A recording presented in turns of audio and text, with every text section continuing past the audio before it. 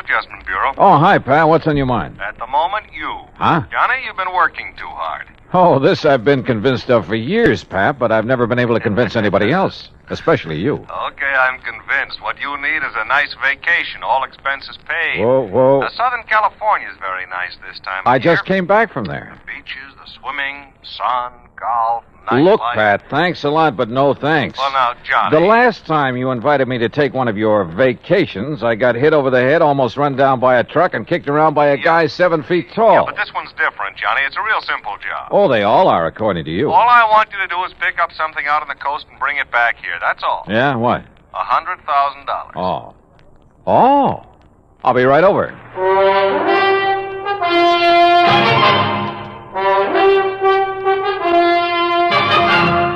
Bob Bailey in the exciting adventures of the man with the action-packed expense account, America's fabulous freelance insurance investigator. Yours truly, Johnny Dollar.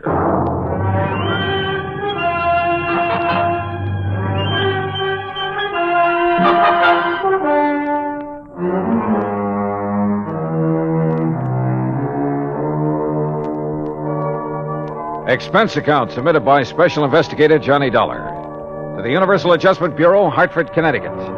Following is an account of expenses incurred during my investigation of the Johnson payroll matter.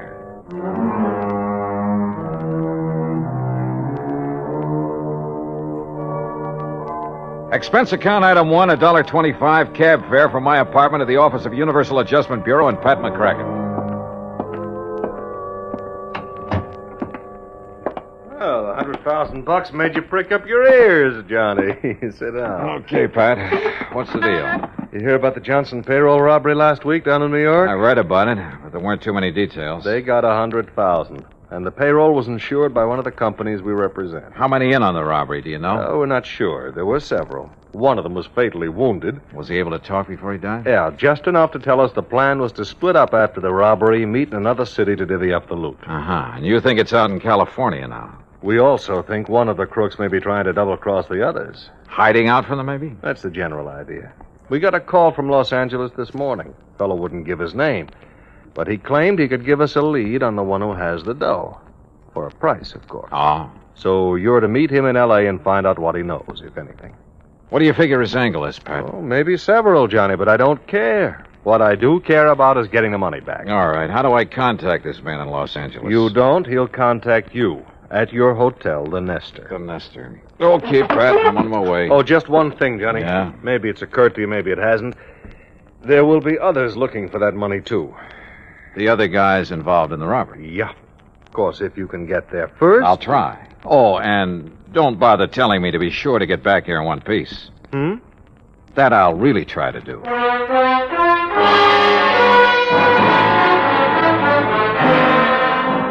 Expense account item 2, $187 even, air transportation and incidentals to Los Angeles. I've been told to stay at the Hotel Nestor, so I took a cab. That's item 3, $5.50 from the airport. It was just getting dark as my cab pulled up in front of the place. Before I could get out, somebody got in. Oh, I'm sorry. I didn't know this cab was occupied. Well, that's okay. Welcome aboard. Here, I'll get out. Oh! It's okay. I've got you. Sorry, I lost my balance. Must have got my heel. You may be sorry, but I'm not. I can't think of a better way to arrive in a strange city than with a beautiful girl in your arms. If you'll let go of me. Oh, yeah, well, if you insist. Thanks. I'm sorry. Oh, wait a minute. You can have this cab as soon as I get my stuff out. Oh, that's all right. I'm in a hurry. I'll get another one. Goodbye. Oh, wait a second. I mean, after all... Oh, well.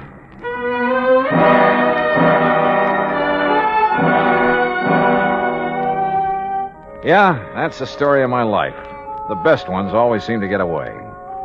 I went into the hotel lobby to register, but found a message waiting for me from the informant who'd phoned to Pat. I was to drive to the little town of Corrado Beach down the coast and meet a man there first thing in the morning. There was a map showing me the way to a small pier where the meeting was to take place. Looked like Los Angeles had suddenly got too hot for him. Expense account item 4, $50 to rent a car. I left word where I'd be, drove to Corrado Beach, and checked in at a motel. Then early next morning, I went out to the little pier. It was a ramshackle affair with a couple of beat-up boats tied to it and an old character fumbling with the door of a little bait shack. I went over to him. Hi. Morning. Having trouble? Yeah, some kid's been monkeying with this lock. You want some bait? No. This is one trip I didn't come to fish. How is it, by the way? Fishing? Yeah. Fine. Oh, just my luck. No, I'm supposed to meet somebody here. Oh, it must be that fellow out there. He was already there when I got here. Oh, where?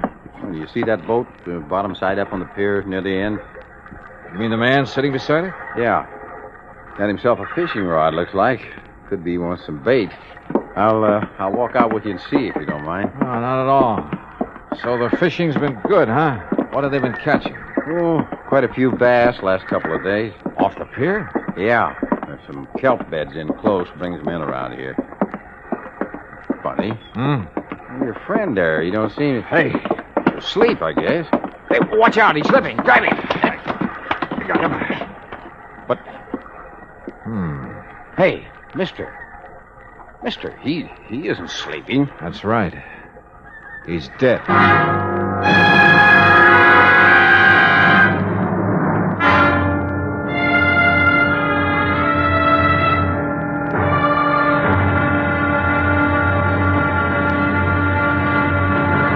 Act 2 of yours truly, Johnny Dollar, in a moment.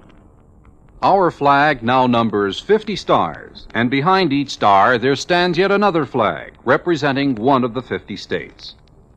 Georgia's state flag displays the state seal on a strip of blue.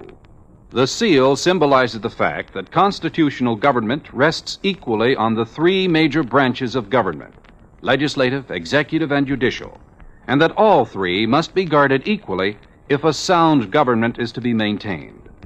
The greater portion of Georgia's flag is crimson. On it is superimposed the blue cross of St. Andrew, bearing 13 white stars for the original 13 colonies. This cross, made in the form of saltire, or X, was adopted from the national flag of Scotland. Georgia's state flag, the flag of the fourth state to enter the Union, was adopted in 1956. And now, Act 2 of yours truly, Johnny Dollar, and the Johnson payroll matter.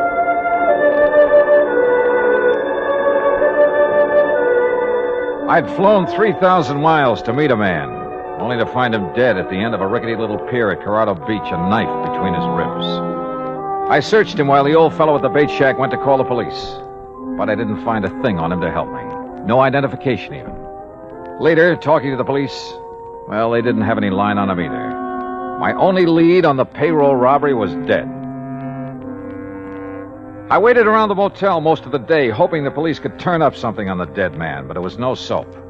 Item 5, $2 for drinks in the town's only bar while I tried to figure out my next move. And my next move was to the phone booth in the corner to call Pat McCracken back in Hartford. Collect. Oh, tough luck, Johnny. But are you sure the dead man is our informant? There was no identification on him, but he was right where he told me he'd be in the message he left for me in L.A. Probably not much doubt about it, then. Oh, incidentally, I sent some mug shots out to you. Some men who might have been involved in the Johnson payroll job. Sent them airmail special. Yeah, I got him about an hour ago. We're not sure if any of them are the ones or not, and we don't have any line at all on the leader of the gang.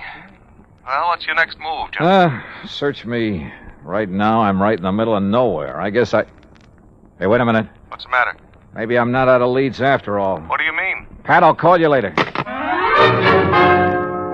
What pulled me off that phone in a hurry was a glimpse of somebody over near one end of the bar. I slid out of the booth and went over.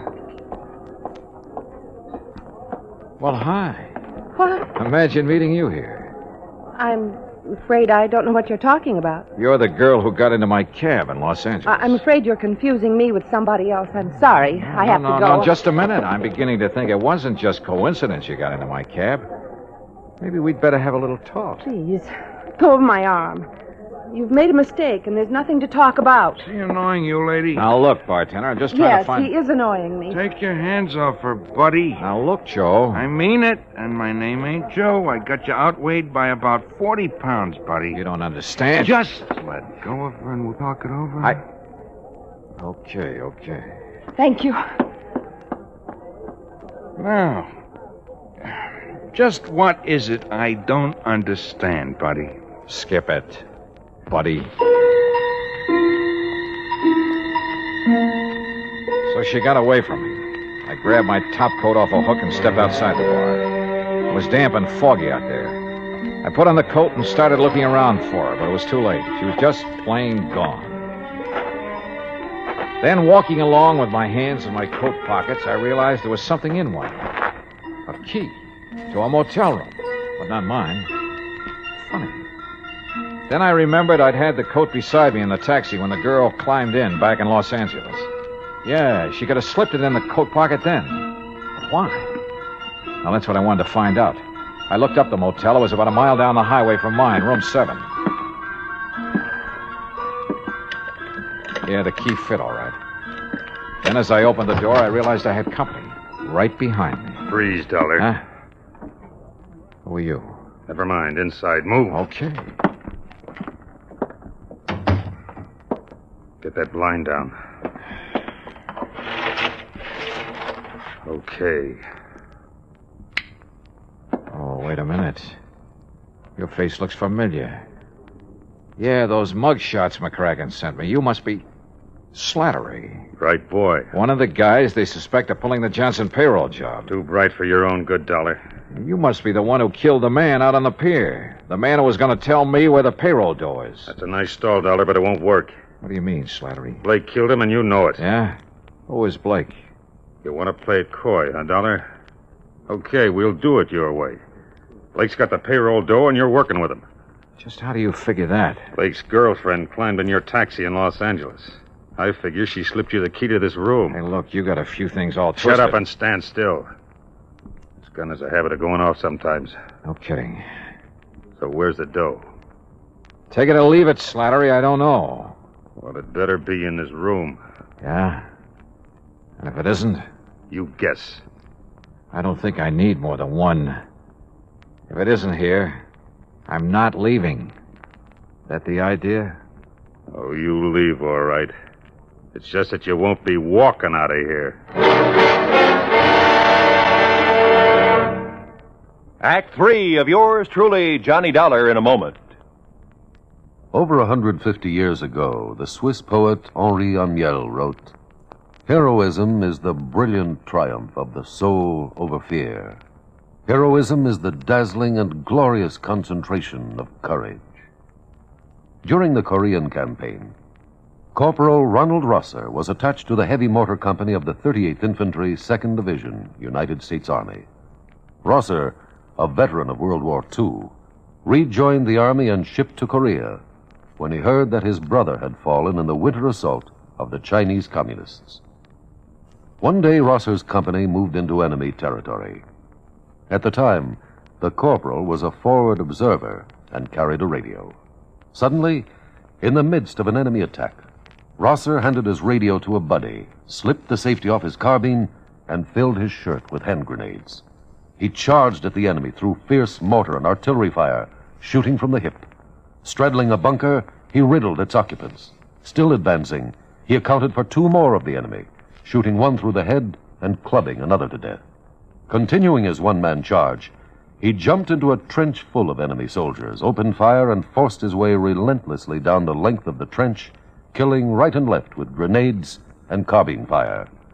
Out of ammunition, he returned to his company, where he replenished his supply. Then he charged the enemy again and again. Finally, he returned to his own area, and taking the radio back from his friend, he moved out with his company. Corporal Ronald Rosser was awarded the Medal of Honor for his action. Action which had shown the enemy that his personal code of conduct wouldn't let them push around either his kid brother or his country. And now, Act 3 of yours truly, Johnny Dollar, and the Johnson payroll matter.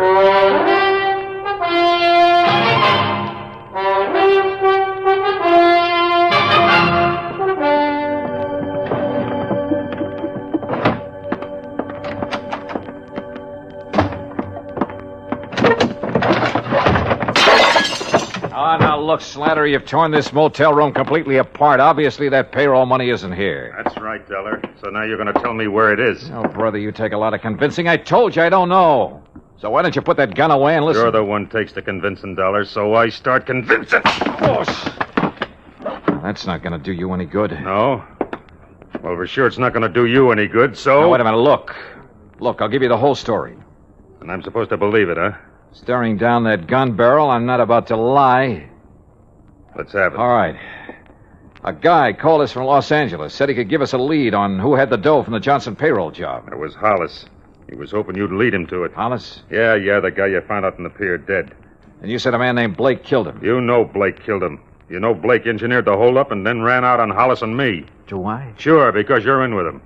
I seen his girl get in your cab in Los Angeles. Okay, so she got in my cab, but I didn't know her. I'd never seen her before. She slipped you the key to this motel room, didn't she? Yeah, now I think I know why. She was trying to sidetrack us. Lead us to think the dough was here so it would take the pressure off Blake and her. That part of your story I don't buy, Dollar. I think you know where that dough is, and I want it. Now, look. Talk! If you think I'm going to take any more of this... This gun says that's exactly what you're going to do until you decide to talk! I roll with this next one, then let my eyes droop when my knees sag. He reached out to steady me, and I gave him a left boot in the stomach that flattened him. By the time he got to his feet, I was out the door. I dove behind some bushes down the road, and I waited. He pounded right on past me, gun in hand. I waited until he was out of sight, then doubled back to my car. Apparently, Slattery didn't know Blake's girl was around here somewhere. One thing was sure. I had to find her, but fast. There were only 3 motels in town. The one I was staying at, the one where Slattery had been playing patty cake on my jaw, and a third off the highway near the beach. I drove to that one and checked the register. It showed a Myrna Grant in number 8.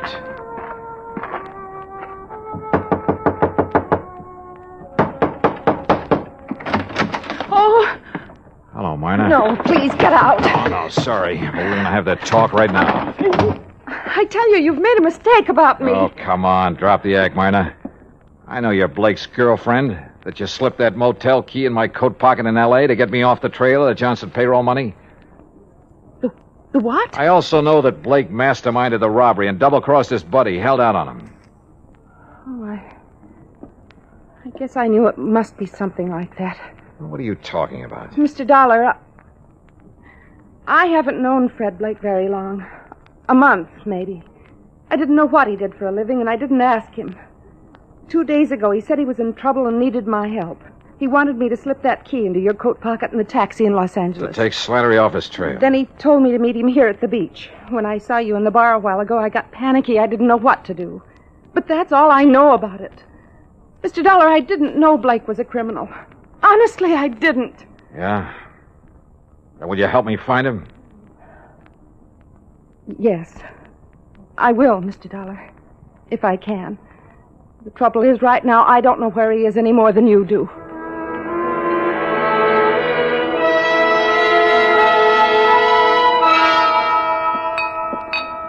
What'll it be, folks? Hey, wait a minute, buddy. Ain't you the one that was molesting this young lady an hour ago? Oh, Tarzan, buddy, my molesting days are over. Oh, it's all right, bartender. I'm sorry I caused you the trouble. No trouble, ma'am. Just glad it turned out all right. Things, happen fast here at the beach, I guess. I don't suppose you've ever heard of a guy named Fred Blake, have you? Well, not that I remember. You looking for him? Yeah. What's he look like? Medium height, dark hair and brown eyes, regular features. That description would fit half the guys that come in here. Sure, fisherman, salesman, vacation. Only that kind don't come in here anymore. Salesman? No, fishermen. I thought the fishing was good here. Been no fishing around here for months. Huh? A fellow told me they were getting a lot of bass right off the pier. He was pulling your leg, buddy. There's a chemical plant nearby. A lot of stuff got dumped into the water by accident a few months ago. The fish haven't been back since. Wait a minute. Sure, right under my nose all the time. What do you mean, Johnny? Mine, I'll see you later. I got in my car and headed for the pier. As I turned off the highway, I could see a car a couple of 100 yards back following me with its lights off. But I couldn't stop now. I parked near the pier and headed for the bait shack. The windows were still boarded over, but I could see a crack of light between the boards. I eased over to the shack. Oh, no. I flattened against the wall as the door came open and Blake came out with a gun. I hacked it out of his hand. What? All right, hold it, Blake. Well, the fisherman's friend, huh? Look, You killed that guy on the end of the pier just before I showed up this morning. You didn't have time to leave, so you covered by making like you worked here. Then it occurred to you this was a pretty good hideout until Slattery got off your trail. Look, maybe we can make a deal, Dollar. Oh, we're going to. You turn the stolen money over to me, and I turn you over to the police. Drop your gun, Dollar. Huh? Drop it. Okay, Slattery. Hello, Blake. Glad to see me. Look, Slattery, I wasn't trying to cross you. I was going to get in touch with you when things quieted down. Sure you were. Let's have the dough. All right, it's in the shack. Blake half turned, and I saw his hand slide into his coat, a second gun. He whipped it out, but Slattery had seen it too. He got Blake, but his eyes were off me for a lucky second. I checked Blake. He was still alive. Yeah, they'd both keep. For a long time.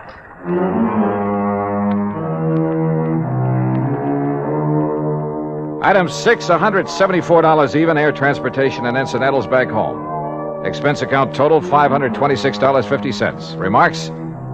The payroll money is back where it belongs, and Slattery and Blake are back where they belong, with Blake facing a murder rap to boot. Funny, I probably wouldn't have nailed him if he hadn't told me that phony story about the fish biting near the pier. Teaches me a lesson, Pat. I'm not going to tell any more fish stories. They can kill you. Yours truly, Johnny Dollar.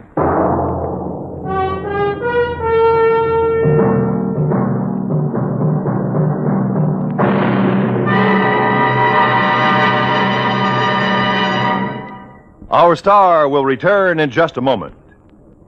Our flag now numbers 50 stars, and behind each star there stands yet another flag representing one of the 50 states. Ohio's state flag is the only pennant-shaped flag, or burgee, as it is correctly called. The Buckeye banner is the creation of an engineer who created a blue triangle for the hills and valleys, red and white stripes for the roads and waterways of the state. There are 13 stars for the original 13 colonies, and 4 extra stars to indicate that Ohio was the 17th state admitted to the Union. A white circle with a red center represents the initial letter of Ohio and suggests its nickname, the Buckeye State. Ohio's state flag, the flag of the 17th state to enter the Union, was adopted on May 9th, 1902. Now, here's our star to tell you about next week's story. Next week, a pair of common, ordinary glasses solve a case for us. The gruesome spectacle matter. Join us, won't you? Yours truly, Johnny Dollar.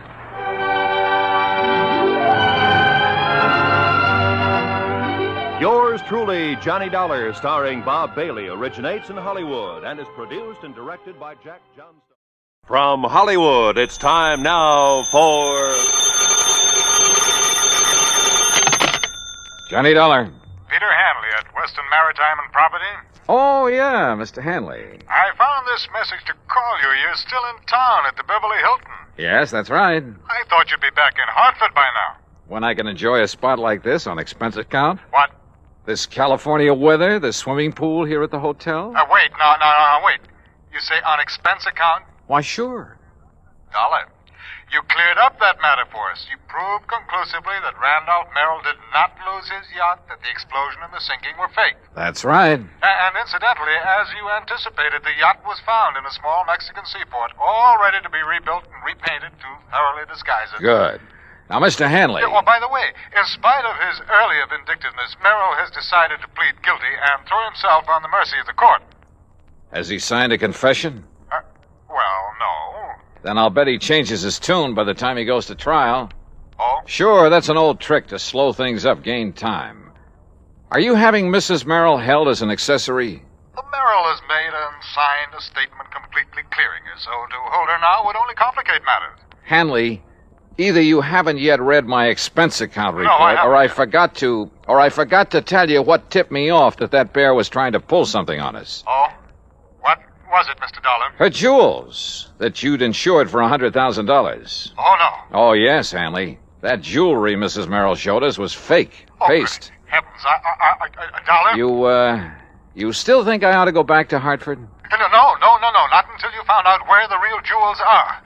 Can you come down to the office, Mr. Dollar, right away? Sure, if you like. No. I'll drive out there to your hotel. Whatever you say. Yes, I'll drive out there. I'll be there right away. Scotch and soda be all right? Yeah, what? You suddenly sound as though you could use a drink.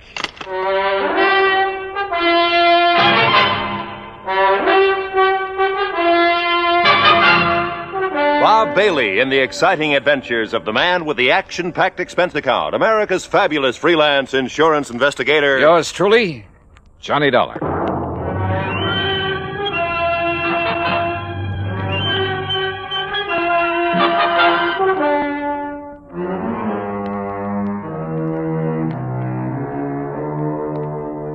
Expense account submitted by Special Investigator Johnny Dollar to the Western Maritime and Property Insurance Company, Los Angeles, California. Following is an account of expenses incurred during my investigation of the Wayward Diamonds matter.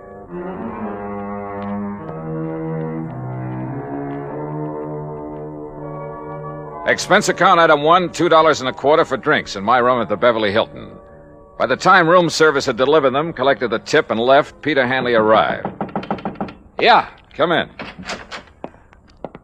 I make no bones about it, Mr. Dollar. I had completely forgotten about those jewels of Mrs. Merrill's. Yeah, well, I can't say that I blame you. We were so intent on exposing the so-called sinking of that yacht. Exactly. All right. Relax. Here, come on now. Sit down and relax while we map out a plan of action. Thank you. After you hung up, I suddenly remembered that you had mentioned the fact that those jewels were fake to Mrs. Merrill herself. Yeah, that's right. All right. Well, how did you know that they were fakes, Mr. Dollar? You remember when we sat in their living room out in Westwood while they gave us that cock and bull story about the yacht going down? Yes, I remember. All right.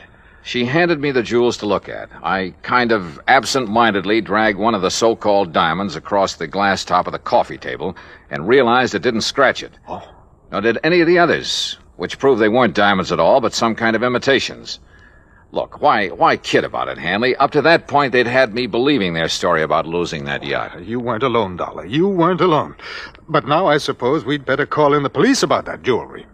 Why the police? Well, to see if they can find the originals. Oh, now, look. The Merrills are a clever pair. They proved that when they almost got away with a $150,000 claim against you for a boat that didn't sink after all. Very true, Dollar. Very true. So you can be pretty sure they didn't take the diamonds out of that jewelry and just hand them over to some fence around here. Yes, you're right. Later, I suppose she figured to lose the fakes, have them stolen, and then claim the insurance. Yeah, probably. If we hadn't nabbed the old man for the yacht fraud. You say she hasn't been held? No. But I see now that she should have been, in spite of her husband's statement that she was completely innocent of any complicity in the whole scheme. Yeah, I think she should have. You know, it's going to take a lot of money to defend him. And with him in the clink, she's the logical one to raise it. With the diamonds. The real diamonds. Uh-huh, that's my guess. Very well, then I'll go over to police headquarters right away, charge her with fraud. You know, because of the diamonds themselves, and see that she is held until she tells us where we can recover them. Hadn't you better get evidence of fraud first? Well, the mere fact that she substituted paste for the real diamonds in that jewelry, Dollar. Well, a lot of people do that. Never wear the real stuff in public unless they have a lot of guards around. Well, even so... No, Hanley. You've got to prove that she's actually got rid of the real ones. Or tries to. You see, I don't think she's had a chance to yet. Why not? No, listen. I'm running up a nice fat item for you on my expense account. What kind of an item? Well, so far it only amounts to $150. What for? Fee to a private detective agency. Somebody to tailor 24 hours a day. In the hope of finding out what she's doing with the genuine stones? More important, to find out how she'll try to dispose of them. But she may have done that some time ago. No, I doubt it. Why? It's only recently they've needed dough. Granted. They had two plans. The phony sinking of their yacht, and later, if that worked, a phony loss of their phony diamonds. But why later? Well, to run them both together would look suspicious. What's more, apparently saving the jewels made the yacht accident look legitimate. Yes, I suppose so. Sure. And remember this. She made a big thing of having saved her jewelry. When we still believed the wreck was legitimate. That's right. She made a big point of displaying those phonies to us because she wanted to be sure we'd not only see them, but believe they were the originals. That we'd be witness to the fact she still had them. Yes, I see. But you must recall that you finally recognized them as paste. Yeah, but like you and I almost forgot about it simply because they had nothing directly to do with the matters at hand. Yeah, and she may think that we have forgotten. I doubt it. The point is, now she needs money. He saw to it that she stayed free to raise it. And the diamonds are probably her only way of getting it. Which is why I put a detective on her. Oh, excuse me. Johnny Dollar. Yeah? What? Well, how did... Yeah. Well, look, I'll be right over. What is it, Dollar? Oh, that detective I was talking about has just lost his job. I don't understand. He just came to. Came to? Yeah, at the home of Mrs. Merrill. He's in her home? Yes, but she isn't. She's gone.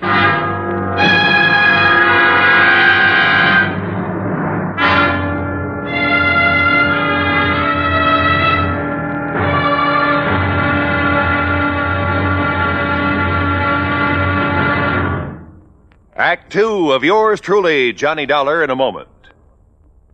Although most men by nature don't feel in a combat mood much of the time, there are some who just can't get enough of a good fight, particularly if there's a good, sound reason for it.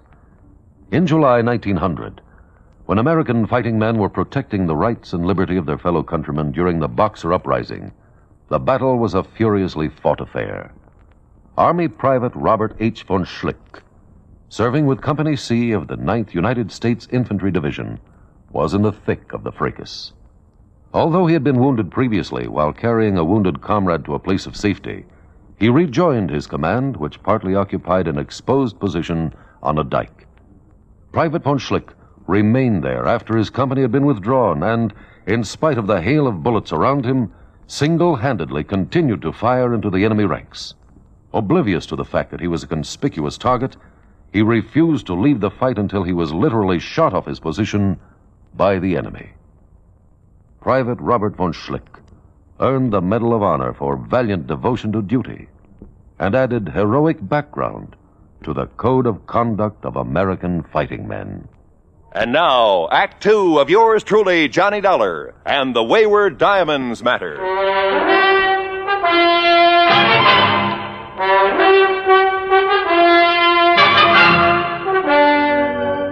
In separate cars, I still had my rental job. Pete Hanley, the insurance man, and I drove out to Westwood, just beyond Beverly Hills. You're sure that detective was here at the Merrill home when he called you? Well, that's what he said. But if he was supposed to simply tail him... Come on. Mr. Dollar? Yeah, that's right. And I take it you're Sam Bench... Holy smoke, what happened to you? Where's Mrs. Merrill? Well, like I told you on the phone, Mr. Dollar, she's gone. Any idea where? Oh, sir.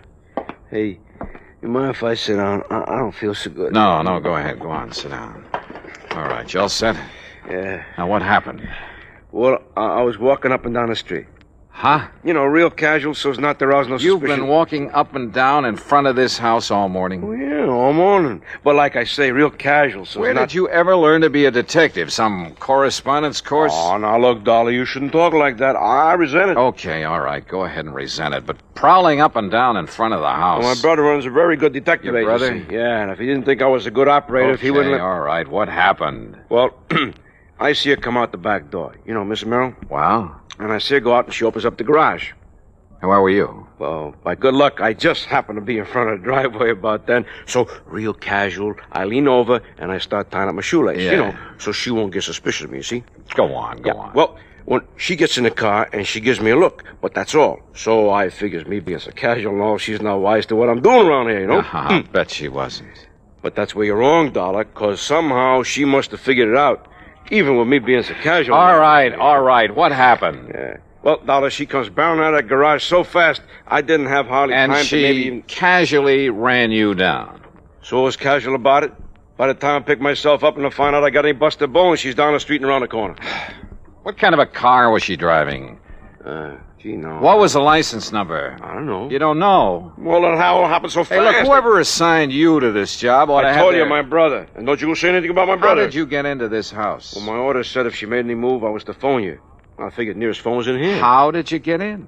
Well, I looked around to see one of the back windows was open. You have any authority to enter this house? A warrant, maybe? No, but I have my orders to phone you just as soon as I could, and like I said, I figured the nearest phone... You want to see my orders? No, I don't. Well, look, see here? Now, you look. You can take those back to your office and shove them in your darling brother's face. Oh, And now when you're saying things against my just brother. don't forget to tell him you're fired. Oh, now look, Dollar. Anybody can make one little mistake. You asked me, you made them all. Now go on, get out of that chair and get out of here. Oh, no, listen. Oh, and I suppose that car that's parked right across the street, I suppose that's yours. Well, sure. Oh, no. So if she made a move, I could follow without wasting no time. Real casual, huh? Sure. So she wouldn't know you were following her. Of course. All right, go on, get out. Oh. Now, look, you wasn't really serious About what you being said fired? You bet I was. And you can tell your brother he and his agency are... Oh, go on. I'll settle with him later. Look, I'm not used to being treated like this. And when I told my brother... Oh, brother. Well, Hanny, it looks like I called in the wrong detective agency. I'm sorry. I'm afraid so.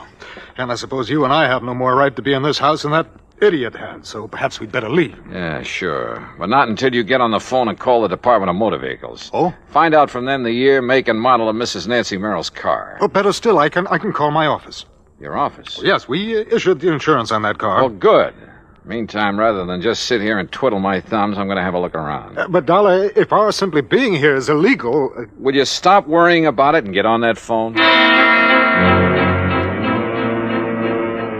In the bedroom, I found the jewel box, all right, but no sign of the jewels. However, in a desk, I did find a receipt. A receipted bill for some work done by a jeweler in Westwood Village. The amount of the bill? Yeah. It was more than enough to cover the substituting phonies for the diamonds in that jewelry. So when Hanley got the description of Nancy Merrill's car, I sent him over to West L.A. Police Headquarters to have my pals over there put out an APB on it. Then I hopped into my own car and headed for the jewelry store in Westwood. And you know something? If I'd had any idea of what was waiting for me there, believe me, I'd never have gone alone. Act 3 of yours truly, Johnny Dollar, in a moment. Our flag now numbers 50 stars, and behind each star there stands yet another flag representing one of the 50 states. Kentucky's state flag is dark blue, with the seal of the Commonwealth encircled by a wreath of goldenrod, the state flower. Within the seal, two friends embrace, their right hands clasped, their left resting on each other's shoulder, their feet on the verge of a precipice, which illustrates the motto beneath them. United we stand, divided we fall. Kentucky's state flag, the flag of the 15th state to enter the Union, was adopted on March 26, 1918. And now, Act 3 of yours truly, Johnny Dollar, and the Wayward Diamonds Matter.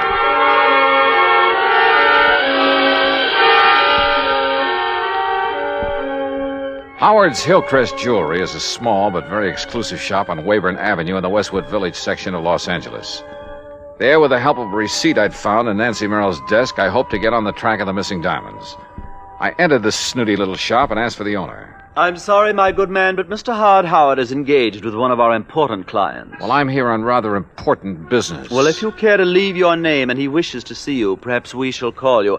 Ah, Mrs. Smythe Kenworthy. Hey, look, Buster. How delightful to see you said... again. And did little Chi-Chi like the jeweled collar we selected for him? Chi-Chi. Such a lovely puppy. You know, he's the favorite of all my doggy friends. Just as you're my favorite. Maybe I'd better look for this Howard myself. Mrs. Smythe Kenworthy, you have no idea how it brightens the day to have you drop in.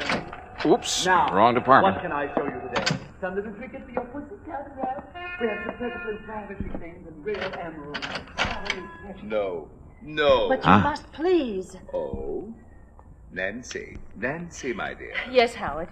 My pet, when I removed the genuine diamonds from your various pieces and replaced them with paste, it was with the distinct understanding... I know, dear, I know. But now I have to have the real stones put back. Why?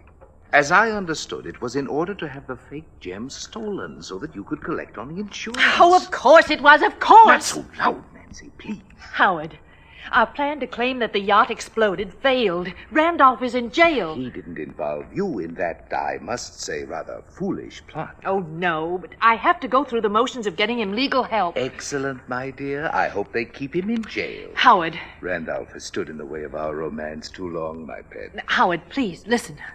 Because of the yacht, they sent an insurance investigator out here. Investigator? Yes, a Mr. Johnny Dollar. Dollar? Good heavens. You know him? I know about him. I don't like this. And he found that these jewels I have now are paste. Now, you've got to put the original stones back so that when he sees them again, he'll think he was mistaken. Impossible. I've already disposed of them through various connections. Why did you show him those fakes? Well, I thought... You thought wrong, you stupid wench. Oh, Howard. Don't you see you may have opened the door to investigation of some of the other favors I've been doing you and other customers to beat your insurance companies? Oh, but I didn't think... Oh, of course you didn't. But if Dollar ever connects me with those imitations... Oh, dear. Oh, I know. And if they ever find out that the loss you faked here in the store that you collected so much on... Nancy, if they ever discover that was faked, I'll go up for life, thanks to you. Oh, no. I could kill you for being such a fool. Oh, but darling, I didn't know. I didn't realize... You don't know anything. Howard, please. Oh, shut up. Shut up and let me think. Oh, if there's anything I can do... I said shut up! Howard... Will you be quiet? I got to think this thing out. I knew from the beginning that stupid trick with the yacht wouldn't work out. I told you so. But it fooled the police and the Coast Guard. How were we to know the insurance company would send that Johnny Dollar out here? Will you stop talking about him? We've got to figure our way out of this mess. Now, who else besides Dollar knows about the phony jewels I made up for you? No one, Howard. Except my husband, of course. Are you sure? But how could they know? Well, what if your husband talks? Oh, he doesn't dare. Don't you see? He's the one who sent me here to get the stones back, so the Dollar can't prove he saw the imitations. And I tell you, I can't get them back. They're probably scattered all over the country by now. But don't you see? Unless we can show them to him, the real ones, I mean, show them to this Johnny Dollar. No, it's impossible. So, that means only one thing, Nancy. Replacing the fakes with some other genuine stones? No, that would take months. No, Nancy, it means that I have to get rid of this man, Dollar. That gun! That's right. You'd kill him? Yes, Nancy, I'll kill him if I can find him.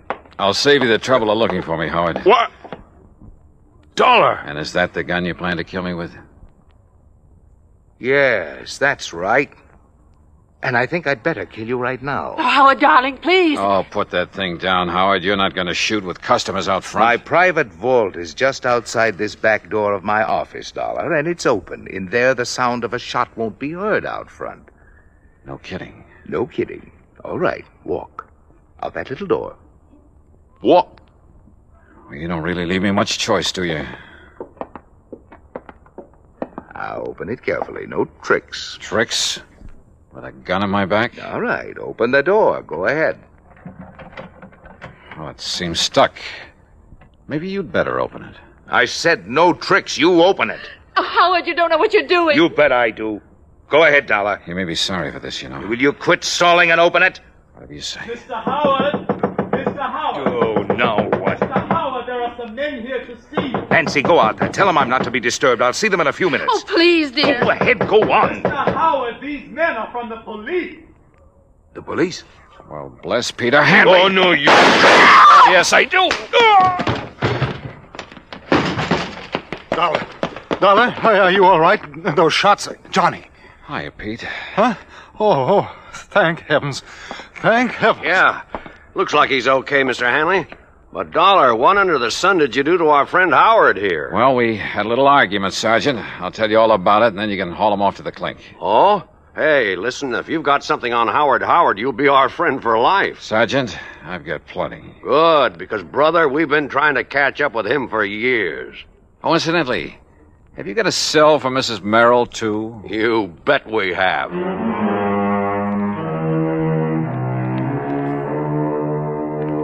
Expense account item 2, $50 in legal fees to make a deposition so I won't have to hang around for a trial or 2 or 3. And I have a sneaking suspicion that Howard and Merrill and his wife are going to have a long, long time to think things over.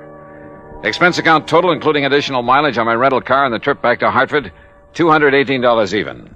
Yours truly, Johnny Dollar.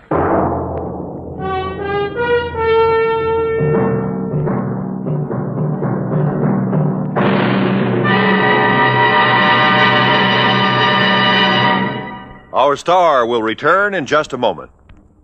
There are some men who, after being practically pushed into the service, find their element and commit heroic deeds. Frank Luke was that sort of young man. Soon after the United States entered World War I, Luke was taunted by his patriotic family into joining up. He was commissioned a second lieutenant after completing his flight training with the Signal Corps Air Service, that small beginning of today's mighty Air Force. Lieutenant Luke found it difficult to accept the discipline so necessary in the military. When he got to France and was assigned to the English Spads, his attitude worried his commanding officer. But Luke's performance in the air didn't. In less than 2 months in aerial combat, he accounted for 7 enemy aircraft and earned himself the nickname of Balloon Buster for knocking down 11 or 12 of those menaces to the ground troops, the observation balloons. For his gallant action in the face of great danger and overwhelming odds, he was awarded 2 Distinguished Service Crosses and the Medal of Honor. Shortly before the end of the war, Lieutenant Frank Luke made his last heroic combat flight. After having just returned from a sizzling air battle, he refueled his Spad and took off on an extra duty mission. Pursued by 8 enemy planes, he shot down 3 balloons. He was wounded, and his plane was so badly damaged in the action that he had to make a forced landing in a German cemetery. Perhaps the irony of it struck him at the time. When called upon to surrender, he preferred to open fire with his automatic and fight to the death, though he was only 21 years of age. Lieutenant Frank Luke may have had trouble adjusting to the military life, but when he did, he was a gallant fighter and a credit to his country. Now, here's our star to tell you about next week's story. Next week, a quiet little fishing pier on the coast of California, only they call it the Pier of Death. Join us, won't you? Yours truly, Johnny Dollar.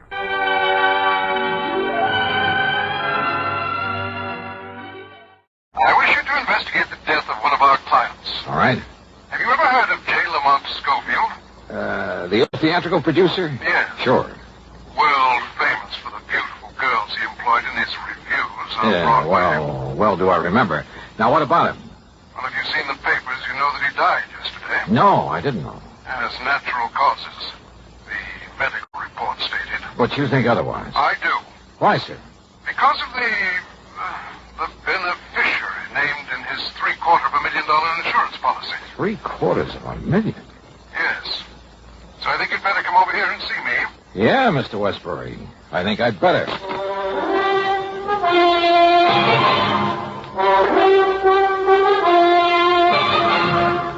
Bob Bailey in the exciting adventures of the man with the action-packed expense account, America's fabulous freelance insurance investigator. Yours truly, Johnny Dollar.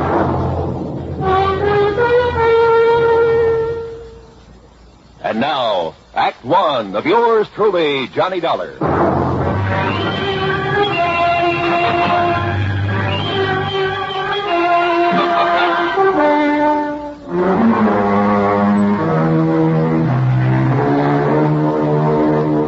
Expense accounts submitted by Special Investigator Johnny Dollar to the Worldwide Mutual Insurance Company, Home Office, Hartford, Connecticut.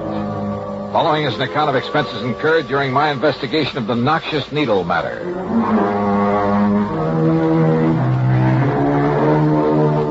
Expense account item 1, 85 cents for a taxi to the office of Worldwide. When I got there, I had to go through a receptionist and 2 secretaries to get into Mr. Waldo R. Westbury's private office. Please sit down, Mr. Dollar. Thanks. Well? Now, here's the policy I mentioned. Providing $750,000 insurance on the life of late J. Lamont Schofield. That's a lot of money, Mr. Westbury. Incidentally, was he married? Schofield? Surrounded by beautiful women all his professional life? No. Then who was his beneficiary? This policy has been in effect only 13 years, but... Now, look here. Look at these riders. Changing the beneficiaries. Goldie LaFern. Sounds like a burlesque queen. She was. After his money, of course. Toodles Tempest. Wow. Horrid name. Baby Boodles Baker. That's worse. Bubbles Jones. Holy smoke. Pepper Caprice Carstairs. Cupcake DeLon. And... Hey, what's this doing here? Mary T. Smith. She is the present beneficiary. Well, that's quite a come down from all those babes. Mr. Dollar, the initial T stands for torso. The stage designation she used. Oh, and you think she bumped him off to collect the insurance? Bumped him?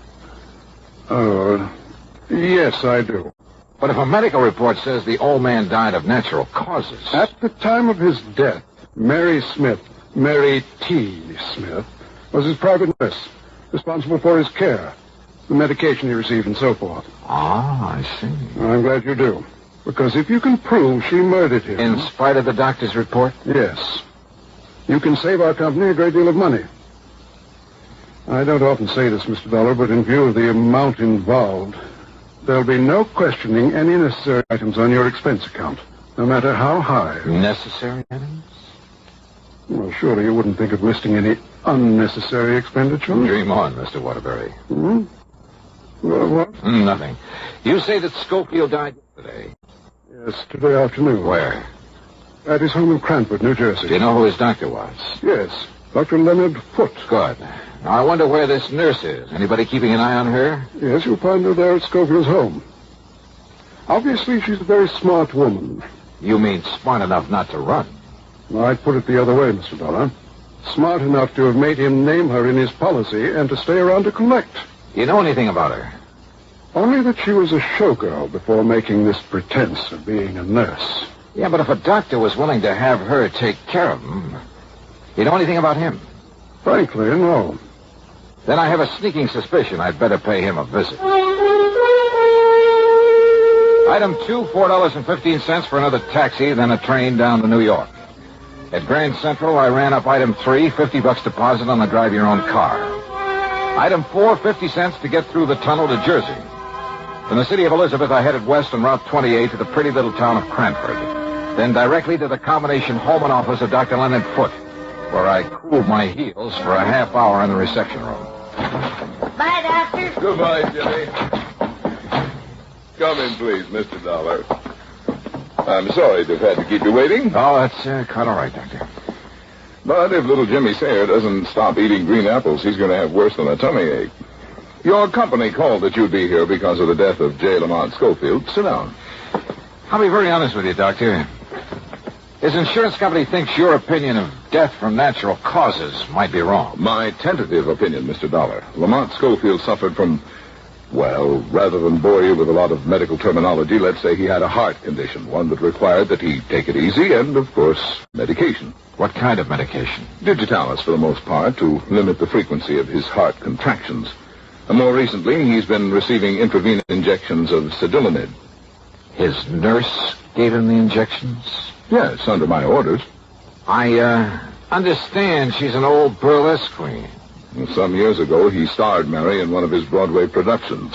It was a flop. But shouldn't he have had a regular, licensed, registered nurse? She was a registered nurse, Mr. Dollar. Is she still a good looker? Over the years, Lamont kept himself pretty well surrounded by, well, some of them were very pretty girls. But not this Mary Smith. No doubt they were all after his money. Including Mary. Well, Mr. Dollar, I told you my tentative opinion was death due to natural causes. So the papers reported. But now let's face it, Doctor.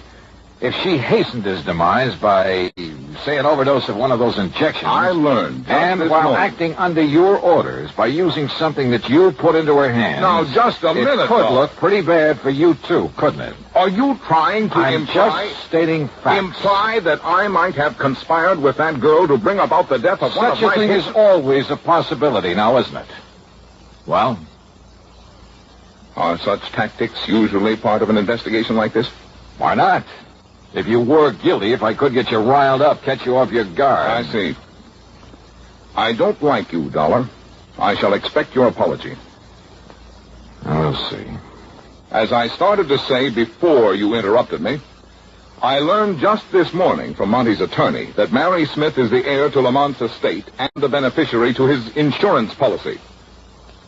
You didn't know this before? I did not. Nonetheless. As a result, I have ordered his body held at the coroner's office. Oh? Yes, so that a complete autopsy can be made. Oh, I see. I'm sorry, Doctor. Would you like a towel, Mr. Dollar? Towel? To wipe the egg off your face?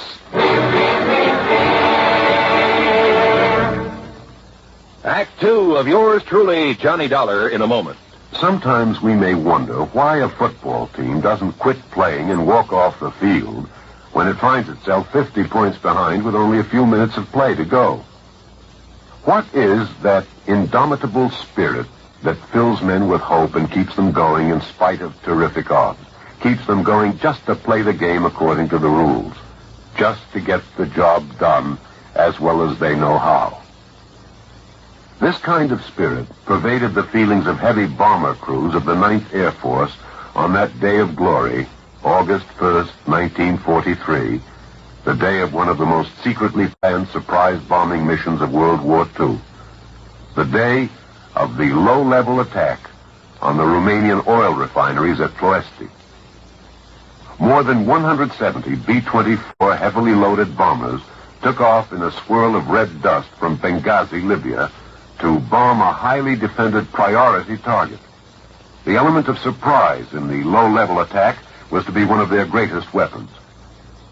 But things went wrong from the start. 3 planes exploded during takeoff operations. 11 more aborted due to engine trouble. Of those that reached the target area, less than 1/3 returned to home base. The leaders of the mission encountered navigation difficulties and difficulty in identifying the specific targets. And due to the loss of that elemental hope, surprise, they also encountered devastating enemy firepower from flak and fighters. The mission was partially successful, but a horrifying experience. 5 medals of honor were awarded to the heroes of the Ploiești raid for valorous action above and beyond the call of duty. At any time, the men would have been justified in turning back, but they had a code of conduct that made them want to see the unequal game through to the end. It was a job that had to be done. A charge of the Light Brigade in the air as they flew down the valley of death to glory. And now, Act two of yours truly, Johnny Dollar, and the Noxious Needle Matter.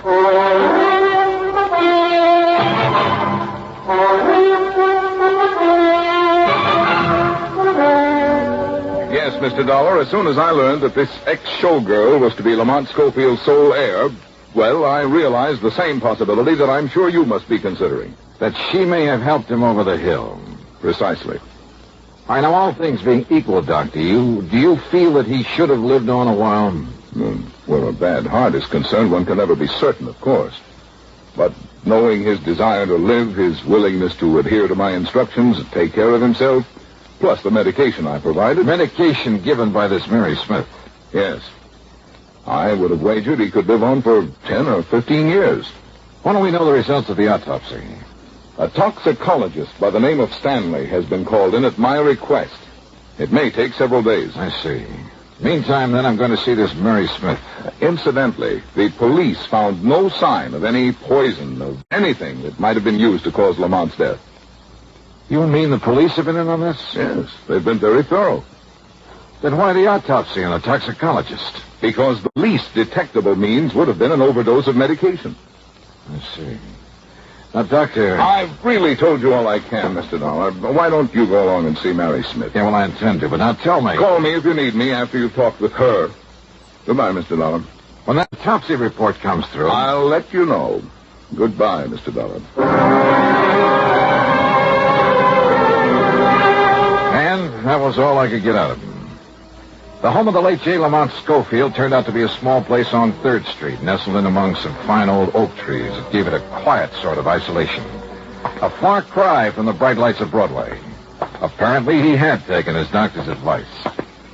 I wondered about the ex-Burley Queen turned nurse who'd managed to save enough of her looks and figure to charm him into leaving her his all. Matter of fact, I've often wondered how a lot of those old war horses... Yes? Oh... How do you do? That is, I'm looking for a Miss Mary Smith. I'm Mary Smith.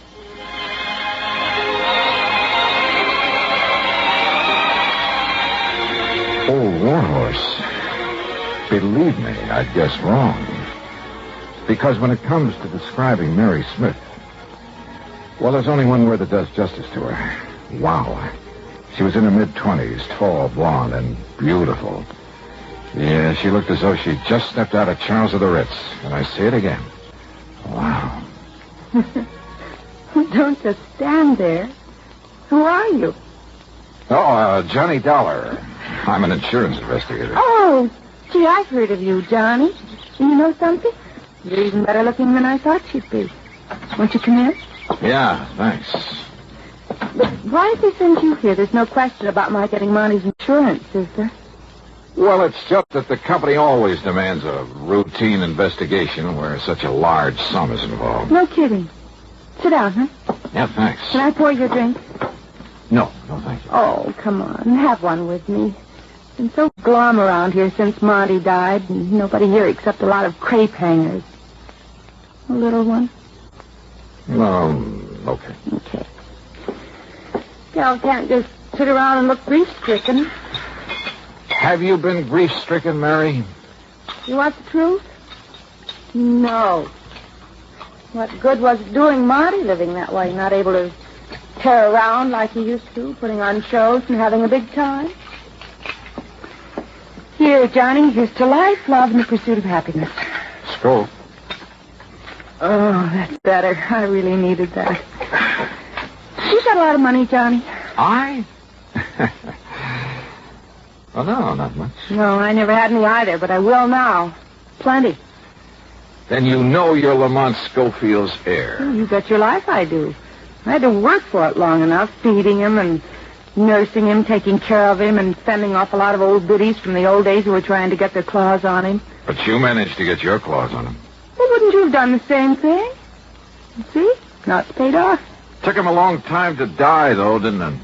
Johnny, I've been on 24-hour duty here for 2 years, for 2 solid years, and I make no bones about it. There were times when I thought he was going to live forever. There were times when I wished I could help him out of this world. So finally you did? Johnny. Here, let me freshen your drink. Mary, I think you killed Lamont Schofield. Well, I'd like to see you prove. I don't think I'll have to. Oh? Why not? Isn't that why you came here? No, I came to make sure you don't try to slip out when the autopsy report comes in. Oh. Does that scare you? No, of course not. Let's face it, Mary. When somebody shows an attitude like yours, it means you're completely innocent Sure. or guilty as the devil. But at least it makes it very confusing for you. And for the police, doesn't it? So you're having a ball. Of course I am. Listen, Johnny, I don't blame you a bit for thinking I killed Monty. I wanted him dead. I wanted his money. Did what I had to do to get it, and then I'm going to get it. Yeah, did what you had to do. So if the autopsy shows he was given poison... Don't worry, it won't. Or that he was given an overdose of digitalis or whatever it is he was getting... Now, that would be stupid, with nobody here but me. Nobody but you? There hadn't been a soul in this house except me for over a week. Since the last time Dr. Foote came to see You're us. sure of that? Well, of course I am. Then if somebody did kill him, it would have to be you, Yes. nobody else. Yes, sure. Remember that, Mary. Would you like me to put it down on paper for you and sign it? Yeah. Would you? Sure. I'll do anything, Johnny. If it'll confuse you. All right. Then start writing. Why not? Now, let's see. I, Mary T. Smith. Is that all right for a start? Oh, excuse me. No. Keep writing. I'll take it. All right. I, Mary T. Smith. Hello? Oh, yes, Doctor. Yes. Oh, I see. Not even the possibility of too much of... I see.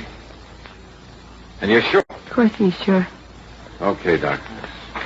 You disappointed, Johnny? Because they found no poison? No overdose of sibylinid? I guess you know the answer, don't you? Of course I do. The autopsy showed nothing. You can't build a case out of thin air. So here. Here's your little paper, all signed and sealed. Well, gee, Johnny, I don't want it, and you said you did. You're far too smug, Mary. I have a right to be. You're barking up the wrong tree. You cannot build a case on nothing but thin air. Yeah, I know. So what do I do, Johnny? Just sit here and wait until your company pays me the money? Build a case. Until the estate is settled, or can I collect it? Yeah, Mary. You stay right here. And thanks for saying that. Huh? Johnny, what do you mean?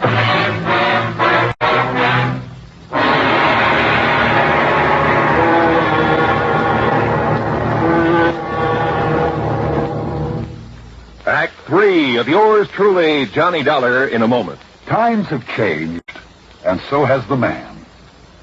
In the year 1775, a patriotic, enterprising American by the name of David Bushnell invented a strange craft.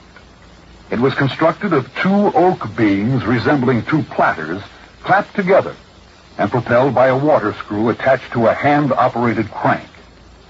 Another water screw regulated the depth to which the craft could descend. This was the American Turtle, the first United States submarine. 179 years later, 1954, the United States came up with another first. This time, however, it was a 3,000-ton, $55 million vessel powered by an atomic reactor. It was the Nautilus, the world's first atom-powered submarine.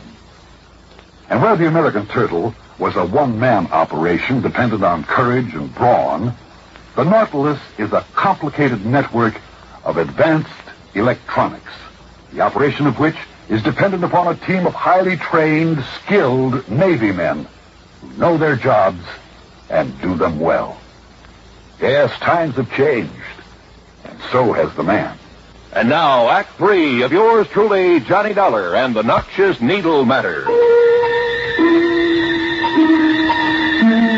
Expense account item 4370 for a phone call to my own doctor back in Hartford. A man very much interested in criminal medicine. I asked him about a couple of ideas I suddenly had for committing the so-called perfect crime. I got some enlightening answers. Then hung up and drove into the coroner's office.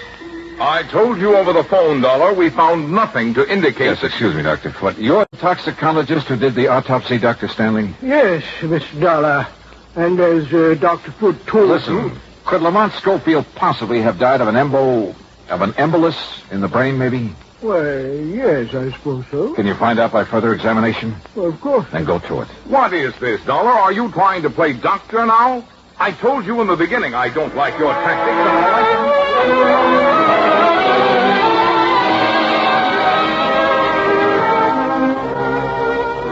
You were right, Mr. Dollar. An embolus in the brain. Now, what should have led you to suspect... All right, now listen. I don't know where the equipment is that Mary Smith used to give the medication to Mr. Schofield. I have it all here, Dollar. The remains of the bottle of Cedilanid that I prescribed, the hypodermic with which he administered, all in this kit. Which needle did you use, Dr. Foote? The small one, of course. He only received 2 cc's. What are these others, this big one? Simply part of the set. Only the smaller one ever had anything in it. We checked. The others never contained anything more substantial than air. That's right. Air. What? Mr. Dollar. Yes, Dr. Stanley. 30, 40, 50 cc's of air, plain air, injected into a vein? Yes, of course it would cause an embolus. And if you were to find traces, microscopic traces of the flesh of Lamont Schofield in that hypo that contained nothing but air... Yes, of course. I'll go to work on it immediately. If he does find traces of dermal tissue on that needle, I can't believe it. A case built on nothing but thin air. Yeah. And the ironic part of it is, the tip-off came from Mary T. Smith.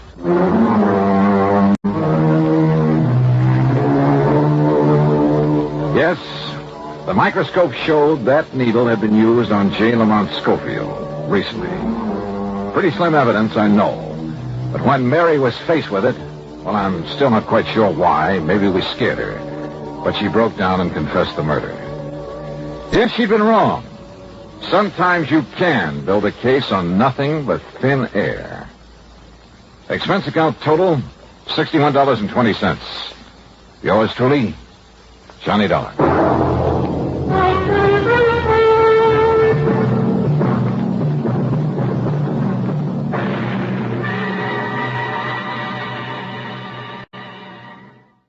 From From Hollywood, it's time now for...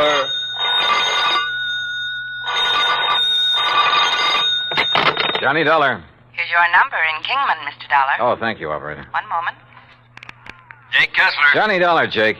Johnny so you found out I was right. You left our fair state of Arizona and gone back to Hartford. Wrong. Huh? You mean you're still at Lake Mojave Resort? I sure am. And I'm still betting that you haven't found anything to indicate Elmer Hobbs' death wasn't accidental drowning. Jake. So your expenses will have to come right out of your own pocket instead of the company. Listen. As for that crow you talked about eating, how do you want it cooked? Listen, will you? What? Have you mailed in the insurance claim yet? Oh, I was just about to run it over to the post office when your call came in. Tear it up. What? Because, Jake, Elmer Hobbs was murdered.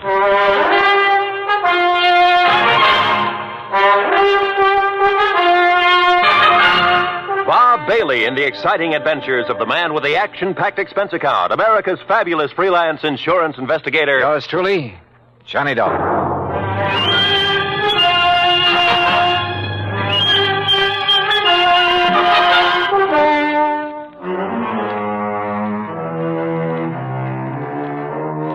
Expense account submitted by Special Investigator Johnny Dollar to the Greater Southwest Insurance and Liability Company, Kingman, Arizona office.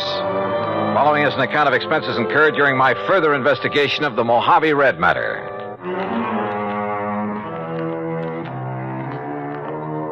Expense account item 1, 20 cents for the phone call to Jake Kessler in Kingman. I made that call in the office there at Lake Mojave Resort.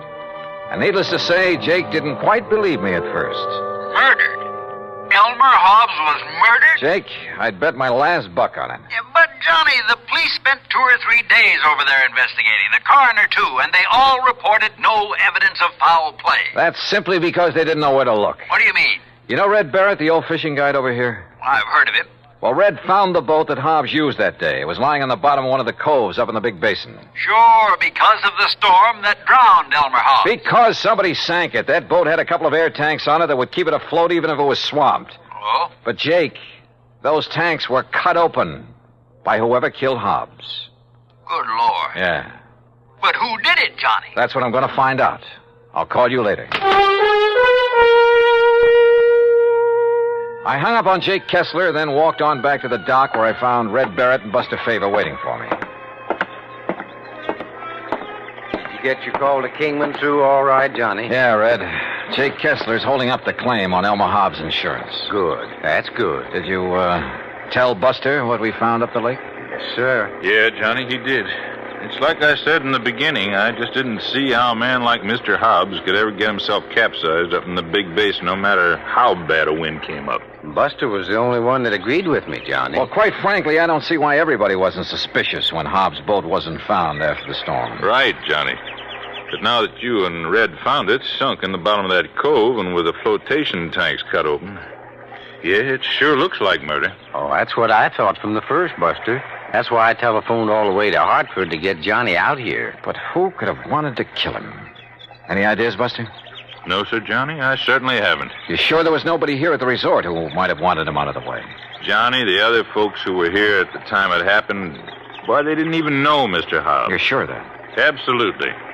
See, he wasn't much of a mixer. He stayed by himself all the time. That's right, Johnny. Elmer used to go out fishing first thing in the morning, and he'd be the last to come in at night. He'd go to his room, cook his supper, and then go to bed. All right, listen. He was killed just before or during the big storm you had. That's right. Who else was out on the lake at that time? Nobody. Nobody from here, that is.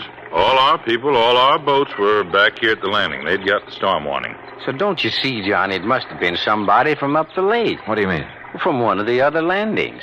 What other landings? Cottonwood, Emery's, any one of them. Yes, sir. Somebody sank his boat and tried to sink his body with it. But we found his body washed up on the Nevada shore. You found it, Red. Yes, I did. My best friend. I dove down to that boat, Buster. And I found not only the bashed-in flotation tanks, but where the anchor line had apparently been lashed around the body to hold it there. And you remember, Buster, the rope marks we found on Elmer's body? Yeah, but the police, sheriff, and coroner, and the rest... What did they say? He probably just got tangled up in that rope when he was fighting the storm. But they were wrong. Yeah, apparently. Well, why do you say that, Johnny? Well, because so far this evidence of murder is, well, it's all circumstantial. As for motive... Motive? Well, I hadn't thought of that. Red, well, the main thing is that cutting open the flotation tanks was done with some kind of an axe. I was asking about motive. And I know that Elmer didn't have any axe on that boat. Did you find the axe, Johnny? No. Now, Red... I'll tell you what he had in his boat, beside his clothes, I mean. Well, let's cover this motive thing. He had the anchor, of course. That went with the boat. Red. He had a nice new Silaflex rod with a Mitchell 300 on it. Yeah, but now look. He had a long-handled net that he'd picked up somewhere in L.A., and an old beat-up McKinney tackle box full of plugs and spoons and a fish stringer. And that was all, Johnny. No axe. That was all he had. Red, that bush you're beating around is getting pretty big. Well, Johnny, I don't know what you mean. Well, I asked you about possible motive, and so far all you've done is evade the question. Now, why should I do that? Well, that's what I want to find out. Well, now, Johnny... Do you know of anyone who might have wanted Mr. Hobbs dead? You say you knew him pretty well. And I did, yes, sir. Well? No, sir. No, sir, I certainly don't. You're sure? Why, Elmer... Well, nobody could want to kill a fine man like him, Johnny. He was one of my best friends. Yeah. At least while ever he was here, I mean. I never knew anything about him in L.A., I mean. He was in business back there, I understand. That's right, with a man he called Stu Manley. Wait a minute. What is it, Johnny? I'm going back to the office and call Jake Kessler again. Yes, sir. Elmer was my best friend. Come on up to the office with me, Buster. Well, you can use the phone here on the dock, Johnny. No, come on. Red, we'll see you later. I'll be here, sir. You look like you just got hit with an idea, Johnny. Yeah, and I'm afraid it isn't a very pretty one. Oh? Morning, What Buster. is it, Johnny? Any of the early fishermen come in yet? Oh, yes, sir, Mr. Carson, and they picked up some nice bass up above the power line crossing. Good. I was thinking of going up that way myself. Yeah, well, good luck. Now, what were you going to say, Johnny? Were Red and Mr. Hobbs such really good friends? Well, they were always together when he came here. Of course, they were always fighting like cats and dogs over some silly thing or other, but didn't mean it.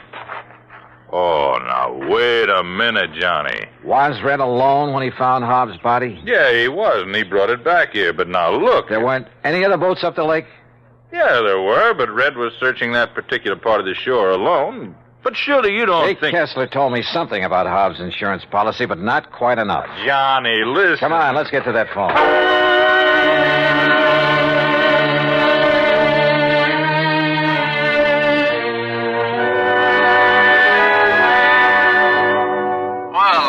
Don't you think you ought to call in the police? No. If you're right, that is. No, let me handle this alone for the moment. Now listen, Jake. Yeah? Didn't you tell me that the insurance claim was filed by one of Hobbs' beneficiaries, plural? That's right, by his business partner in L.A. Who were the others? Just one other. If you'd taken time to listen to me. Who is it? You were so all fired up when I drove you down Who there. is this other beneficiary, Jake? You're still sure Hobbs was murdered, huh? I'll bet on it. So now you're looking for somebody with a motive, huh? The beneficiary, Jake. Like I told you. One of them was his business partner, J. Stuart Manley. And the other? Red. Red. Yeah, Red Barrett. Act 2 of yours truly, Johnny Dollar, in a moment.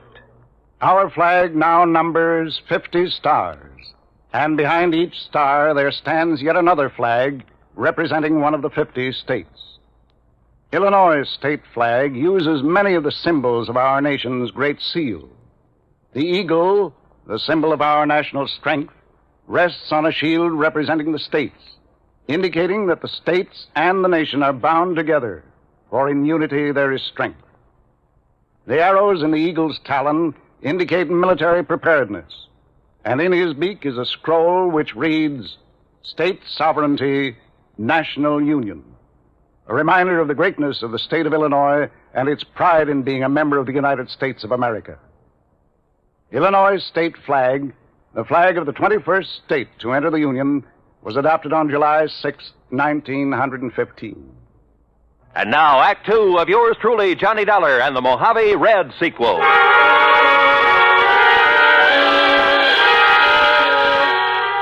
Two people who I knew stood to gain by the death of Elmer Hobbs. One, his business partner, J. Stuart Manley in Los Angeles. The other, Red Barrett, fishing guide at Lake Mojave Resort, who said he'd found his body, who professed to have been his best friend. I wondered, I said as much to Buster Favors, who sat there in the office of the resort. Red do a thing like that, I won't believe it, Johnny. But he's the one person who could have engineered the whole thing, Buster. But why, then, would he lead us to the place where Mr. Hobbs' boat was sunk? And point up the fact it was deliberately sunk, and an attempt made to sink Hobbs' body with it? Oh, there's a cover-up? To make him look clean? Oh, no, Johnny. Well, the boat would have been found in that cove sooner or later anyway. I tell you, you're wrong if you suspect Red. Look, if Hobbs' business partner is a beneficiary, too, why don't you look him up? I fully intend to, unless Red did do it. No. And I can prove it. No, Johnny. Let's go back to the dock so I can talk to him again and see... Buster, Oh, hello, Johnny. I suppose you've heard, Ham? Yes, Red told me. You're quite sure it was murder? Yeah. I'm sorry. Listen, Buster. Yeah. Look, Ham, as manager of this resort, you know Red pretty well. I sometimes wonder. That's what I came up here to ask you about, Buster. Huh? Did you send him skiting out of here? What? We just left him down at the dock. You mean you didn't see him tearing out of here in the pickup truck a few minutes ago? What? Ham. Red? Where'd he go? I don't know, but he certainly left in a hurry. Johnny. Yeah. No, I still can't believe it. What are you boys talking about? Nothing. Ham, is there a car around here I can use? Oh, sure. Take mine. There are the keys. Thanks. Now look. Incidentally, Buster, I was poking around where Red kept his fishing tackle trying to find that rig he borrowed from me last week. What did you find, Ham? Well, I thought Buster might know where the old coot got hold of that new spinning outfit. Silaflex rod. What? Yeah, and a brand spanking new... Mitchell Reel. Oh, yes. Oh, no. All right, Ham, Buster, you just sit tight. If Red comes back here before I do... Comes back? Yeah, say nothing to him about what we've learned. Just keep him here and tell him I'll return to talk with him later. Nothing else. But, Johnny... No, do as I say. Look, boys, what's going on I'll here? see you later. Well, now, Johnny... Red was one of Elmer Hobbs' beneficiaries. He was the one who'd found the body. He had the fishing tackle that had belonged to Hobbs. And when it was discovered by Ham Pratt, he'd left in a hurry. All pretty incriminating. Which is not why I took off in Ham's car. West on 77, south on 95, and west again on 66. Item 4, $1 even for a sandwich and a Coke and Barstow. Item 5, $4.80 for a tank full of gas at the sign of the Flying Red Horse. Then westward again. And always with an eye out for Red in the old pickup truck. Finally, as the sun was disappearing over the edge of the Pacific, I pulled into Los Angeles. The real estate office of Manley and Hobbs was closed. A directory at the nearest phone booth gave me J. Stewart Manley's home address. 1308 Pandora Avenue in the residential section called Westwood. The neat white stucco house was dark, the garage empty. I let myself in through a back door by slipping the lock with the aid of one of my business cards. It was hard to see inside, but I didn't want to turn on any lights. And that was a mistake. Because as I quietly rounded a corner and started toward the den, I guessed wrong. Somebody was at home, was in that den behind the now closed door. And that somebody knew that I was in the house. There was only one thing to do, try to bull my way through. Well, Mr. Manley, you're just... Oh, you killer! Wait a minute. Oh.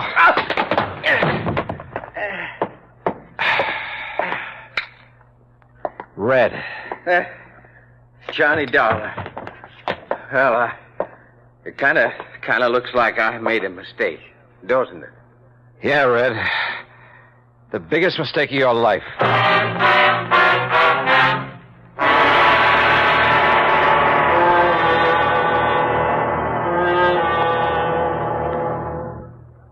Act 3 of yours truly, Johnny Dollar, in a moment. A question that has been asked many times is, at what age does a boy become a man? It isn't when he reaches the age of 21, but when the qualities of grit and determination within him make him face up to the responsibilities of a job to be done, no matter what the difficulties. On May 21st, 1862, during the Civil War battle at Corinth, Mississippi, William H. Horsfall was serving as a drummer with Company G of the 1st Kentucky Infantry. During the furious and deadly engagement, he saw his captain fall wounded between the lines. Although, as a non-combatant, Horsfall was supposed to stay out of the range of fire, he rushed bravely forward at the risk of his own life to aid his wounded captain. Ignoring the fact that they were in the midst of a continuing and deadly hail of fire from both sides, the courageous drummer dragged the wounded officer to a place of safety thereby saving his life. Later on, Horsfall grabbed a gun and some ammunition and went into the fight. But his commanding officer finally sent him to the rear, recommended him for the Medal of Honor, and gave him a furlough. Gallant as the drummer's valorous actions were, the officer felt that 14-year-old William Horsfall was still too young for battle. But Horsfall's personal code had already proved him a man. And now, Act 3 of yours truly, Johnny Dollar, and the Mojave Red sequel.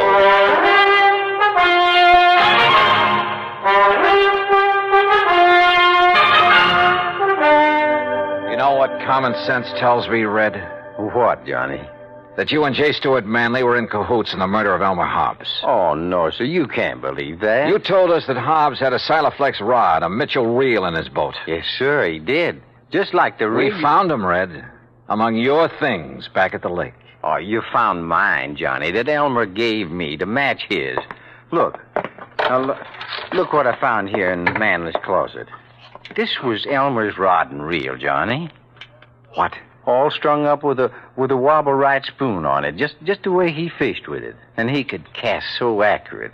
You're sure this was his?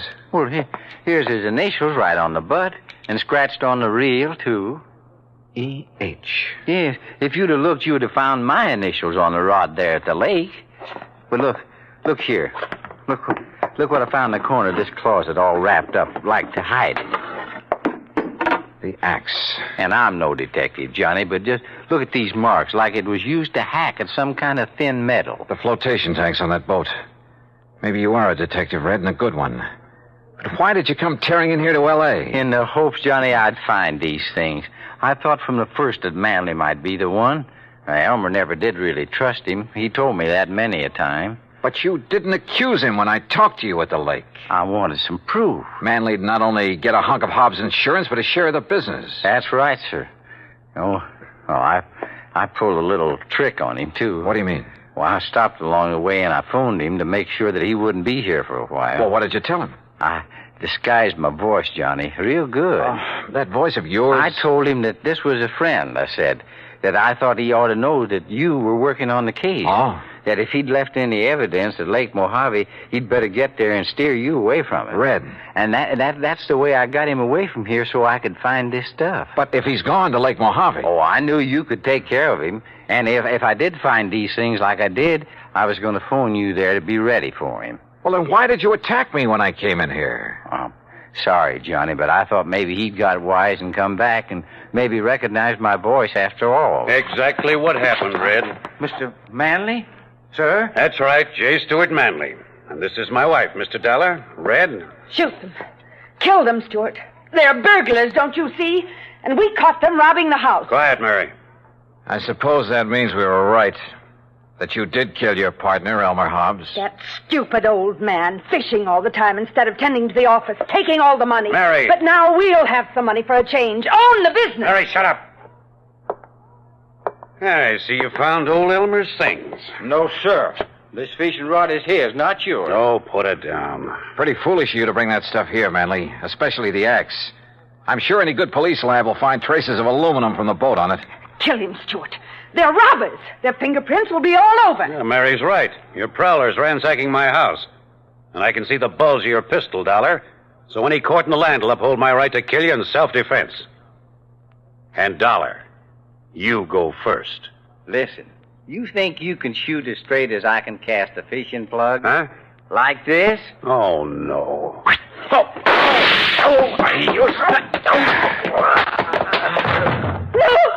No! Oh, get back, Mrs. Manley. I'd hate to have to sock a woman. But you hurt him. Yeah, as badly as he hurt Elmer Hobbs. And look, that horrible fishing plug. The hooks have ripped his hand open. It's bleeding. That red-headed old fool throwing those hooks at him. Oh, quiet. Stewart, dear Stewart. Red, that was a beautiful piece of casting. He almost tore his hand off with that plug. Well, Johnny, it was with Elmer's own rig. I think maybe he would have liked that. I hope so. But you know what I hope the most, Johnny? What, Red? That the fishing is real good up where Elmer is now.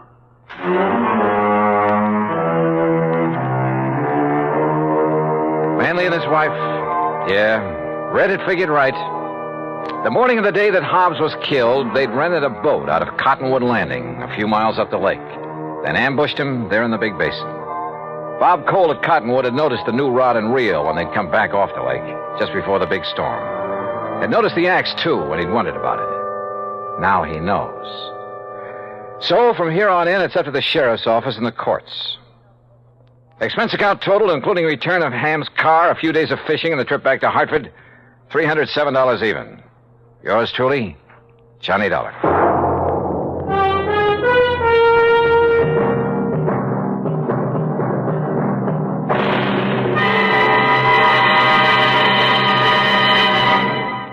Our star will return in just a moment.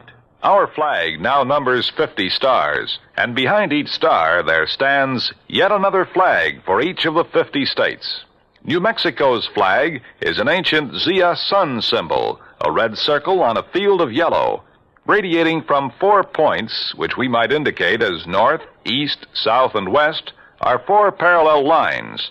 4 was a sacred number of Zia, the number most often used by the giver of all good gifts. The earth had 4 main directions, each with its own gifts. The year had 4 seasons, each with a different offering for mankind. The day had 4 phases: sunrise, noontime, evening, and night. Life had its 4 divisions: childhood, youth, manhood, and old age. Everything in life and nature was bound together in a circle, the circle of life and love, without beginning and without end. And in this great brotherhood of all things, man had 4 obligations. He must develop a strong body, a clear mind, and a pure spirit. 4th, and most sacred, he must devote unselfishly body, mind, and spirit to the welfare of his people. From this simple symbol, the Zia sun, we read the legend of a wonderful philosophy. The flag's colors of flaming red and golden orange represent the banners of Ferdinand and Isabella, which were carried by Columbus across the Atlantic. New Mexico's state flag, the flag of the 47th state to enter the Union, was adopted on March 19th, 1925. Now, here's our star to tell you about next week's story. Next week, some of the funniest old characters I ever meet. And a 10-year-old boy solves the case. Join us, won't you? Yours truly, Johnny Dollar. Yours truly, Johnny Dollar, starring Bob Bailey, originates in Hollywood and is produced and directed by Jack Johnstone, who also... From Hollywood, it's time now for... Johnny Dollar. Will you accept a collect call, Mr. Dollar? Huh? It's from Lake Mojave Resort in Arizona. Oh, say no more, operator. Just put him on. Well, yes, sir. Go ahead, please. Hi, who is it this time? Buster Favor, Ham Pratt? Johnny, this is Red. Yeah, well, how's the fishing? Time for me to make another trek westward and find out from... Huh? Red? That's right, Johnny. Red who? Well, you know, the guide out here, Red Barrett. The fishing guide? Oh, yes, sir. Who claims to know Lake Mojave like the back of his hand and every good spot there is in it? And I do, Johnny. That's a fact. Then I repeat my question. How's the fishing? Just as fine as ever, if you know where the good holes are, that is. And you do? Yes, I do. So you think it's high time I fly on out there and wet a line, is that it? No, sir. That's not what I'm calling you about, Johnny. Well, what is it? I don't rightly think I ought to tell you over the phone, Johnny.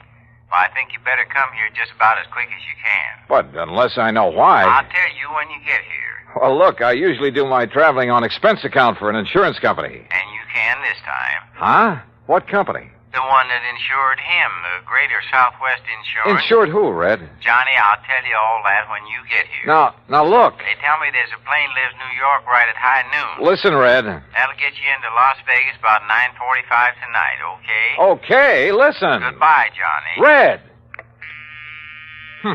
Crazy old coot. He thinks for 1 minute that I'm going to get on. And yet, on second thought...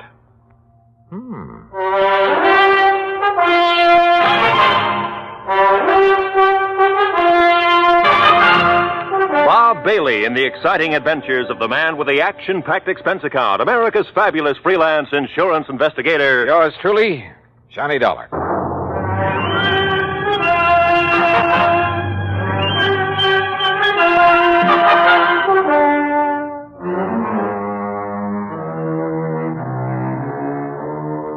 Expense account submitted by Special Investigator Johnny Dollar to the Greater Southwest Insurance and Liability Company, Kingman, Arizona office. Following is an account of expenses incurred during my investigation of the Mojave Red matter.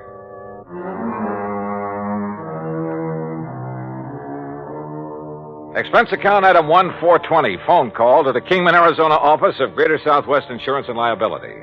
On the theory it might be well to check with their agent, Jake Kessler, before going off half-cocked. Hi, Johnny. Haven't seen or heard from you since 2 years ago when you came out here to investigate the murder at the old Midas Touch mine. Yeah, I remember, Jake. Now listen. Yeah? Is everything going along okay these days? What? Well, I mean, no trouble with any of your clients, that sort of thing, huh? Why, not a bit, Johnny. Why do you ask? Just, wondered. Well, if I did have, you know who I'd call. No problems at all, huh? I told you, not a... Hey, just what do you got stuck in your craw, Johnny? Nothing. I just... Well? Well, tell me this. Any of your clients, policyholders, have any kind of trouble, accidents, anything like that, over at Lake Mojave Resort lately? Ah, so that's what's eating you. Well, Johnny, that claim was legitimate. It's in the home office for settlement. The company will pay it, and that'll be that. What claim? So just you stop worrying about it and forget. What claim, Jake? No, sir, Johnny, there's not a single solitary thing for you to investigate out here. So just you forget it. Hey, you know something, Jake? You've just convinced me there is something to investigate. So I'm grabbing the first plane I can. Well, Johnny, I'd love to see you, but I swear... What's more, I'm charging my expense account to your company. Oh? And, if you find out that I'm right and you're wrong... Okay, Jake. Then you can shoot the crow and I'll eat it. Expense account item 2, $153 plane fare, Hartford to New York and New York to Las Vegas, Nevada.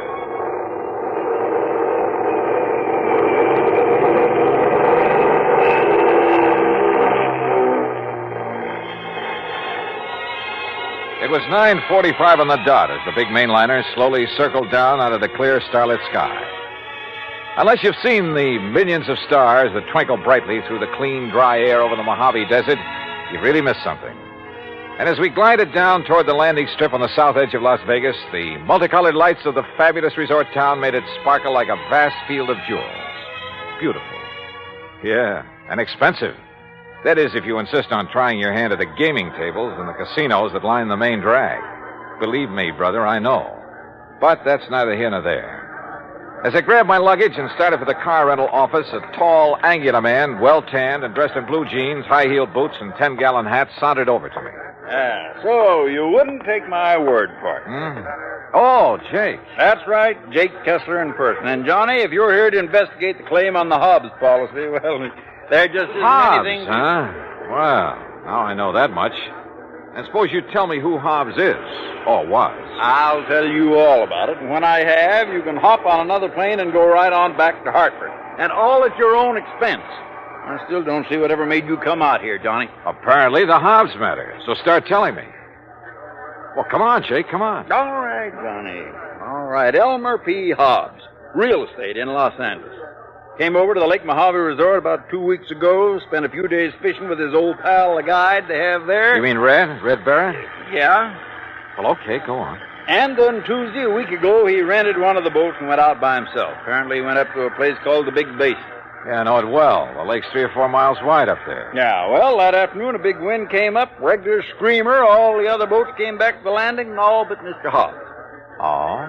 The next morning, when the wind died down, they found his body washed up on the shore on the Nevada side.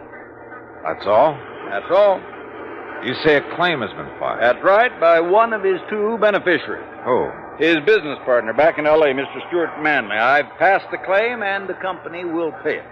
No investigation of any kind? Oh, of course there was, Johnny. The Kingman Police, the Sheriff's Office, and the County Coroner. Accidental death due to drowning. So that's it, Johnny. Now you just make your reservation back to Hartford at that window right over there, and you are paying the freight. Oh, not so fast, Jake. I'm sticking around. Well, now you can see for yourself there's no reason for you to be here, much less at company expense. Well, after all, now that I am here, it'd be kind of silly not to run down to the lake. Well, you mean just to do some fishing on your own time. You want to drive me down there? Johnny. Yeah?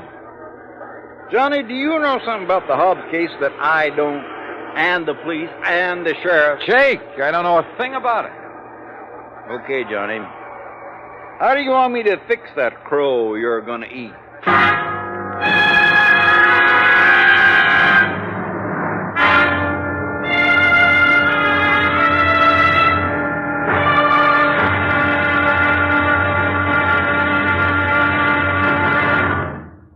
Act two of yours truly, Johnny Dollar, in a moment.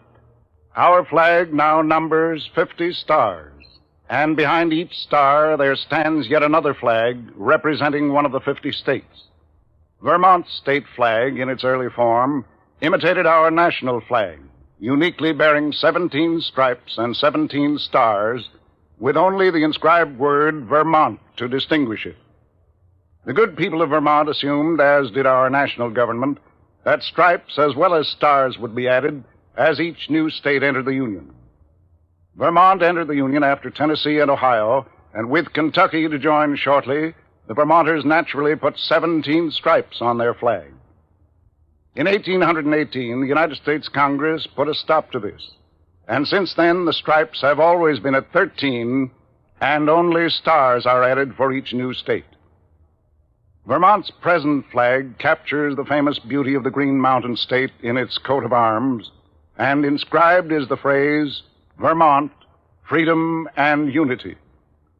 Vermont's state flag, the flag of the 14th state to enter the Union, was adopted on April 26, 1923. And now, Act two of yours truly, Johnny Dollar, and the Mojave Red Matter. Elmer P. Hobbs of Los Angeles had died of drowning when his small boat capsized in a high wind on Lake Mojave. At least that's what Jake Kessler, his insurance agent, told me. Accident pure and simple, he said, and I could hie myself back to Hartford and forget about it. But I didn't. Simply because of the phone call I'd received from old Red Barrett, fishing guide at Lake Mojave Resort. I persuaded Jake to drive me over there on the excuse that as long as I was nearby, I might as well do some fishing. So he dropped me off, and since it was after midnight, went on back to Kingman. I wandered on down to the dock and boathouse. Hello? Who's that? Ham? Huh? Johnny? Johnny Dollar? Yeah. Johnny Dollar? Hi. What are you doing here? Hiya, Ham. Hey. You know darn well what he's doing here, Ham. The fishing has never been better. Only how'd you get the word? And how are you, Johnny? Oh, just great, Buster. Did you stop by the office, let Marilyn fix you up with a room? No, because as I recall, old Red usually sleeps here on the dock. Oh, Red. Well, why do you say it that way, Buster? Because Ham and I are wasting good sleeping time down here, wondering why he hasn't come in yet. You mean he's still out on the lake? Yes, the crazy But it's as black as the ace of spades out there. And no moon tonight. Buster and I were about to take off and about to look for it. He pulled this very same stunt night before last. We finally found him drifting around about 9 miles up. He said he'd run out of gas. Showed his empty tank to prove it. Yeah, but we knew better. What do you mean, Buster? I mean, when he saw us coming after him, he dumped out what gas he had. Oil slick all over the lake. If somebody'd struck a match, why? You know, Red's been doing a lot of crazy things this past week or so. Ever since his old friend Mr. Hobbs died, they were pretty close. And that is why he phoned me. Red phoned you? Yeah, early this morning. And if you ask me, it's because he doesn't believe Mr. Hobbs' death was accidental. Johnny? You know something? I didn't quite believe it myself. Well, sure, we have some pretty big winds on the lake now and then, and it was a big one that day. Yeah, and then when the coroner and the other authorities, well, who's to argue with them? Do you know if Red has found out anything? Anything at all? All we know is he's given up taking out fishing parties and spends all his time prowling around the lake every day. And night. Says if he can find the boat Mr. Hobbs used... What kind of a boat was it? One of our regular rentals, an aluminum Arkansas Traveler. Yeah, with a 10-horse Johnson on it. Well, listen. Those boats have flotation tanks. Why, yeah. So even if it did capsize, it wouldn't sink. You're right, Johnny. And there's been no sign of it? None at all. Then let's go up to the lake and find Red.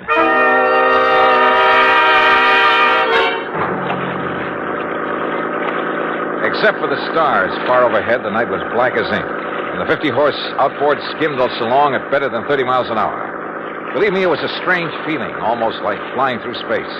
How Buster found his way around the islands, rocky points, and reefs, I'll never know, but he did. Throw your flashlight over to the left, Ham. You ought to be about even with Sculpture Rock. Yep, there it is. And we're coming into the big basin. Would you please tell me how you ever expect to find Red in all this darkness? Oh, don't worry about him. He hears us coming. He'll signal by striking a match or something. Sure, Johnny, no matter how crazy you are, you never let somebody wander around in the dark looking for you out here. Red knows that because he's had to come out and hunt for too many people at night himself. Ham, look. Yeah? On the east shore. I'm swinging over there. Hey, you're right. There's a fire on the beach. Yeah, it must be Red. What's he doing out here? We'll soon find out. Hang on.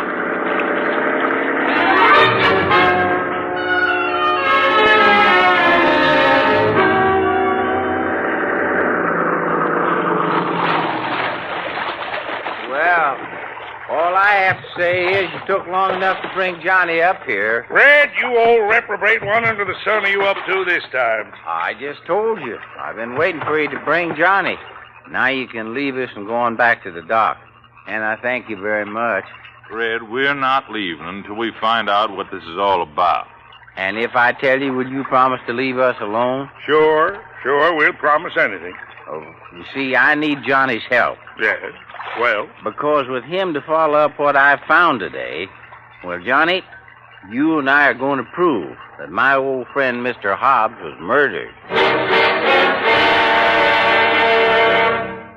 Act 3 of yours truly, Johnny Dollar, in a moment. Every American fighting man has heard the expression, above and beyond the call of duty. How many of us have sat down and considered just what that word duty means? According to one dictionary definition, duty is man's conduct as required by his station or occupation, and that to which he is bound by moral obligation to do or not to do. When a man does more than his duty requires, he becomes more of a man in the eyes of his fellow men. One such was Captain John Philip Cromwell, commander of the submarine USS Sculpin, flagship of a submarine-coordinated attack group of the United States Navy. Possessing secret intelligence information of our fleet movements, strategy, tactics, and attack plans, Captain Cromwell led his attack group in patrol of enemy waters around Truck Island in November 1943, just prior to the launching of our first large-scale offensive in the Pacific. Despite savage enemy opposition, he established a line of submarines around the enemy-held stronghold of Truk until his ship, the Sculpin, became so rocked and battered by depth bombs that he ordered it to the surface. He engaged the enemy with deck guns, giving his crew an opportunity to abandon the mortally stricken ship, determined to sacrifice himself rather than risk capture and the subsequent danger of revealing the secret plans to the enemy. Captain Cromwell remained aboard the Sculpin as she plunged to her death. He thereby preserved the security of the mission at the cost of his own life. Captain Cromwell earned the Medal of Honor for deep integrity and uncompromising devotion to the call of duty in the service of his country. But what he did defined the word duty better than any dictionary. And now, Act 3 of yours truly, Johnny Dollar, and the Mojave Red Matter.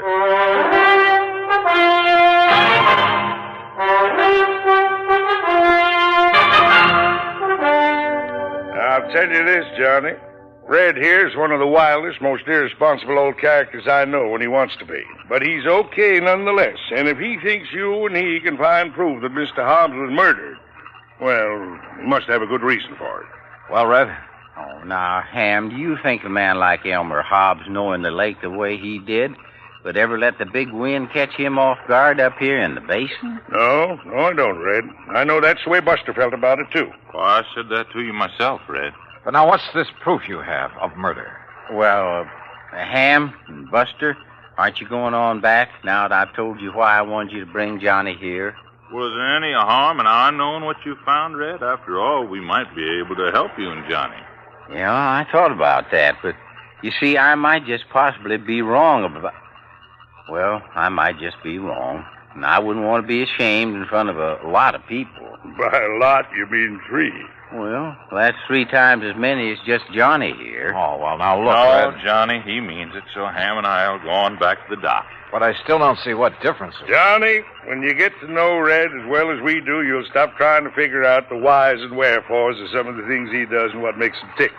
But you'll also learn that in the long run, no matter how unorthodox some of those things are, well, oh, come on, Buster. Right. See you when you get back to the dock, Johnny. Oh, you got some food, Red? Now, you know I always keep something in my boat, Buster. Okay. Well, far be it from me, Red, but all I have to say is that whatever you think you found proof of, well, it sure better be something. Oh, it is, Johnny. At least I think it is. Now, you just scrunch yourself a place to sleep in the sand. It's pretty late. Huh? Well, it took you so long to get here, and we can't see anything in the dark anyway. Oh, now look, Red, for heaven's sake. Good night, Johnny. Sleep well.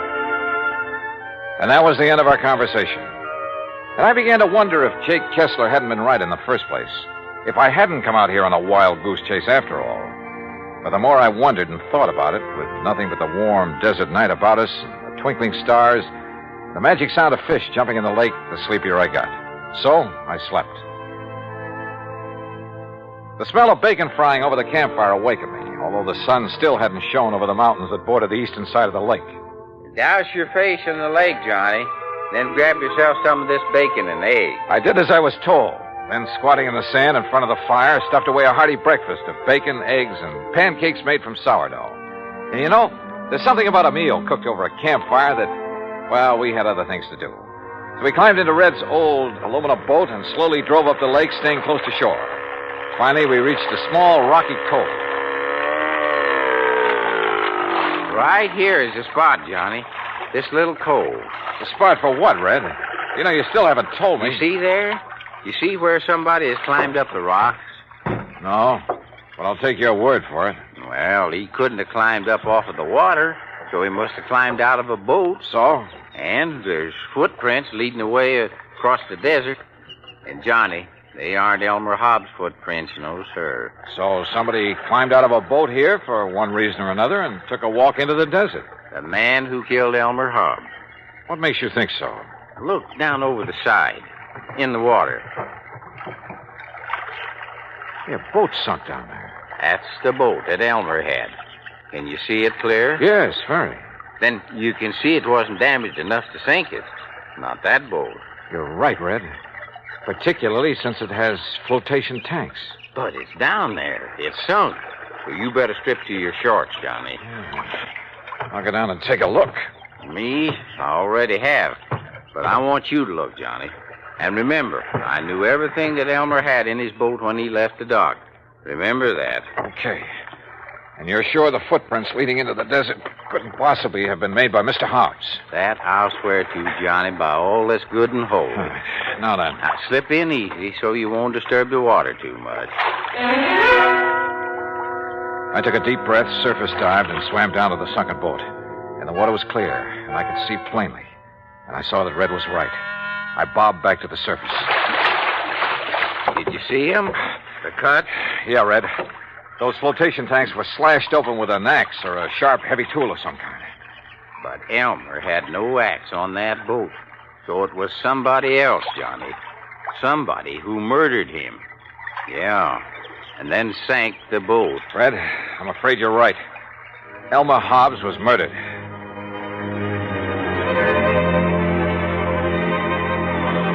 So there you have it, Jake. And if I were you, I'd call off payment on that claim immediately. Granted, the case isn't over yet. I still have the job of finding out who killed Elmer Hobbs. But you know something? You're going to have to wait for my next report. Meantime, expense account total to the moment, $159.20, including the cost of shooting and retrieving one crow. Jake, how would you like it cooked? Until the next report, then, yours truly, Johnny Dollar.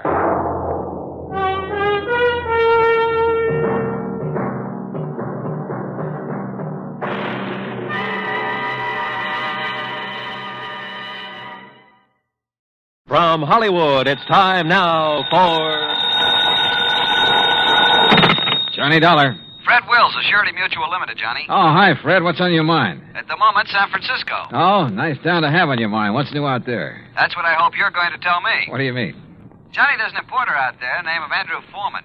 We're carrying a $50,000 policy on his life. So? So have you ever heard of an importer getting exported? I don't get you, Fred. I'm afraid that's what's happened to Foreman. Last night he disappeared.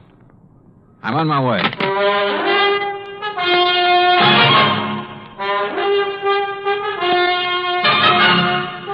Bob Bailey in the exciting adventures of the man with the action-packed expense account, America's fabulous freelance insurance investigator. Yours truly, Johnny Dollar. And now, Act One of yours truly, Johnny Dollar.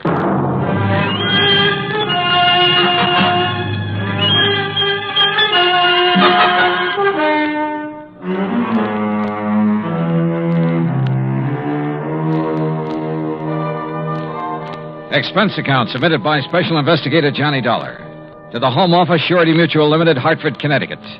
Following is an account of expenses incurred during my investigation of the Blinker matter.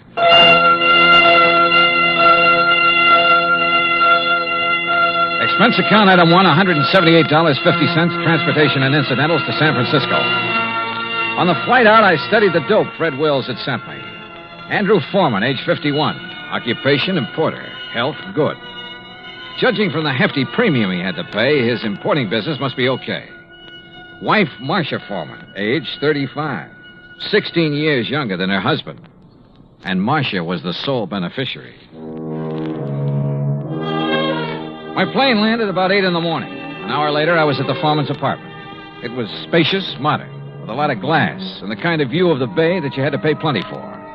Yeah, there was money written all over the place, and Marcia Foreman looked right at home. I'm just having coffee on the terrace, Mr. Dollar. Won't you join me? Oh, thanks. I could use some. Out here. You sure got a beautiful view here. Yes. I never get tired of watching the bay, the ships. There's always something going on. Oh, here you are. Thanks. What is it, Mr. Dollar? Oh, I'm just looking up the bay. Alcatraz? Yeah. Such a grim-looking place. Yeah, it's a real exclusive club. But I managed to get a couple of new members into it. I don't think I care for the kind of job you have, Mr. Dollar. Trouble wherever you go. Suppose we talk about your troubles. All right. I told the police all I know when I filled out the missing persons report. But I'll go over it again for you. If you don't mind. Your husband disappeared the night before last. Yes, that's right. What time? I'm not sure. Oh? Around 9 o'clock that night, somebody came to see him. A strange sort of man. How do you mean strange? Well, he was dressed in rough clothes, a seaman's jacket. He said he was an old friend of my husband's. Did he give you his name, Mrs. Foreman? Only Blinker. Blinker? Yes, he said that's what everybody called him. I guess because he kept blinking his eyes very rapidly. I see. Well, I showed this Blinker person into the den where my husband was and left the two of them together. Uh-huh. A few minutes later, my husband came out and told me he was going to drive Blinker downtown and find him a hotel room. So I went to bed. I was tired and went right to sleep. And? Well, my husband and I have adjoining bedrooms. When I went in to call him yesterday morning, he was gone. The bed, it hadn't been slept in. I called his office thinking he might have decided to work late, but they hadn't seen him.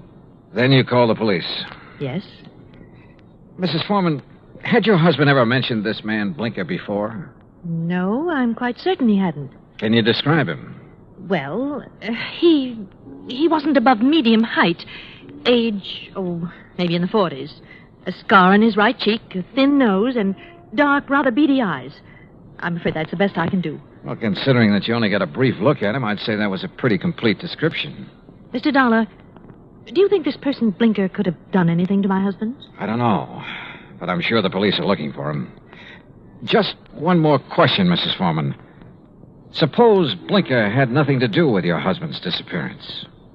I'm afraid I don't follow you. Oh, well, what I mean is, can you think of any reason at all, why your husband might want to disappear? No, Mr. Dollar. Absolutely not.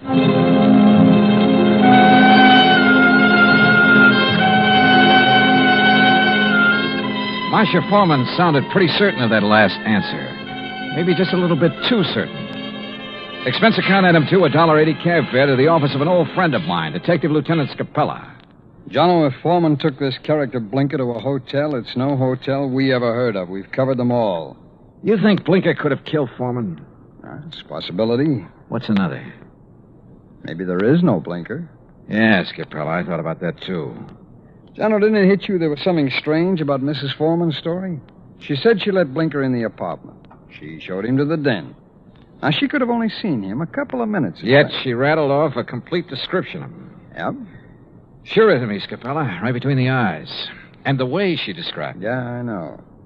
Seaman's jacket, beady, blinking eyes, scar on the right cheek. Oh, he sounds real distinctive. Real distinctive. Or real faked. Well, the trouble is, smelling a fake's one thing.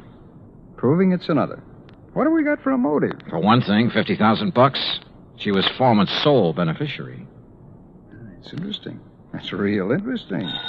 Excuse me, Jim. Capella. Oh? Oh, yes.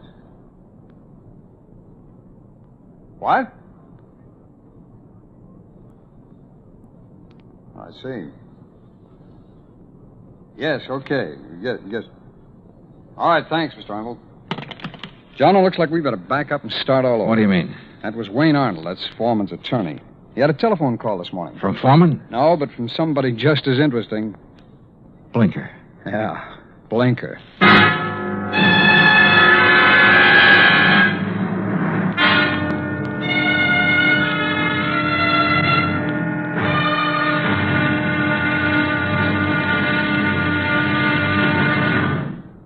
Act 2 of yours truly, Johnny Dollar, in a moment.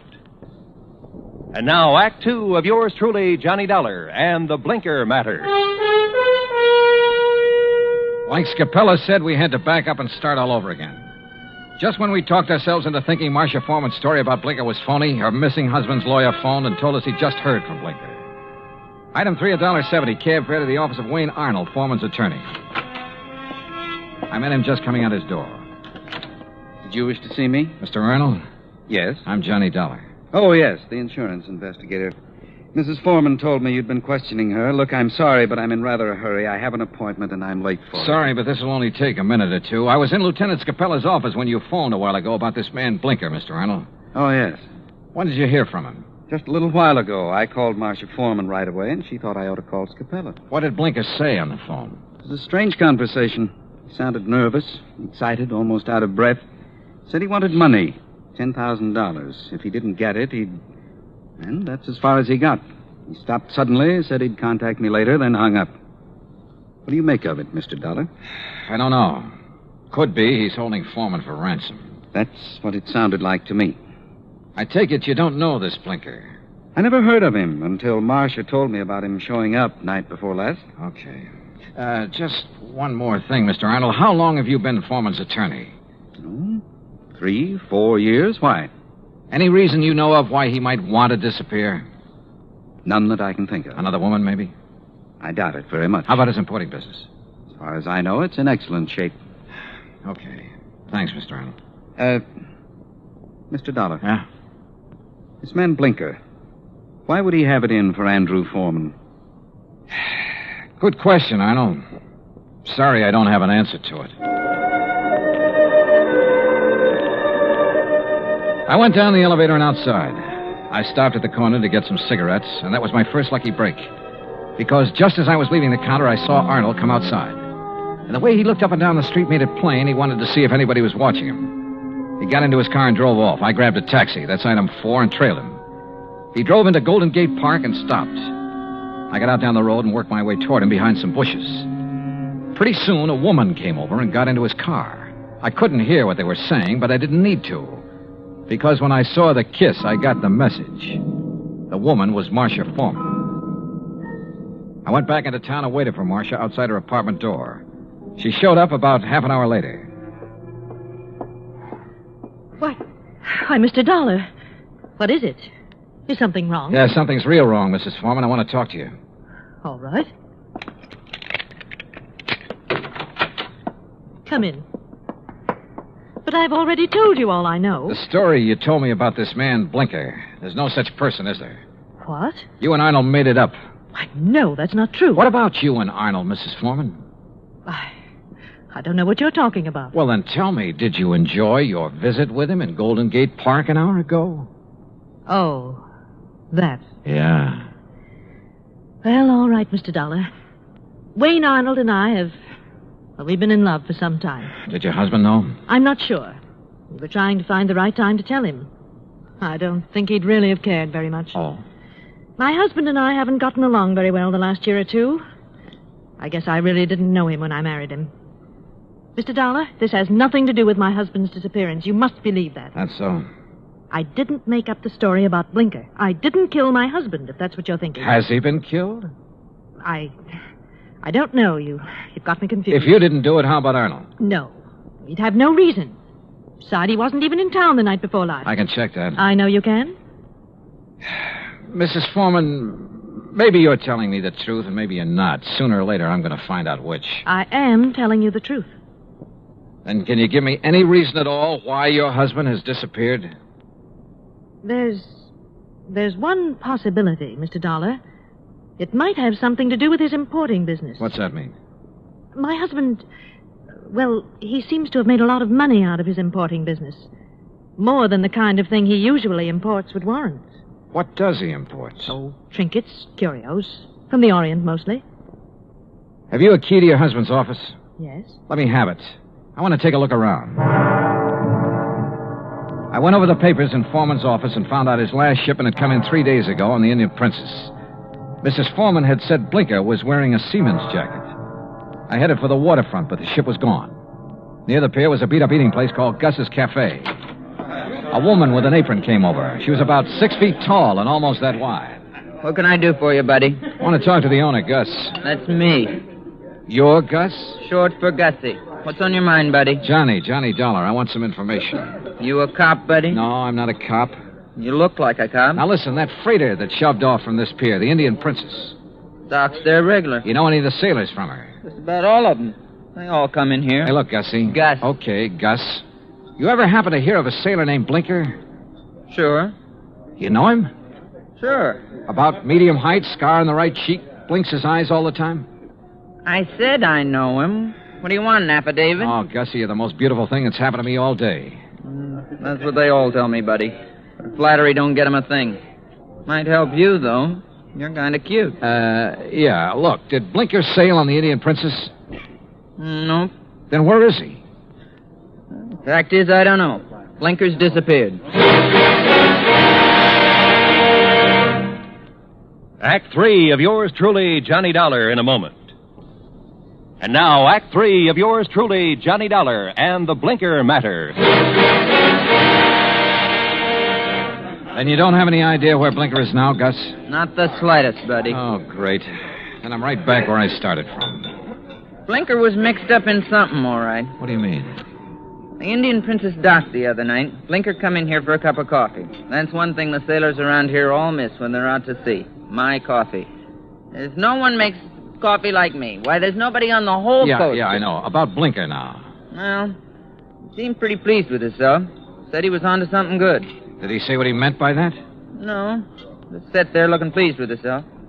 Oh, yeah. He showed me the elephant. Said it was going to make him a lot of money. What elephant?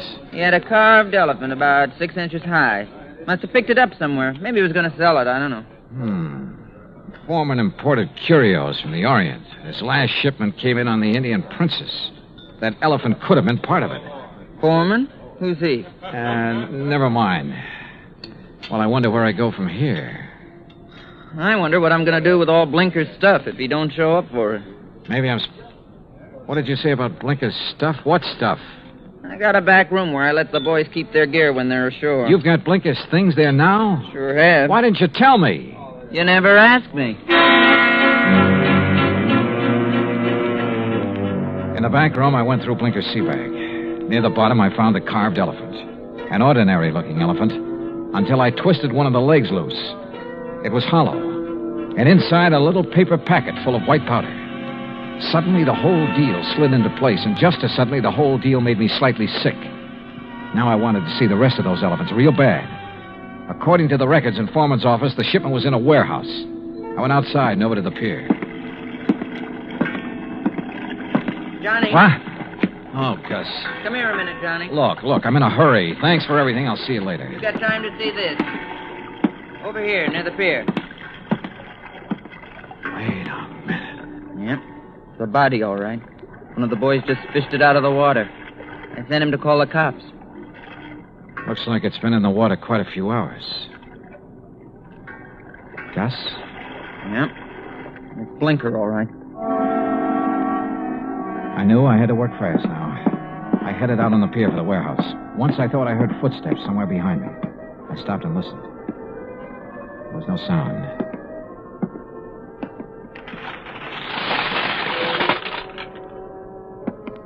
It was dark inside the warehouse, but with the help of matches, I located Foreman's shipment.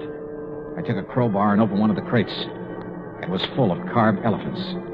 I picked up one of them. Yeah, it had a hollow leg. And the hollow leg was full of the same white powder. I hit the floor fast. The shot had come from over near the door. I eased my gun out and waited. 5, 10 minutes went by. I kept quiet. Then suddenly a shadow loomed up near the crates.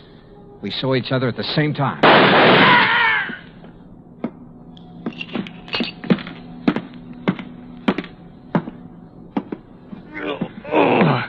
My shoulder. Well. The missing man himself, Andrew Foreman. Look, Blinker found out what you were importing in those carved elephants. He tried to blackmail me. I don't know what you're talking about. Oh, sure. You probably told him you'd pay off. That's when you drove him downtown night before last. Then you tried to kill him, but he must have got away. I tell you. You called your lawyer, tried to put the squeeze on through him. But he had to hang up in a hurry. You were probably getting close. You finally caught up with him, didn't you, Foreman? Look, you've got no proof of anything. Why should Blinker try to blackmail me? Like I say, he found out about the narcotics in those hollow elephants. It was put there without my knowledge. You have no proof I was involved. You know, Foreman, it doesn't much matter. You've got even bigger troubles than that staring you in the face. I don't understand. Blinker's body has been recovered from the bay. I wouldn't know anything about that. You got no proof of that either. No. There were 2 bullet holes in Blinker. 5 will get you 10. The slugs in him came from this gun of yours. The gun? Yeah. This is something that can be proved. Well? All right. I just didn't have any choice.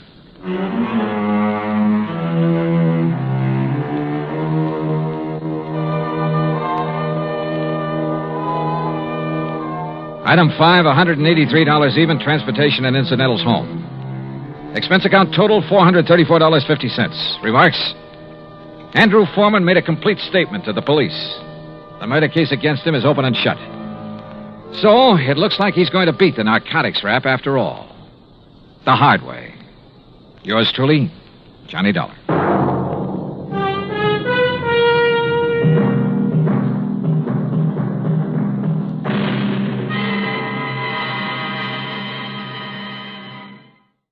From Hollywood, it's time now for...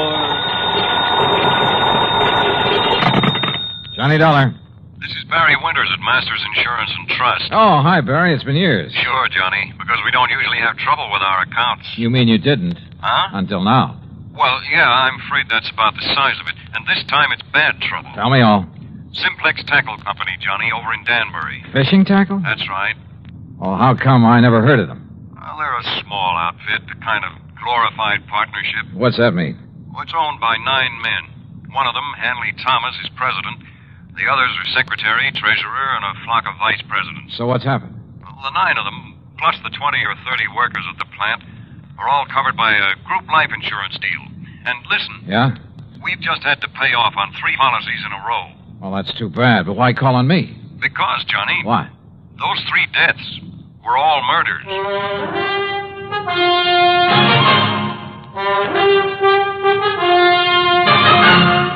Bob Bailey in the exciting adventures of the man with the action-packed expense account, America's fabulous freelance insurance investigator. Yours truly, Johnny Dollar.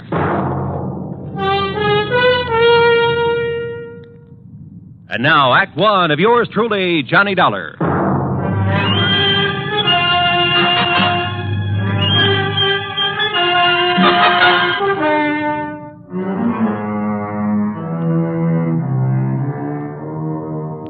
Expense account submitted by Special Investigator Johnny Dollar to the Masters Insurance and Trust Company, Home Office, Hartford, Connecticut. Following is an account of expenses incurred during my investigation of the ugly pattern matter.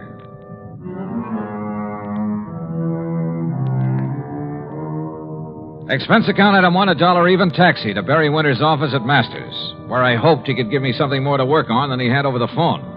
And you know something? As it turned out, he gave me a lot more than he thought he did. Police? Sure, they've been working on these murders, Johnny, but they haven't come up with anything, except a theory that one man is behind them all. Why, Barry? Because the victims have all been members of the Simplex Tackle Company. Well, but I don't... Because they've all occurred within a month. Because each of them occurred on a Wednesday.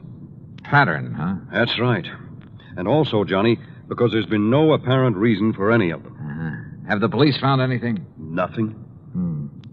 Same kind of weapon used in each case? No. The first was a VP named Adams, run over by a car. Sure it wasn't accidental? The police say no. The second, John Bowers, was strangled, and Frank Dalvers was shot in his own home. No pattern there. I mean, in the way they occurred. Apparently not. But Hanley Thomas and the police don't agree. Thomas is president of Simplex, you said. And a real financial wizard. Used to be a promoter. Not much ethics, but a sharp businessman. As a friend or partner, I imagine he's a fine man. Here. I'll give you a complete list of the officers of the company, their rank and their salary. Well, I don't know exactly what good that'll do. Here you are. List of the employees. Have those employees all been checked out? Sergeant Dennis over there at Homicide made quite a point of it. So did Mr. Thomas. Well, look, why don't I run over there and talk with him? And to the Danbury police. Yeah, I think you'd better. And, Johnny, the sooner the better. Why do you say that? The pattern. There are still 6 officers left in that company. That is, 6 who are still alive. Item 2, another $1 for a cab back to my apartment. There I picked up my own car, and from here on in, the charge will be for mileage. Except for item 3, $4.25 for a tank of mobile gas. It was almost noon by the time I'd covered the 60-odd miles to the Simplex factory on the far edge of Danbury. To my surprise, it was quite a plant, new and modern in every way. A receptionist took my card, and a few minutes later, I was ushered into the office of Hanley Thomas, president. Oh, this is a terrible thing. Adams, Bowers, Frank Dalvers, all within a few weeks. Barry Winters back in Hartford seems to think these murders have all been the work of one man. Police and I concur in that theory. There's been a sort of pattern followed by the crazy killer. But not an actual method, Miss Thomas. No, I'll grant you that's true. Car accident, strangling, pistol shot. But they were done by someone who must have been very familiar with his victims. How do you mean? Well, someone who knew, for instance, that Ben Adams took a long walk alone each night. He knew the route that he took. Same thing applied to the second victim? John Bowers always drove to work through a little woods. It was there he was stopped and strangled. Frank Dalvers always stayed at home alone on Wednesday nights while his wife was out playing bridge. Someone broke in on him, huh? Have the police checked that? Well, it was someone he must have let in. In other words, someone he knew. That's a possibility, I suppose. I understand you've checked on all your employees. Yes, right off the bat, as much as the police could. Any particular reason to suspect one of them? Well, only because they were all in position to know these men pretty well, know their habits. We're a small company, Mr. Dollar. Our employees, including the girls in the office, only number 21. That was your only reason to think one of them may have done it? Oh, of course, we've had our share of labor troubles, a few dissidents in the ranks, so to speak. I suppose some of them resent the rather top-heavy management here. You mean the fact there are 9 executives to only 21 employees, huh? Yes, and I must confess the profits have been pretty good lately. Barry Winters gave me a list of, here it is. Now, according to this, all of these... What is it, Mr. Dollar? Well, I got thinking on the way over here. Yes? Part of the pattern you mentioned. The 3 men were killed in alphabetical order. What? Well, yes. Adams, Bowers, Dalvers. But now that I look at this list again... Of course. The pattern again. No, I think that was just coincidence. The pattern, if there is one, is based on their order of rank. That is, if these salary figures mean anything. I'm not sure I understand you. Well, look, first was Adams at the lowest salary among you officers. Well, yes. Adams received $12,000 a year. Yeah, look. Bowers came in next at $13,500. You're right. And Frank Dalvers earned $15,000. So if this pattern should continue. You mean to say you think there might be more of these murders? If this pattern continues, the next to go would be... Good heavens. Would be James Williams or Charles Hart, both earning $16,500. Then a couple of more. Then you, Mr. Thomas. Mr. Dolly. Where'll I find James Williams? Why, Williams is on vacation, a little place not far from here, Parvin's Pond. When did he leave? Last week, on Monday. Have you heard from him? No, I haven't, but... Of course, if the alphabetical pattern is the right theory... Oh, excuse me. Yes? Sergeant Dennis, Mr. Thomas. Oh, it's the sergeant at homicide, Mr. Dollar. So I hear. I'll hold the phone so you can Mr. hear what he's Thomas. saying. Yes, Sergeant. I'm afraid I have some bad news for you. Oh? Another one of your partners. Williams. Mr. John Williams. Yes? Discovered his body over at Parvin's Pond this morning. He's been murdered. Good Lord.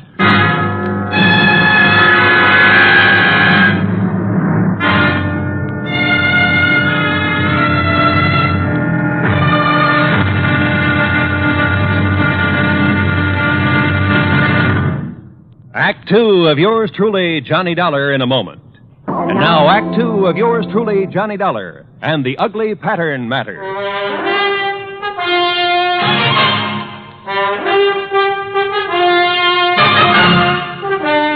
Another of the executives of the Simplex Tackle Company murdered, bludgeoned to death in his little vacation cabin on Parvin's Pond, some 40 miles north of Danbury. And again, it was according to pattern. How those carefree kids can fish and water ski out there when there's been a murder right under their noses. Yeah, Sergeant, I know what you mean. This the cabin Mr. Williams was using? Yes, sir. He came up here on his vacation Monday morning last week alone. There we are. Who knew he was coming to this particular spot, Sergeant? Why, everybody down at the plant, I guess. Now, the way the doc and I figured it out, Mr. Williams had just come in from fishing. Now, you see there, he just tossed his rod and stringer on the bed. Everything's just the way it was, huh? Yeah, except for his body. That's in Danbury at the coroner's. You said he was bludgeoned to death. Yeah, with that oar from his rowboat. You see it laying there on the floor? Yeah, I see. Who found his body? Little old lady from the cabin next door. She'd stopped by this morning to bring him some cookies. Knocked on the door swung open, and there he was. And the doc says the body was lying there ever since. Have you checked that oar for prints? The killer must have used gloves. What about footprints? Well, if there were any, the vacation crowd tramped them out long before we got here. Now, the way we figure is that he came in here Wednesday night off the lake. Wednesday? Yes, Mr. Dollar, just like the other ones. It happened on Wednesday, a week ago tomorrow. The pattern again. Yes, sir. And if you ask me, it's the pattern of a madman. And this being a Tuesday again... But what possible motive could there be for it? When you ask me, it's one of the employees there at the plant. After all, for such a small company, 9 big money-making officers, at least there was 9. Yeah, I know what you mean. Are those 21 employees paid pretty well? Nope. In spite of the company making a lot of money. What with this recession we're in? in... Read the signs, man. Most of this so-called recession's a lot of bunk. Yeah, I agree with you. Everybody get out and dig instead of sitting around hoarding their money. Well, what I was going to say is that those executives took advantage and held down wages in spite of all the money they're making. So, just let one crazy hothead find out how good they're doing. How well have you checked those employees? The best we could. I talked with every one of them myself. How about the officers of the company? There's not one of them would do a thing like that. They're all fine men. Ask Mr. Thomas. Sure, they're hard-headed businessmen. Everyone looking out for himself, but they're all fine men. And they're all making plenty of money. Oh, which reminds me. What's that, Mr. Dollar? A list of the officers and their salaries. And according to this, if there's to be another victim... Another? Oh, no. I worked out another step in the pattern of these murders, based on the earnings of these men. Then, Mr. Dollar, who will it be? It won't be anybody if I can help it. But, Sergeant, I may have to ask you to put a 24-hour watch over an officer of that company named Mr. Charles Hart.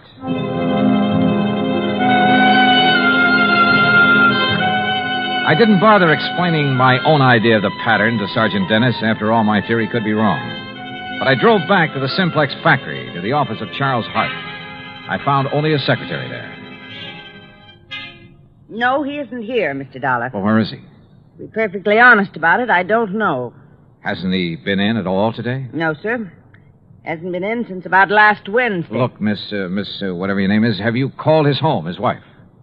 He's a bachelor, Mr. Dollar, and lives in a little apartment in Danbury. Have you tried to call him? Well, no, sir. You see, there was Does no... Mr. Thomas know about his not being here? There's nothing unusual about Charlie's leaving without telling us, Mr. Dollar. Oh, Mr. Thomas. He often goes off on sales trips like this. He was last seen the day Mr. Williams was killed. Well, surely you don't think Charlie Hart had anything to do with Jim Williams being... Oh, no. Did you find out anything over at Parvin's Pond? No, not much, I'm afraid. Could this Charlie Hart have had any reason for wanting Williams out of the organization, and Adams and Bowers and Dalvers? Of course not. Yes. Yes, he could. What? Miss Gregg. What do you mean by that? Mr. Hart was the one who built up this company. The one who developed the products, put all his money in it. Now, just a minute. He's the one who sold all the product that made all the money. He and Mr. Adams were the ones who started the business. Is that true, Mr. Thomas? Yes, of course. And when Mr. Thomas and his relatives came along... Miss Gregg. What she says is true, Mr. Dollar. Charlie Hart and Ben Adams did start this business. They took on a couple of partners, Al Bowers and Frank Dalvers. They were the ones who decided on the expansion program, who came to us for the financing. With the others gone, it should have been Mr. Hart's company. Oh, wait, Miss Gregg. Our financing made this present operation possible. But to imply that Charlie could have been driven by jealousy or any other motive to commit these crimes, that's absurd. How could you suggest such a thing, Miss Gregg? I didn't say he did it. I only tried We know what you said, and you've said enough. Tell me one thing, Mr. Thomas. Yes? What happens to his share of the business when one of the partners dies? Or in this case, when he's murdered? Well, the other partners absorb his share. Then, if Charlie Hart eliminated one of you, it would add to his holdings. That's true. Okay, I'll see you later. But, Mr. Dollar, if you believe for one moment that Charlie Hart... Why, I've known him for years. Yeah? Well, I think I want to know him a little better.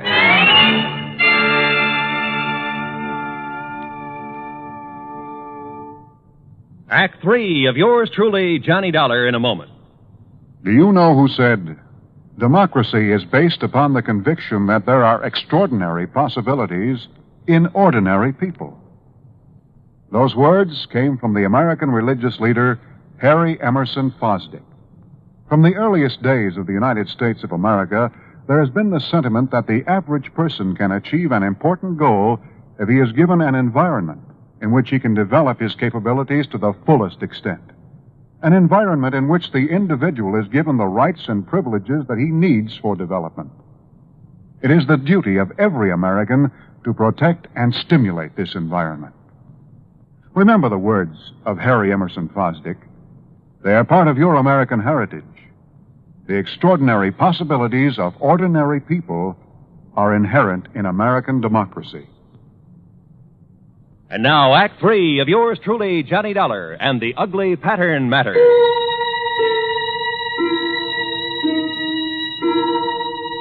It was pretty plain that Charlie Hart, supposedly next on the list of victims, had plenty of motive for eliminating some of his partners in the Simplex Tackle Company. I guess the same applied to any other member of the company. But he, having started the business, knew all about the others, their plans, their habits. And he'd been last seen just prior to the murder of James Williams.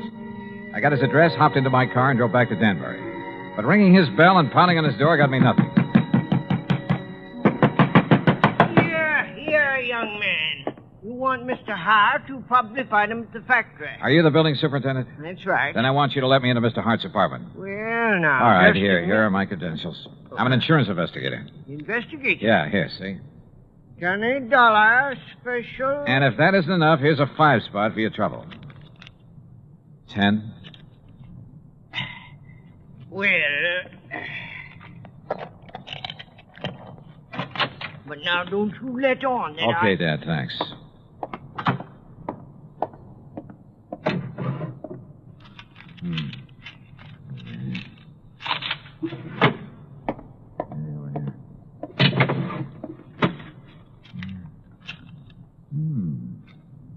The same list that I got... The office. Huh? The offices of our company. Mr. Hart. That's right, Charlie Hart. Should have looked behind the door when you barged in here. Yeah, well, look. Would you like to point that thing the other way, please? I'm sorry, Mr. Dollar, of course. Well, you know who I am. Yes, I heard you through the door. All right, is that the gun that killed one of your partners? That killed one of my... No. But listen. Tomorrow's another Wednesday. Wednesday, Mr. Dollar. I know. And look at that list you're holding. I finally realized the progression in which these murders are happening. Oh? On the basis of our salaries at the company. Adams, Bowers, Dulvers, and Williams or me. Yes, you've circled Williams' name. Yes, because he got it last week. That's why I'm staying in here, locked in. Because tomorrow, if the killer strikes again, that crazy maniac killer... Maybe. Or maybe that's what he'd like everyone to think. Charlie, a couple of questions. Anything if I can help you stop this. That company was once yours. Yes, that's right. You were the boss, the head man, until Hanley Thomas came along. Yes, Hanley and his brothers and his brother-in-law. And they took over as first in rank. Well, they were entitled to, Dollar. What? It was their money made the company what it is. I'm not an administrator, a man who knows and plays all the angles. I'm just a worker and a salesman. Now, wait a minute. You mean you're content with the present setup? Yes, of course. In spite of the prodding of a sweet old secretary who thinks that Wait a minute. But these murders, Mr. Dollar. You stay put. Keep that gun and don't move out of this apartment until I tell you to, no matter who comes to the door, to save your life. You think you know... Charlie, it's been right under my nose. The obvious. Almost too obvious. But I had no proof of anything. Only a hunch, but a potent one. So how to prove it out? Bluff? It might work, if I was right. I drove into police headquarters and picked up Sergeant Dennis, then out to the Simplex Tackle Company. But when I walked in, it was after hours, no secretaries about. When I walked into the office, I borrowed the sergeant's handcuffs and made him wait outside, his ear glued to the door. Well, Mr. Dollar, I didn't expect you back. What do the handcuffs mean? They mean arrest for the murder of your partners. That's a very bad joke. You and your brothers and brother-in-law, the whole company yours, once you got rid of the men who started it, who made it possible for your capital to make it pay off. But tell me, were you going to kill off your relatives, too, one by one? This is the most absurd thing. You covered your tracks pretty well. Perfect crimes. Except for that ore you used to kill Williams. Fingerprints as big as life all over it. Impossible. I figured the gloves you wore must have had holes in them, or have been worn very thin. What? That you just didn't notice in the excitement of the moment. And when I finally found those gloves... You've been out to my home, ransacking my home. And when your wife confessed that you weren't at home at the time of any of the murders... That's a lie. She helped me plan the whole thing. Oh. Then you admit the murders. After my bluff about the fingerprints. I see. But now that you know, you haven't had time to tell anyone. There's no one around to hear the shot, Mr. Dollar. No, but I heard a real clean confession, Mr. Thomas. Sergeant, No, that was just to protect myself from this... I'm afraid that kind of talk's a little late. No, it is. Look out!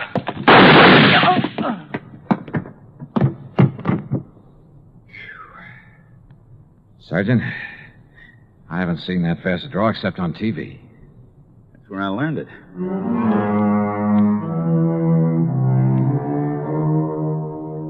There'll be a lot for the courts to work on about who else was involved with Thomas. The sergeant's bullet killed him, by the way, and I'd call it good riddance. Or at least quick justice. So, expense account total, including a lot of mileage on my car, $101 even. Remarks? Why bother? Yours truly, Johnny Dollar.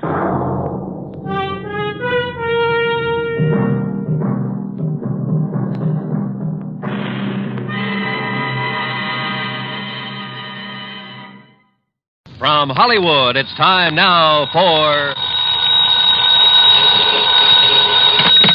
Johnny Dollar. Hiya there, Johnny. This is your old pal, Lefty. Lefty? Well, sure. You remember. Lefty Stemper. Huh? You know, down here in Virtue. Virtue? V-I-R-G-U. Virtue. South Carolina. Oh, sure. Yeah, you remember. Me and the boys, we occupied this Caraway plantation down here on the PD River. Well, sure, of course. Listen, are you having trouble again with old man Caraway? Oh, no, sir. Not a bit. And you know how we stopped them, me and the boys, from making trouble for us? How, Lefty? We bought them out, that's how. Yeah, we give them 100 G's for the place, cash money. Now we own a whole entire plantation. Well, good for you. But now what's your problem? Well, Johnny, we fixed this place up real nice since you've seen it. You know, we spent a lot of dough on it. So? So we want to buy a lot of new insurance on it. Oh, well, then hop on over to Georgetown and see your old friend Joe Picatello about it. Old friend, huh? After all, he's your insurance agent. Yeah, is he? Well, sure, of course he is. Didn't he sell you all the other insurance you... Lefty, has something happened to Joe? Yeah, only I don't know what it is. What do you mean? Well, that's just it. I don't know. I talked to him on the phone, asked him to come out here. He says, okay. But he don't come. You think somebody's knocked him off? Then I call him again. He says, okay again. He'll be right over. but he still don't come. Well, have you gone over to Georgetown to see him, to see what's the matter? 5, 6, maybe even half a dozen times. But every time he ain't there. Lefty, I don't get it. That's what I'm trying to tell you. There's something wrong about it, Johnny. And if I was you, I'd come down here and find out. You know something? I think you're right.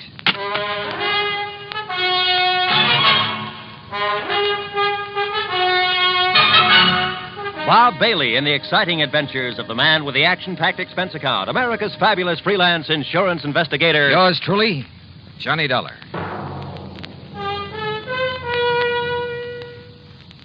And now, Act One of yours truly, Johnny Dollar.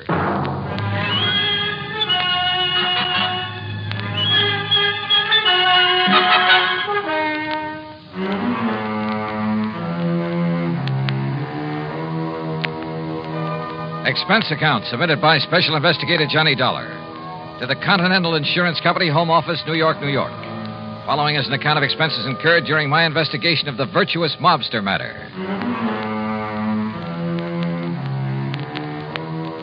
Expense account item 1, $7.85, train to New York City and taxi to the office of Continental Insurance Company. Fortunately, my contact there, Ben Orloff, was in. Come in, Mr. Dollar, come in. Thanks. How are you? Sit down. Thanks. Now, Mr. Orloff... Wait a minute. Don't tell me you never received that check for your services down in South Carolina. Oh, yes, I got that. Why, I had that mailed out to you nearly 2 months ago. Yes, I said I got it. Oh, good. Incidentally, I thoroughly enjoyed your report on that case, the Village of Virtue matter, you called it? Yes, So why a group of ex-gangsters should decide to settle in a town called Virtue, I'll never understand. Well, Were they really behaving themselves, as your report indicated, or had they been using that old plantation for a sort of hideout? Their records have been clean down there for over 20 years now. Is that so? Well... maybe the answer to organized crime is to give all those fellows a nice, quiet plantation to live on. Yes. Though I must say that when our agent down there, Joseph Picatello... It's about Joe that I've come to talk I to. must say that I was a bit concerned when I found Joe had sold policies to characters like Lefty Stemper and Bully Magoon and Flippy Lackovich. Mr. Orloff. Why, those were the very sort of men that Thomas E. Dewey chased out of New York when he was DA some years ago. Mr. Orloff. That was before Dewey became governor, you know. So naturally, what were you going to say about Joe Picatello? Have you heard from Joe recently? No, I don't think I have, now that you mention it. Because I just talked over the phone. Wait. You must understand one thing, Mr. Dollar. Oh, what's that? Our office down there in Georgetown is probably the smallest one we have in the whole country. Joe really doesn't handle much business for us, you know. Yes, I understand. I understood that when I talked to him in April. If it weren't for those mobsters over in Virtue... Ex-mobsters, Mr. Orloff. Well, if it wasn't for them and some of the townspeople to whom we've issued policies, I'd... Mr. Dollar... Has something happened to Joe Picatello? That's what I want to find out. Because now that I think about it... Excuse me. Miss Bailey? Yes, Mr. Orloff. Did you ever get a reply on the Harmon policy from Mr. Picatello in our Georgetown office? No, sir. I've written Mr. Picatello several times now. Thank you. Dollar, we wrote Joe about that Harmon matter over 4 weeks ago. Well, didn't it occur to you to phone him and find out why he hasn't answered you? But it involves such a small policy that... yes. Perhaps I'd better try to call him. Miss Bailey? Wait. Yes? Nothing. What? I said nothing. Well, Mr. Dollar? Well, Mr. Orloff, if something has happened to Joe Picatello... Well, look, instead of spreading the alarm, how about if I quietly run on down there? But have you reason to believe something wrong has happened to him? Only from what his clients down there at the plantation have told me over the phone. You think perhaps some of his old gangland enemies have got to him? After 20 years, I don't know. But if you'll okay my expense account, I'll go down there and see. Well, now, Mr. Dollar... And if you won't, I'll go down there anyway. But there's the danger, too. This might be a very dangerous... Let me hear from you as soon as you can, Mr. Dollar.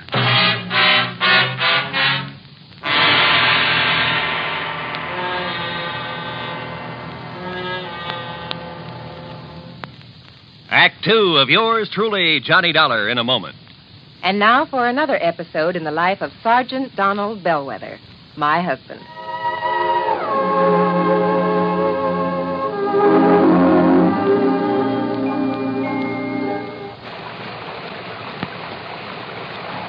Oh, Donald, it's sure pouring, isn't it? Can you see all right? Oh, yeah, I can see.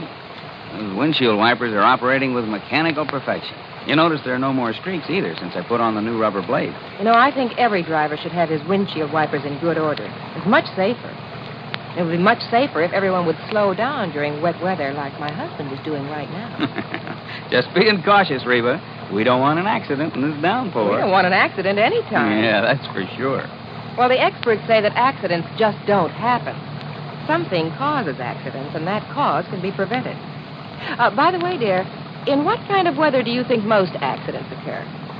Oh, I'd say in rain or snowy weather or slippery weather when visibility is impaired. That's the wrong answer, dear. Wrong? Are you serious? Statistics show that 8 out of 10 accidents occur when the weather is clear or with a cloudy overcast.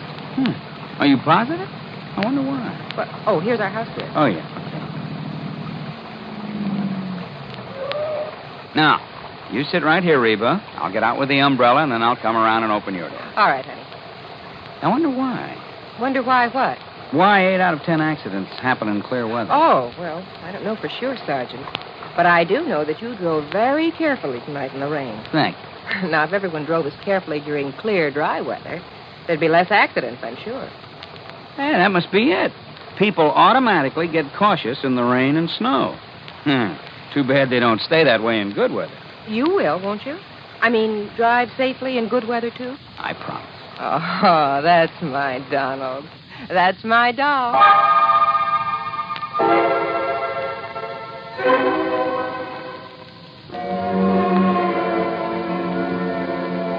And now, Act Two of yours truly, Johnny Dollar, and the Virtuous Mobster Matter.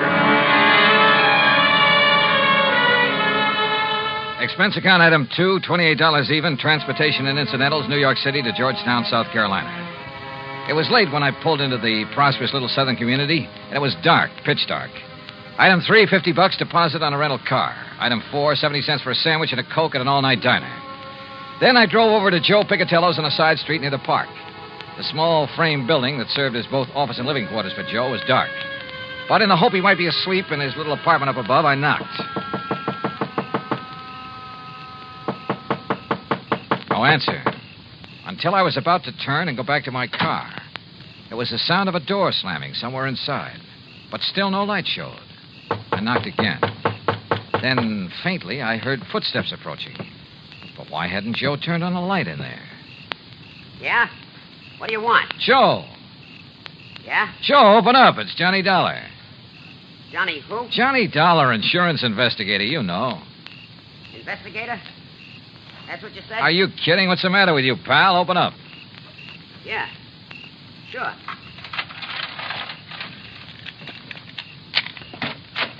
Hiya, Joe. What's the idea of no lights in here? You forget to pay your bill or something? Maybe. What do you want? What? Investigator, you said, Willie. Did you hear that? Willie? Yeah, I heard. Hey, what is this? Don't move. Huh? Oh, no, you don't.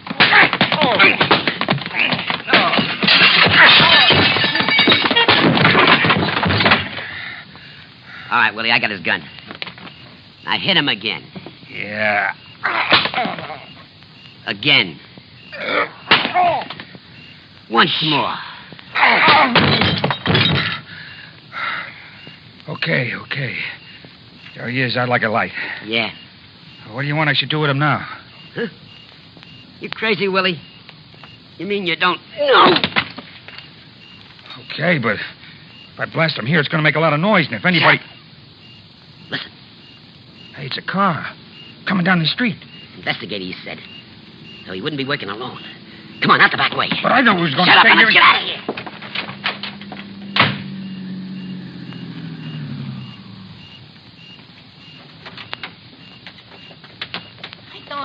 Don't see no lights on, Lefty. Well, maybe Joe's went to bed, if he's there. He didn't answer the phone when you called him. Listen, Flippy, Johnny Dollar told me I should come down here and look for Joe myself. So come on, we'll see. Oh, well, whatever you say, Lefty. Only I thought that Johnny was coming down here himself to... Huh? Hey, look, this door's open. Yeah, you look what I stepped on. Joe, what happened here? That ain't Joe. It's Johnny Dollar. Johnny Dollar. Hey, you're right, Flippy. Somebody must... Listen, get away. Oh, Johnny, it's me, Lefty. Lefty. And me, Flippy. Johnny, okay? You all right? Yeah, holy... Who done this to you, Johnny? Yeah, we'll murderize him. Hey, Flippy, turn on some lights. Yeah, sure. What the hell happened in here? You know who done this to you, Johnny? Yeah. Yeah? It was... Hey, come here, Flippy. Help me lay him up on the sofa. Sure, Lefty. Easy. Yeah, get it easy. Sure. Here now. Yeah. All right, now. Johnny, listen to me. Who, Johnny? Who? Yeah, Johnny. I can't believe it, but I could see him in the light from the street. Who? Joe. What? Joe Pigatello. Smokey Pigatello done this to you? Another guy with him. Called him Willie. Willie the Lump? Why? Why did he do it? I don't know. Acted very strange when he came to the door. But I don't get it. He was my pal. He was your pal. And, Willie the Lump with him. That's what I don't get. It means he's went back. That's what it means. He's went back to the old racket, dope smuggling. No. Yeah, him and Willie the Lump was partners in the old days. But 20 years. Joe's been straight, Lefty. Like you and me and Bully Magoon. Yeah, for 20 years, you and me and Bully, the only guns we ever used was for hunting, for killing snakes. But not no more. What do you mean, Lefty? Joe Pigatello done this to you, Johnny. It means only one thing. There's only one thing we can do. No. He's right, Johnny. No, Lefty. Yeah, Johnny. First we take you back to the plantation where you get all right again. No, listen to me. Then we Lefty. find Joe Pigatello. Flip and Bully and me. No. And when we do... Huh? Well, now, what are you punks doing here, huh? Hey. Joe. That's right. Who'd you expect? What's the big idea? All right, don't move. Because, Joe, I'm going to blast your head off. Act 3 of yours truly, Johnny Dollar, in a moment. Do you know who said, every individual in society has certain powers, rights, and privileges which no other individual can justly abridge or destroy?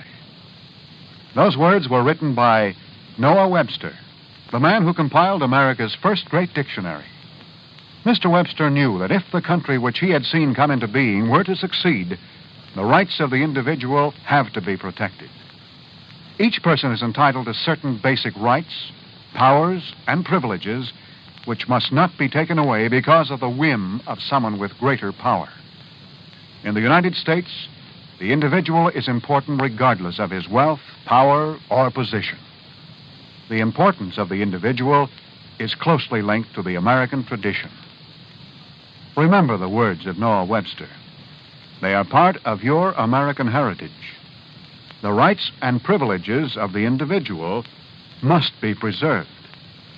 And now, Act 3 of yours truly, Johnny Dollar, and the Virtuous Mobster Matter.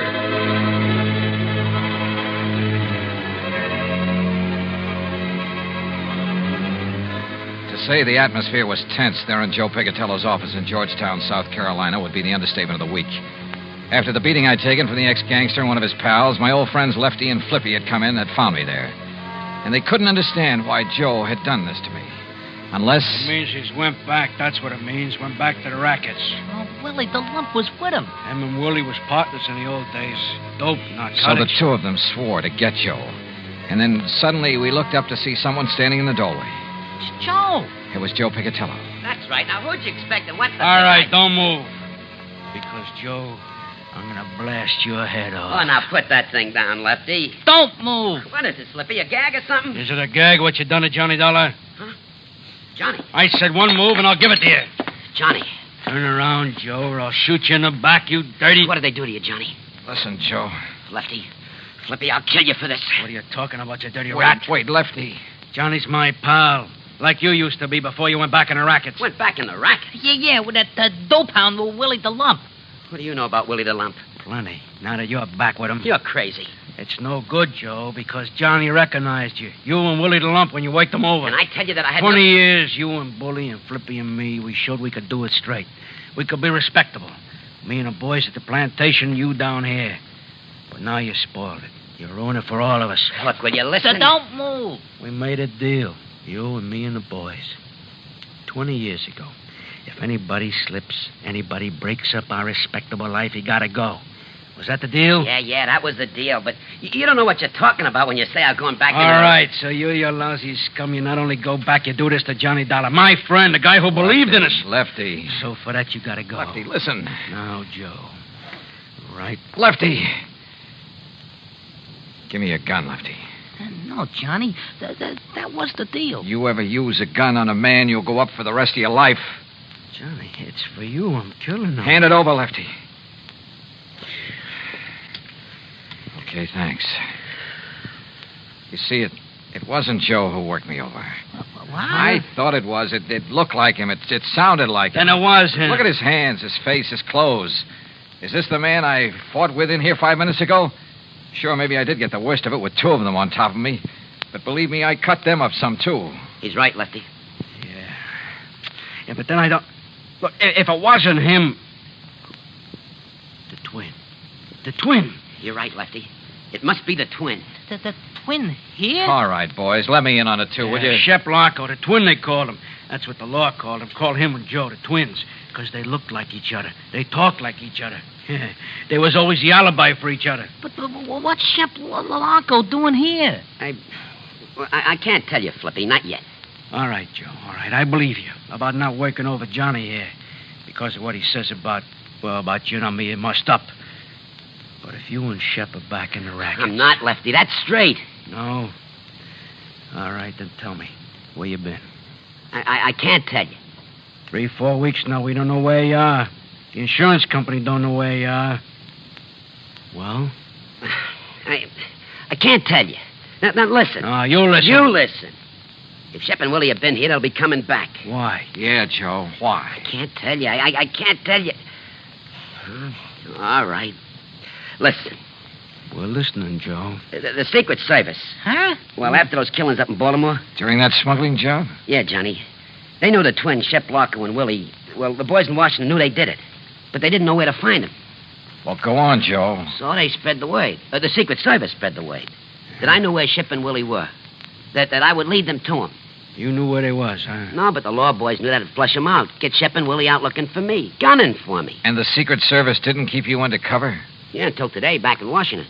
But I talked to you on your phone right here. Oh, the line was rigged through to Washington. You said until today, Joe. Yeah, because Shep and Willie didn't show. The law boys had to make them show. So then they sent you here as living bait? Yeah. And they passed the word that you'd be here? That's it, Johnny. That's why Shep and Willie were waiting here when you came. That's why they'll come back now that I'm here.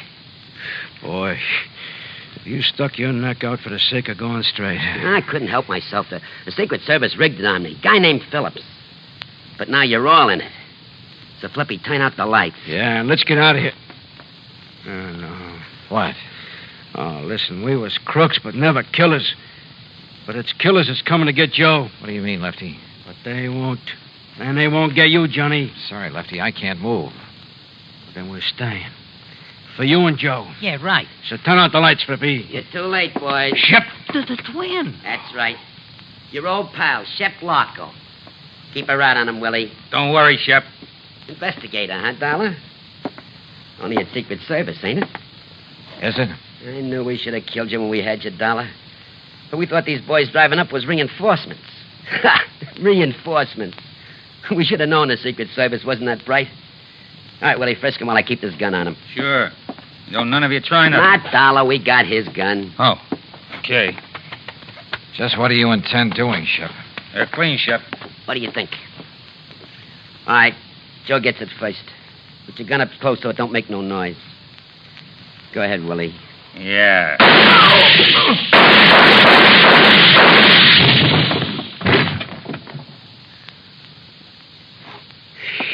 Whew. Oh, you got them both. And I thought you couldn't move. Yeah, but boy. Thanks, Johnny.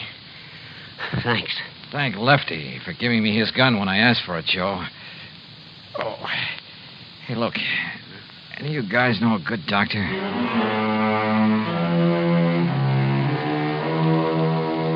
Yeah, I've said it before and I say it again. In this insurance business, you never know what you'll run into. Expense account total, including a flock of medical expenses and the trip back to Hartford, $174 even. Yours truly, Johnny Dollar.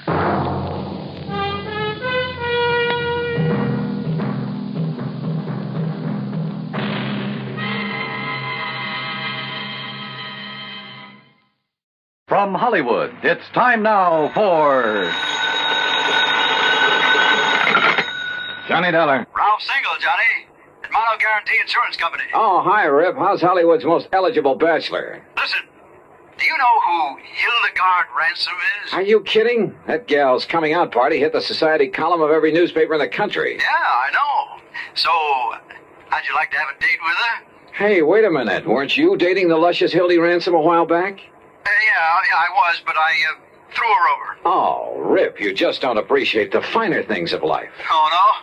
Well, if you had to put up with some of her wild ideas or crazy antics... So what? What difference does it make? All that beauty, all that money? Look, I asked you.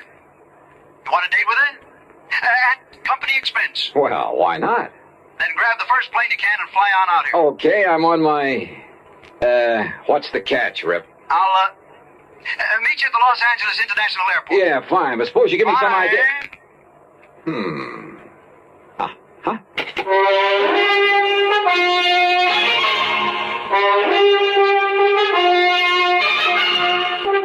Bob Bailey in the exciting adventures of the man with the action-packed expense account, America's fabulous freelance insurance investigator. Yours truly, Johnny Dollar.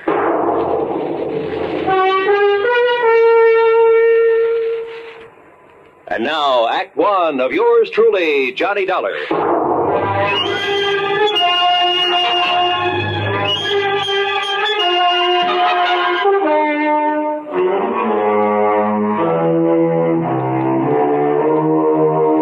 Expense account submitted by Special Investigator Johnny Dollar to the Mono Guarantee Insurance Company, Los Angeles office. Following is an account of expenses incurred during my investigation of the Delectable Damsel matter.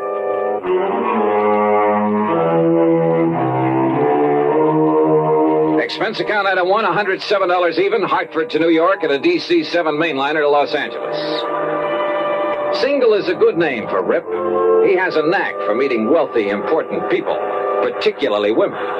Yeah, they practically swoon under his spell, and he sells them insurance. I'm not sure I approve his love 'em and leave 'em tactics, but it's no wonder he knew Hildy Ransom, heiress to a couple of $1 million. Hi, Johnny. But he hadn't told me why he wanted me to meet her, and I was sure it wasn't just for a date. Daydreaming, Johnny? Huh? Hey, your baggage is right here on the rack. Come on. I'll help you put in the car and we'll take off. Oh, hi, Rip. Sure, where's the car? Over here in the parking lot. Hey, what were you dreaming about there at the luggage pickup? Oh, Hildegard Ransom, who else? And I take it your little romance with her, the one that hit the headlines a while back, is all over, huh? Oh, sure. But I got her insurance business. All of it. And, Johnny, if I had to, I could live off the premiums of that one account alone. Then it must be pretty big. Because if I remember the way you live, fancy clothes, fancy apartment. Well, you can't take it with you, boy. Besides, it's all good for my business. Here we are. Hey, you like this little old truck? The little old truck was a brand new Eldorado Biarritz. Special paint job, gold fittings instead of chrome. Every accessory you can think of, including a bar in the back seat. Yeah, Playboy, party boy, Rip Single hadn't changed a bit. And if you make contacts, make them right where the money is, and if it's a pretty girl that has the money and you can charm her into your arms, baby, you made a sale. Okay. Now tell me, Rip. Johnny, did you ever hear of the Cape Star? What's that? Well, it's an emerald. As big as a robin's egg in a 14-carat mounting loaded with diamonds and rubies. A brooch. Value? Nearly 300,000 clams. This Hildegard Ransom owns it? Uh-huh. Or did. How'd she lose it? Well, all I know is that she called me and she said it was missing and that she wants me to go out and have a look. Out where? Well, I don't want that wacky dame to get her hands on me again. Now, you heard of some of her crazy escapades. Like the time she flooded half of the Bel Air estates. The what? Well, she didn't like the looks of a fire plug on her 5 acres up there, so she had the gardener plant some dynamite under it. Oh, brother. Well, I've got to do something for laughs, she said. Oh, the old story of the idle rich with too much time on her hands, huh? Yeah, that's right. Well, that kind of stuff can lead to trouble sometimes. Where is she, Rip? Bel Air, did you say? Well, when she's home, which isn't often. Right now, I think it... What the Sam Hill? Oh, sure. All the comforts of home. Here now. Hello? RHS 1121. That's right, operator. One moment, please. I have a call for you. Oh, thanks. Oh, brother, when I get rich enough to put a mobile phone in my car. Oh, it doesn't cost much. As a matter of fact... Single, are you coming out here to see me or aren't you? Oh, well, now, Hildy... It's the 5th time I've called, and Rip, if you don't do something about my loss of the Cape Star, you call the police. Well, sure, of course. I might have known you would. So they'll tell the papers. More publicity for you in that lousy insurance business. But, Hildy, I always notify the police Well, you know what that means. It means reporters, photographers, cops, half the town falling all over themselves when I get in. Look, Hildy, so if you or somebody else, and I don't mean the cops, if you don't get out and try... Darling, you know what, I'll cancel every policy I have with you. My own, the houses, the cars, this old tub, everything. Here, will you take this, Johnny? Yeah, sure. Hello? Hello, didn't you hear what I said? Look, miss, What? Who's that? Johnny Dollar. Johnny. So he got you. Well, now we'll have some action. Because you'll come out here right away, won't you? Well, that But depends. I don't know what to do. The Cape Star Emerald gone, and Rip's so busy he can't leave his office. Johnny, you have to come, please. Well, look. Oh, I knew you would, honey, and I'll be waiting for you. Rip can tell you how to get here. Bye. Yeah. Don't be fooled, Johnny. She really is that charming. When she wants to be. Okay, Rip, take me to her. Not quite. Huh? That old tub she mentioned is her 165-foot diesel yacht. What? And near as I can guess is about 70 miles offshore. What, do you expect me to walk? Oh, she also has a cruiser. A 58-footer parked down at Balboa. You can go in that. Then you'd better swing around, brother. We're driving north. Oh, there's a private airport up here off Sepulveda Boulevard where I keep my plane. Your own plane? Sure. Holy smoke.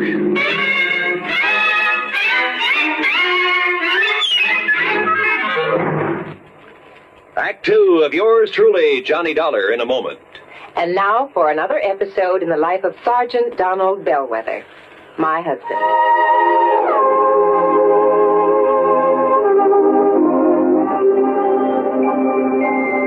Reba? Reba, where are you? In the kitchen, dear. I'm coming. Donald, what are you doing home so early? Are you sick? No, I'm not sick. I came home early to get some work done, but you're going to have to help me. Help you with what? Well, you got me into this. You're going to have to help me get out. Donald, you're not making sense. What did I get you into? Well, it all started this morning. I walked into the lieutenant's office and I started bragging about how well my wife delivered her speech on safety at the PTA meeting. Aw, that was sweet of you. Yeah, sweet, but the lieutenant was quite impressed. In fact, he was so impressed he assigned me to give a talk on safety tomorrow at the enlisted men's meeting. Well, good for you, Sergeant. You can do it. Well, gee, I don't know, Reba. What do I say? Well, just say that, well, wait a minute. Here's some notes on traffic accidents. Just read these aloud. Oh, come on. Come on, just try them for size. Well, okay. Men, what if a disaster wiped out every man, woman, and child in Springfield, Illinois? We'd be shocked, wouldn't we? So would the entire world. Yet, a total of 95,000 accidental deaths occurred 2 years ago in the United States. That's about 10,000 more than the population of Springfield, the capital of Illinois. Attaboy, you're doing fine. Now, go on. And don't think the men in uniform are exempt from accidents. In one branch of the service alone, 600 were killed and 5,000 injured in a 12-month period. On many, many days during the Korean conflict, more servicemen lost their lives on the highway than on the battlefield. Hey, wait a minute, Reba. These aren't notes. This is a full speech, all typed and ready. That's right, dear. I wrote it for you this morning. Well, how did you know? Well, your lieutenant and his wife were at the PTA meeting, dear. Put up job. I see it all now. I only hope I can do this fine speech justice. Oh, you will, darling. Well, I'll try. Oh, that's my Donald. That's my doll.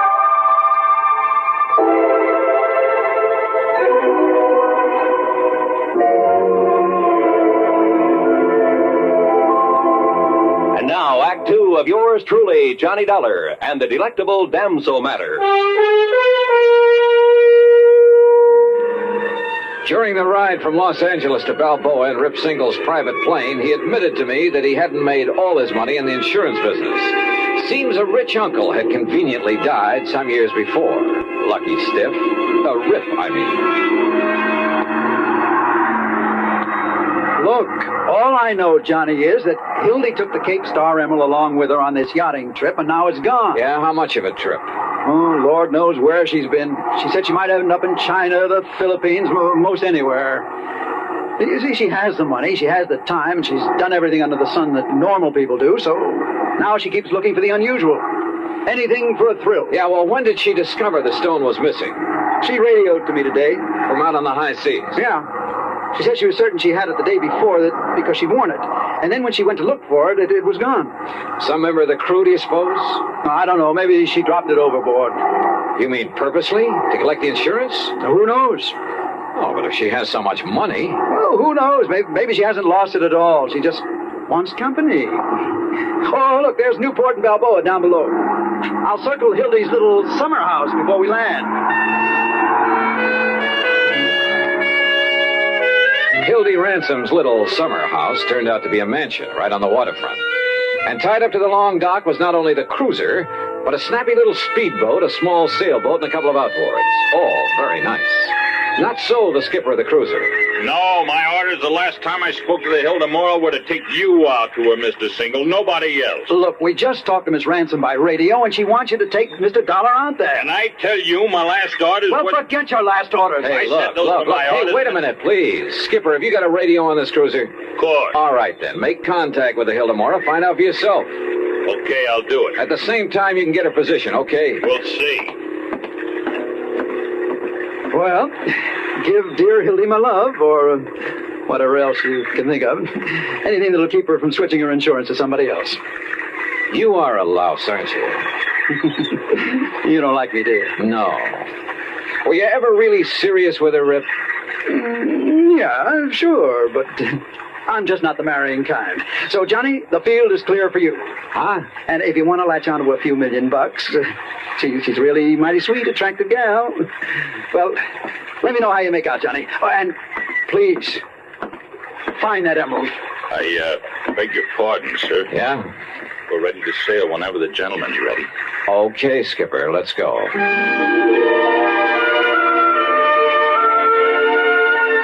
The cruiser turned out to be a dilly, luxury from stem to stern. And the trip out to the Hilda Mora took much longer than I'd expected.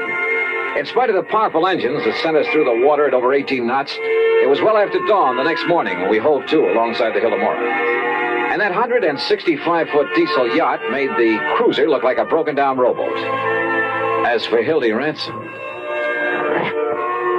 5'6" or 7", she was blonde and she was beautiful, with quick blue eyes that had fun and laughter sparkling in them, and a figure. Well, come on, Johnny, come aboard. And Marty, you keep the cruiser around in case Mr. Dollar wants to go ashore again. Hi, sir, Miss Pratt. Hi, Johnny. Welcome aboard the old tub. You call this floating palace a tub? Well, after the holes that got shot into it, it's a wonder we're still afloat. You've been shot at? Off Formosa, the China coast. We had a ball. For a while, I thought some of the red aircraft were going to strafe us one night. Holy. But it got too dark for them, and the captain, the old fuddy-duddy, turned off all our running lights, and we headed out to sea again. What under the sun were you doing off the China coast, Miss Ransom? No, it's Hildy. Oh, just finding out what goes on in the world. You know what I really wanted to do? What? Pay a visit to Joe and Lai. The Red General? Why not? But they wouldn't let us ashore long enough without a lot of fuss and bother, so... Now, let's go into my quarters and talk about the Cape Star. Yeah, okay. I could kill that Rip Single for not coming out here, but I'm so glad you could. You're even better looking than I'd heard. Huh? Are you as much of a wolf as Rip says you are? Oh, well, now, wait a minute. Okay. I'll find out for myself. It might be fun finding out. Johnny? For a minute, I began to wonder. Maybe Rip wasn't the only one in this affair who turned on the charm to further his own ends. Hildy Ransom, let's face it, was a wealthy ne'er-do-well who'd do anything for a thrill. Couple her with a character like Rip Single. Yeah, I wondered. But then, walking along the deck with her, I saw something that suddenly changed my mind. One of the crew who ducked into a doorway when he spotted me. Who, I wasn't sure. But but I had a sudden mental image of his eyes, somewhere in the past, looking at me over the sights of a gun. Act 3 of yours truly, Johnny Dollar, in a moment. Do you know who said, "That man is free who is protected from injury"? Those words came from Daniel Webster, one of the most eloquent orators in American history. Webster knew that a man could not be free unless he lived in a country which recognized his right to freedom and created laws to protect that freedom. A slave state may say that its citizens are free, but as long as a single citizen can be harmed by the whim of a country's rulers, true freedom does not exist. A man is free only if his rights to freedom are protected. Remember the words of Daniel Webster. They are part of your American heritage. The free man must be protected from injury. And now, Act 3 of yours truly, Johnny Dollar, and the delectable Damsel matter.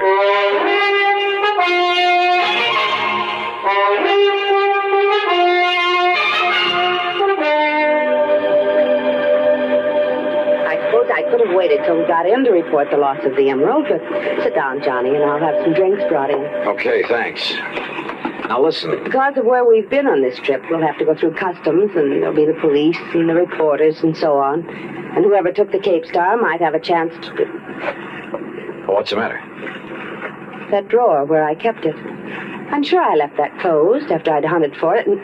Excuse me. Johnny. Yeah. Look, it's here. The Cape Star, it's back. You're sure? Yes, of course. Here, look at it. And you're sure it wasn't there before? Of course I am. I turned this cabin upside down. Hildy, this isn't some kind of a gag, is it? What? I mean, you're having me come all the way out here to find something that wasn't lost after all? Johnny! Oh, Johnny, how can you say such a thing? Of course not. But now that you are here, and the star is safe and sound, I think we'll have fun together, Hildy. I've got so tired of the other guests I have on board. That stuffy old Professor Randolph and his boring wife, and Charlie Burton, and that girl he's always fawning over. The Cape Star was actually missing? I swear it, Johnny. All right, then. I still have a job to do. I want to meet these guests of yours. Also, I want to talk to the crew. Of course, Johnny. But later, I'll have some drinks brought in, and we can plan ourselves a ball between now and when we put into port. Oh, yes? Miss Ransom. Yes, Captain. One of the men, one of the crew, name's McCarty. Yes? It looked like appendicitis, ma'am, and I took the liberty of sending him ashore in the cruiser. It'll get there long before we can. Well, of course, Captain. You've done exactly right. Wait a minute. I'm not so sure of that. Why, Johnny? McCarty, huh? Short, dark, with a scar on his chin? Yes, sir. They've already left. What? Yes, sir. 10 to 1 that McCarty is the man I want. Johnny. Hildy, we gotta stop. A radio call to the cruiser brought no response, and I had a sneaking suspicion the skipper of it had a gun in his back, a gun held by the supposedly sick McCarty. And the yacht, despite her size and power, could never catch up with that cruiser in 1,000 years. If you're right, Mr. Dollar, we'll radio to the Coast Guard to intercept it. But I couldn't be sure that I was right. And then I noticed the speedboat slung between davits on the yacht's afterdeck. Of course, Johnny. And I'll go after them with you. Oh, no, you won't. Just for kicks, huh? Please. No.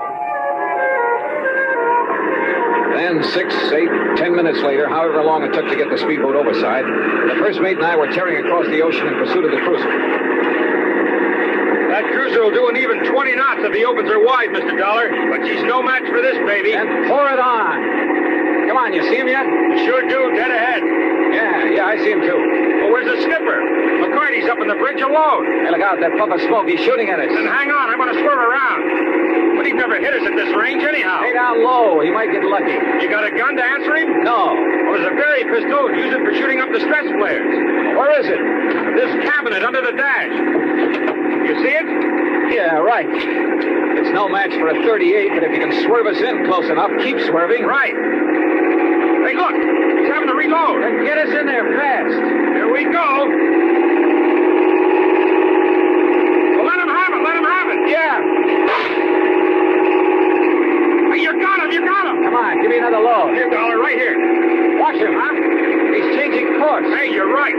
Look out, he's turning into it.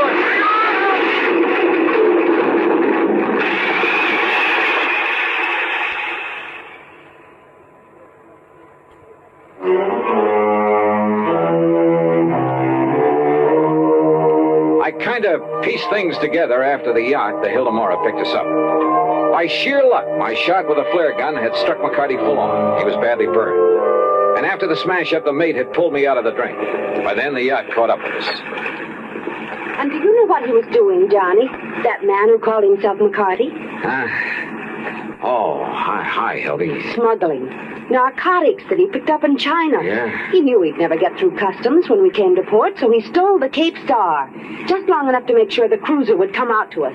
He knew I'd sent for somebody. Oh, yeah, I get it.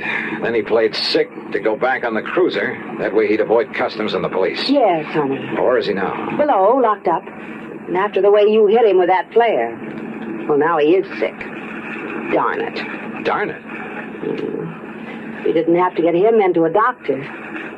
Gee, Johnny, you and I could cruise around and... Well, it will be 2 or 3 days before we get to port.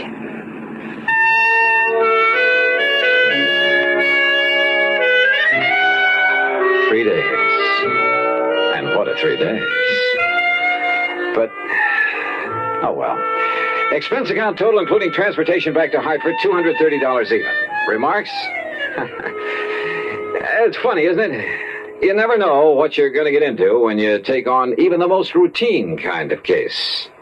Yours truly, Johnny Dollar.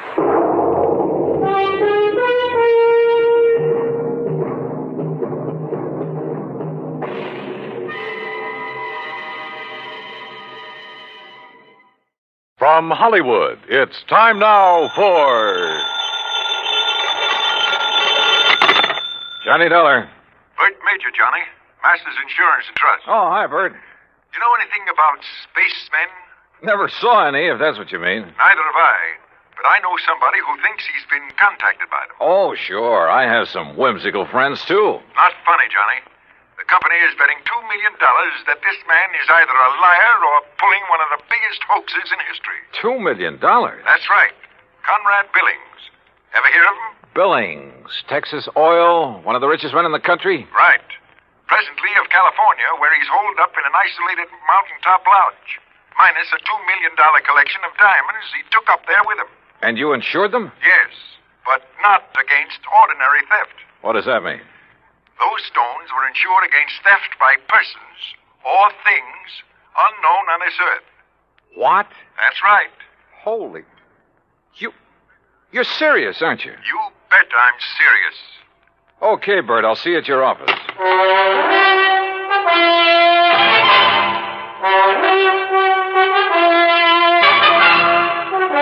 Bob Bailey in the exciting adventures of the man with the action-packed expense account. America's fabulous freelance insurance investigator. Yours truly, Johnny Dollar. And now, Act One of Yours Truly, Johnny Dollar.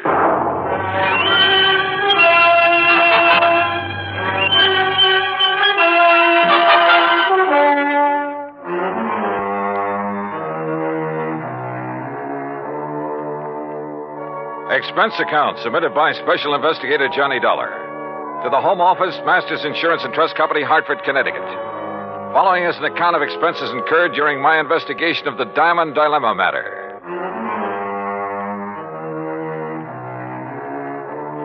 Expense account item 1, $3.20 for a taxi to the office of Bert Major. I've known Bert a long time, and he's been in and out of too many deals, big and little, to get excited over nothing. But he was excited now.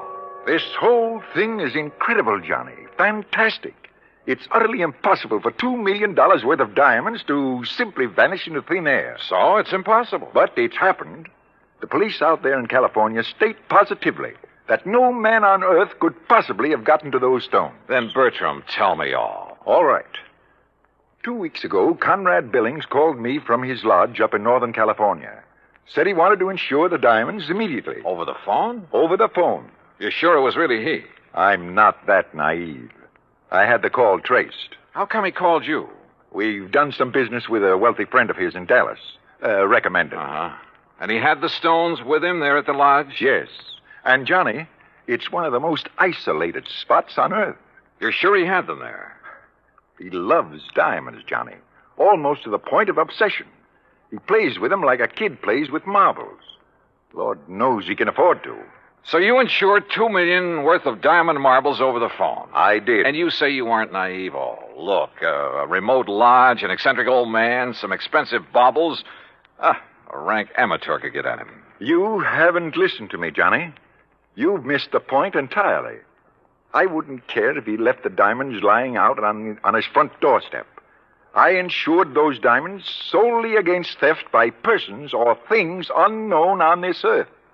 That's the exact wording of the policy. And now they're gone? Yes. So, someone took them? Prove it. What? Someone, and not something. Now, why would anybody in his right mind want to insure against theft by other than people? I asked myself that question. My answer was that a billionaire in active command of his business empire must be of sound mind. And if he wants to satisfy a whim and is willing to pay for it, why should my company refuse his money? You think maybe he has an obsession about flying saucers and the people or things who fly them? Who knows? Or what knows? Johnny, you've got to go out there and make some sense out of all this. Who are the contacts so far? The head of his San Francisco office, Norton Shields. The chief of police in Lakeview, about 30 miles from Billings Lodge, and the insured. Okay, I'll call you, Bert, but not from Mars. Expense account item $280, deluxe flight with trimmings, Hartford to San Francisco. A pea soup fog was rolling up Market Street, and it was 2 a.m. when I finally got to the office of Billings Enterprises and met Norton Shields. He was wide awake, sharp, about 35. Yes, Mr. Dollar, I've been in charge of Billings' West Coast operation for 10 years, with time out for Korea. Pretty young for such a responsibility. Billings hired me because I know the oil business. I learned it young. Uh-huh. You like him? You don't have to like a man just because you work for him. He's shrewd and knows how to make money. But he has foibles.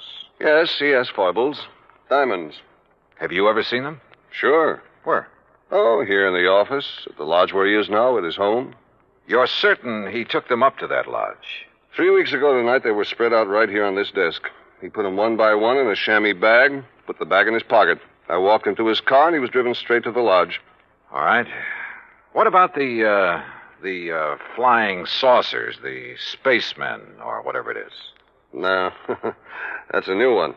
I learned of it when Mr. Major Call disclosed the terms of the insurance. And the fact that the diamonds had been, that they were gone. You haven't talked this over with Billings himself? No, I haven't. Don't you think you should? Why? If he wants me, he'll call me. How do I get to this lodge?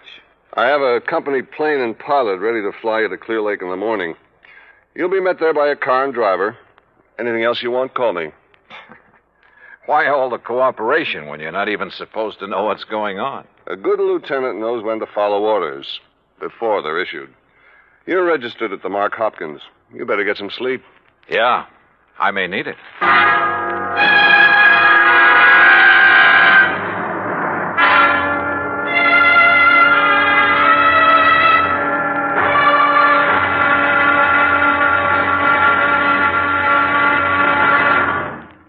Act Two of yours truly, Johnny Dollar, in a moment. And now, Act Two of yours truly, Johnny Dollar, and the Diamond Dilemma Matter.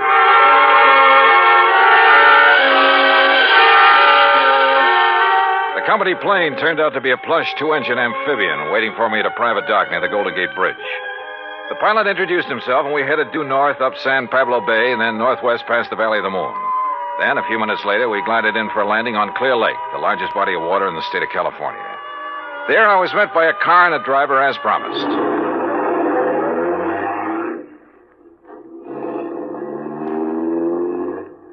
How far is it to Mr. Billings' lodge, driver?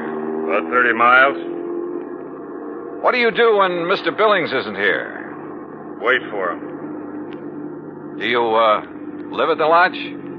Nobody does. Just Mr. Billings. No caretakers, housekeepers, anything like that? Just Mr. Billings. Well, surely there must be someone to look after. Mister, I'm hired to drive a car. I do it. And that's all. car twisted and turned through some lush country, then left the highway and climbed a narrow mountain road with signs every couple of 100 yards marked private in big letters. After several miles of this, during which we passed through a couple of gates that had to be opened manually, we came to a high steel wire gate with equally high fencing stretching out in either direction. A small redwood blockhouse squatted inside. The driver made a U-turn, stopped in front of this gate, then reached around and opened the door. This is it, mister. This is it? Yep. Okay, if you say so. But if this is a millionaire's idea... Hey, wait a minute! Huh. Well, if this really is the place, I may as well get... Can't you read? You touch that gate and you'll be electrocuted. What? Your name, Dollar? That's right. Who are you and what's the idea? Speak up. Where were you at exactly 2 o'clock yesterday afternoon? Well, if it means anything to you, I was talking with a man named Bert Major in Hartford, Connecticut. Come in. The big gate swung open, and I gingerly walked through it, as per instruction from the loudspeaker nestled in the wall of the redwood blockhouse. You drive, don't you? Yes. Then get in that car you see there and follow the road. The car referred to by the voice was parked against the blockhouse on the far side. I did as I was told. After a while, the road narrowed to a single track and continued on up the mountain. At one point, there was a solid granite overhang, a sheer drop of 1,000 feet or more, and another gate that opened as I approached it and closed behind me. Finally, I rounded a turn where a fill had been made, and a moment later, it came out on top. A few hundred yards away, across the terrace top of the mountain, was a charming rustic lodge. I drove over to it.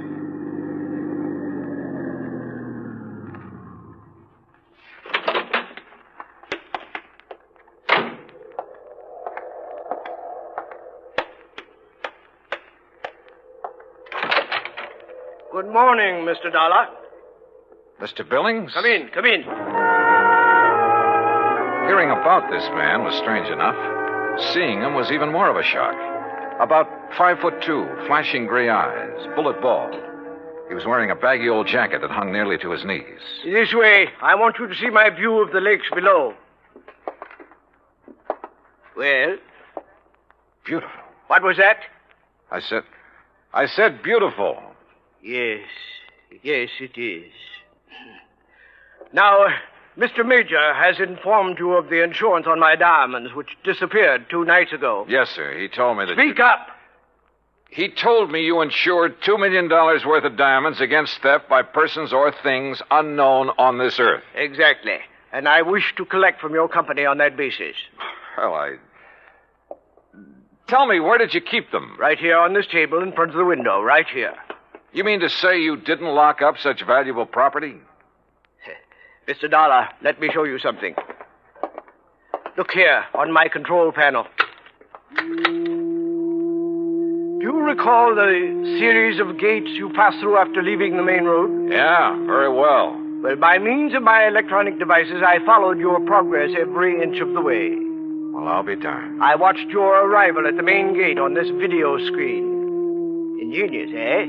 That's putting it mildly. What did you say? I say that's putting it mildly. Yes.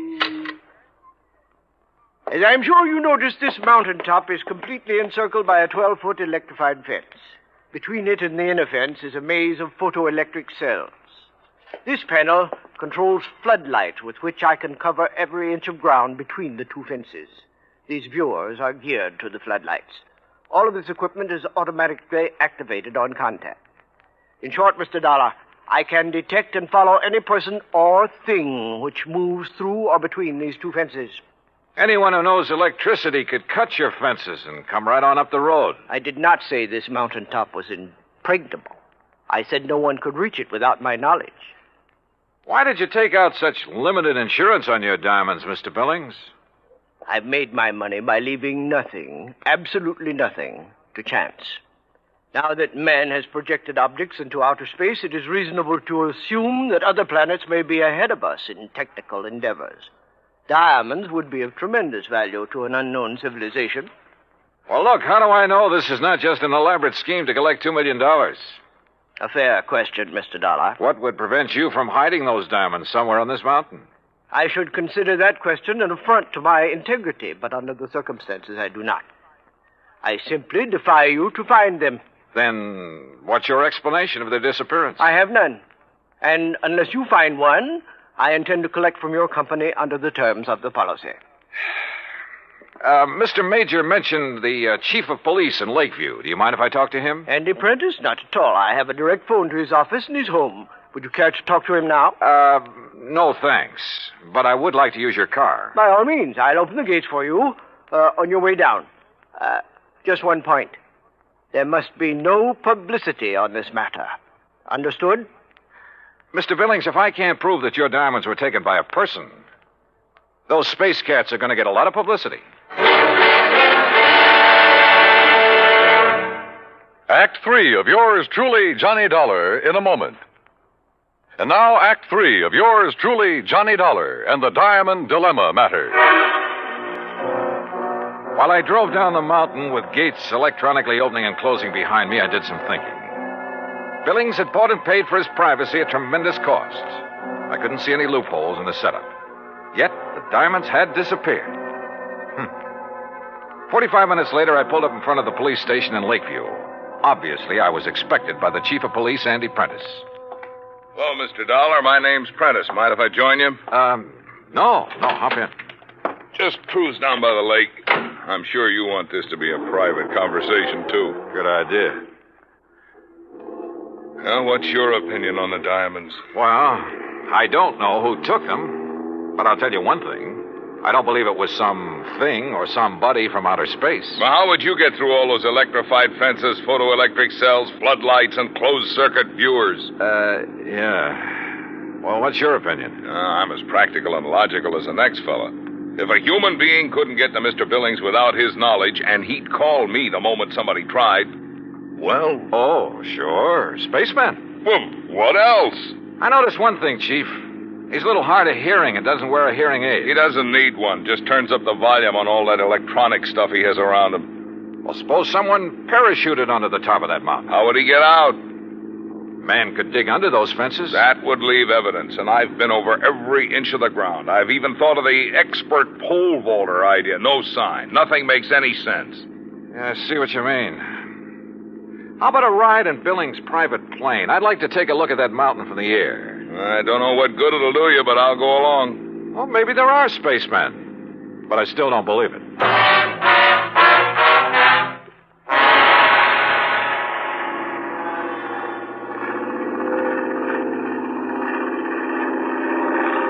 We're coming to it now. See the road winding up? And there's the lodge. Yeah. I asked the pilot to circle around the top as close as the air pockets will permit. Good. Chief, have the pilot drop down just below the top and steer a course between the two fences all the way around. Whatever you say. Oh, pilot! For the next few minutes, I studied the top of that mountain from all possible angles. The road leading up to it, the terraces, the lodge itself. Suddenly, an idea hit me. And a few minutes later, I left a somewhat puzzled chief of police at the landing dock on Clear Lake. An hour later, I was explaining who I was and what I wanted to do to a somewhat incredulous captain of police at San Francisco's International Airport. I finally convinced him I wasn't out of my mind, and he reluctantly agreed to cooperate. Then, about dusk, I found myself exactly where I wanted to be, on top of Billings Mountain, calmly walking toward the lodge.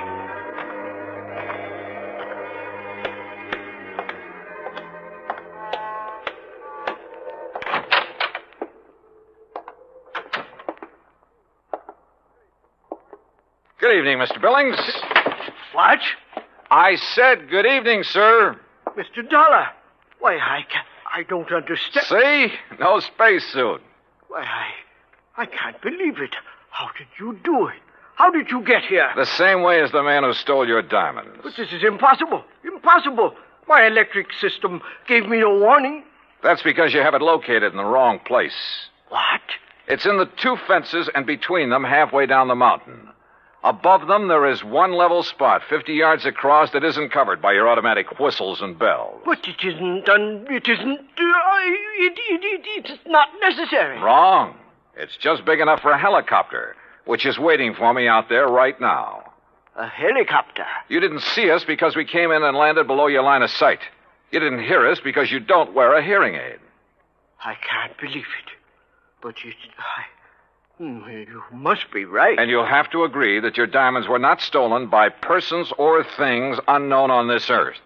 The terms of the policy. Of course, I disallow all claim, but I... Good.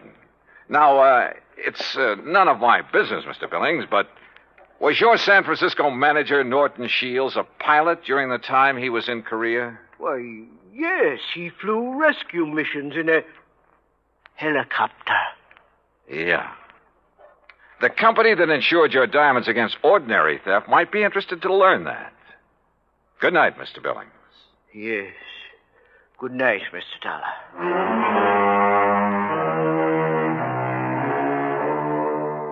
You know, in some ways, I felt sorry for him. He'd spent millions of dollars to insure his diamonds and his privacy. Came a real showdown, and it turned out he had neither. Oh, he'll get his diamonds back, sure, and probably buy some more. But privacy, with or without money, is a pretty hard thing to come by. At least in this man's world. Expense account total, including incidentals and transportation back to Hartford, $284.30. Yours truly, Johnny Dollar.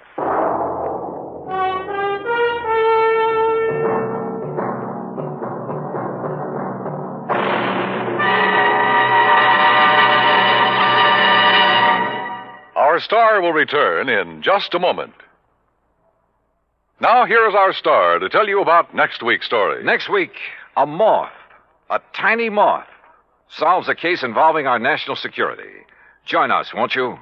Yours truly, Johnny Dollar.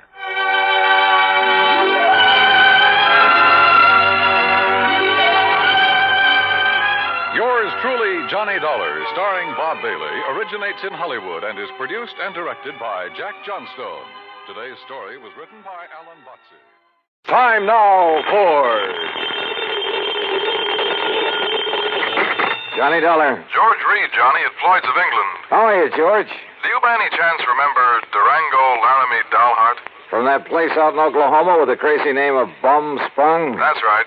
Now, Johnny... How could I ever forget him? And more to the point, has he ever forgiven you? Forgiven me? After all, you were the one who accused him of passing counterfeit money. Well, I know. All he did was wash and starch and iron a few $100 bills to make them look nice and new and crisp. Well, I'm quite frank to admit I was entirely wrong about him that time. Hey, tell me, does he still pay his premiums in brand new money and in person? Yes, and that's what has me worried. How do you mean?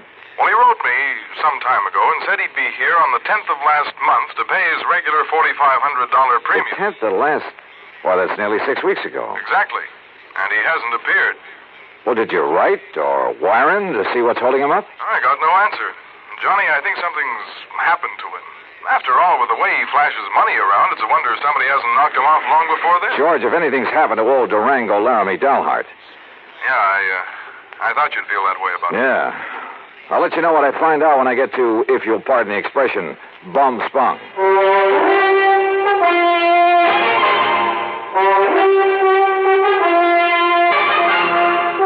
Bob Bailey, in the exciting adventures of the man with the action-packed expense account, America's fabulous freelance insurance investigator. Yours truly, Johnny Dollar. And now, Act One of Yours Truly, Johnny Dollar.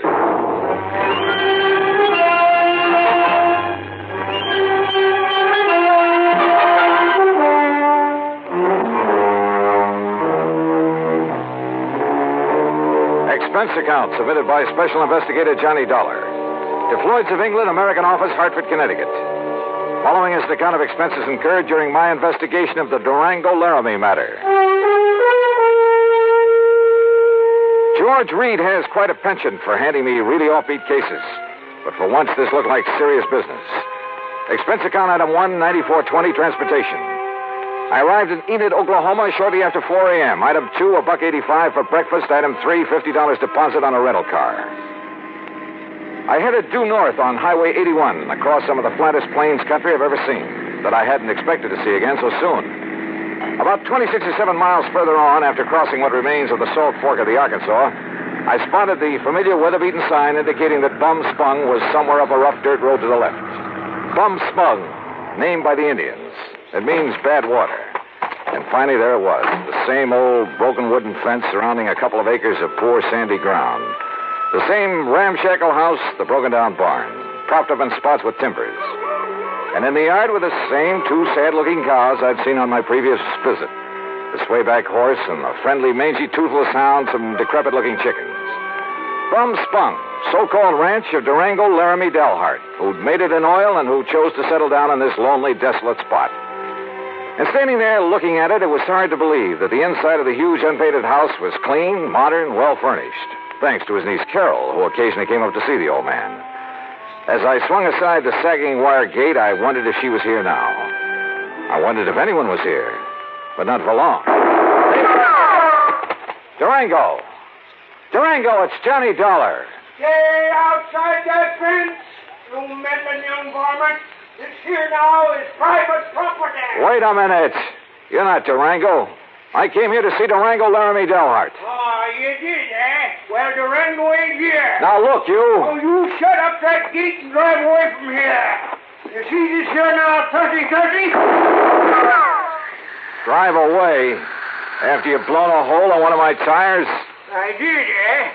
Well, I guess that wasn't very sociable, now was it? Hey, look, lower that gun for a minute, will you? Oh, no, you don't. No, you don't. You try anything funny and I'll let you have it. Only, I guess it is up to me to fix that there tire for you, ain't it? Huh?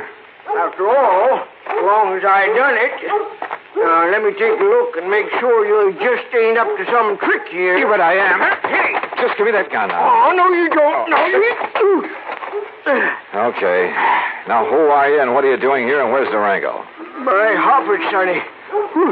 You sure pack a punch. Start talking, mister. Who are you? Who am I? Sidewinder Wilson, that's who I am. Who'd you think? And who are you? Johnny Dollar, insurance investigator. What are you doing here? What am I doing here? Why, old Durango sent me a telegram, that's why. Oh, yeah? Sure. Here now. Read it for yourself. So Mr. Sidewinder Wilson, Gunside Oil Field, somewheres near the Petterdale River, Texas. Yeah, that's where the field is, and that's where I got this telegram. Get yourself up here to Bum Spung. That's what he says. Take care of my ranch for a while and get here fast, signed Durango. Yeah. Now, you satisfied? Just who are you, Sidewinder? Who am I? Durango's oldest, bestest friend is all. Known him since we rigged together in the oil fields before he made his gold strike up in Colorado, that's who. So when he tells me to come up here and take care of things, I come, that's all. What'd you expect? But now look here, Johnny, is what you say your name is? Johnny Dollar. Yeah, well, there's something I don't like about Durango's going away this time. What do you mean? What I mean? Well, I mean the way he must have left in a powerful hurry, that's what. You know Durango pretty good? Pretty good. Well, can you see him leaving this nice house of his'n with all the doors and windows unlocked? He wasn't here when you arrived? No, sir. He'd already went away. And can you see him leaving no food around for the cattle and Methuselah and Primrose? Methuselah and Primrose? What is this? The horse and this nice old dog here. And what about the tractor? Just sitting out there in the field, plows down halfway up a furrow. What are you getting at, Sidewinder? What am I getting at? I'm a-saying he must have left in an awful hurry, that's all. And if you ask me, there's something funny about it, and I don't mean funny, ha-ha. Yeah, I think you got something there. You see, he was due in Hartford, Connecticut over 6 weeks ago. Pay up on his insurance, huh? That's right. All loaded down with brand new money, I bet. Probably. Yeah, I've told that crazy old coyote 1,000 times that he oughtn't to go traipsing all over the country with all that money in his kick. Johnny, if he ain't showed up the way he was supposed, it just means one solitary single thing. Like what, Sidewinder? Like what? Well, like somebody's waylaid and bushwhacked him for his money, that's what. Yeah, I'm afraid so. But, Sidewinder, I sure hope you're wrong. Johnny, I sure hope I'm wrong. Act 2 of yours truly, Johnny Dollar, in a moment. And now for another episode in the life of Sergeant Donald Bellwether, my husband.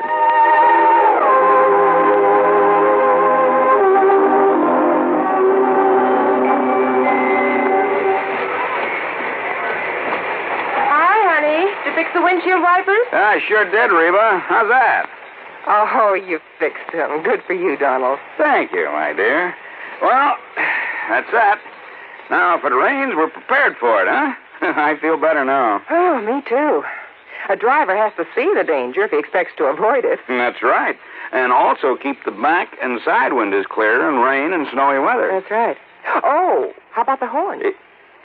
The horn? The horn doesn't work, Sergeant. Aren't you going to fix it? No, I don't think so. Frankly, Reba, I hate horns. Whenever there's a traffic jam, the first thing some guys do is blow their horn. Which does absolutely no good. Of course not. All it does is jar everyone's nerves. No, I don't think I'll fix the horn. Oh, but now wait a minute, Don. Hmm? Look, supposing we're driving along and suddenly we see a youngster on his bicycle headed right out into the street. Sounding that horn will warn him and possibly avoid a tragic accident. Yes, that's true, but... Or supposing we're driving on the highway, and just as we're about to pass a car, that car decides to pull out into our lane and pass the car ahead of him. He obviously doesn't see us, and he won't hear us shout. But one little beep on that horn, and he'll automatically scoot back and avoid a collision. Reba, you've convinced me. Even though it can be a nuisance, the automobile horn is a necessity. Then you'll repair it? Immediately. Oh, that's my Donald. That's my doll.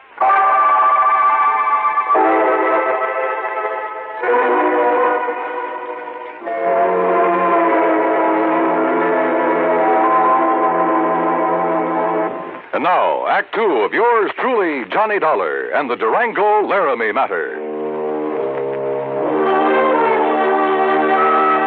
Durango Laramie Delharts, cradle character from Bumspung, Oklahoma, gone, disappeared. His pal, Sidewinder Wilson, a bit of a character himself, had no idea what might have happened to him, but feared the worst. And I had to agree that his fears were justified. But tell me this, Sidewinder, have you heard anything from Durango's niece, Carol? You mean that pretty little gal fixed up this place for him so nice, kind of looks after him? That's the one. Well, say, don't she live down to Enid? Enid, yes, runs a gas station. That's right, sign of the Flying Red Horse. Come on, help me fix this tire. We'll drive back to Enid. Well, I'll help you fix the tire, but I'm staying right here. Oh, why? Why? Because Durango's trusting me to take care of the place. And if he does turn up, God willing, I'll be here to have him get in touch with you. Okay, now let's get this tire fixed. No, wait. Look. Huh? See that fancy convertible coming up the road? I not only saw the convertible, but more important, who was in it, who pulled up alongside the fence and stepped out. She was 23 or 4, a tall, slim brunette wearing a neatly tailored skirt, a tight-fitting silk blouse. Neat, trim. She looked like she'd just stepped out of Charles of the Ritz. Well, how big dog-breasted Johnny! Carol, how are you? You couldn't resist my fatal charms. I couldn't stay away. With that. Whoa, now, wait a minute. What's the matter with you? You don't like that? Oh, no, come here, gal. Now, Johnny, Yeah? Carol? Oh, Johnny. Gee, I've missed you. Oh, you shut up, Sidewinder. Johnny. By gum and by gory, Durango could see Durango. Oh, yeah. Carol, listen to me. You gonna propose, Johnny? Where's Durango? Have you heard anything from him since he left here 6 weeks ago? He went to Hartford. But he hasn't arrived there. Oh, now don't you start worrying none about old Uncle Durango or anything. You sure, Johnny? I'm sure. That crazy old goot setting out across the country with over $50,000 in money in his pants. He ought to know better than... Oh, Johnny, do you think something's happened to him? You ask me, I think somebody's killed him for that money. Oh, no. You haven't heard from him since he left? Only a postcard from Chicago where he stayed overnight at some fancy hotel. And, Johnny, that wasn't like him. What do you mean? Oh, it was before he went straight to Hartford. That real estate man was from Chicago, Carol. What real estate man? Oh, he used to come out here looking for people with oil money. Tried to get Durango to invest in real estate, Florida, New England. Well, what did his postcard say? Nothing, really. Just that he was staying overnight. And before he come back, he was going to look at Ong's hat. Who is Ong? Oh, he was always writing silly stuff like that. I don't know. Ong. Oh, Johnny, what do we do? Where's the nearest phone? Back in Enid. Then come on, that's where we're going.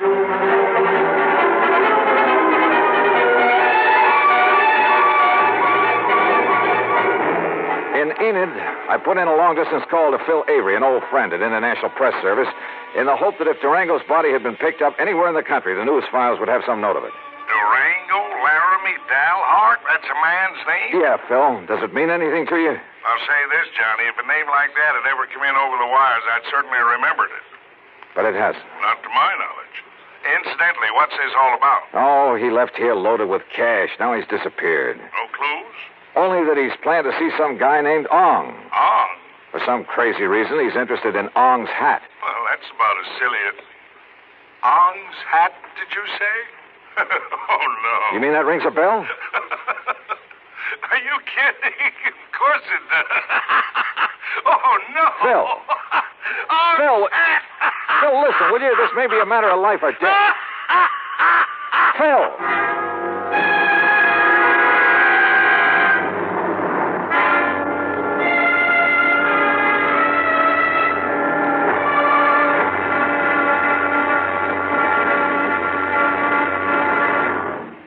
Act 3 of yours truly, Johnny Dollar, in a moment.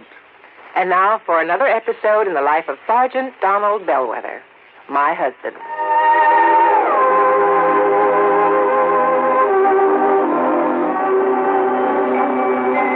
Reba! Reba! What is it, Donald? Confounded Reba, I can't find the fountain pen. I've looked all through this desk. Here it is, dear. Here it is. You must have used it as a marker when you were reading this book. Let's see, this great literary classic, Six Gun Showdown at Powder River Gulch. All right, never mind about my reading habits. Just look at the coverage we're going to get with this new auto accident policy. Let's see. Collision. $50 deductible. Fire, theft, public liability, property damage, medical benefits. In other words, we have complete coverage. That's right. Of course, it's going to cost us money. I'm sending the company a check right now. Gee, it's too bad we don't live in Rhode Island. Rhode Island? Why? Oh, because then our rates would be lower. Rhode Island has less accidents per capita than any other state. Oh. Well, which state has the highest? Let me see. Here it is, Nevada. No, by golly, Nevada's second highest. Alaska has the most. Really? I didn't know that. Mm-hmm. You know, it's just too bad we can't eliminate traffic accidents completely. Not only would it save life and limb, but it'd be a lot less strain on the pocketbook. Yeah, that's for sure.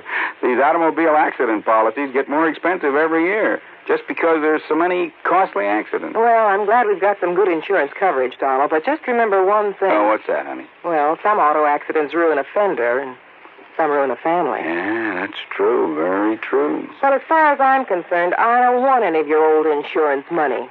I want you, here at home, safe and sound. You'll always drive carefully, won't you? Yes, I will, dear. Oh, that's my Donald. That's my doll.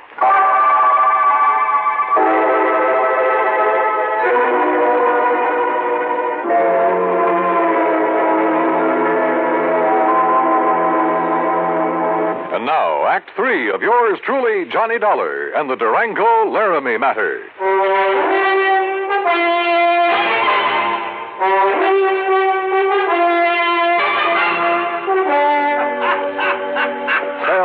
Will you stop that howling and make some sense? This could be a matter of life or death. Ong? Ong, did you say? That's right. You know who he is. Ong's hand? Oh, no. Do you know him? Oh, no. No, I don't know the Ong, but I know what it is. Huh? Ong's hat, New Jersey. What? Sure. down in the pine and cranberry bog country. Down near Mount Holly, south of Trenton. Are you serious? Of course I'm serious. Johnny. Okay, Phil. Sure, that's where the big Okay, Phil, thanks. Johnny, I found the car to that real estate promoter from Chicago. Good. We'll take the first flight we can get out of Tulsa. Wait. Come on, Carol, we're on our way. Expense account item 16480, plane fare and incidentals. In Chicago, we stopped over long enough to pay a brief, unpleasant visit with one J. Harry Cramlin, real estate promoter, at his office just off the loop. So, what if I did sell this Dalhart character some land over in New Jersey? What's it to you? You trying to cut in on a good thing? How much did you sell him, Mr. Cramlin? Oh, a little over $35,000 worth. But now if you... What was it, a lot of worthless swampland? He didn't seem to think so after the glowing report I gave him. But why did he buy it? Because the old fool thinks there's oil on it. Clamlin, if you've taken Durango... Now, ain't that a name? Durango Laramie Dalhart. If he's been chipped in this deal, well, you better duck the next time you see me coming. You threatening me? About a cash, perfectly legal deal? Oh, I'm sure it was legal. But oil in South Jersey. Clamlin, my warning still goes. The next leg of our flight took us to Philadelphia. There I rented another car. That's $50 deposit, item 5. We drove across the Delaware River and picked up Route 537 to Mount Holly. There we stopped for a sandwich and a Coke. That's item 6. And there a passing glance at a newspaper headline stopped me in my tracks. Something about a big oil development at... Yeah, you guessed it. At Ong's Hat. We burned up Highway 530 to Pemberton, then hit a sandy back road that led deep into the pine and scrub oak. Finally, suddenly, we came to a clearing. And there, well, there must have been 100 cars, expensive ones, some of them chauffeured limousines, and people milling about, haranguing each other, shouting each other down. And right in the middle of the crowd, a tall, angular man in blue jeans and a 10-gallon hat. Durango. Johnny, there he is. Durango! And then I saw something else on the edge of the clearing. 2 brand-new towering oil derricks. Come on, Johnny, let's get him away from that mob.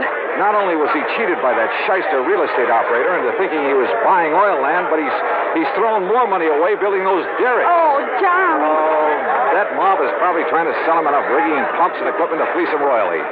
10 to 1, somebody in that crowd's offered him the Brooklyn Bridge to boot. But then we gotta stop him. If only I'd run the shooting I guess on. Durango's seen us.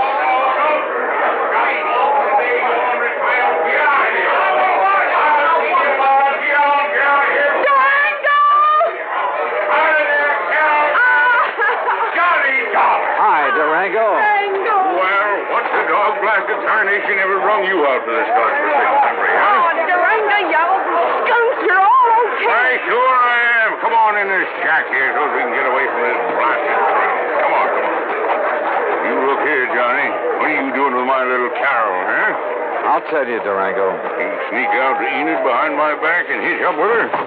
All right, get on in there now where we can have some peace. Just sit down where you can. All right, now, you young rascals. Is that what you done? Gone and got married? Well, of course not, you old goot. Oh, well, doggone it, that's what I was hoping for. Oh, goot. Well, don't you give me that, gal. I know how you was talking ever since Johnny come out to Bumspung last year. Durango, you shut up. What'd you say? I'm afraid this trip is on business, Durango. Business? With a pretty gal like Carol here? And how'd you two get here, anyway? Johnny brought me on the plane, but what difference does that... Oh, he did, eh? Transported you across state line, huh? A whole lot of them. And there ain't no law about that. Why, Jake, you two are going to have to get married. Durango. And I'm just the one to see that you do. Durango! I don't carry this old 6-gun for nothing. Durango, will you shut up and let Johnny tell you why he's been looking all over for you? What do you mean, looking, Jake? Huh? Durango, you've been had. Me? By the crook who told you this was oil land. Johnny, I knowed it weren't the minute I seen it. But you put up derricks, and they must have cost you about...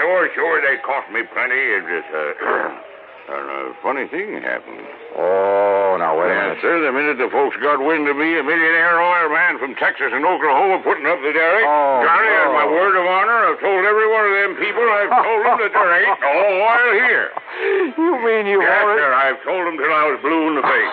Durango. But would that stop them? That wouldn't stop them from wanting to buy this land away from me, no, sir. And you've been selling it? Why, sure. I told them it was no good, but I just couldn't stop them. And so far, I've come out a mite over $65,000 to the good. Wait a minute, I say. Yeah? Johnny Dollar, are you here to buy a piece of my land or to marry my little Carol here? Oh, no. Durango. Believe you me, it better be both. Now, how about it?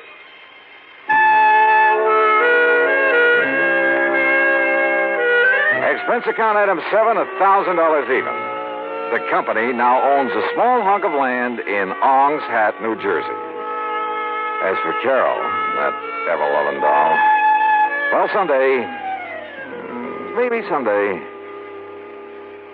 Expense account total, including incidentals and transportation back to Hartford, $1,416 even. Yours truly, Johnny Dollar.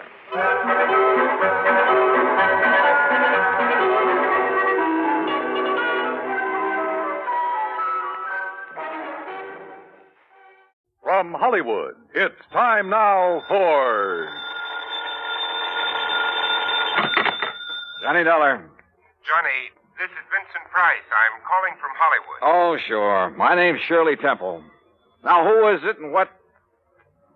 Really, Vincent Price? Do I sound like Mickey Rooney? Well, no. But now, tell me, Mr. Price. Now, look, the name is Vincent. Okay, Vincent. What can I do for you? Johnny, I have a little problem in connection with one of my paintings insured for $100,000. $100,000? You call that a little problem? This painting has suddenly disappeared. Oh, I see. What's the insurance company? State Mutual. Oh, well, they have a small branch office right there in Los Angeles. Yeah, I know, but Bert Parker, the man who sold me the policy and should take care of this matter, well, every time I've called him, he's been out. And I learned just this morning that nobody knows where he is. Okay, Vincent, I'll grab the first plane.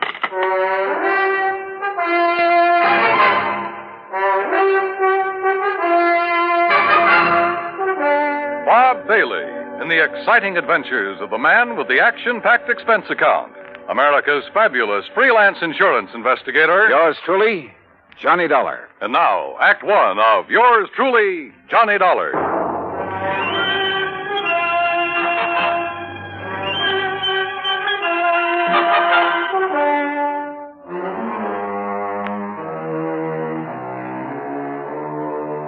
Expense account submitted by Special Investigator Johnny Dollar to the State Mutual Insurance Company, Home Office, Hartford, Connecticut. Following is an account of expenses incurred during my investigation of the Price of Fame matter.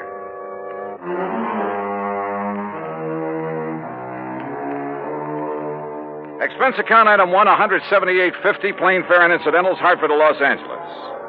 By the time the big silver Constellation made its landing at the international airport, it finally dawned on me that I hadn't arranged with Vincent Price about where and how and what time I'd meet him. But as I picked up my luggage, I discovered a hungry-looking crowd of autograph hounds milling about the tall, gracious man I was looking for. Oh, sure. I'm glad to. Look, but just one at a time, will you please? I can't very well. All right, there you are. Now I have to meet a friend. Gee, just one more, please. Huh, Mr. Price? All right, if you insist. Here. Best wishes from T. Willie Rocking Horse. Huh? How are you, Johnny? Oh, great, but I didn't expect... Johnny who? You mean to say you folks don't recognize Johnny Dollar? Oh, no, wait a minute. Attaboy, Johnny. Give 'em all. I'll wait for you in my car. It's right over here at the curb. Yeah, but look, will you? Hey. Right here, Mr. Price. No, you don't. I'm nobody. Please. By the time I got away from that mob, I felt as though I'd been run through a ringer. But we finally took off in Vincent's car and drove to his beautiful home up in one of the canyons west of Beverly Hills. Nestled among the trees with spacious lawns and well-kept gardens, it's furnished in the most excellent taste. I'm no expert, but to say that I was impressed by the extraordinary works of art in that home would be the understatement of the week. Engravings, prints, fine sculptures, but most of all, paintings. And even to my unpracticed eye, all of them were, well, magnificent. Here's a little thing I picked up in London, Johnny. It's called The Old Man in Red by Goya. Wow. Yeah, I thought original oils by him were found only in the big museum. Well, I've been pretty lucky in getting hold of some of these. Yeah, you've known what you were doing, too. You like this one? It's called Fright. It was painted by Kenneth McManus. Uh-huh. Beautiful. Beautiful. Like all the rest of them. Thanks. How about this one here at the end? Night Wind by, I'm sorry, Vincent, I can't make out that name. You don't have this one lighted like the rest. No, that's to maintain its somber mood, Johnny. Oh. And that's what made it possible for the substitution of this copy to go undetected. That's a copy? Yeah, and that's my problem. The $100,000 Night Wind by Jean-Baptiste has been stolen. This was left in its place. Oh, I see. It's not a bad copy, probably worth a couple of $100, but it's hardly a genuine Baptiste. Well, when did you discover this substitution, Vincent? When I returned from a lecture tour early last week. Oh, that's right. You've been traveling all over the country lecturing on art. Well, let's call it talking about art, huh? Tell me, have you notified the police about this? I suppose I should have. Well, I felt that was Bert Parker's job. And you haven't been able to reach him over at 4th State Mutual? As I told you on the phone, he hasn't been in his office for some time. Vincent, have you any theories about who might have done this? Yes, I'm afraid I have. Why do you say it that way?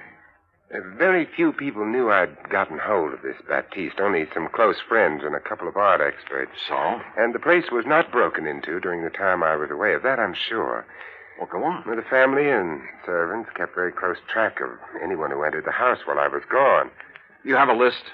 Yes, I do have a list. Here. Good. Alfred R. Hawkinson. That's an electrician who came to do some wiring. He wouldn't know a Rembrandt from a Mickey Mouse. Ann M. Schumann. A music teacher. Loves music, hates paintings. What about delivery boys, people like that? Oh, they never get beyond the back door. Go on, read on. That next one is Ben, the gardener. You can forget about him. And Bert L. Huh? Yeah, Bert Parker. He was here twice. What for? Well, ostensibly to check on some of the paintings he'd insured. The first time, on the 11th, Mrs. Price was with him while he poked around. On the 15th, she had to leave to keep an appointment. And just when he left the house, nobody seems to know. Oh, brother. Are you thinking the same thing I am? Now, look, Johnny, I haven't known Bert very long, and, well, he seemed like such a harmless little old fuddy-duddy. As for his knowledge of art... Yeah, I wondered about that. Well, he was perfectly satisfied to take my evaluation on the 2 or 3 things he'd insured. So, well, Johnny, I may be all wrong. Vincent, a thing like this may only happen once in 1,000 years. In any event, the company will certainly make good your loss. Well, with a work of art, it isn't really the money that counts. And, Johnny, listen. Look, I may have jumped to a completely unjustified conclusion about Bert Parker. Oh, yeah? Sure. Well, let's go down to his office and see. We'll return to Johnny Dollar and the Price of Fame Matter. That's Vincent Price in just a moment. And now, Act 2 of yours truly, Johnny Dollar and the Price of Fame Matter. A priceless original oil painting, stolen from the home of Vincent Price, famous radio and picture star. One of the few people who'd had the opportunity was the man who'd sold him the insurance on it, Bert Parker. Together, we went to Parker's office at 4th State Mutual in downtown Los Angeles. It was on the 16th that Mr. Parker phoned in to say he wasn't feeling very good and wouldn't be in for a day or two. Hey, it was on the 15th that he was at your house, Vincent. Yes, that's over 2 weeks ago. And you haven't heard from him since, Miss Pritt? No, Mr. Dollar. We've tried calling his apartment, but since there hasn't been anything really pressing here at the office... What's the address of his apartment, please? Well, it's out in Westwood, 1308 Pandora Avenue. Look, Vincent, I'm going out there. I'll call you if I find... You're going to need transportation, aren't you, Johnny? By the highest price chauffeur in the country? Sure, why not? Oh, before you go, Mr. Price, I wonder if... if I could have your autograph. Well, why didn't you get Johnny Dollars, Miss Pritt? He loves to give them. Oh, yes. Oh, no. No, you don't, Vincent. Let's go. It took a little persuading, but the landlord at Bert's apartment finally let us into his 4-room suite. It was empty, except for a few old clothes, and it was obvious that he'd packed and left in a hurry. I rummaged around in the closets, tables, bureau, for a clue as to where he might have gone, and came up with nothing. You give up, Johnny? Yeah, Vincent, I'm afraid so. I poked around that desk some more after you'd finished with it and found this wedged in behind a drawer. Oh? Travel folder. Paris. Yeah, it looks real fresh, too. Minor Travel Agency, Beverly Hills. Well, what do you think? Pretty much of a long shot, Vincent. But they do pay off sometimes, don't they?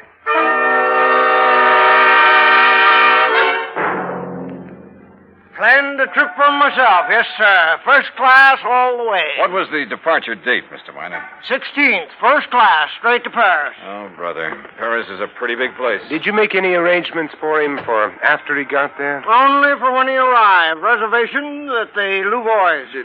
What? The hotel, Louvois.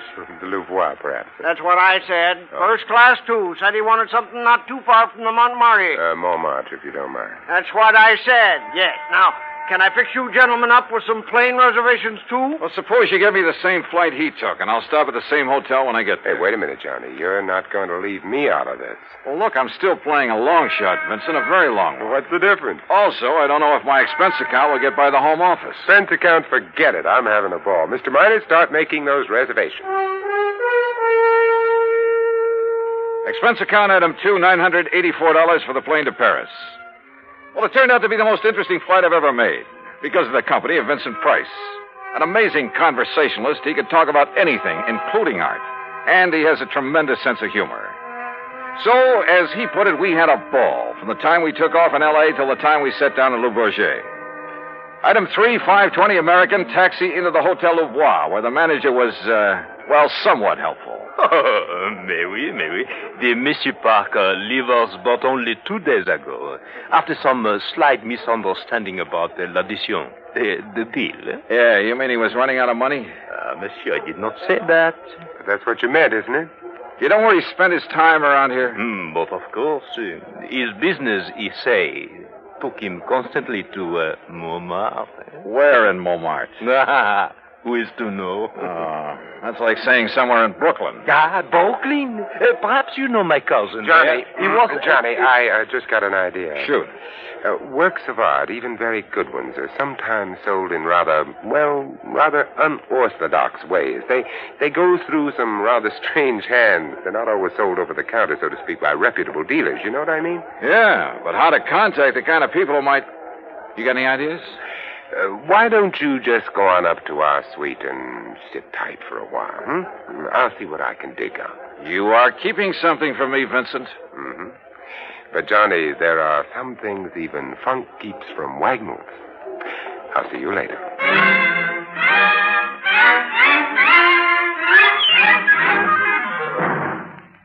Act 3 of yours truly, Johnny Dollar, in a moment.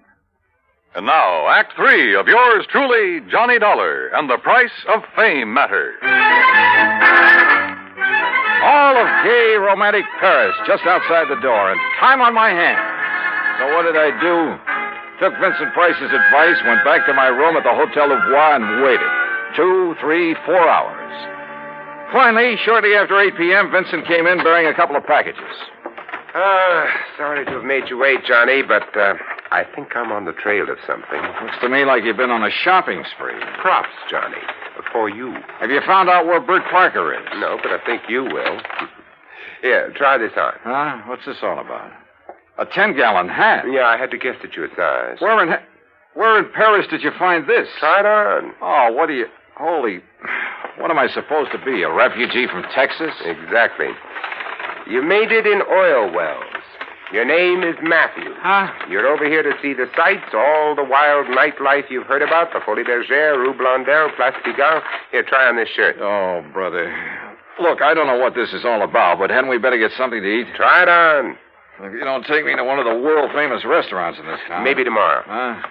Yeah, that's good. That shirt's going to be all right. What do you mean tomorrow? Here, now, stick this genuine simulated imitation diamond-type stick pin in the front. Wait a minute, I'll do it for you. Yeah, what the Sam... There you are, and with this big hunk of glass on your finger. There, now, look at you. Oh, you look. I'm hungry. Well, maybe you'll even get food where you're going. Now, where do you think I'm going in this rig? To a little joint on the Rue Blondel called the Bal Macabre. Now, what am I supposed to do there, if I go there? Sit around. Look prosperous. And see what happens. Oh, Vincent. Remember, you made it in oil. Millions. Yeah, but Vincent... Also, you're interested in art, and your name is Matthew. Look, will you... On your way, Johnny. The taxi that's waiting for you out front knows exactly where to take you. The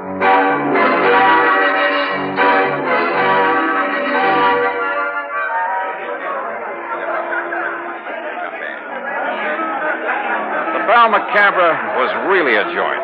It was dirty, and the people packed like sardines in it were dirty, too. Characters who made a business of being characters. And everybody screamed at everybody else.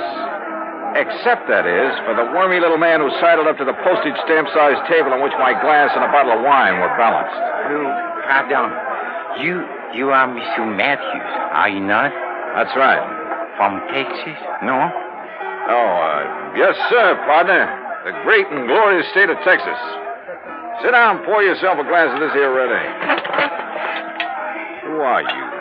They call me La Chagrin. What's that mean? Well, they're what you call the gray cat.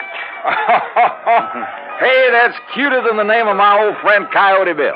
Well, do you enjoy the Paris nightlife? You know something? I'm getting fed up with it. Yeah, I think I'll just buy me a couple of nice pictures and go on back home. What kind of pictures, monsieur? Well, good ones. Oil pictures. Like that Mona Lisa I've seen at the Louvre. You know, good ones, I mean. Or like a Jean-Baptiste, perhaps? You mean you know where a man could get a hold of a genuine one of them? Well, for a price, of course. Well, listen, I got money and I'll spend it. Well, I offered them $500,000 for that Mona Lisa, but they turned me down. But if I could get a hold of a genuine Baptiste, well, partner, you just name the price. Oh, well, I make no promises, mon ami. But I do have a friend. And for a slight consideration... Name your price and take me to it. I will be waiting for you at the corner with the taxi. That is what you call okay? Okay. I shall be waiting. I'll be there, partner. You bet I will. And I'd certainly like to know how Vincent set this up.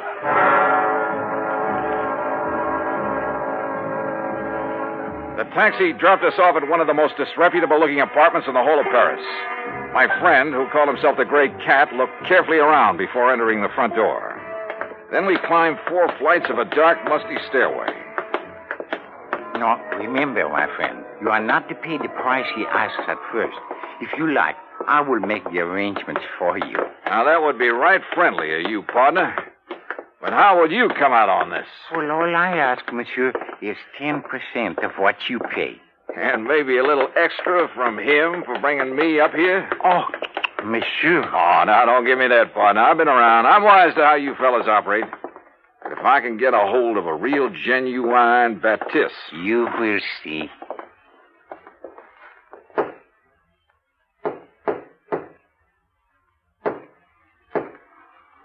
Yes?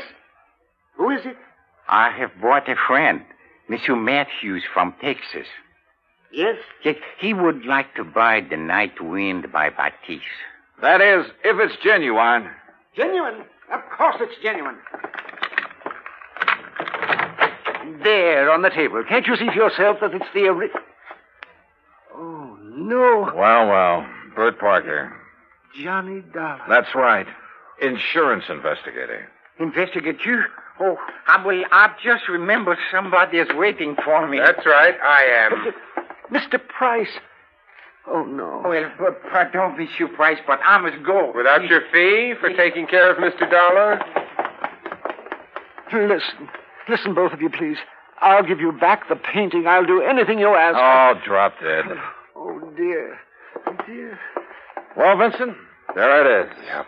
And it looks like the company has saved a cool $100,000. I have a confession to make about that, Johnny. Yeah, like how you happened to know the way to the painting through that squirmy little fellow who brought me here. Oh, well, that's how I got hold of the Baptiste in the first place. It's a lovely thing, isn't it?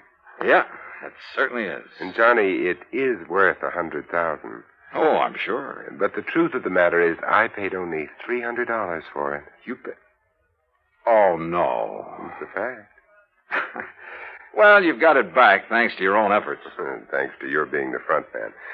If I'd tried to get it back myself, these people would have run like scared rats. Oh, sure. Just tell me one thing, will you? Why aren't you an insurance investigator?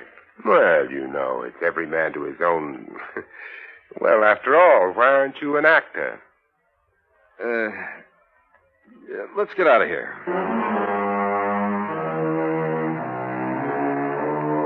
Disposition of Bert Parker? Well, that's entirely up to the company. Vincent, now that he has the painting back, doesn't care one way or the other.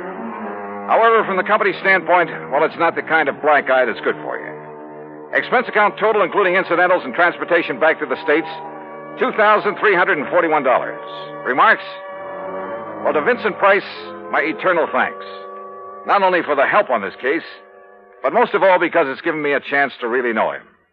Yours truly, Johnny Dollar.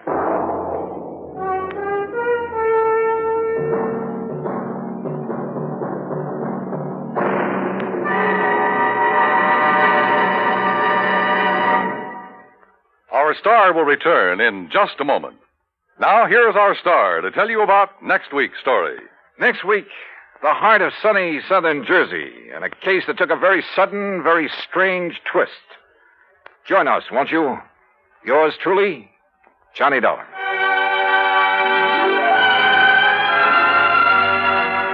Yours truly, Johnny Dollar, starring Bob Bailey, originates in Hollywood and is produced and directed by Jack Johnstone, who also wrote today's... From Hollywood, it's time now for... Johnny Dollar. Pat McCracken, Johnny, Universal Adjustment Bureau. Hi, Pat. What's on your mind? Ever heard of A, B, and C? Well, yeah, back in the first grade. Oh, look, I'm not talking about the alphabet. I'm talking about an advertising agency. Oh, well, what about it? Well, the A stands for Appleton. Alfred Appleton, 55 years old, and Eastern Trust has his life insured for $100,000. So? It's annuity. It starts paying off at the age of 65, and we'd like to see him collect it. Looks like somebody else has different ideas. What do you mean? He thinks somebody's trying to kill him. I see. You want me to run down to New York and talk to him? He's up at his weekend place now, about 100 miles up the coast, overlooking the sea at Skeleton Point. You can talk to him there. Skeleton Point? Now, that's a cheerful name. I know. Johnny, make sure it stays just a name.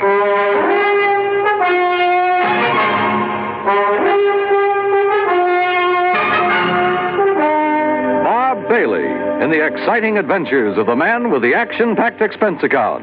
America's fabulous freelance insurance investigator. Yours truly, Johnny Dollar.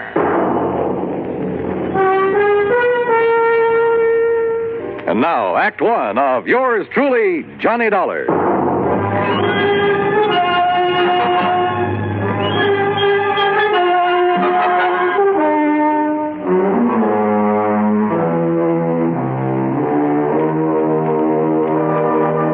Expense account submitted by Special Investigator Johnny Dollar to the Eastern Trust and Insurance Company, Hartford, Connecticut. Following is an account of expenses incurred during my investigation of the 11 o'clock matter.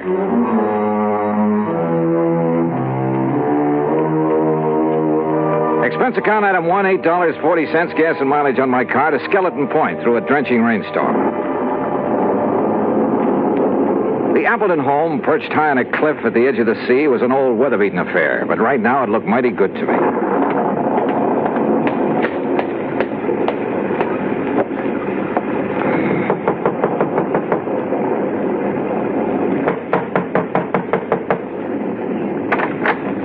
Yes? Is this Mr. Appleton's house? This is the Gregory house. Oh, I'm sorry. Mr. Appleton only leases this house. Oh, I see. Well, is he at home? I believe he's expecting me. You're Mr. Dollar? Yes. I'm Mrs. Gregory, the housekeeper. Come in. Mrs. Gregory had a strong, determined face and dark, metallic, piercing eyes. She took my coat and pointed to a door across the entry hall. I was conscious of her eyes following me as I entered the library to find two men seated in front of an open fire. Johnny Dollar? Yes, sir. I'm Al F. Appleton. This is my attorney, Grant Hillman. Well, how are you, Mr. Dollar? Well, a little damp, Mr. Hillman. Oh, yeah, here. Sit down to the fire, dry out. Oh, thanks. Ooh, feels good. And slightly warmer than the welcome the housekeeper gave you, I imagine. Mrs. Gregory? Well, she did seem a little reserved. She's a widow, owns his house. But I love the place, so... anyway, I'm glad you came. I understand there's been some sort of attempt on your life, Mr. Appleton. Well... Mr. Appleton has received several, crank notes lately. We thought it wise to take what precautions we could. Have you notified the police, Mr. Hillman? No, I vetoed the idea, Johnny. Oh, why, Mr. Appleton? I didn't want that kind of publicity right now. My advertising agency's right in the middle of landing a fat new account. Your agency is A, B, and C. That's right. Who are B and C? C is nobody. Tom Baker and I liked the idea of ABC, but we didn't have any other partners, so C just stands for company. Oh, this Tom Baker is your only partner, then? He was. There's some question as to whether he still is. I don't follow you. Al, I don't think there's any need to go into that now. I guess you're right, Grant. Anyway, I don't want to accuse Tom of anything until I've had a chance to go over the books this weekend. Al, did I hear someone at the door a moment? This is Johnny Dollar, Laura. Mr. Dollar, my wife. Oh, I see. How do you do, Mr. Dollar? Mrs. Appleton? Dollar, the crank letters Al has been getting are up in my room. I'll bring them down. Okay, Mr. Hillman. You'll stay overnight with us, won't you, Johnny? Now, haven't you imposed on Mr. Dollar enough, dear? Perhaps he has business back in the city. Nonsense. And with that storm out there, I'll have Mrs. Gregory make a room for him. Well, would you like a drink, Mr. Dollar? No thanks. Mrs. Appleton, you seemed rather surprised when you saw me here. Oh, did I? Almost as though you were expecting someone else. Someone else? Why, no, I wasn't expecting anyone in particular. Well, perhaps I just... Wait, hold it. What's the matter? That flash of lightning, there's someone outside that window. Oh, no, you must be wrong. Stay right here. I grabbed my coat and went out into the storm. Because of the prowler, sure. But also because of Laura Appleton. Because she'd been staring at that same window, shaking her head quickly as though warning someone. But outside in the downpour, in the mud, I could see no one, no footprints. Finally, I went back inside, to the phone in the entry hall, to call the local police. But the phone was dead. Maybe the storm had knocked down the lines. Yeah. Or maybe someone just wanted to make sure we'd have a nice, cozy weekend, undisturbed. And my hunch was, it might be too cozy for comfort. Act 2 of yours truly, Johnny Dollar, in a moment. And now for another episode in the life of Sergeant Donald Bellwether, my husband.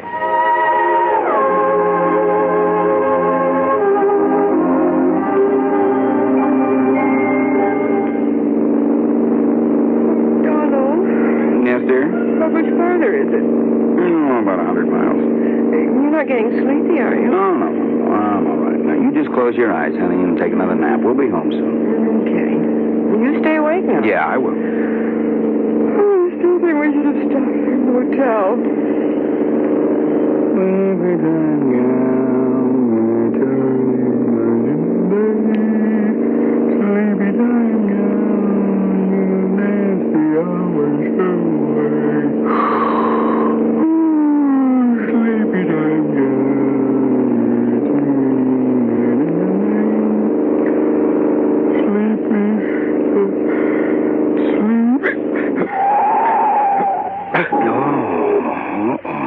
Enough of that. Donald? Huh? Donald, are you awake? What happened? No, nothing, Reba. It's all right. I guess I'm getting a little sleepy, that's all. I'm going to stop a while, take a little nap. That's a good idea. So what if we do get home later than we planned? At least we'll arrive in good health. Yeah, you're so right. About 1,800 American drivers lose their lives each year because they fall asleep at the wheel. Well, I'm just not going to make it 1,801. Are we parked far enough off the highway? Oh, yeah, we're way off the road, honey. I'll just take a nap for about an hour. I'll be refreshed, and we'll be on our way again, huh? All right, dear. Oh, sir, I'm not going to make it 1,801. And you're not going to make it 1,802 either. Oh, that's my Donald. That's my doll.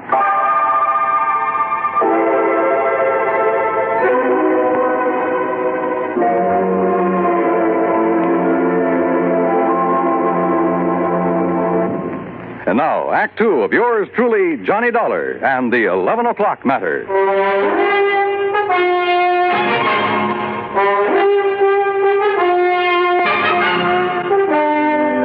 Did you see anybody outside, Mr. Dollar? In that rain, Mr. Hillman, I couldn't see 10 feet in front of me. Can you describe the face you saw at the window? Well, it was more of a silhouette. I couldn't even tell if it was a man or a woman. You sure you did see someone, Johnny? Yes, reasonably sure, Mr. Appleton. Come in. Your partner is here, Mr. Appleton. Tom Baker? Hello, Al. I thought I'd surprise you. I tried to call you earlier, but your phone was out. Well, this is a surprise. Well, I'd like you to meet Johnny Dollar. Dollar? Hi. Tom, you're soaking wet. My car hit a big puddle about half a mile down the road and quit on me. I had to walk the rest of the way. Did you just now get here, Mr. Baker? Yes, why? Mr. Dollar thought he saw someone outside the window a few minutes ago. Oh, no, I just now got here. Well, I got some extra clothes up in my room that should fit you, Tom. Let's get you changed before you catch cold. Thank you, Helmut. Oh, look, this rain is getting all of us down. Why don't we live a little? Huh? Al, how about going down to the beach house, building a fire, playing some records, having some drinks, huh? Yeah, it might be a good idea. Where's the beach house? Down near the bottom of the cliff with a beach. It's real nice. But in this weather? Oh, there's a stairway leading down. Yes, why don't we go down there? I'm getting the creeps just sitting around here like this. So we went down to the beach house. The rain had let up a little, but nobody seemed to feel much like a party. We just sat there in front of the fire, not saying much. Once or twice I thought I detected Laura Appleton and Tom Baker exchanging quick glances, but I couldn't be sure. That's the intercom from the house, Al. Oh, yeah. I'll get it. Yes? Oh, yes, Mr. Gregory. You can go on to bed. We won't be needing you anymore tonight. You know, bed sounds like a good idea. Oh, it's almost 11 and I'm beat, so if you'll excuse me. Oh, sure. Well, why don't we all... Could we have our talk now? Okay, Tom, if you insist. Laura, why don't you fix us another drink? All right, Al. How about you, Mr. Dollar? Yeah, I'm with you, Hellman. Let's go on up to the house.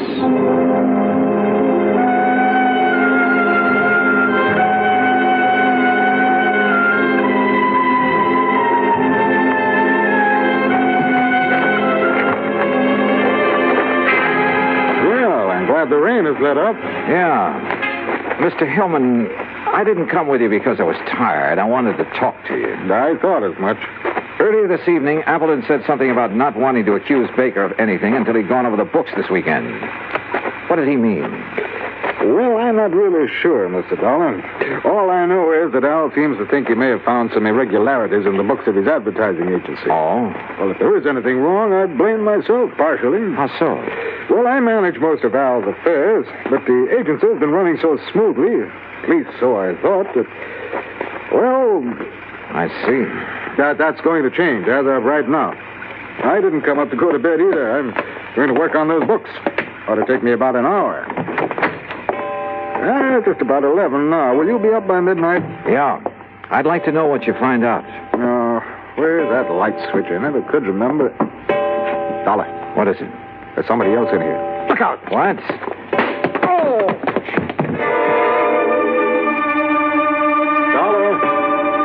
Dollar!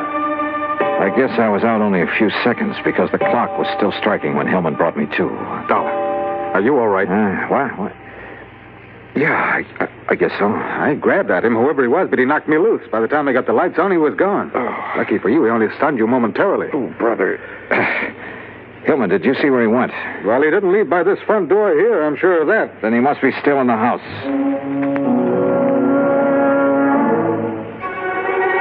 We worked our way through the house room by room. Finally, 10 minutes later, we stood by an open window in a back room. Well, there's our answer. He went out this window. Yeah. What is it? What's the matter? What? Oh, Mrs. Gregory. Yeah, Mr. Dollar was attacked by a prowler. A prowler? What? That's terrible. Where's the intercom to the beach house? We'd better tell Mr. Appleton. Right there on the wall. This button here? Yes.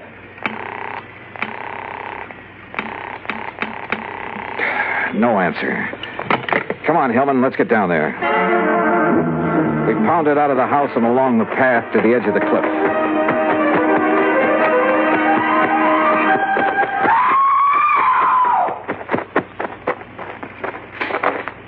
Then we found her, Laura, standing at the top of the wooden stairway.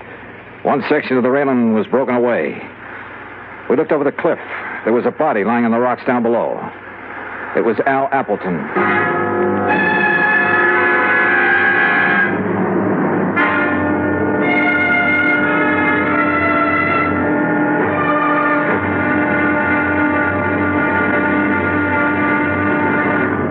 Act 3 of yours truly, Johnny Dollar, in a moment. Do you know who said, democracy is based upon the conviction that there are extraordinary possibilities in ordinary people? Those words came from the American religious leader, Harry Emerson Fosdick. From the earliest days of the United States of America, there has been the sentiment that the average person can achieve an important goal if he is given an environment in which he can develop his capabilities to the fullest extent. An environment in which the individual is given the rights and privileges that he needs for development. It is the duty of every American to protect and stimulate this environment. Remember the words of Harry Emerson Fosdick. They are part of your American heritage. The extraordinary possibilities of ordinary people are inherent in American democracy. And now, Act 3 of yours truly, Johnny Dollar, and the 11 o'clock matter. We stood on the stairway at the top of the cliff looking down at Appleton's body on the rocks below. That is, Hillman and I did. Laura Appleton was in a state of shock, and we couldn't get much sense out of her. We had Mrs. Gregory take her back to the house, then Hillman and I got a flashlight and climbed down the rocks to Appleton's body. Dead, Mr. Dollar. We'd better not move that body until the police get here. Yeah. Let's see. His wristwatch stopped at 10 after 11. It's 11:30 now. Right. And because the clock was just striking 11 when I got hit over the head in the entry hall... Yeah, so then we must have spent 10 or 15 minutes searching the house for that prowler. Meantime, he or somebody else was shoving Appleton over the cliff. Somebody else? There were a couple of people with Appleton down at the beach house. Laura and Tom Baker. I'd forgotten about Tom. Where is he? Right now, Hillman, that's a very good question. We went back to the house. The phone was working now, so I put in a call to the local sheriff's office. But all the units were out on call. They'd send somebody as soon as they could. I started for Laura Appleton's room. Grant Hillman overtook me in the hall. Dollar, I made a preliminary check of the agency records Appleton brought up here with him this weekend. Did you find a shortage? Yes, possibly as much as $50,000. I see. Thanks, Hillman. Yeah, I'll see you later. Come in. Oh, Mr. Dollar. I'm feeling better now. I'm sorry to bother you with questions, Mrs. Appleton, but I'm afraid I have no choice. Yes, I understand. I want you to tell me exactly what happened. Well, I'll try. After you and Grant Hillman left the beach house, my husband and Tom Baker and I sat there a few minutes, and then Tom left. I see. Then, a couple of minutes later, somebody from the house called my husband on the intercom, so he left me. What time was that? Oh, a few minutes after 11, I guess. Uh-huh. What happened then?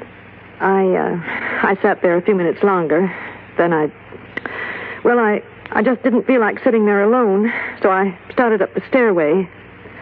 When I got to the top, I saw that the rail had been broken away. I looked over the edge. Okay. Mrs. Appleton, why did Tom Baker come here this evening? Why, I don't know. I think you do. What? You tried to warn him when I saw his face at the window earlier.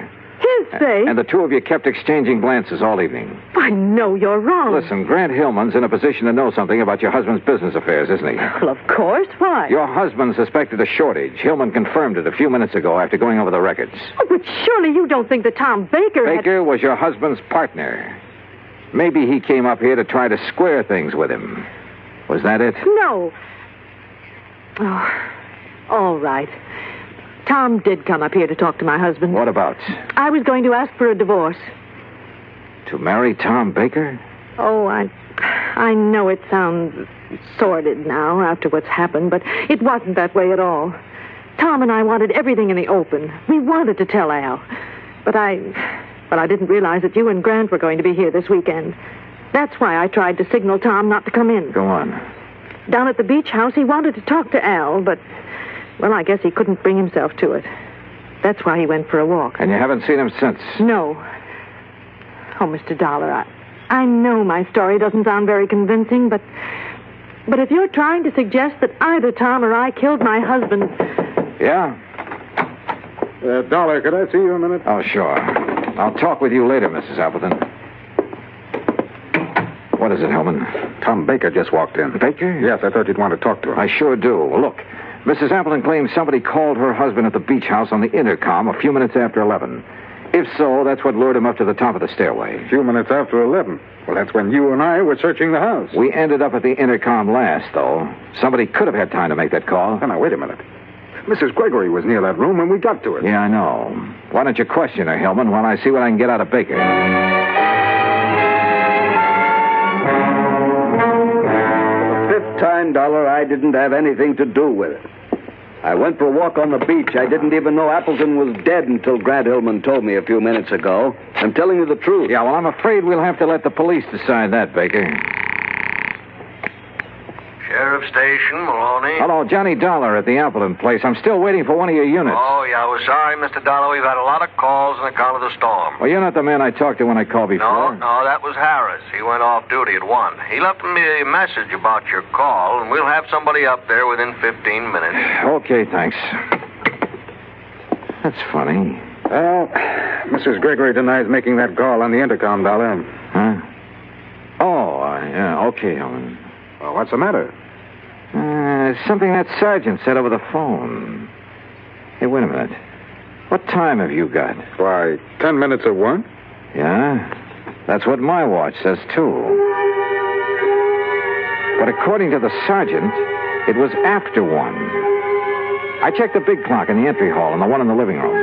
They both agreed with my watch, 10 minutes of 1. I slipped outside, unlocked my car door, and looked at the clock on the dashboard. It read 10 after 1. When I felt a gun in my back, I realized I'd come up with the answer a little too late. It's a pity, Dollar. I thought I had a foolproof idea, but I hadn't figured on your locking the car. So it was you hit me over the head when the clock was striking 11. Who called Appleton at the beach house, lured him up the stairway, and shoved him over. Then came back and reset my watch and the clock so I'd hear it still chiming 11 when you brought me to. I thought I'd only been out a few seconds. Actually, it was 15 minutes. Yes, but you're the only one who knows. Now get in the car. We're leaving. I started to get in, then kicked at the car door behind me. It swung and knocked Hillman off balance. Before he could recover, I nailed it. Oh! By the time he came to, the sheriff's patrol had arrived. And Hillman, you know, he wasn't one bit happy to see them.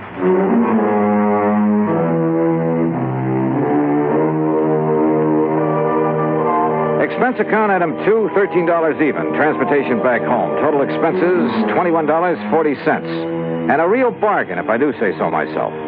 Remarks? Hillman's motive was money, of course. It was he who'd taken the $50,000 from Appleton's agency. Yours truly, Johnny Dollar.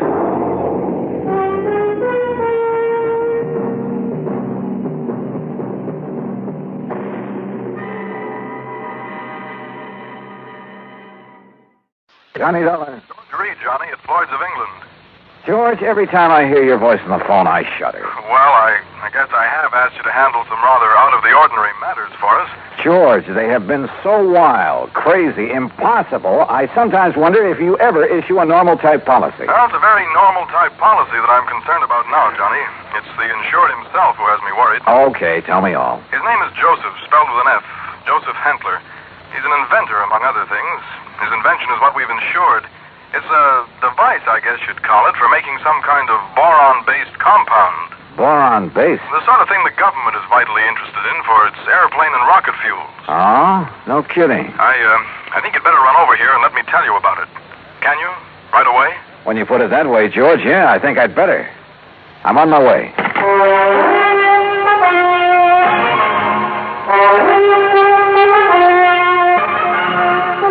Bob Bailey in the exciting adventures of the man with the action-packed expense account, America's fabulous freelance insurance investigator. Yours truly, Johnny Dollar. And now, Act One of yours truly, Johnny Dollar.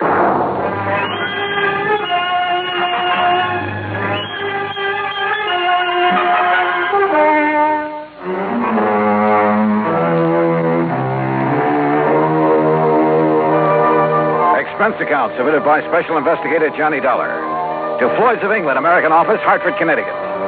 Following is an account of expenses incurred during my investigation of the Boron 112 matter.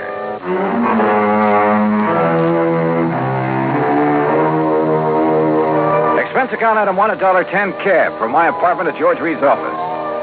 As I walked in, he motioned me to a chair, leaned over to the intercom on his desk, and pushed a key. Sit down, Johnny. Miss Larkin. Yes, Mr. Reed. Mr. Dollar is here. Will you come in, please? Oh, yes, sir. Well, George, what's it about this time? Glad to see you, Johnny. I gave you most of the story over the phone. Well, you only told me you've issued a policy to this man, Hantler, was it? That's right, Joseph Hantler. Yeah, and that you've insured some invention of his for, how much did you insure it for? $20,000. It's a piece of apparatus, Johnny, that he has spent over 7 years developing. Sit down, Miss Larkin. Oh, thank you. Apparently, it's a very complicated something or other. I never did know much about such things. For making borax, or more specifically, a compound he calls Boron 112 for use in high-powered fuel. Sounds important. It is, at least so far as I've been able to determine. Yeah, been all sorts of government tests and experiments with these super fuels, hasn't there? Exactly. Many things formerly used purely as explosives, remember this, Johnny, many things formerly used as explosives are now being developed as fuels. Well, the perfect example is atomic fission and hydrogen fission or fusion or whatever it is. Exactly. All right, now let's get down to cases. You've insured some apparatus that's supposed to make boron 112. What kind of apparatus? I've never seen it. It's all very secret. Well, now, wait a minute. How do you know this machine or whatever it is even exists? Looks to me like you've insured a pig in a poke. No, Johnny. For $20,000. Wow, Lee. No, Johnny, I'm not that much of a fool. One man, a recognized physicist, has, at my request. And mind you, this was before I'd agreed to issue the policy. Understand? Go on. His name is Dr. Hugo von Brauer. Oh, I've heard of him. Yes. Well, Hantler permitted him to see enough to convince von Brauer that he has something mighty important there. That he's on the right track to, well, whatever it is he's out to accomplish. Okay. I'll take your word that you were right in issuing him the policy on it. But now what's happened? The thing blow up in his face or something? No, as I told you over the phone, it's the man himself I'm worried about. Because of something I've just learned. Like what? Miss Larkin, this is Mr. Johnny Dollar. Now, will you please... Yeah, I know. Gee, Mr. Dollar, this is a real thrill. I've heard so much about you. Hi, Miss Larkin. Gee, won't you just call me Louise? Yeah, sure, Louise. Oh, gee. Miss Larkin, will you just tell Mr. Dollar what you told me this morning? Yes, sir. Oh, gee. Well, it was like this, Mr. Dollar. A couple of years ago, well, you know, when I was just a kid, not very mature, you know what I mean? Oh, sure. Go on. Well, some of the kids I traveled around with, some of them were awful immature, compared to me, that is. Miss Larkin. Well, a couple of them had some pretty funny ideas about the government, things like that. You know what I mean? I'm afraid I don't. Well, like, they used to think they were very smart attending a lot of secret meetings. The kind the FBI likes to keep tabs on. Now, you know what I mean? Go on, Miss Larkin. Well, anyhow, this one night, we didn't take all their talk very serious, mind you, and that's the truth. We didn't think there was anything in it, just a lot of talk. Will you please get to the point? I am, Mr. Reed. Well, anyhow, Charlie and me, that was my boyfriend, Charlie White. At least one of my boyfriends. I always have a lot of them, you know what I mean? Yes. Well, go on, please. Well, Charlie and me, we said, sure, we'll attend one of your meetings. You know, just for laughs, you know what I mean? And what kind of a meeting was it? Oh, it was terrible. It was awful, Mr. Dollar.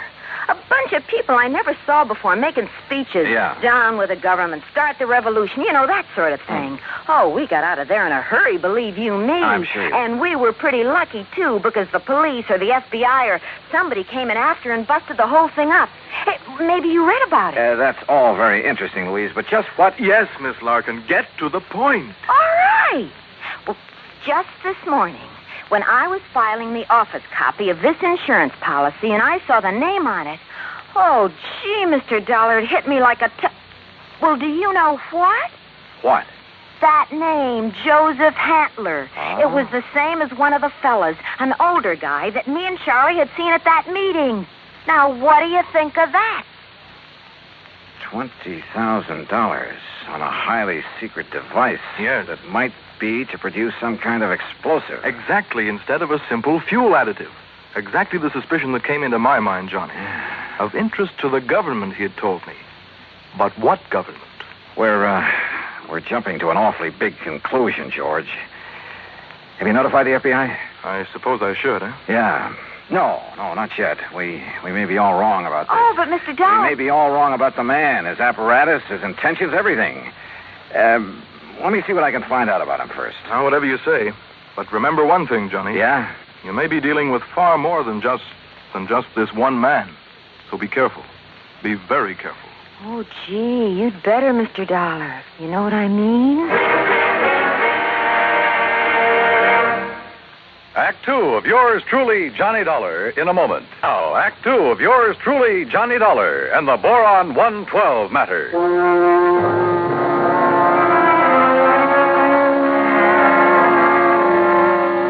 Louise Larkin, secretary to George Reed at Floyd's of England, was certain she would recognize Joseph Hantler, the inventor who'd ensured a secret process for making Boron 112.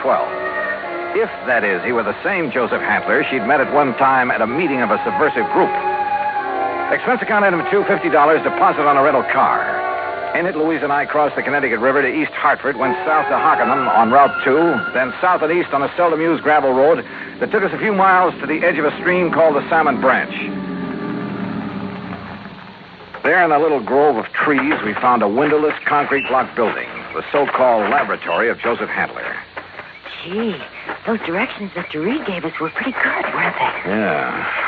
Hantler certainly picked himself an isolated spot.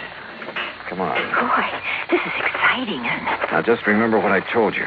If this is the man you met at that party line meeting, don't appear to recognize him. Just give me a slight nod to say yes or no. Yeah, but what if he recognizes me? Yeah, we'll cross that bridge when we get... Stop! Stop right where you are! Do you not see the signs on the fence? Keep out! Keep out! Yeah, Johnny, it's him. You're sure? Yeah, gee. Where did you hear me? I'd like to talk with you, Mr. Hantler. It is Dr. Hantler. Who are you? My name is Dollar, insurance investigator. And who is this woman? Just a friend of mine. So, what do you want with me? Well, I want to see the machine, the apparatus that Floyd's of England has insured for you. No, you may not.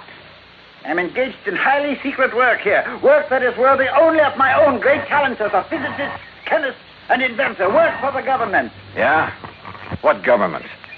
What are you talking about? The United States government, of course. Suppose you let me see whatever contract you may have with them. I let you see nothing. I have no contract. Oh? And I do not have any patent on my converter. And why? Because either one would reveal the secret of this amazing device before I can turn it over to the government of this fine and glorious country. Yeah, sure. So that is also why I will not permit either you or anyone else to see inside of my laboratory. So leave. Immediately. Go, get out of here. Dr. Hantler, if you'll just let us... No. Do you understand me now? Mr. Dollar. Oh, hey, now, wait a minute. What's that thing for? You are trespassing on my private property. If I shoot you, I am within my rights. Now leave. Now! Do you hear me? Come on, Louise. Gee, yeah. And do not come back here. Do you hear me? Never! Same man, huh? Oh, he sure is. Gee, that gun he pulled on you, I was scared, you know what I mean? Yeah, I know what you mean. Well, what are you going to do, Mr. Dollar? You know something, Louise? I'm not sure. But I was sure by the time we get back to Hartford. I took Louise back to George Reed's office. George was out to lunch, but I stopped long enough to telephone an old friend of mine, Lee Houck, at the local office of the FBI. Asked him to meet me for a bite to eat. Sure, Johnny. How about the hearthstone? Anywhere you say. 1 o'clock? I'll be there. Well. Yeah, I know what I'd do, Johnny. What, Louise? I'd tell the FBI. That's exact. Yeah, well, we'll see. I know what Charlie would do, too. Charlie? My boyfriend, I told you, Charlie White. Oh, yeah. Well, I'd better be on my way. He'd go out there and he'd kill that crazy old man. Well, Johnny, he just hates those people who are conspired to overthrow the government. Hey, look, tell George when he gets back to the office. Ever since we got drugged into that awful meeting of those awful people, why, he hasn't even seen those guys that persuaded he and I to go there that night. Louise. He says if he ever does see any of them, boy, what he'll do to them. Yeah, I'm sure. Now, look, I got to keep a luncheon date. Tell George Reed when he comes back that I'll see him later, huh? Then I'll see you again, Johnny, huh? Hadn't you better answer that phone? Huh? Oh, yeah. Oh, goodbye, Johnny. See you. Floyd's in England. Oh, Charlie. Hey, Charlie, what do you think's happening? Who I've been talking to? My dream man.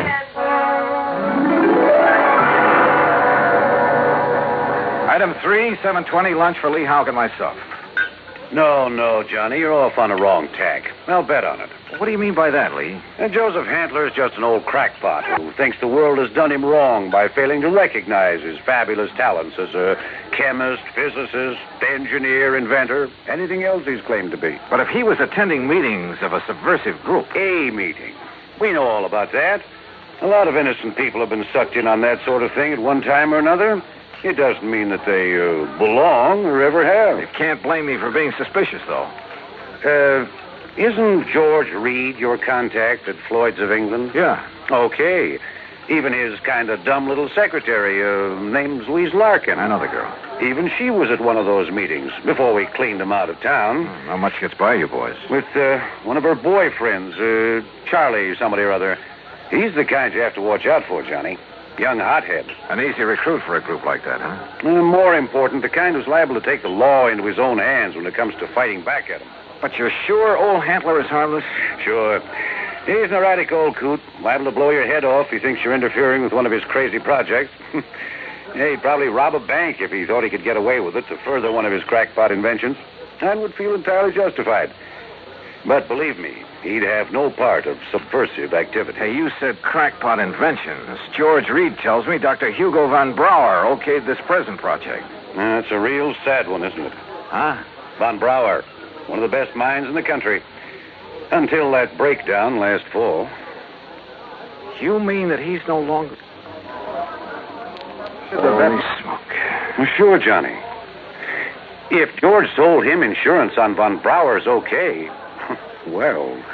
How does Hadley keep going? Does he ever sell anything he develops? No, he probably lives off an old trust fund, something like that. Want me to check on it? No, wait till after I've seen him again. Somehow I've got to see that machine of his, see how badly the insurance company stands to get took. Yeah, Johnny.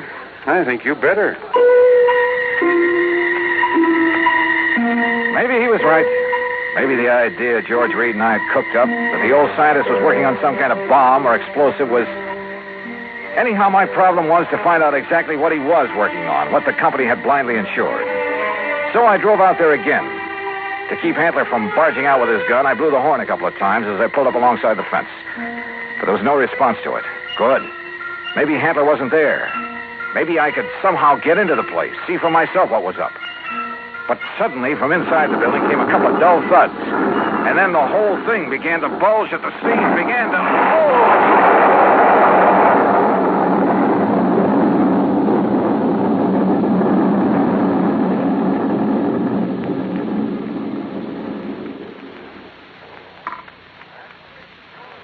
Act 3 of yours truly, Johnny Dollar, in a moment. 3 of yours truly, Johnny Dollar, and the Boron 112 matter.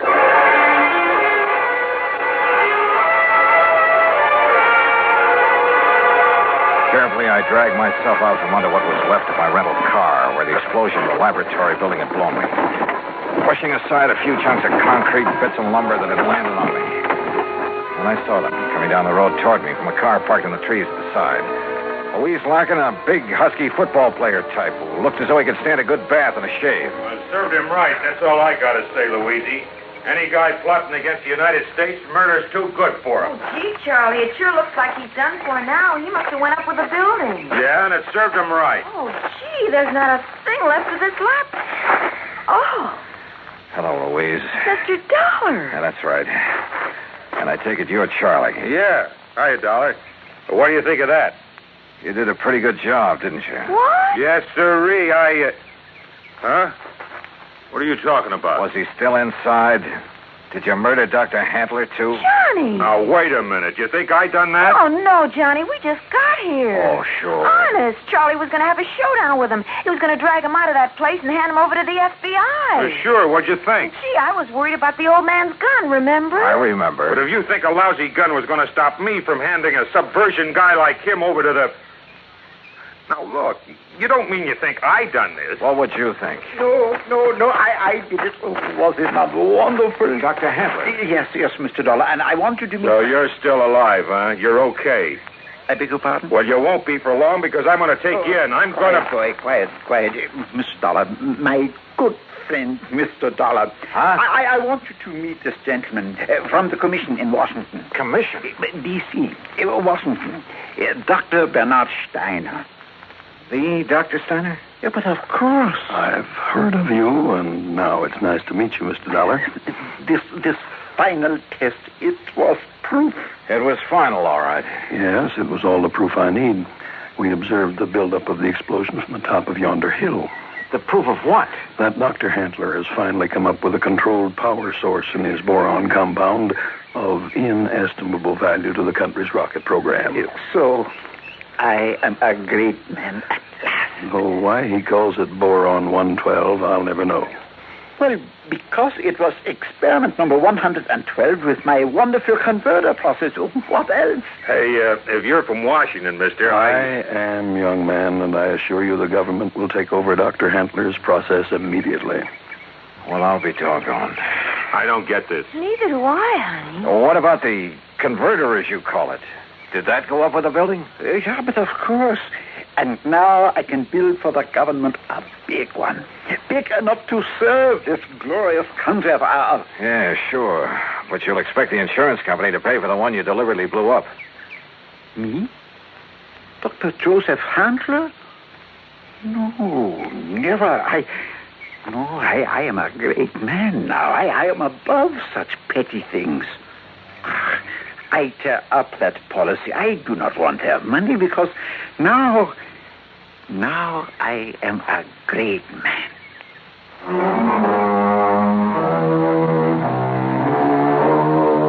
There you are, George. Full report. Payment on the policy is up to you. And if you do pay, at least it's in a good cause. Also, well, I guess you and I have both learned a lesson about jumping to conclusions. Expense account total, including incidentals, replacement of the rental car, and transportation back to Hartford, $2,431. Yours truly, Johnny Dollar.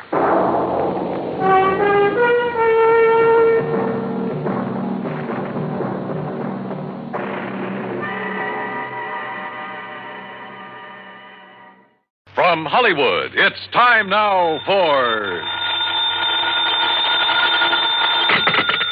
Johnny Dollar. This is Harry Branson, John. Hi, at Harry. the Philadelphia Mutual Liability and Casualty Insurance Company. I said hi. How are you? Oh, yes. Well, I'm fine, thank you. But that's beside the point. John, this thing has me terribly upset. Comes the day you aren't upset over something, Harry. It'll be a miracle. What's it all about? Can you come down here to Philadelphia right away? Don't see why not, but now what seems to be... If you can clear up this matter, I shall be eternally grateful.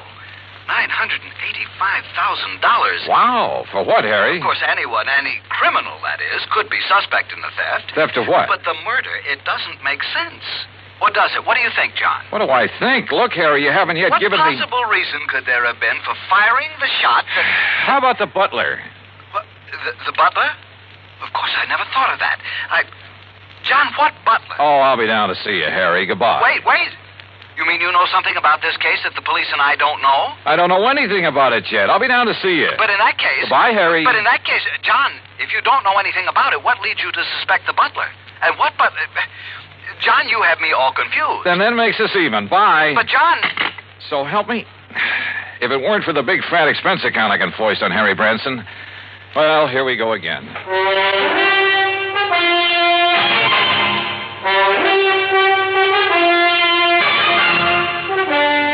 Bob Bailey in the exciting adventures of the man with the action-packed expense account, America's fabulous freelance insurance investigator. Yours truly, Johnny Dollar.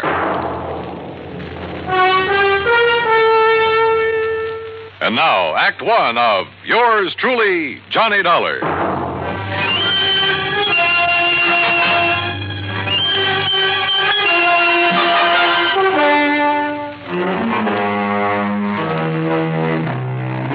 Expense account submitted by Special Investigator Johnny Dollar to the Philadelphia Mutual Liability and Casualty Insurance Company, Philadelphia, Pennsylvania.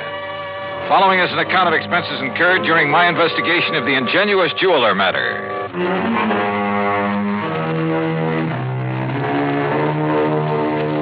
Expense account item 1, $32.70, train fare and incidentals, Hartford, Connecticut to Philadelphia. Cab to Harry Branson's office on Walnut Street. I found him sitting at his desk, his head in his hands.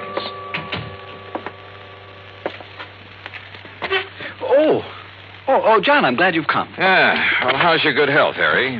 My health? Wait, as a matter of fact, it's fine, although I did have a touch of laryngitis last week. I could hardly speak about it.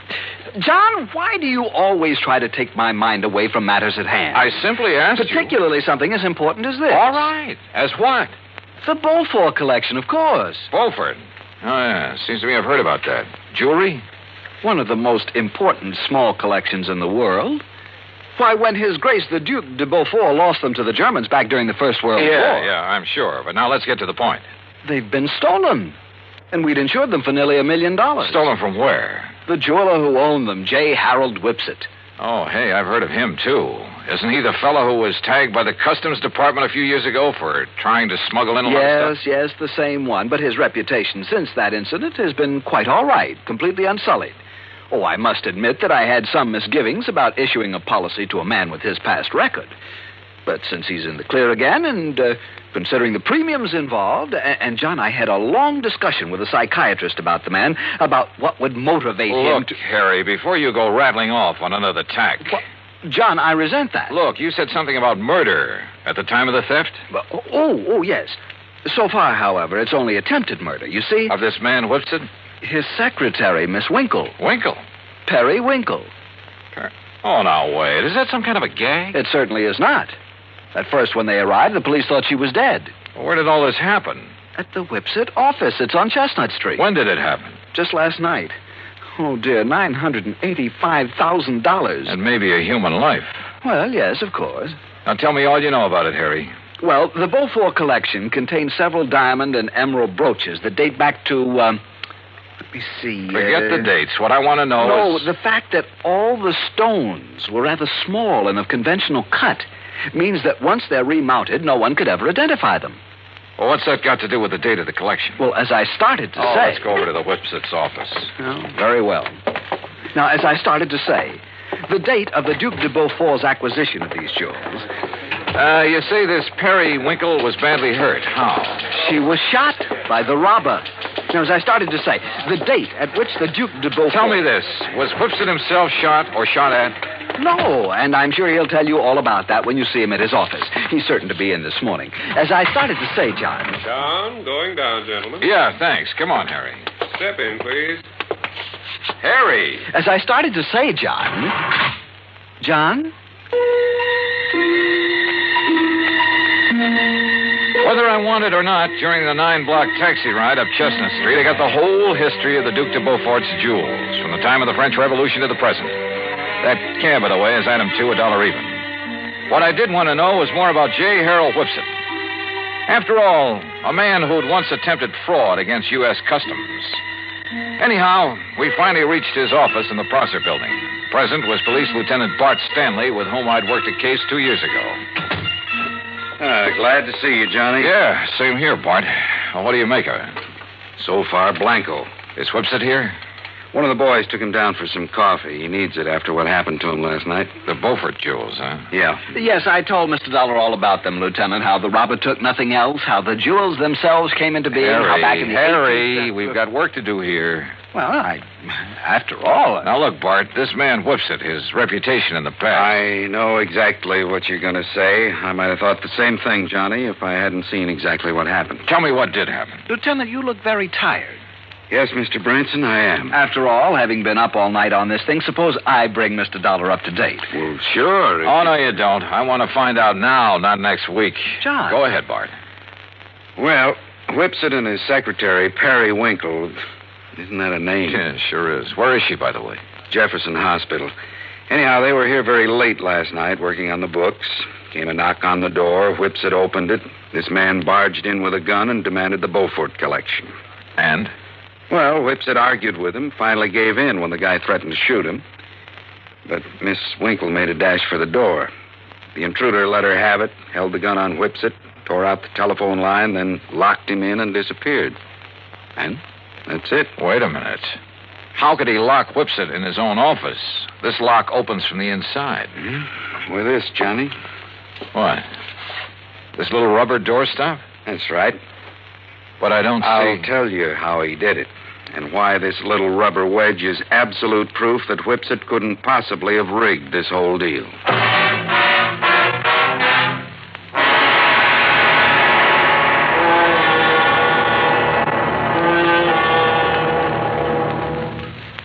Act 2 of yours truly, Johnny Dollar, in a moment. For a long time, people... And now, Act 2 of yours truly, Johnny Dollar, and the Ingenuous Jeweler Matter.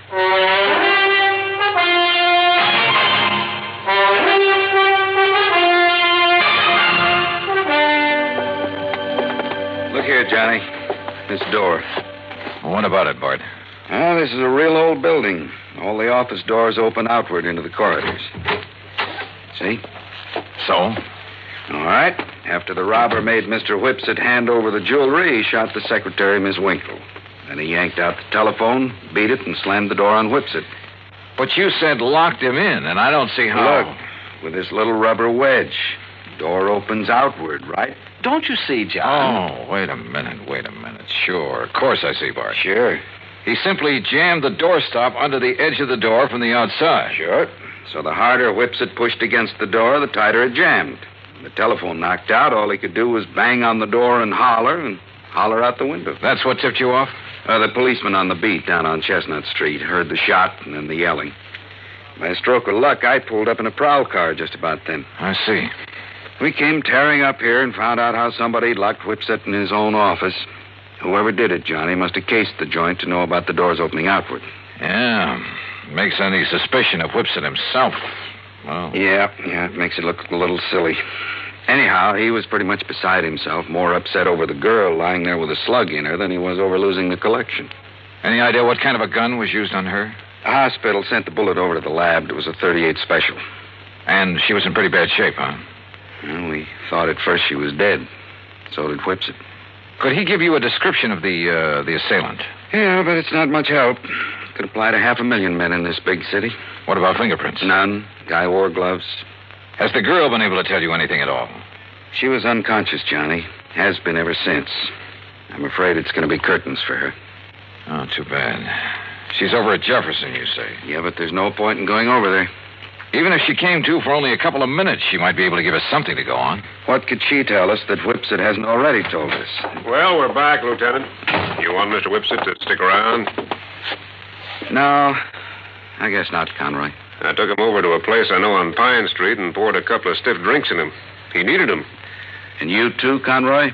Oh, now, Lieutenant. Mr. Whipsit, this is Johnny Dollar, insurance investigator. Mr. Dollar. How are you? You know Mr. Branson, I guess. Oh, yes. Oh, yes, indeed. And may I tell you, Mr. Whipsit, how dismayed I am by what's happened here. Thank you, Mr. Branson.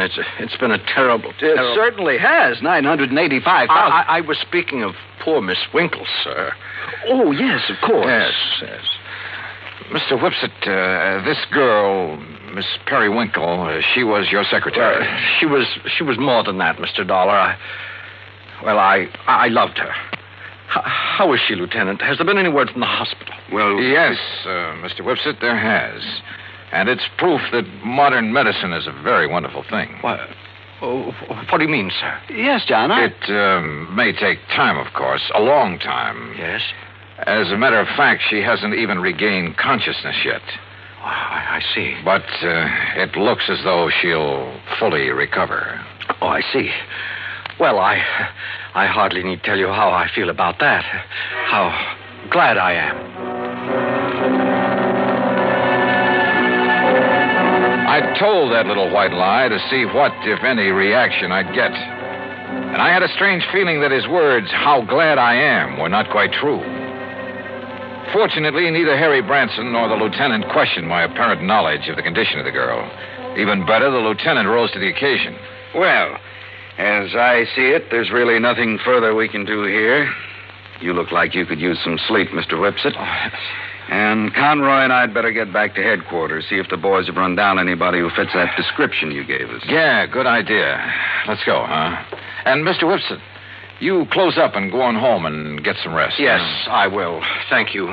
Thank you very, very much. You have no idea what a terrible shock this has been for me. Of course, you'll keep yourself available if we need you further. Oh, of course, Lieutenant.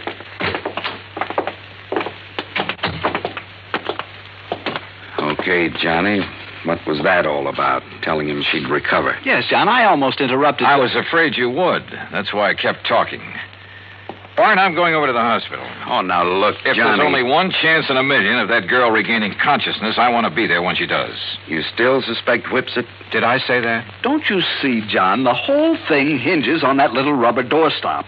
On the fact that he couldn't possibly have locked himself in with it. Branson's right, Johnny.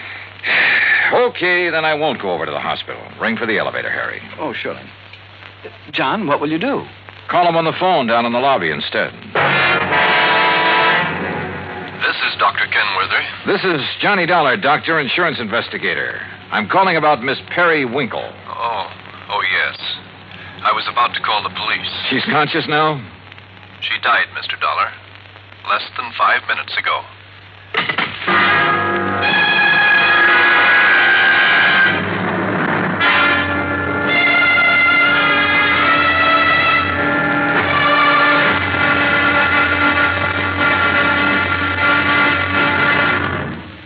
Act 3 of yours truly, Johnny Dollar, in a moment. Our flag, heaven. And now, Act 3 of yours truly, Johnny Dollar, and the Ingenuous Jeweler matter.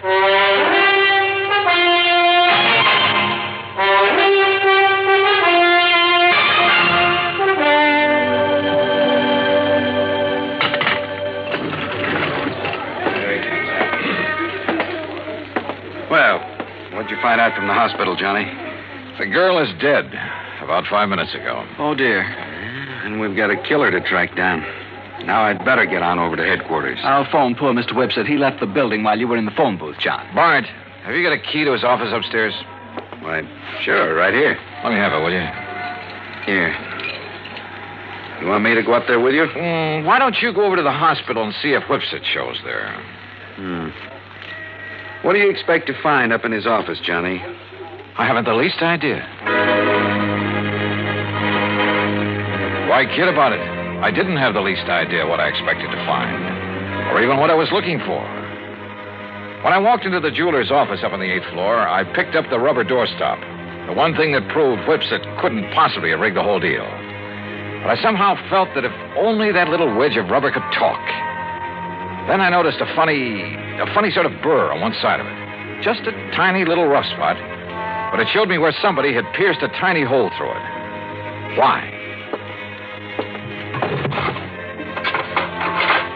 After a couple of minutes of rummaging around, I found it. A piece of fine, strong platinum wire, about 2 feet long. A wire that could be carefully slipped through the hole in that rubber doorstop. Well, Mr. Dollar. Well, what are you doing back here, Whipset? If you don't mind my saying so, there was something about your attitude that I didn't exactly care for when you were here with the policeman and Mr. Branson. And when you left them downstairs in the lobby and took the elevator. Oh, I see you found it. Yeah, that's right. It was very smart of you, Whipset. Thank you. Put this rubber wedge on the floor, just outside the door, with the wire on it leading under the door. Exactly. Then pull the door closed. Then pull the wedge into place with the wire. And the door can't possibly be opened from in here. You've locked yourself in. The more you push on the door, the tighter the wedge holds it. That's right. And you don't forget to retrieve the wire by pulling on one end of it. I suppose those are the gloves you wore when you killed Miss Winkle, so you'd leave no prints. Oh, then she's dead. How fortunate for me. And that's the gun you used? Yes. I'm afraid she was rather averse to my breaking down the Beaufort collection, melting down the mountings and secreting the stones at my home. And, of course, claiming the insurance money, but after all, nearly $1 million. Why are you telling me all this? Because, you see, this is also the gun that will kill you. After which I shall lock your body in this office using the doorstop again. It's a rather nice touch, don't you think? Is it? Well, don't you see? It's now a sort of a trademark of the completely unknown thief, the unknown killer of both the girl and you. Oh, now, wait a minute. Do you think if I found out how you did it, the police can't? Well, did they, even after their lab crew spent the whole night up here? I guess you got a point there. Yes. Now, turn around, Dollar. Turn around. Well? You see, I'm going to have to shove this gun into your back to muffle the sound. Look, Whipset. Unless you have a better idea. Well, I have. What? Oh, me. Oh, I suppose I might have known this whole thing seemed too easy. All right, Lieutenant. All right, Conroy, wrap him up. Right, Lieutenant. Hands out, Whipset. Johnny, I knew you had something up your sleeve when you came back up here. Just wouldn't let me work it out alone, would you, Bart? All right, what was it? What did you find out that tipped you off? Oh, you'll never know from me. Huh? After all, I might want to use it to stump you sometime. Oh, now look, Johnny. Okay, ask Whipsit here. He just loves to explain things. At great length, too. At least it was long enough for you boys to get up here. I know something he's not going to explain his way out of. Let's go, Whipsit.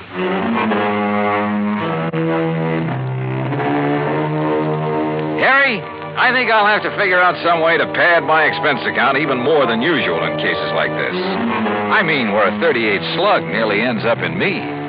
After all, fun is fun, a job's a job, but some of these laddies carry things too far. Come to think of it, I'll have to run down to New York again to appear against Whipsit. So, expense account total, including that and transportation back to Hartford and all the incidentals I could possibly think of, $181 even. Yours truly, Johnny Dollar.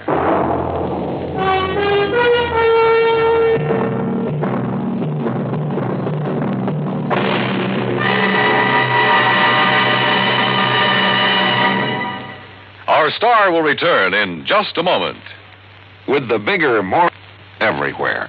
Now, here is our star to tell you about next week's story. Next week, an inventor with a device that can either save or wreck our country. Join us, won't you? Yours truly, Johnny Dollar.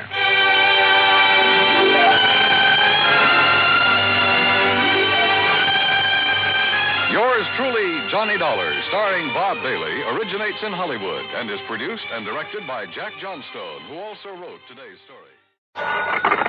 Johnny Dollar. Pat McCracken, Johnny. How's the weather in Palm Springs? A blonde in a bikini just melted past my poolside window. Goodbye now. Oh, don't hang up. Johnny, this job's just a few miles north of where you are. It'll take maybe a day to clear it up. Yeah, you said that last Christmas, Pat, and I got trapped in a blizzard. This season, I soak in the sun. Happy New Year. John, boy, we have a bonus list in this office. Your name could be on it. Near where I am, huh? It's a ghost town named Calico. An old prospector named Kringle is breathing his last up there. I thought old prospectors never died. He wants to change the beneficiary on his $50,000 policy, but a nephew, Ned Kringle, threatened suit if we let him. So you contact our agent, Gene Craig, in Barstow. Who's the new beneficiary? Carmen Kringle. Carmen? A burro. A burro? Yeah. If I don't hear from you, Johnny, Merry Christmas.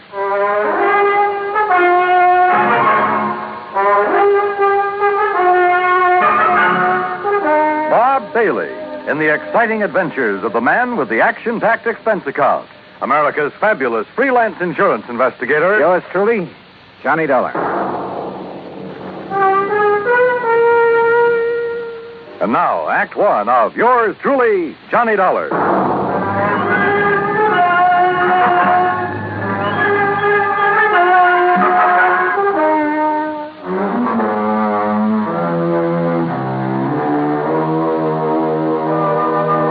Expense account submitted by Special Investigator Johnny Dollar to the Home Office, Universal Adjustment Bureau, Hartford, Connecticut. Following is an account of expenses incurred during my investigation of the Carmen Kringle matter. Expense account item 1, $1.40. Telegram to Gene Craig in Barstow telling him where and when to meet me. Item 2, $50 even to Al Sterner for his charter plane to the ghost town of Calico. The guidebook says there's something about desert country that's good for the soul. And in spite of the air bumps, I got a panoramic view of the great Mojave that took my breath away. The sun's setting rays hit the weird mineral stratas of the Calico Range and turned them into a patchwork of beauty. Night comes quickly in this country, and I turned to Al when a Christmas tree cluster of blinking lights appeared under our wings. By way of answer, he put the plane into a glide and set us down on the smooth surface of a dry lake bed.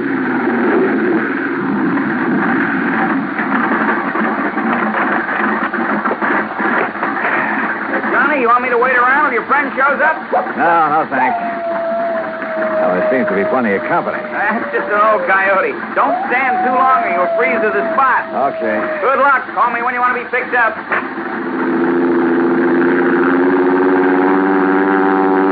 I watched Al's plane until it was swallowed by the darkness. Then suddenly I got that feeling in the hair on the back of my neck that I wasn't alone. The moon was up enough to make out shadows, and silhouetted in a circle around me was a strange collection of figures. One of the pack moved toward me, and for a crazy second, I thought I'd bumped into Santa Claus's reindeer. Then a car without lights came rushing at me. The headlights slammed on, and I got a glimpse of a donkey herd scattering into the night.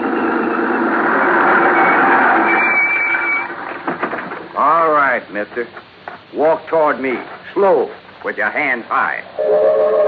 I've learned never to argue with a Winchester 94, so I followed orders. I spotted the weaving headlamps of another car approaching and prayed it was the agent, Gene Craig. Close enough, Sonny. I can pop the rattlers off a sidewind at 60 yards, so don't you make no sudden move. He was maybe 60 with gray sideburns and a frosty goatee. A marshal's badge was pinned to his leather jacket.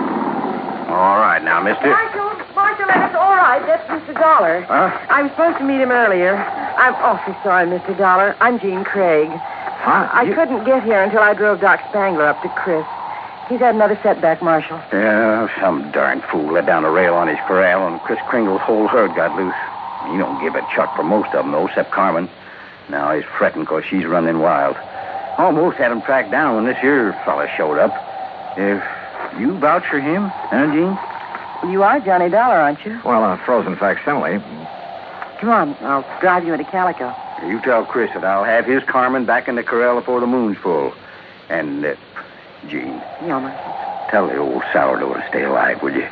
We need him around here. Sorry about mistaking you, Mr. Dollar.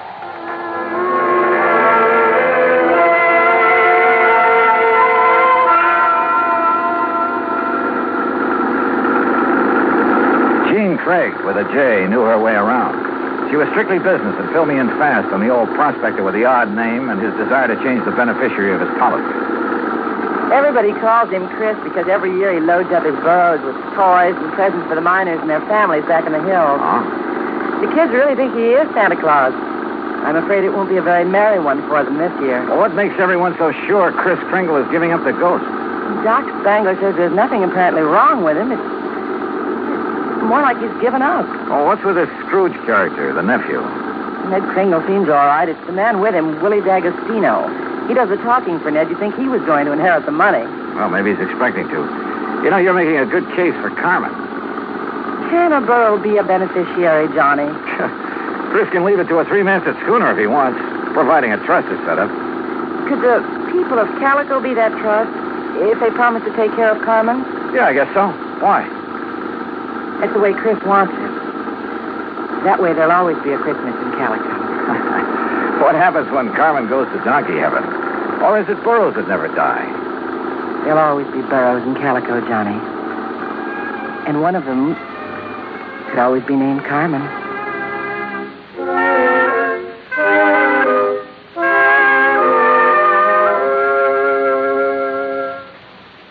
Act two of yours truly, Johnny Dollar, in a moment. Act two of yours truly, Johnny Dollar, and the Carmen Kringle matter.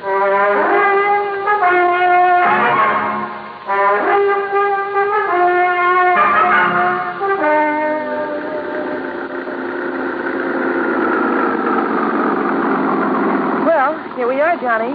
Calico. Once the richest silver city in the West. It was unbelievable. Like seeing a page from the past.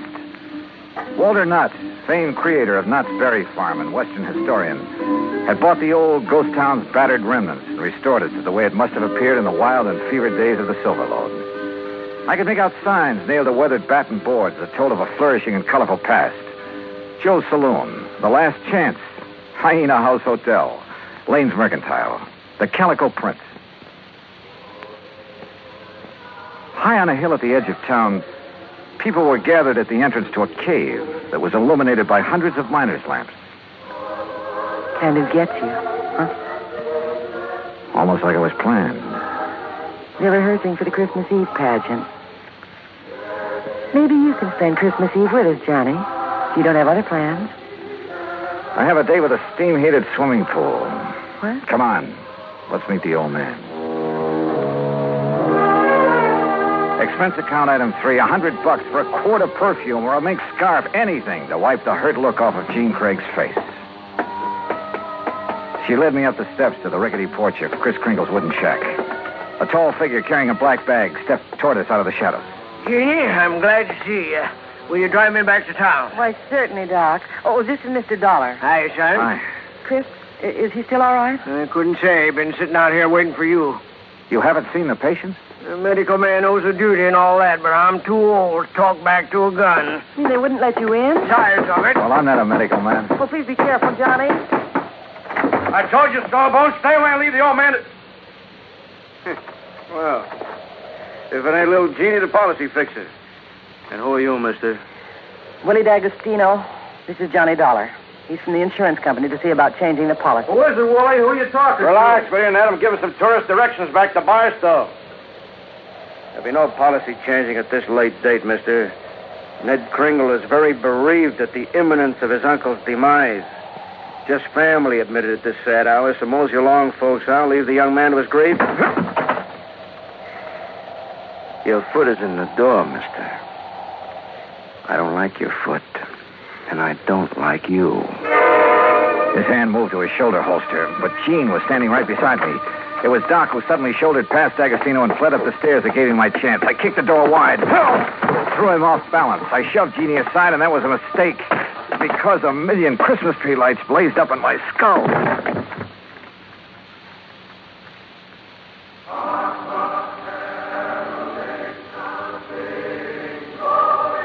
Then slowly the tree lights faded away, and I saw Jeannie fussing over me and looking worried. A young, nice-looking fellow was seated next to a marble-top table. D'Agostino leaned against the stone fireplace and dangled his gun, smiling like he had a stacked deck. He's all right, Doc? A nasty cut, but no fracture. I know how to pull my punches, Doc. The old man. How is he? No better, no worse. Just lying up there staring at the ceiling. I want to see Chris. I have a right to, Ned. I'm an old friend. Wooly, wouldn't it be okay if Jean just went up? No, let him die in peace. He's past caring who sees him. Wooly, these people have a right. I said no. I'll get a hero boy on his feet and shove off. Go on. Come on, Johnny. Help me, Doc. How's it going to feel, Ned? Sharing blood money with a hoodlum. Your uncle paid for that policy with a pick and a shovel. It took a lot of years, a lot of sweat. And he's had your name on that policy ever since you were born. Oh, man, Kringle never saw pay dirt in his life. Ned had given money to live on, paid the premiums on his policy. Chris was always tapping the kid, claiming he had a new find. He was going to mine $1 million. Boy, shut up. The old man's dying. Tell him, Ned. Tell him how the old phony was always taking the bows, making like Santa Claus with the money you give him. Willie, haven't you got a... Tell him to hold on to the money! I know he's been waiting a long time for this. Me. Willie D'Agostino, that's who. Is that true, Ned? Yeah. I thought my uncle would make a strike someday. I honestly thought he'd strike it rich. I know he tried. He did strike it rich, Ned. When he dies, every man, woman, and child in this town will mourn him. He'll live in their hearts. What will people remember about you, Mr. D'Agostino? All right, get out, and stay out before I... Willie, this rifle will make a hole in your belly big enough to pass a borax team through. So you just drop that gun. Well, I don't know what the shouting's about, but you're guilty of carrying sidearms and you're threatening violence, Mr. D'Agostino. And ain't nobody does that in Calico, as long as I'm the marshal. Now, you better get. Ed Noller, I love you. Oh, so let Gladys hear that. Well, I'll see how Chris is. Doc, tell the old buzzard that I got his Carmen back in the corral. Jingle bells and all. Yeah, nice work, Ed. Now, what's holding you, mister? Okay. All right, let's go, Ned. Let the squares have a round, huh? I'm going to stay here, Willie. I want to be here when Chris... Hey, that's a good idea. That way, no fooling around with the will, huh? Smart kid, that Ned. See you at the funeral, huh? I'll go up now. You were wonderful, Marshal. And you too, Johnny. Oh, yeah, sure. I take a nice sock on the head. Say, you folks better come up, too. Chris wants to say something. Oh, wait a second. I figured on this. The corral. Come on.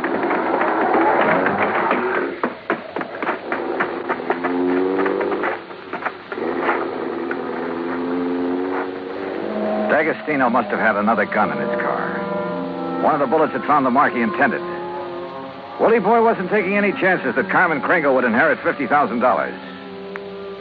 We found the burro lying on her side, quite dead. Jingle bells and all.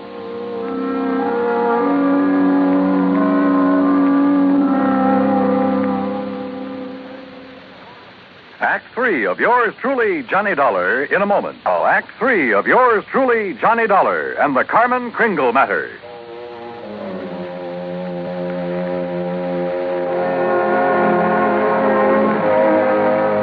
Oh, Marshall. Johnny, how could he have been so cruel? Carmen dead. It's just not right.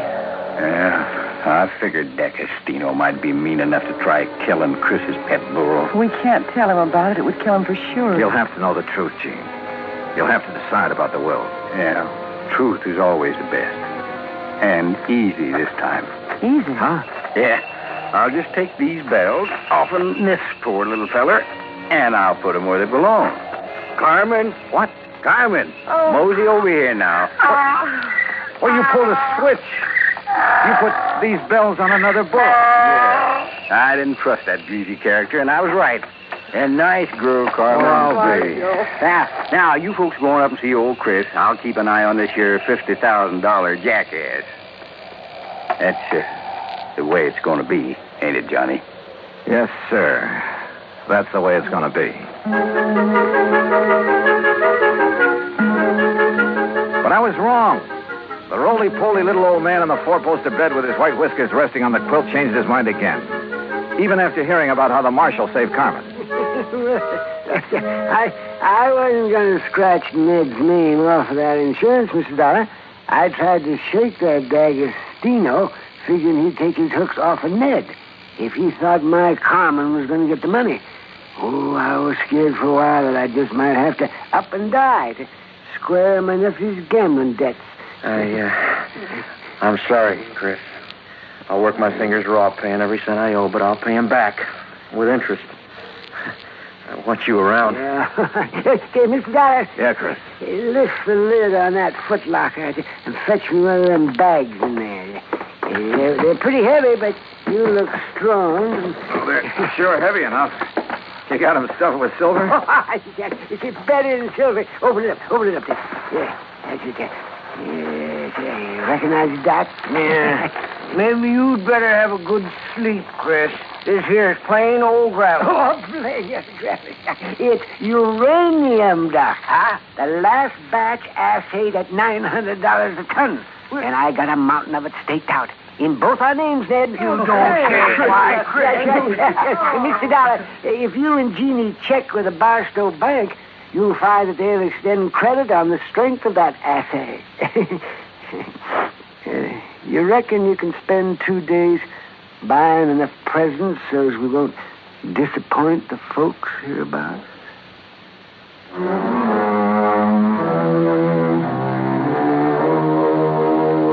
Expense account item 4, $68 even. Telephone calls to 5 principal cities where I thought Willie D'Agostino might be remembered. The police departments had a long list of reasons why they remembered Willie. That was my Christmas present to them. Expense account item 5, another $50. Truck rental to haul the presents we bought for Ned to give away come Christmas morning.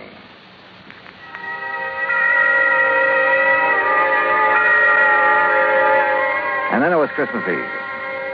We sat on the Kringle's porch and watched the procession up to the Maggie mine. The flickering lights from the miners' lamps reflecting on the faces of the happy children.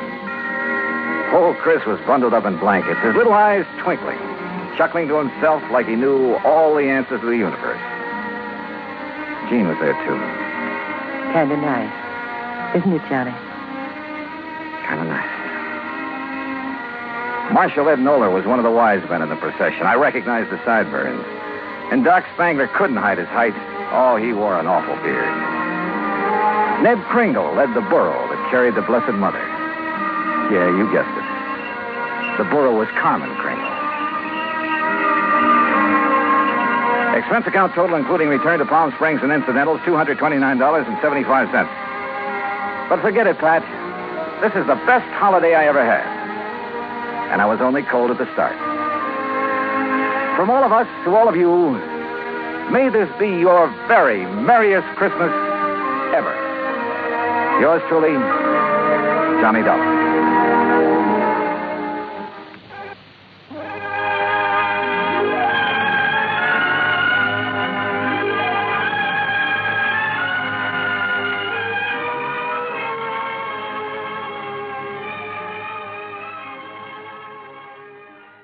From Hollywood, it's time now for... Johnny Dollar. Mr. Dollar, I want you to come over here right away. What's that again?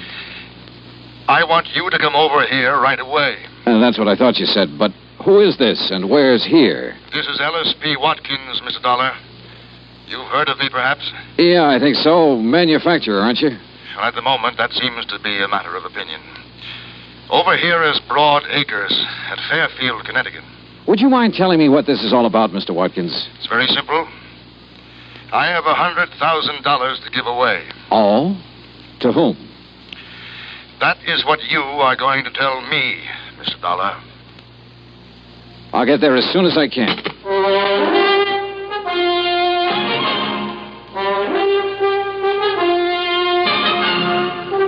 Bob Bailey in the exciting adventures of the man with the action-packed expense account. America's fabulous freelance insurance investigator. Yours truly, Johnny Dollar.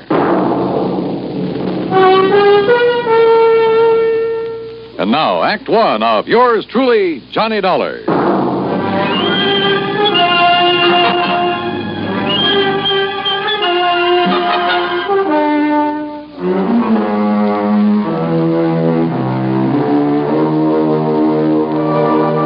Expense account submitted by Special Investigator Johnny Dollar to the estate of E.P. Watkins, Fairfield, Connecticut.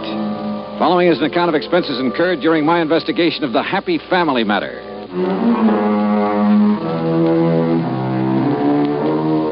Expense account item 1, $1.20 taxi from my apartment to the home office of the Universal Adjustment Bureau and Pat McCracken. Well, didn't take Mr. Watkins long to get in touch with you, Johnny. Yeah, I figured he must have got my name from you, Pat. E.P. Watkins holds a life policy for $100,000. Beneficiary was to have been his wife, but she died several months ago. Now he wants to designate a new beneficiary. You mean he wants me to tell him who the beneficiary should be? That's right. No, thanks. Now, look, You Johnny... look, Pat. I got tangled up in a family matter once before. I still have the scars to prove Johnny... it. Why doesn't Mr. Watkins pick his own beneficiary? Ordinarily he would, but in a case like this, it might take time. So what? From what I can gather, Johnny, Mr. Watkins doesn't have much time left to live. Oh? Okay, Pat. Item 2, $4.30 transportation by car to Broad Acres, the Watkins home in Fairfield. It was a big place, and it was old. I was shown into the library. E.P. Watkins was sitting in front of the fire. I could see that he wasn't well, but there was still a lot of strength in his face. Mr. Dollar, according to the medical authorities, I have somewhere between 1 week and 1 year to live. I'm sorry. I'm not. Oh? My wife is dead. My business is on the verge of collapse, and my children are strangers. Should I be sorry? Well, I don't know.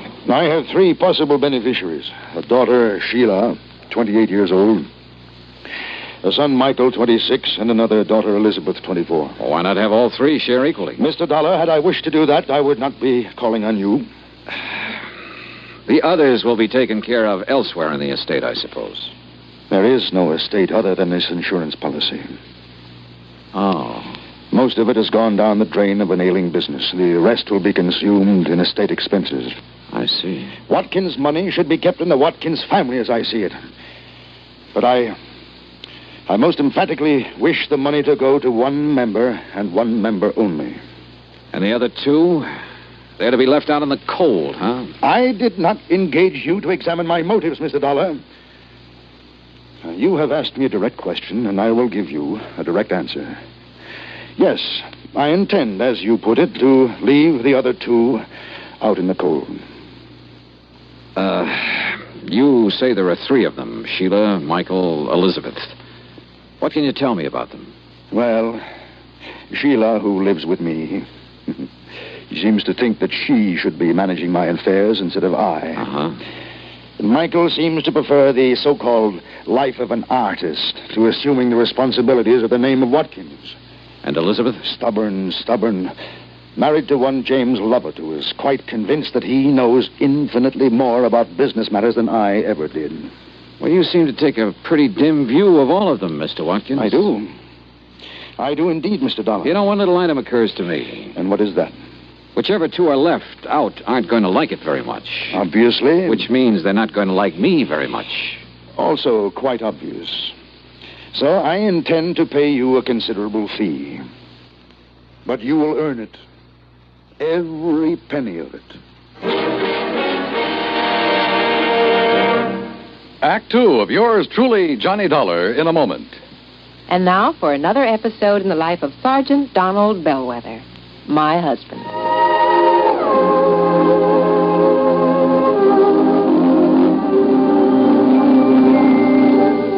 Reba, is everything packed in this duffel bag? Yeah, everything but these, Sarge. Oh, let me see that bottle. Reba, what in the world would a bunch of guys on a fishing trip want with these indigestion pills? Well, now, you just take them along, Don. Remember, you boys will be doing your own cooking for 3 whole days. Yeah. Maybe you're right. Oh, boy, I can hardly wait to pop some of those freshly caught fish into the pan. There, now. Everything's all packed. Yeah, well, we better get going. The fellas will be waiting. Well, I'll walk you to the car. Okay. I'll carry this bag. The rest of the gear's already packed. Here, I'll open the door for you. Oh, thanks, honey.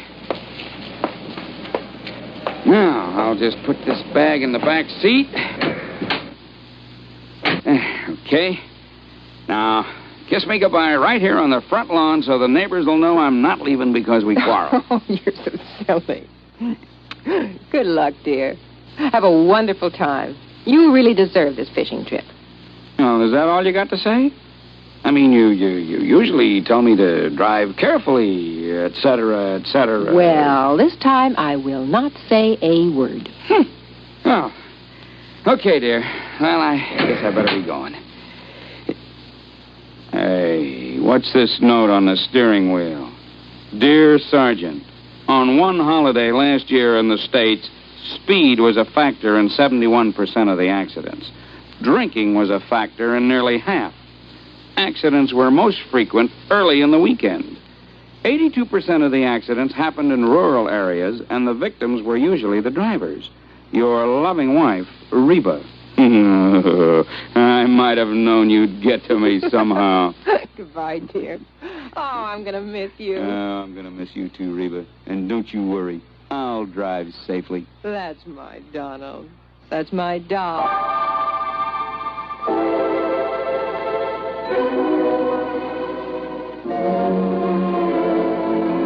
And now, Act 2 of yours truly, Johnny Dollar and the Happy Family Matter. Well, this was undoubtedly the weirdest assignment I'd ever been handed, and from one of the weirdest characters I'd ever met, E.P. Watkins. And yet I couldn't help feeling sorry for him. He was really alone. And somewhere along the line, he must have been hurt pretty badly. I left the library and started through the drawing room. Mr. Dollar? I'm Sheila. Oh, yeah. I'd like to talk to you for a moment. Sure, why not? Mr. Dollar, I know what you must think of my father. Oh, do you? But if you're inclined to judge him harshly, just remember, he wasn't always like this. Oh? So very many things have gone wrong for him. Like what? Well, I'm afraid the main thing is his feeling that the 3 of us, Elizabeth and Michael and I, have let him down somehow. He seems to resent us so terribly. Why should he, Sheila? I'm not sure. I think he resents me because I'm not a man. Oh? You see, I'm the oldest. And in many ways, I'm more like Father than the others are. If I'd been a man, I could have, taken over for him. Yeah, I see. I've tried to do what I could. Help make decisions, that sort of thing. But I think he somehow resents... Well, I gather it hasn't exactly been easy for you living here with him. Somebody has to. And the others have lives of their own. Speaking of the others, I'd like to talk to them. Where can I find them? Elizabeth and her husband live in Cranford, New Jersey. And Michael's in New York, in Greenwich Village. Okay. Thanks, Sheila. Outwardly, she was poised, but I could tell she was nervous, tense. Her fingers wouldn't stay still. She kept shredding bits of cellophane from her cigarette package. Yeah, she was under strain, all right, and I could understand why. Item 3, $8.40. Transportation to New York City to the Greenwich Village apartment of Michael Watkins. Mr. Dollar, you can tell Dad that I do not want that insurance money. Why not, Mike? Because it doesn't... Well, he doesn't owe me anything, and I don't owe him anything. It was a clean break, and that's just the way I want it. You're sure about that? I am. I'm doing what I want to do. I'm painting. Everything is just the way I want it. You know, Mike, you sound sort of like you were trying to convince yourself. I resent that, Mr. Dollar. Our family is split apart, that's all. Sheila's been trying her best to hold it together, but it won't work. Why not? Because I have had it. For years, Dad's been trying to cram Watkins and company down my throat. He knew my heart wasn't in it, but did that matter to him? No. Look, Mr. Dollar, I can make your job real easy for you. Yeah? There's one person in our family really deserves that money after what she's been through. Sheila? Yes, Sheila.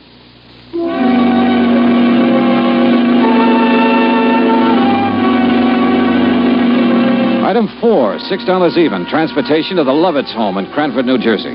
Look, Mr. Dollar, if sending you here is some scheme of Dad's to force us into line, you're wasting your time, and so is he. Now, wait a minute, Elizabeth, After the way he's treated Jim. Relax, honey. That's all over and done with. Look, Dollar, I can simplify your job for you. Can you? Give the insurance to Elizabeth here. Why? Because then I can get my hands on it. Oh? Well, what would you do with it, Jim? Buy a controlling interest in Watkins and Company and put the business back on its feet. You once worked for Watkins and Company. Why did you leave? Because he's still running it the way he did 30 years ago. It won't work, and I wouldn't be a part of it. Jim tried, Mr. Dollar. He really did. But Dad wouldn't even listen to him. For years, he tried to get Mike to take over the business. But Mike prefers to be off in Never Never Land painting those lousy pictures of Now, his. Jim. They are lousy, and you know it, Liz. Look, Jim, you say Mr. Watkins didn't give you a chance to put your ideas into effect, huh? No. Finally, things got to the breaking point. Dollar, I sent him a written contract guaranteeing I'd raise the necessary financing. I asked for only 6 months in charge. Contract? But he wouldn't accept your offer, huh? No. Sheila begged him to sign. Finally, he sent word back for me to tear up the contract and get out of the company. I see.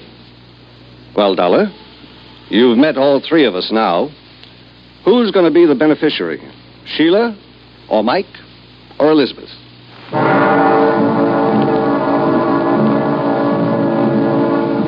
One thing I wanted to check on was Jim's opinion that Mike was not a good painter. I nosed around until I found an art dealer who'd handled his work. He showed me a couple of paintings and then leveled with me. So far as he could see, Mike was a lousy artist. I went back to my hotel to think it over, but I found a message that Mr. Watkins' attorney wanted to talk to me. He'd taken a room on the floor above, so I went upstairs. Come in. Halfway into the room, I noticed it was dark. Then as I heard the door slam, I felt a gun barrel in my back. Hold real still, Dollar. Who are you? That don't matter. What's this all about? Dollar, this case you're working on, you drop it right now. And if I don't? If you don't, you get dropped for keeps.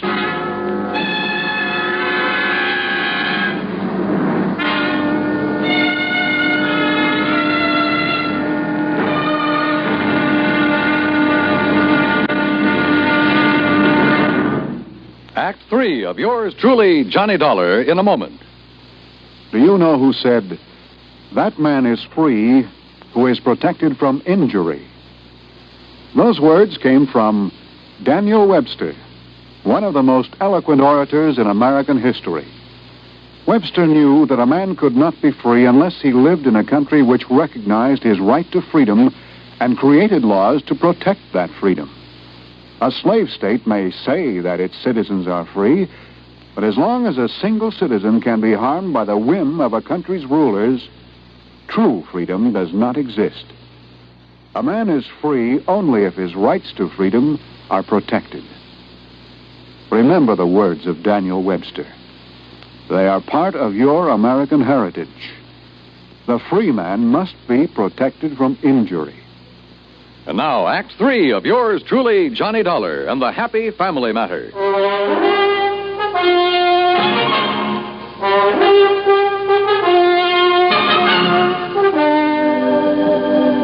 You get the message, Dollar? Sure. I dropped the case or else.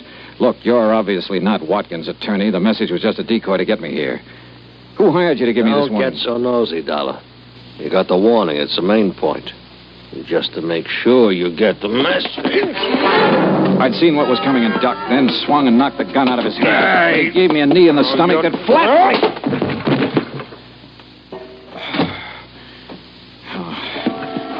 By the time I got to my feet, he was gone. I turned on the lights and looked around. And then on a table, I spotted something that stopped me cold. The truth had been right under my nose all the time. I called the various members of the family, asked them to meet me at the Watkins home. When I got there, they were waiting for me. Mr. Watkins, Sheila, Mike, Elizabeth, and her husband, Jim. There was a stiff, chilly politeness in the air. There was tension, too. Mr. Dollar, I want you to know that I resent your theatrical gesture in assembling us like this. And I'm sorry, Mr. Watkins, but you hired me to do a job, and I'm trying to do it. I'm sure you have reasons for this, Mr. Dollar. But you must know how painful this is to Father. Yes, I know, Sheila, but it's necessary. I don't see why, Dollar. I'm coming to that, Mike. Now, look, let's face it. This is not exactly the happiest family in the world. It's been torn wide apart. All right. Why is it torn apart? Oh, that's ancient history, Mr. Dollar. Maybe some of it is, Elizabeth, but a lot of it isn't. Well, I don't see what's to be gained by rehashing all this. Let him finish, honey. Just what are you driving at, Dollar? Just this, Jim. I was hired to find out what I could about the 3 beneficiaries. On the surface, everybody was very cooperative. On the surface? Somebody in this family didn't really want me to make this investigation, Sheila. They hired a strong arm to rough me up earlier this evening to make me drop the investigation. Nonsense. Sorry, Mr. Watkins, but I've got the scars to prove it. But who? Let's start with you, Mike. I want to know why you quit the family business and started painting. I told you. It was because Dad kept trying to cram the business down my throat. Why, you ungrateful. Well, it's true. I couldn't take it any longer. Sure. But you'd felt that way for a long while. What led you to make the break, Mike? Well, when even Sheila agreed it was no use, I She encouraged you. Of course I encouraged him. I felt he should have the right to a life of his own. But, Sheila, you told me that you had begged Mike to stay in the company. She what? What? I was acting in the best interests of the family. Were you, Sheila? Mr. Dollar, I don't know what you're trying to suggest. That brings us to Jim and Elizabeth here. Jim, you quit the company, too. Why? I've already told you, Dollar. Mr. Watkins refused my last offer of help. Kicked me out. Well, that's not true. What offer are you talking about? That contract I sent you. What contract? You never saw it, did you, Mr. Watkins? I most certainly did not. But Wait a minute. I gave the contract to Sheila. She said it'd be better if she handled it. Then she told me later she discussed it with her father and he refused. Sheila, you lied. Well, Sheila? Mr. Dollar, I refuse to discuss. Sheila, you have a nervous habit of shredding cellophane cigarette wrappers to bits. In the hotel room where that hired strong arm jumped me, I found a little pile of shredded cellophane near the ashtray. Sheila. I don't understand. Mr. Dollar, do I understand that you're suggesting it's been I who've torn the family apart? Well, Sheila. Yes, Father. Why? I'm not sure. I don't know. Hey, look, I'm an insurance investigator, not a psychologist, but I don't think this is too hard to understand. Sheila, weren't you trying somehow to punish? I'm not sure. Sheila. Oh, Sheila, if that's true, you need help. They all had a life of their own. Except me. We'll help you, dear. We'll get help for you. I hated what I was doing. But I just couldn't seem to help myself. Mr. Dollar, you will understand that I am rather bewildered by all this. I do, Mr. Watkins. Now, you suggest that she was deliberately trying to tear the family apart in order to punish someone? Well, that's only a guess, Mr. Watkins, but I think it's probably a good one. Then she was trying to punish me. I think so. Should I understand why? Did she ever have a life of her own? Was she ever allowed to have one? Mr. Dollar, I requested you to designate a beneficiary for me. Yeah, that's right. I now request you to suspend further action for the time being. It appears the matter requires further thought. Yeah. Yeah.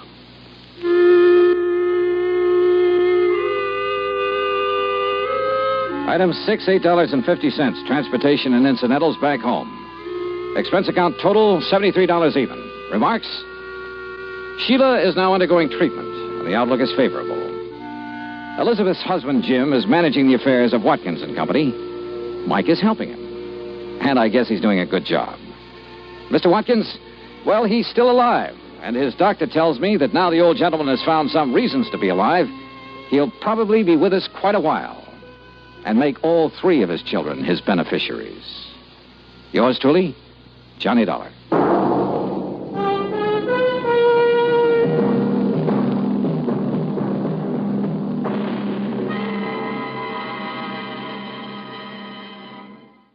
Johnny Dollar. Jerry Holland, Johnny. Tri-Mutual Insurance Limited. Oh, sure, Jerry. How are you? The name Curtis Randall mean anything to you? The banker here in Hartford? That's the one. He's also one of our big policyholders. At least he was. Oh, what's happened to him? Day before yesterday. He and a friend of his, a fellow named Byron Peters. They went deer hunting over near Kingman, New York. And? They hired some old character in the neighborhood to act as guide. Randall and Peters didn't know it, but the old goat was an alcoholic. So what happened? At the end of the day's hunt, they raised Cain with Curly because he hadn't found them a deer. Curly, the name of the guide, huh? Yeah. They had a big argument. Over $500,000. 100. Wow. Who's Randall's beneficiary? His hunting companion, Peters. Peters? No wonder you want me to investigate. Johnny. Only this one looks too easy. Wait, Johnny. I'll be right over.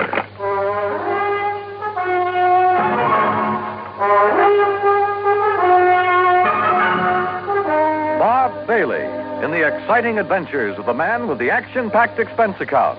America's fabulous freelance insurance investigator. Yours truly, Johnny Dollar.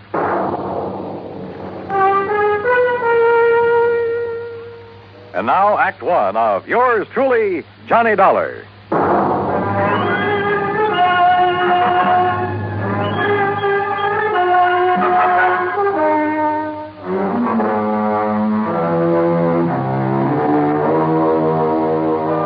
Expense account submitted by Special Investigator Johnny Dollar to the Tri-Mutual Insurance Company Limited, Hartford, Connecticut. Following is an account of expenses incurred during my investigation of the Hapless Hunter matter.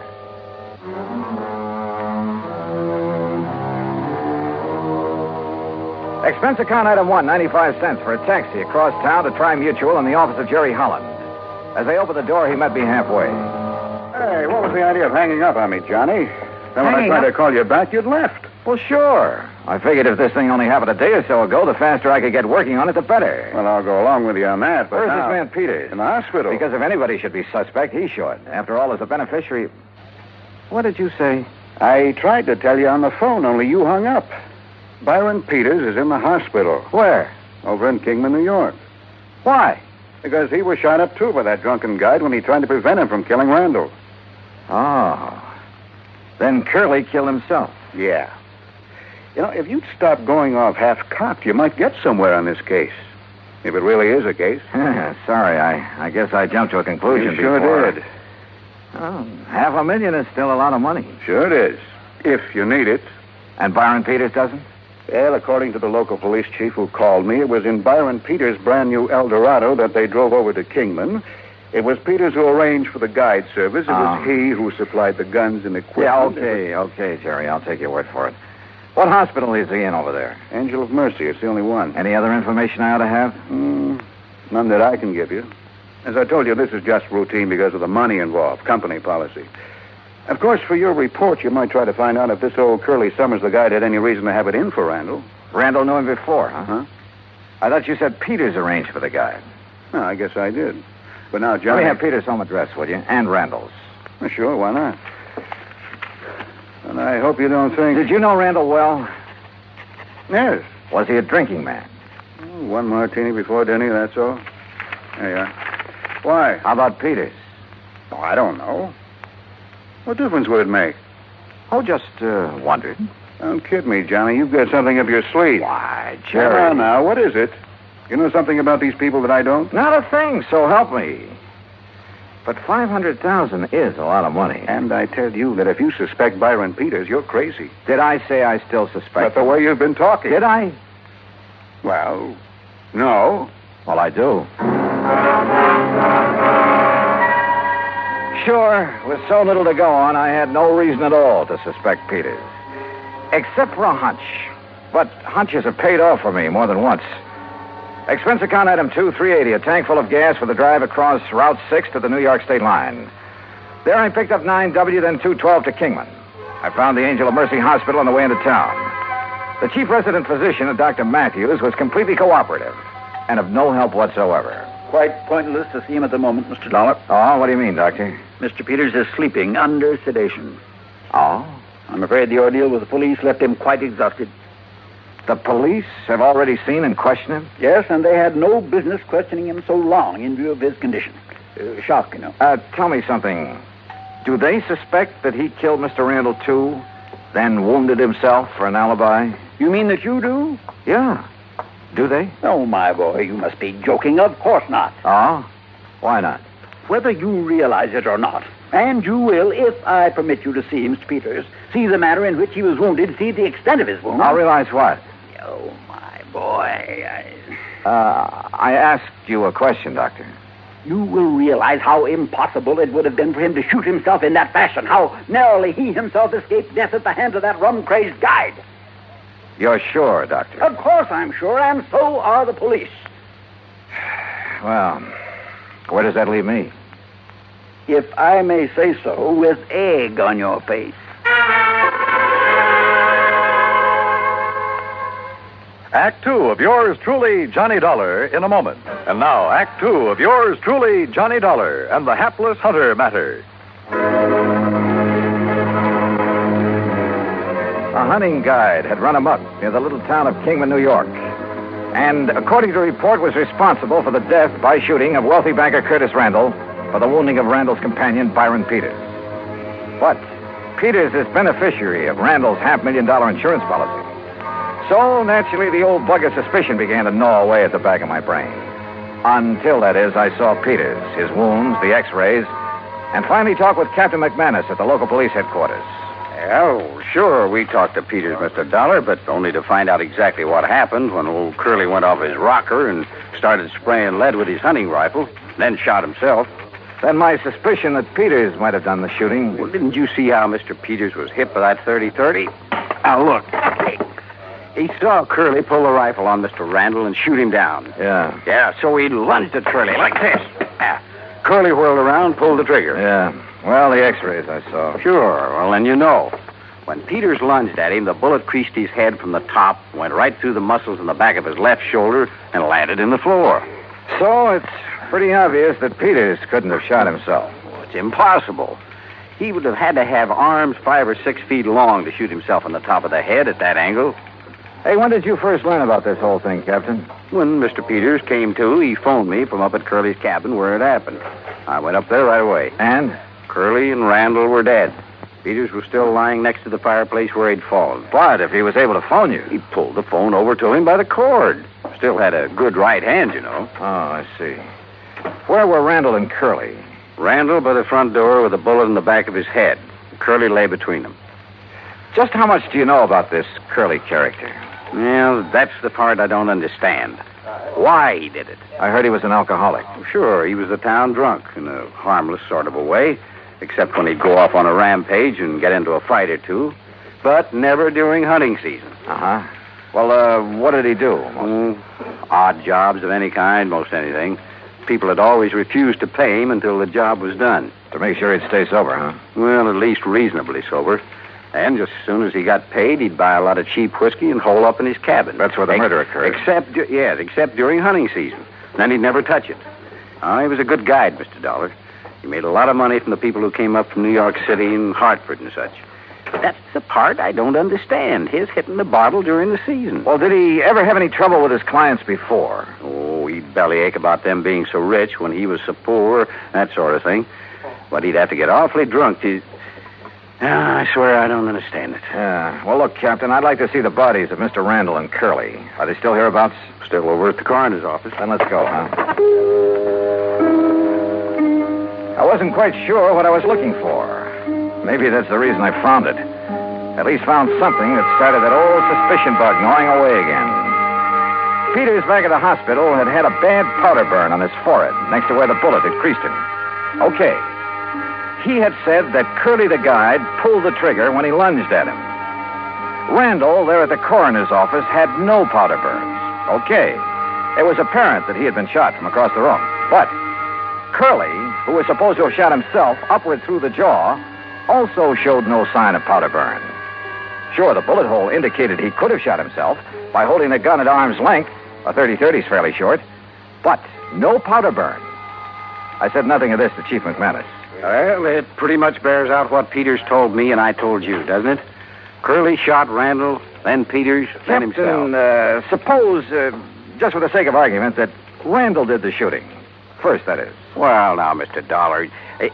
Say, wait, speaking of argument, Peter said that Randall and Curly had a pretty big one. Because Curly didn't find him any there. That's when he started to get drunk and abusive. But as for Mr. Randall... On the other hand, suppose that Peters started the whole thing. Oh, now, look, that doesn't make any sense. Then try to kill himself? Well, isn't that what you're saying Curly did? Well, sure, but that's different. No good old bum realized he'd gone too far. There was no other way out for him. But a man like Peters, with money, everything he wants... Where's this cabin of Curly's? Quite a way. 10, 12 miles. How do I get there? Straight down Pear Street to the mobile gas station. You know where that is? Yeah, I saw it on my way in. Okay, you turn left there. You go 6 miles, then take the first right-hand road right up the side of Deer Mountain until you get there. Okay. Oh, here's the key to it. Oh, good, thanks, Chief. I'll see you later. You want me to go along with you? No. According to you, this hunch of mine is all wrong. I'm sure of it. Okay, then. I'd better wing it alone. From the outside, Curly's cabin was a shack, nothing more. And there were enough cheap whiskey bottles scattered around the yard to sink a battleship. Inside, however, it was pretty comfortably fixed up. And back under the kitchen sink, I found a case of Prince Francis Scotch, nearly full. Had Curly suddenly changed his taste for the better? Or had somebody decided to bait him with it? By the dark stains on the floor, I could see where both Randall and Curly had fallen. Where Peters had gone down, there was also the rifle slug embedded in the floor. And then I noticed the angle at which that slug had ended, as though it had been fired from the ceiling, certainly from higher than any normal man could reach. And Curly was only 5 foot 2 or 3. Then I saw something else, a heavy cord hanging down from one of the rafters above where Peters had lain. It was frayed at the end as though forcibly broken. Now, suppose someone had hung a loaded rifle there by the trigger so the slightest pull would set it off, had stood under it holding the muzzle carefully next to his head to one side, just close enough to...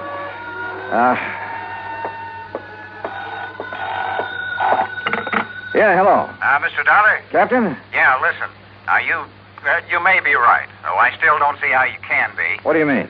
Look, I've got Dr. Matthews at the hospital here on this party line. You still there, Doc? Right here, Chief. Well, then you better tell Mr. Dollar. Well, it's about Mr. Peters. Yeah? He's left. Left? I thought you had him under sedation. I guess it didn't take hold the way I thought it would. Well, what happened? Well, he woke up and asked me who it was that had been here to see him while he was drowsy. Did you tell him who I was? Yes, and he seemed to drop off again, so I left him. A few minutes later, I heard his big fancy car pulling away. Doctor. I went back to his room and he was gone. Doctor. Listen, Dollar. Yeah, Chief. I don't know what it means any more than you do.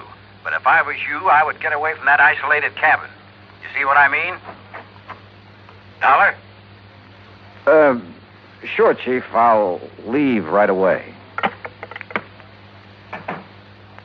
That was very smart, Dollar. Byron Peters? That's right. Byron Peters.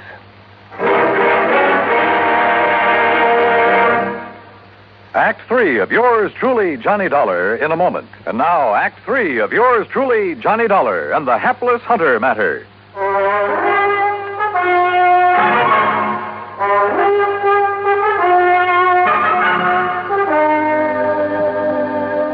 So you weren't as badly hurt by that bullet as you pretended. That's right, Dollar. Does that help bear out your absurd suspicions about me? Not nearly so much as your coming up here to this cabin, Peters. What's that supposed to mean? You rigged the whole thing pretty well, but not well enough. Why you wanted to get rid of Curtis Randall, I don't know. You're out of your mind. Randall was a friend of mine. You must have had some reason for killing him. Curly Summers murdered Kurt. We had a big argument because he hadn't found us any game. The only reason it got out of hand was because Curly was drunk. On what? On some of that expensive scotch I found in the kitchen? How should I know? Yes. Where did he get that? How should I know? Well, I do. You brought it here to help bolster your phony alibi, to indicate that Curly had it up here, had been hitting it. But you pulled a boo-boo. Why don't you talk sense, Detective? Are you trying to tell me Curly would ever have stuff like that? Look at the old bottles scattered around outside. Cheap rot gut, that's all. What's more, he never touched a drop during hunting season. That's about as thin evidence as you could possibly dig up, Dollar, and you know it. Peters, why did you come up here just now? Okay, I'll tell you that, too. Lying there in the hospital, nursing your sore shoulder, you didn't plan on that injury, did you? I told the police. Oh, yeah, sure, you told the police. Lying there, you suddenly remember the one thing that could show how you cleverly wounded yourself after you killed Randall and Curly. That piece of cord up on the rafter, where you hung Curly's gun up by the trigger. Dollar. You aimed it carefully along the side of your head, then yanked on it to set it off. Dangerous, but a great alibi. I told the police, the doctor. Curly pulled that trigger when I lunged at him, struggled with him. Little Curly held that gun high enough so the bullet would crease your head from above? I was bent over, lunging at him. Then enter the floor from up here where this cord is hanging? You're pretty smart, aren't you, Dollar? Curly was supposed to have committed suicide, huh? Yes, he must have, because I heard him shoot himself as I passed out. Oh, sure. The bullet entered his lower jaw, went up into his brain. That's right. That meant he had to hold that 30-30 at arm's length, so the muzzle right next to his jaw. That's right. Where it would have left powder burns. But, Peters, there were none. Because you shot him from across the room, the same as you did Randall. Yes. Yes, the same as I'll shoot you. If you can. My right hand is still good, Dollar, and so is the .38. You and your fool insurance company should have left things as they were. Chin up, Dollar. Tell me one thing. Sorry, I haven't got time. When I left the hospital, I made sure I was seen heading for New York, and a carefully set up alibi. You still won't get away with it, you know. Any more than you got away with killing Randall. I had until you came along, and I will when I've killed you. So if you have nothing more to say... One thing. Why did you kill Randall? You're trying to stall me. Why? All right. All right. Because I forced him to name me in his insurance. I was the only one who knew about some shady operations in his early business career. Oh, the old story, huh? That's right. Blackmail.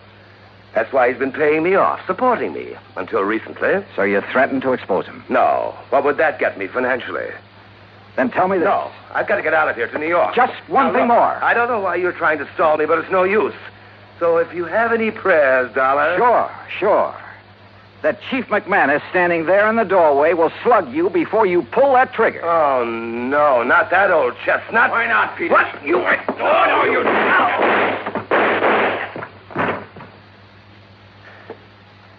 Doggone it, Dollar.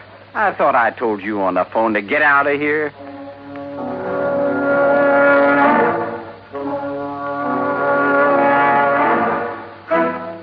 Expense account total, including gas to get me back to Hartford, $13.13. Remarks? Why? Why don't they ever learn? Yours truly, Johnny Dollar.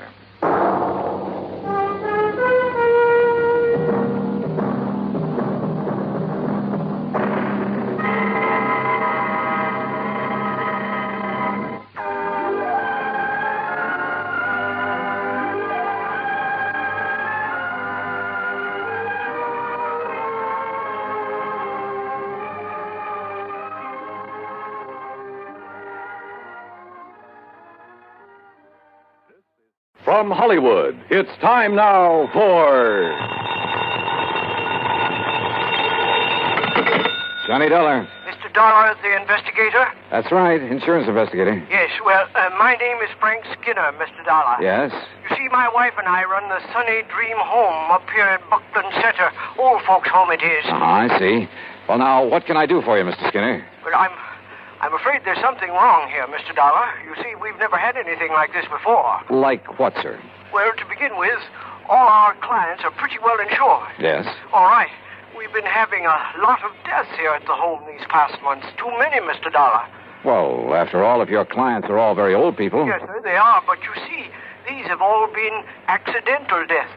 Yeah, well, don't forget, sir, that older people are very often quite prone to accidents. Yes, sir, that's true. But, well, if you want the truth, I don't think they've been accidents. Oh? No, sir. And if something isn't done to stop this, well, I think maybe you'd better come up here and see us. Mr. Skinner, I think you're right.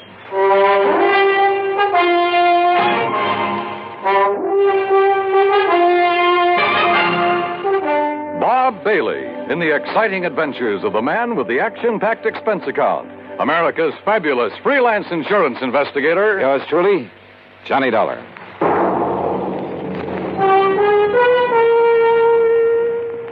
And now, Act One of yours truly, Johnny Dollar.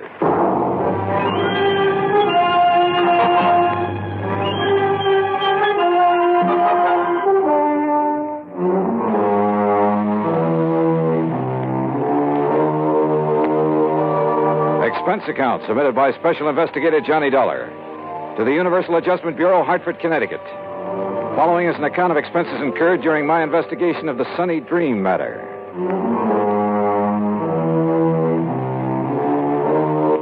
Expense account item 1, 10 cents for a phone call to Pat McCracken, my old friend and contact at Universal Adjustment Bureau. Oh, say, I'm glad you called, Johnny. Yeah, well, Pat, I just want you to know I won't be available for a couple of days. Oh, yes, you will. And it isn't because of any insurance matter. Yes, it is. What's happened is that I've just received a phone call that's aroused my curiosity. And, well, at any rate, any assignments you may have for me will have to wait until I get... That's where you're wrong, Johnny. I said we'll have to wait until... What? Just happens you have an assignment right now. As a matter of fact, I was just about to call you. Well, can't I wait a couple of days? Oh, no. Johnny, I want you to run over to Buckland Center. Huh? I think you heard me. The Sunny Dream Home for the Aged? That's right. How did you know? Never mind that. What's wrong over there that you know about? Oh, the number of deaths over there within the past few months have made our actuarial tables look like a big fat mistake. And the companies that have carried the insurance on them are getting a little worried. All separate companies, huh? Yeah, but they all cleared their policies through us, fortunately. Otherwise, we'd never have gotten wind of this. Anyway, I promised to send you over there. Any particular reason for thinking something's wrong, aside from the unusual number of deaths? Yes. What? The beneficiary of the policies that have had to be paid. Who? The Sunny Dream Home for the Aged.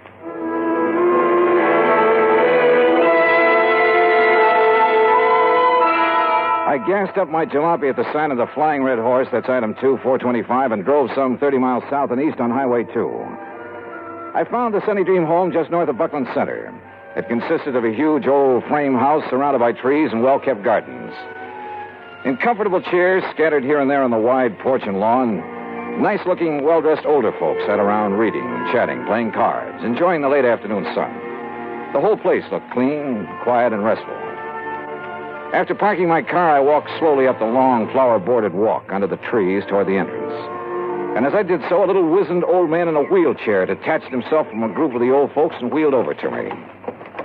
Mr. Dollar? Yeah, that's right. I'm Frank Skinner, the one that called you. Oh, how are you, Mr. Skinner? Come right along in the office where we can talk. Yeah, sure. Oh, may I give you a hand with that chair? Nope, don't need it. Huh? I must say you handle it well. Should. Haven't been on my feet in over 5 years now. You can help me up this little ramp, though, if you don't mind. Oh, sure. Here you are.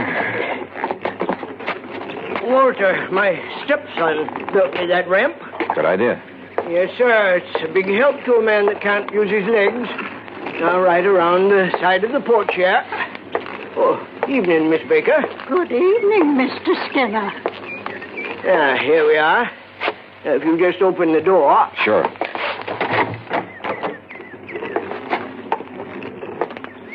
You just sit down there, and I'll get right to the point. Okay, fine. Now, you listen to me. I'd appreciate it if you'd let the folks here think that you've just come to look over the place, like maybe you've got some old relative you'd like a nice home for. In other words, you don't want to alarm your clients. Guests, Mr. Dollar. They're honored guests, all happy and with no worries. Uh-huh. Well, I must say that those I saw outside looked perfectly content. But now, about those so-called accidents. 5 of our people have died within the last 6 months, Mr. Dollar. 5 of them. Terrible. And like I told you on the telephone, they looked like accidents. What kind of accidents? Well, now, the first one. Well, maybe it was. That was old Miss Epp. Lived in the little guest cottage out back. What happened? Small fire. Must have started in the wastebasket or something by the time we got to her. Well, she'd suffocated. And I suppose Mr. Purley might have been accidental, too. Food poisoning it was. At least that's what the doctor called it. But nobody else got sick on all those canned peaches, Mr. Dollar. Who was the doctor? Oh, Doc Cherry from town. Of course, Mr. Purley was the only one that had 3 helpings of them. But my wife never had trouble with her canning before. Well, go on, Mr. Skinner. Well, old Miss Charmley fell down the main stairs to the living room. Look through the door there. You can see the stairs. Well, that's a long stairway for elderly folks. Then Miss Lizzie-Bell. We called her Miss Lizzie-Bell, though her real name was... What happened to her? She fell out the window of her bedroom. And, Mr. Dollar, she just wasn't strong enough to get her window open that wide. She was 94. Then poor old Miss Betzler. She fell down the stairs, too. Well, Mr. Skinner, if those people aren't able to negotiate a stairway like that, you're at fault for requiring them to do it. Well, most of them are. The others have their rooms here on the first floor, like I have, too. How about Miss Lizzie Bell, who was 94? Well, she never left her room until she fell, or until she was pushed by somebody younger and stronger than she was. Well, unless you can prove something like that. I have to prove that those others were pushed down the stairs. Right so. You see, from what you've told me so far, Mr. Skinner, there's no reason to suspect those deaths weren't accidental. Even so many of them, all within a space of only 6 months. Unless, as I say, you can come up with some concrete evidence to indicate otherwise. All right, then. You can tell me this. Why did all those things happen late at night, when those poor old folks wouldn't have any reason to be up and around, when there wasn't anybody around who could help them, until it was too late? Well, so far as that's concerned... Why, sure. Folks have got to get up at night sometimes, one reason or another. But they all had their own private baths, and if they want anything from downstairs, like something to read or some hot milk, something like that, why, all they have to do is ring the push button in their room, and my wife gets it for them. We do that all the time. Where is your wife, by the way? Martha? Why, she's... Right here, Frank. Who's this you're blabbing off your mouth to? Why, Martha, this is Mr. Johnny Dollar, insurance investigator. Investigator, huh? Well, you can march yourself right out of here. Oh, now, just a minute, Mrs. Skinner. Just a minute, nothing. You get out of here and leave us alone. Mrs. Skinner. And if you don't, I'll throw you out. And if you don't think I'm young and strong enough, then I'll show you. Strong enough to throw a little old lady out of a window? Or shove a couple of people downstairs? Get out.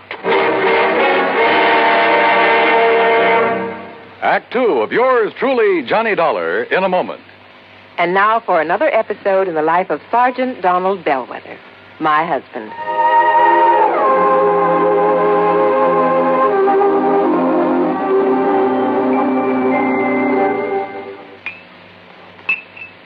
Oh, that's what I call a good dinner, Reba. Oh, that was delicious. Well, I'm glad to hear that, dear. More coffee? Yeah, just about a half a cup, please. All right. There you are. Thank you.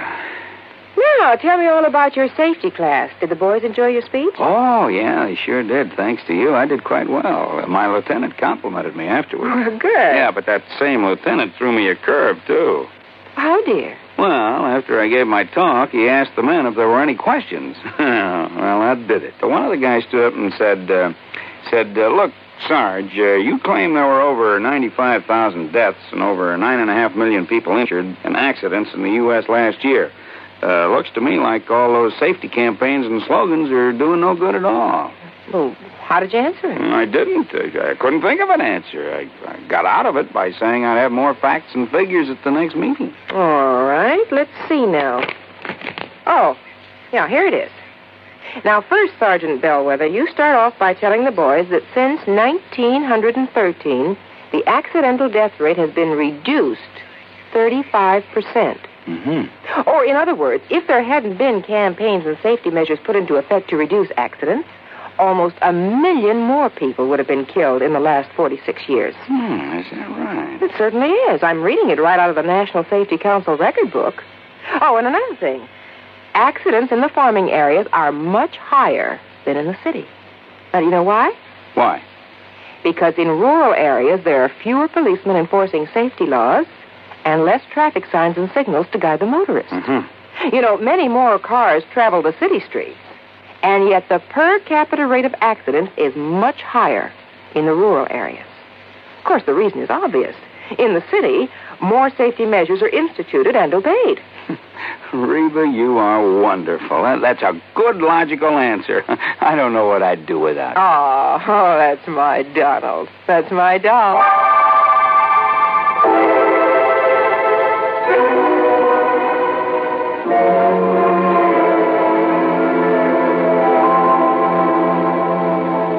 And now, Act Two of yours truly, Johnny Dollar, and the Sunny Dream Matter.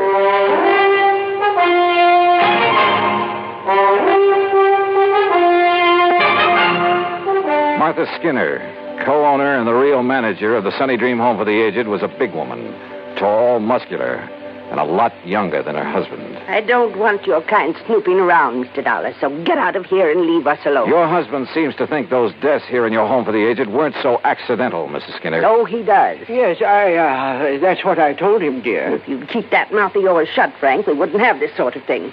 Why don't you in that wheelchair get out of here? You sound as though you have something to hide, Mrs. Skinner. I have nothing to hide. Don't you see what your coming around here will do to our nice place? It'll give us a bad name, that's what it'll do. Folks come here on the recommendation of the folks that live here. And if your sort starts prowling around, it'll make our nice home for them sound like a murder factory, and I won't have it. Oh, now, just calm down a moment. Those poor old folks, Miss Lizzie Bell and Mr. Purley and the rest, were accidental, that's all. Have you got any reason to think they weren't? Well, I didn't have until a minute ago. What do you mean by that? If they weren't accidents, well, it certainly took somebody younger and stronger to push them down those stairs. You mean me? Well? No. No, Mr. Dollar, you're wrong. And if anybody started that talk about not being accidents, I guess I did. Yes, you did, Martha. Oh, I was so upset, those fine old people passing away. Why, they were like family to me. I guess I said a lot of things that didn't make sense. Until the doctor and the police came around and told me I was wrong. The police investigated? Yes, and they made quite a stir. I guess that's why your being here has upset Martha. Well, of course, if they found nothing. Mr. Dollar, do you think that I could do anything like what you're... that I could harm a single hair of any of these nice old people? What possible reason could I have, and what sense would it make? Why, we're being paid for their living here, and if anything happens to them... Yeah, if anything happens to them, you collect a nice, big, fat hunk of insurance money. You know about that? Insurance investigator, remember? No, you're wrong. It was their idea to name us in their policies, now wasn't it, Frank? Yes, Martha, it certainly was. Well, let's not talk about it anymore now. It's getting late, so I think I'll drive back to Buckland Center and have some dinner. Well, you'll do no such thing. You'll have your dinner right here. And if you wish to stay overnight... Oh, no. You mean I'll have another room to fix up? Well, I'll help you, of course. Walter, this is Mr. Johnny Dollar. Dollar? The insurance investigator I hear about all the time on the radio? That's right, son. What's your business here, Dollar? Frank called in, son. Yes. About those accidents? Yeah, that's right. What do you think about them, Walter? Look, Dollar, Mother's got enough trouble without you coming around. Walter. Here. Well, it's true, Ma. You know it. First it's the police making a big racket. We've been through all that, Walter. I asked you a question. Well, why don't you get out of here and leave us alone? I'm sick of all this nonsense. I'm sick of this whole place. Oh, Walter. Year after year working like a dog for a lot of old fogies. Are there only the three of you to take care of this place? That's right. Oh, and of course Frank here is a lot of help tied down to that wheelchair. Well, I do all the office work. Oh, sure. Big deal. Handle all the money, too. Well, what about the talk that as soon as we get enough money, we can sell out and get away from here? Hey, look, Dollar, what difference is it to you who keeps this place up? Hey, you're a pretty husky fellow, Walter. Yeah. Would you like a little demonstration on you? Now, what do you mean by that? Well, maybe I'll tell you. After I've had a look around. Then you will stay. Oh, yeah, I'll stay. Until I'm satisfied. Well, you won't be here for long if I've got anything to do with it, understand? Is that a threat, Walter? Take it any way you like. I'm sorry, Mr. Dollar. I'm sure he didn't mean that the way it sounded. Yeah. Well, tell me, do you two have joint ownership of this place, you and Mr. Skinner? Well, it's really in my name. And if anything were to happen to you? It would go to Frank and Walter. I see. Walter said that you've talked about getting enough money to sell out and leave this place. He certainly did.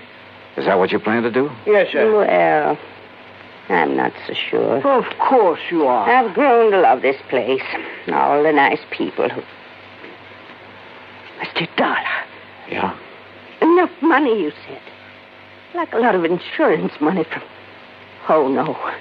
You can't think that Walter would... Oh, no. He's spoiled and fresh and impetuous and talks a lot, but... Surely you don't think... Mrs. Skinner, what would you think?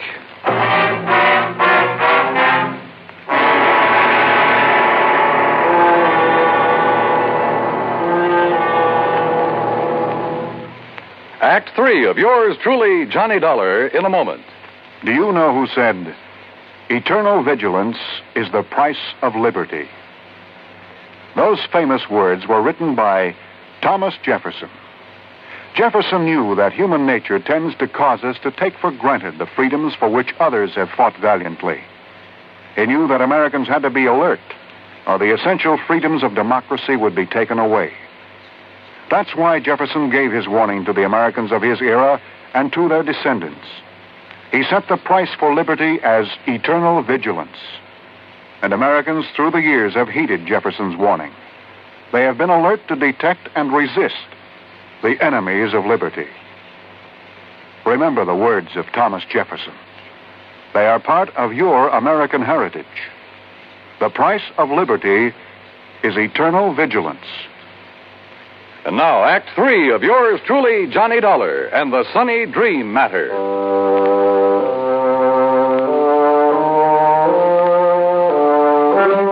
At dinner that evening, I made a point of chatting with as many guests of the Sunny Dream Home for the Aged as possible.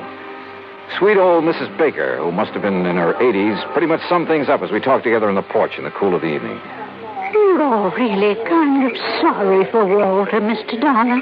Young man like that doesn't really have a place here among all of us old ones. Yeah, I wonder why he doesn't go out on his own then, Mrs. Baker. Because in spite of his brash, noisy way, he loves his mother, Martha. And since she has so much to do taking care of us, why, he just stays and helps her. Isn't she one of the loveliest people you ever met? Well, she certainly seems devoted to you folks. And she is. Makes us toe the line, bawls us out sometimes, just like a mother hen. But she's all heart. And Mr. Skinner? Very nice. Handles the business affairs of the home real good, too. It isn't generally known, but he's the one who gave us the idea of making out our insurance to the Sunny Dream. Oh? Of course, we never told Martha. Oh, there you are. Evening, Miss Baker. What a nice young man this is, Mr. Skinner. We've been having a wonderful time talking away about this and that. That's fine. They make you a comfortable room upstairs, Mr. Dollar? Yeah. Right at the head of the stairs. Very comfortable. Good. Well, don't let me interrupt. I'd like to talk to you a minute if Mrs. Baker will excuse us. Why, of course. Thank you. And we'll talk again tomorrow, won't we? Sure, of course we will. Good night. Mr. Skinner, when was the last accident when someone fell down those long stairs? Huh? Why, that was Miss Betzler earlier this month. Why? Well, at the head of them, as I came out of my room, I found something that... Well, they were marks that looked to me as though they'd been made by some kind of struggle up there. Oh? And a tiny piece of cloth from a man's suit caught in a splinter on the newel post. Well, what are you going to do about it? Oh, just leave it there. Tomorrow I'll get somebody from the police laboratory over here to look at it. Uh-huh. Well, whoever suit that was must have a tear. Oh, no, not necessarily. It was really just a few threads that had been pulled out. but they might be the clue to a killer.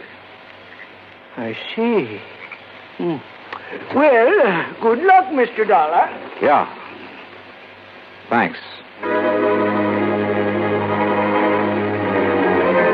In my room, I waited until long after the big home was quiet and wondered if my hunch was going to pay off. Hunch? Sitting there on the porch talking with old Mrs. Baker, I'd suddenly remembered something Pat McCracken had told me in the very beginning. He had notified the home I was coming here to investigate. That meant he'd notified Frank Skinner. Could that have been why Skinner phoned me? To allay any suspicion the insurance companies might have? Yeah, I wondered. Finally, about midnight, I heard a noise at the head of the stairway. Quietly, I opened my door. And there at the top of the stairs, armed with a flashlight and standing solidly on his own 2 feet, was the man who said he was confined to a wheelchair. Well, Mr. Dollar.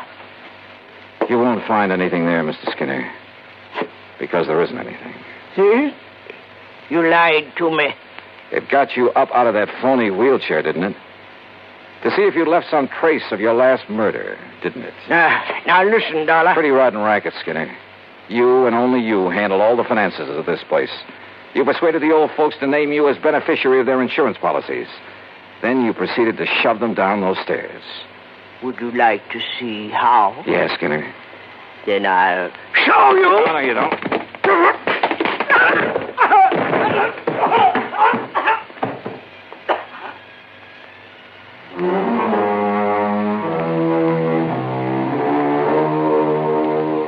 Yeah, he'll live to go to trial.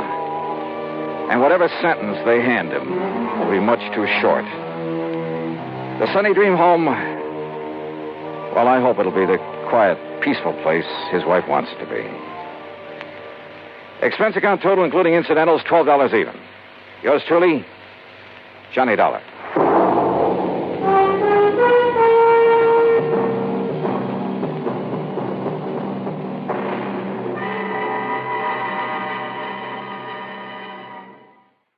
Frugal Man and... Johnny Dollar. Johnny, this is George Reed. Well, nice to hear from you, George. Especially when I have no assignment.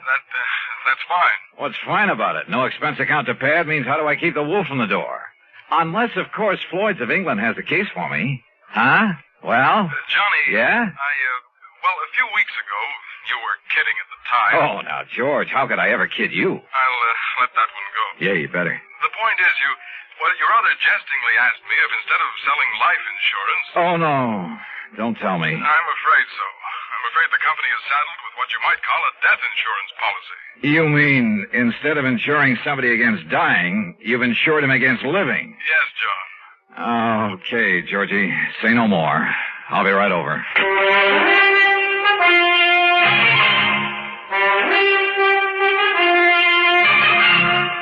Bob Bailey in the exciting adventures of the man with the action-packed expense account. America's fabulous freelance insurance investigator. Yours truly, Johnny Dollar. Act 1 of yours truly, Johnny Dollar.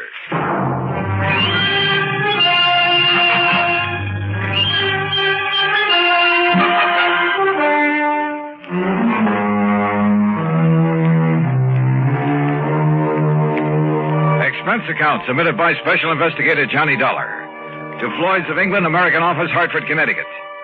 Following is an account of expenses incurred during my investigation of the Hope to Die matter.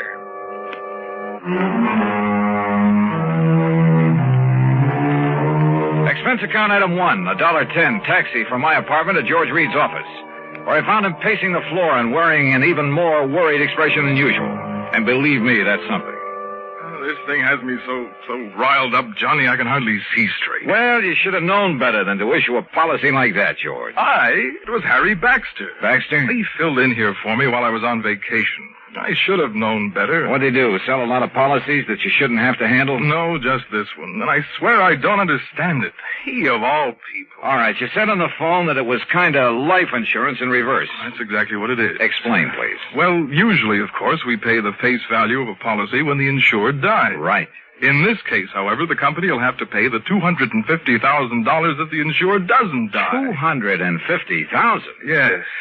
How under the sun could a man be crazy enough to issue a policy like that? John, you know how it is. The company prides itself on the fact we'll insure anything. Not only life and property and health and so on, but the voice of a singer, the feet of a dancer, hands of a pianist, even the dimples on the knees of a chorus girl. Yeah, and singing mice, an old alley cat, a sick whale. Of course, I can't say that Harry wasn't in position to do it, but, Johnny, you've got to help me. First, you better tell me who and why and what it's all about. It's just the trouble. I don't know. Well, in that case, you don't know. I only got back here to the office this morning. I found our copy of the policy lying here on my desk. But if you don't even...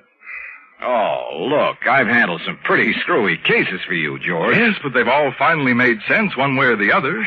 And, Johnny, we have paid you some very nice fees. You can't deny that. George. Tell me, have I ever questioned your expense accounts? But death insurance, it doesn't make sense. Have I? Insuring somebody against living. Have I? I'm sorry, but this time the answer is no. Listen, if you take this on, I'll okay your expense account without even reading it. Death insurance. Expense account unlimited. Johnny? George, there are some things even a conniving, chiseling, unprincipled rascal like myself won't even... Unlimited? Johnny? Okay, George, I'll take it. Act 2 of yours truly, Johnny Dollar, in a moment. And now, Act 2 of yours truly, Johnny Dollar, and the Hope to Die matter. Lloyd's of England insure anything. At least that was their boast. And now it looked as though it had finally backfired on them.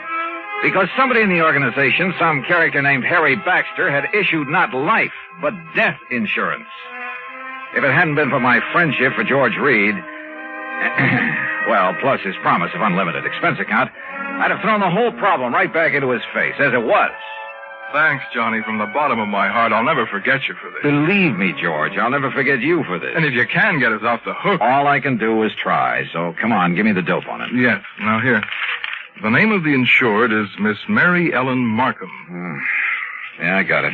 Where does she live? 514 East 52nd Street, New York City. Pretty fancy address. Yes. Okay. Now tell me why this Mary Ellen has insured herself against living. Well, that's the point, Johnny. She hasn't. Well, now, wait a minute. Albert Schwinner has.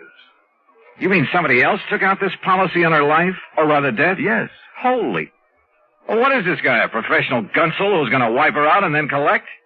I suppose he's the beneficiary, too. Yes, he is. Oh, fine. Well, come on, who is it? I don't know. As I told you, the policy was lying here on my desk when I got back this morning.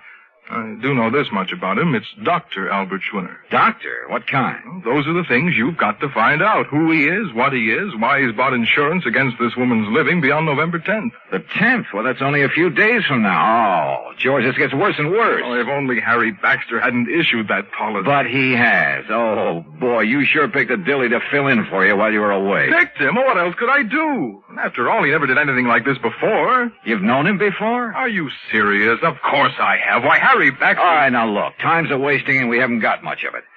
I take it you want me to see if I can find some legal grounds for canceling this policy. Yes, immediately. Now, have you got an address on the beneficiary, this Dr. Schwinner? No, I've been so upset about this whole thing, I haven't even looked. Here, let me see. According to this, he lives at... What's the matter? Dr. Albert W. Schwinner, C.L. C.L.? What kind of a doctor is that? I don't know. The address is 14327 E Street, Union City, New Jersey. C.L. Well, I'll soon find out. Where can I reach this Harry Baxter who sold the policy? In New York at the... here, I'll jot down the address. I still don't see how Baxter could get away with this. After all, when you consider his position... Here. He offered no explanation at all. Well, I'm afraid I didn't give him much chance. I practically threw him out of here. Can't say that I blame you. And that's another thing. Look, Johnny, perhaps you can reason with... Oh, don't worry, George. He's number one on my calling list. I'll be talking to you. Expense account item 2, $785, fare to New York and taxi to Harry Baxter's address. A real snooty one over near Sutton Place. And people don't live in that joint unless they've earned or chiseled a lot of money from somewhere. In the case of Baxter, I suspected a big chisel. My suspicion was considerably heightened when he opened the door. His apartment was luxury from stem to stern. As for Baxter himself... Dollar? Well, of course, old boy. I've heard a great deal about you from my dear friend and colleague, George Reed. Dear friend, huh? Well, you say that as though you doubted it. Oh, I know, that filling in for him while he was away. Well, I really should have done better for the old thing, but I've had so many social obligations to meet these past few months, and after all, one must keep up with those things. Oh, I'm sure one must. Well, I did sell one policy, you know, a real dilly. Oh, that's the understatement of the week. I suppose I can't really blame him for being a bit excited about it, but he gave me no chance to explain why I assumed the policy. Why did you? Oh, now, really? Well? Well, I made it very clear to George that I would tell him when he calms down enough to be reasonable. Really, Mr. Dollar, he was in quite a tizzy. Brother, he still is. That's why he sent for me. But when he calms down, he'll be sorry he bothered you. Suppose you tell me why you issued that policy. You? No. What? No, I'll tell George when he's ready and when I'm ready. Oh, now, just a minute. And you may tell George I said exactly that. Goodbye, Dollar. You'll tell me, Baxter, right now. I'll do nothing of the sort. And what's more, since my plane for Europe is leaving shortly, I have no time to... Would you kindly remove your foot from the door? Not until I get an answer from you. Now start talking. If you can show some legal cause... Legal cause? Furthermore, your behavior at the moment constitutes trespass, illegal entry, call it what you like. And believe me, unless you leave here immediately, I shan't hesitate to ring up the police. All right. Now look, just tell me one thing. I might. What? What is your connection with the beneficiary of this policy? Dr. Schwinner. That's right, Albert Schwinner. But Albert happens to be a very close personal friend. Oh, I might have guessed as much. All right, then tell me this. No, I'm sorry, just one question. I've given the answer. Goodbye. Baxter. Are you hard of hearing? Look here now. Goodbye.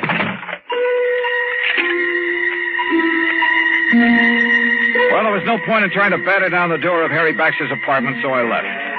Downstairs in the lobby, I put in a phone call. That's item 3.55 cents to George Reed's office in Hartford. I'm sorry, Mr. Dollar, but he seems to have stepped out for a few minutes. Oh, well, then please tell him when he gets back that I want a complete rundown on Harry Baxter. Well, that shouldn't be difficult. Right. Having hired him, George shouldn't have much trouble getting that for me. Well, that isn't what I meant, Mr. Dollar. As a matter of fact, I think I can tell you just about... Now, let George do it. I'll call him back. Item 4.65 cents taxi to Mary Ellen Markham's apartment on East 52nd Street. A uniformed nurse met me at the door, told me I could stay with Miss Markham only a very short time, then led me into the bedroom. And there, carefully propped up in bed, lay a pale, wan, tired woman who looked to be 65 or 70. The room was full of flowers. You may leave us, Mrs. Haskell. I'll ring when I need you. Yes, Miss Markham. Sit down, Mr. Dollar. Thank you. I'm sorry I won't be able to speak with you very long. But as you can see... Yes, I can, of course. I'll get right to the point. You must know, I'm sure, that someone has just taken out a policy on your... Well, an insurance policy on you. Yes. It was so smart. And so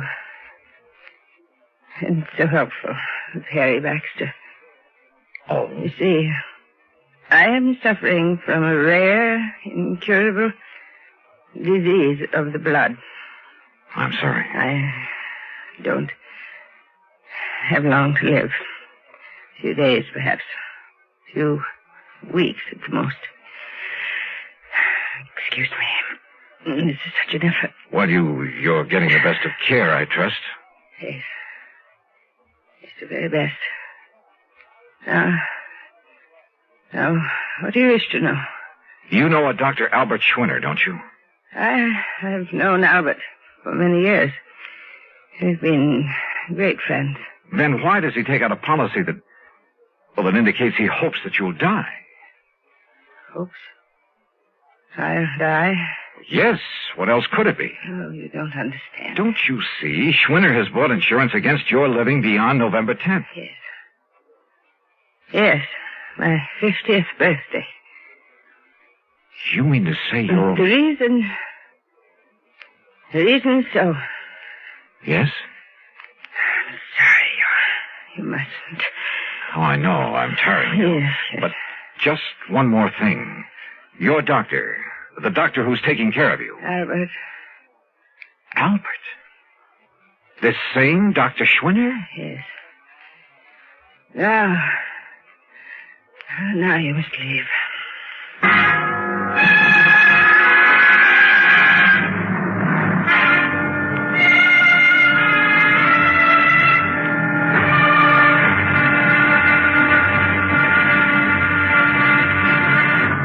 Act 3 of yours truly, Johnny Dollar, in a moment. Now, Act 3 of yours truly, Johnny Dollar, and the Hope to Die matter. The little that Mary Ellen Markham had been able to tell me left me more puzzled than ever.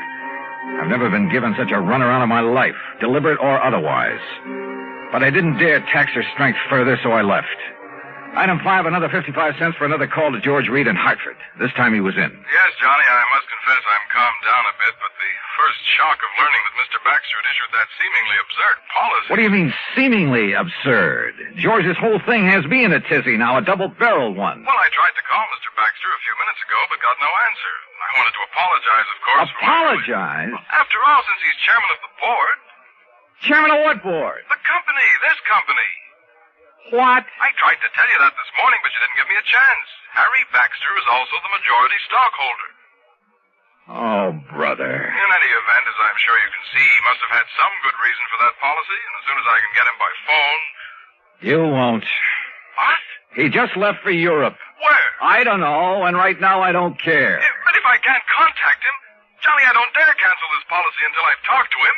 And if Miss Markham should die before the 10th... Yeah, 250 G's. You've got to carry on.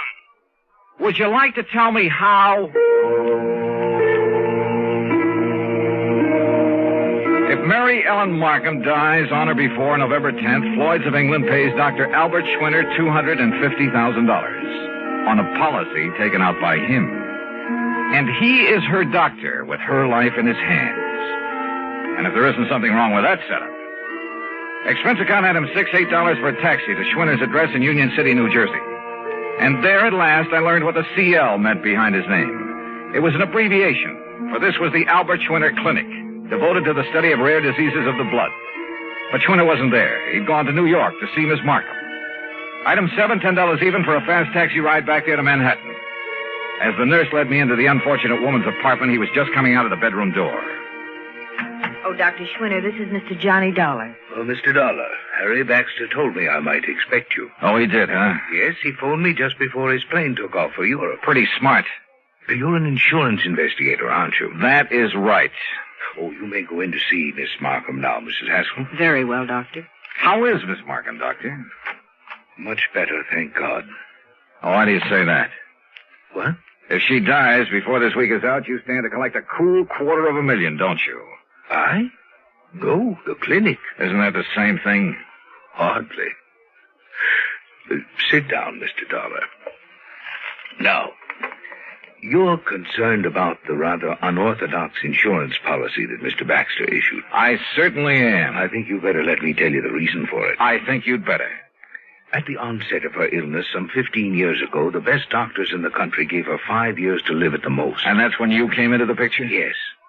Because of the devotion, the concentration of all our efforts to this one field of medicine, the clinic was able for the first time to give her hope. Her hope was justified.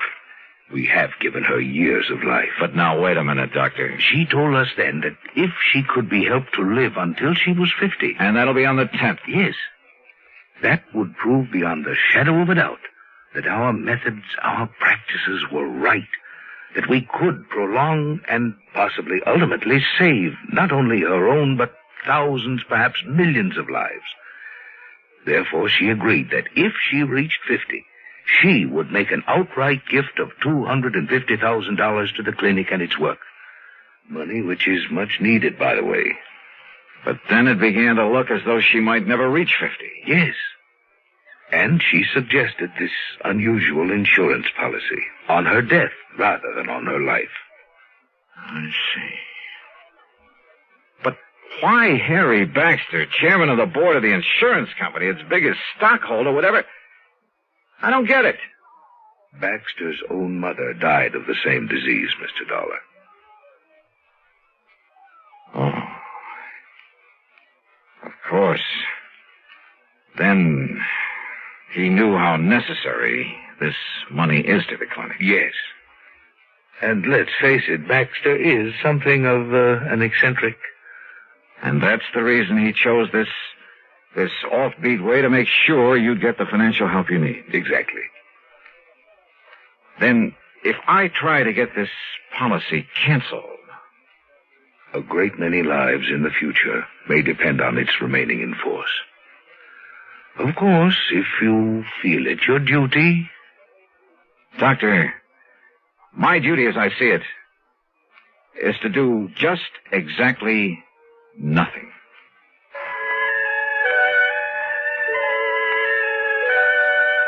Mary Ellen Markham did live to see 50, but only for a few days. Just long enough to make her gift to the clinic. Harry Baxter and the company? Well, Harry came back from Europe, and he said he found some, quote, mistake, unquote, in the policy that requires the company to pay off on it anyway. Eccentric? We should have more of them like that. Expense account total? Are you kidding? Yours truly, Johnny Dollar.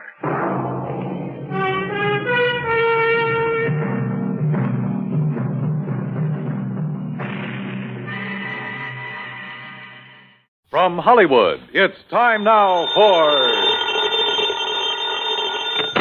Johnny Dollar. It is a joy to me heart to be hearing the voice of me lover boy. Meg McCarthy. Yes, and how could you tell from so far away and so long ago? Now answer me that. Oh, Meg, I'd recognize that soft, dulcet voice of yours anywhere. How are you? Oh, Johnny boy, I've got trouble. And where are you, by the way? Port Hopeful is the name of the place. Port Hopeful, huh? You just can't stay away from the sea and ships and sailing men, can you? And whose leg would you be after trying to pull now? Port Hopeful, Nevada. Nevada? Right out in the middle of the desert. Well, what are you doing there? And why do they call it a port? Them were the very same identical things I'll be telling you when you get here. And if you take to my advice, you won't waste no time along the way. There's trouble out here. Insurance trouble. Oh, what company? Western Life and Trust, they calls it. The very same identical company that's insured the life of this blessed man what's laying dead at me feet. Dead at your feet? Meg, you don't mean... Just a minute. If you're by way of implicating that I done him in, you're just an evil-minded, suspicious young... Oh, forgive me, sweetheart boy. Huh? Well, you was worried about me, wasn't you? Well, certainly, of course. God love you, but me skirts are clean. Now, will you get moving and come out here? Well, it kind of depends. Oh? And just what kind of fancy double talking is that supposed to... Oh, no, you don't. What? Get your dirty, filthy, conniving hands off. Meg, what's the matter? Take them bracelets Meg. out of here and you... Meg! Well, I guess I was wrong, Johnny. I guess I am in trouble. Now. I'll grab the first plane.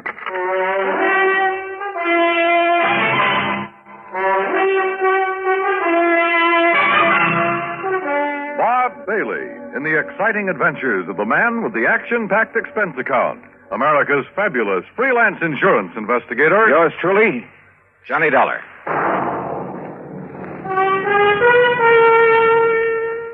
And now, Act One of yours truly, Johnny Dollar.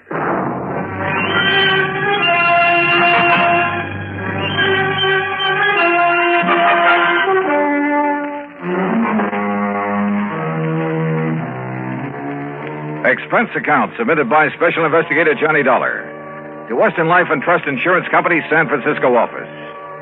Following is an account of expenses incurred during my investigation of the Alkali Mike matter. Expense account item 1, 375, telephone call to Bill Kemper at Western Life and Trust, who talked only long enough to order me onto the first plane for the coast. Item 2, 153.50, transportation on a late evening flight to San Francisco. Item 3, the next morning, 4:25, cab from the airport to Bill Kemper's office in the Lawson building. Ever hear of Alkali Mike Murphy, Johnny? Yeah, sure, Bill. At least I think so. Isn't he the kind of legendary character who found so much gold somewhere out here? Over in the Black Rock Desert, Nevada. Yeah, a place called Port Hopeful? That's right.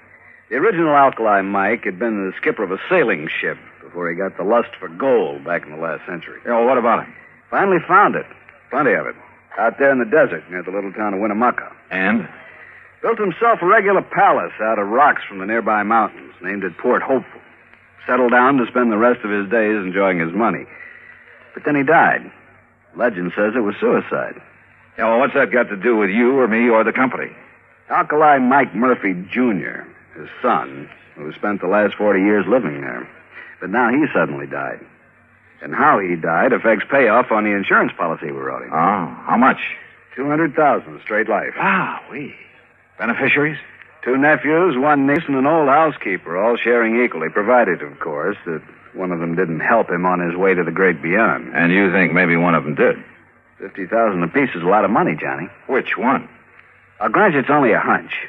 But if I were you, I'd make a pretty careful check on that housekeeper. Meg McCarthy? She's an old... Yes, what do you know about this McCarthy woman? Oh, plenty, Bill. Then you think my hunch is right? No. What? Because if it is, I'll handle this case for nothing. But according to the police over What's there... more, I'll quit the insurance business. Item 4, 1320, cab to the airport, plane fare and incidentals to Reno, Nevada. There I rented a car, that's item 5, and headed north and east on Route 40. After about 165 miles of nothing but sagebrush and cactus, I pulled into the town of Winnemucca. I dropped off my bags at the Motel Winnemucca, then headed for the local police headquarters. I was introduced to a Sergeant Otis Framley. There's no point in driving out to Port Hopeful, Mr. Dollar. We've got the number 1 suspect right here. Picked her up last night. Her? Meg McCarthy? Right. And you suspect her of what? Murder? If she didn't poison old Alkali Mike, I'll eat my shirt. Then you'd better decide right now if you want it baked, boiled, or fried. Where is she? In her cell. Come on. You mean you've got some reason for thinking she didn't do it? I know Meg McCarthy. Yeah, but don't you see she's the only one who was anywhere near him?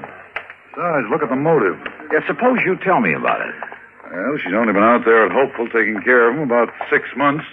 Yet she gets under the skin of the old codger enough to make him turn over a big hunk of his insurance money. And that takes care of motive, huh? Well, doesn't it? Let's go talk to Meg. Now, look, she's a pretty tough customer when she wants to be, so... Right, she's a pretty tough customer. And if you silly, stupid income poop starts... All right, Meg, take it easy. Oh, take it easy, is it? If you blinking idiom think you can keep a decent, self-respected lady... I said take it easy. And I... Oh, Johnny, darling. Me ever-loving boy. Hi, Meg, you old rascal. Sweetheart, I knowed you'd come to save me out of this horrible place. Yeah, well, that pretty much depends on you, on what you're able to tell me about this whole thing. You bet I'll tell you. Only, Johnny. What's the matter? Sure, I'll tell you. All I know. And it'll be the honest truth, Johnny boy. But don't you see? The only evidence I can give is enough to hang me. Meg.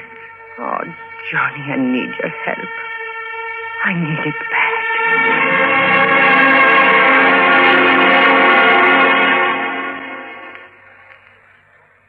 Act 2 of yours truly, Johnny Dollar, in a moment.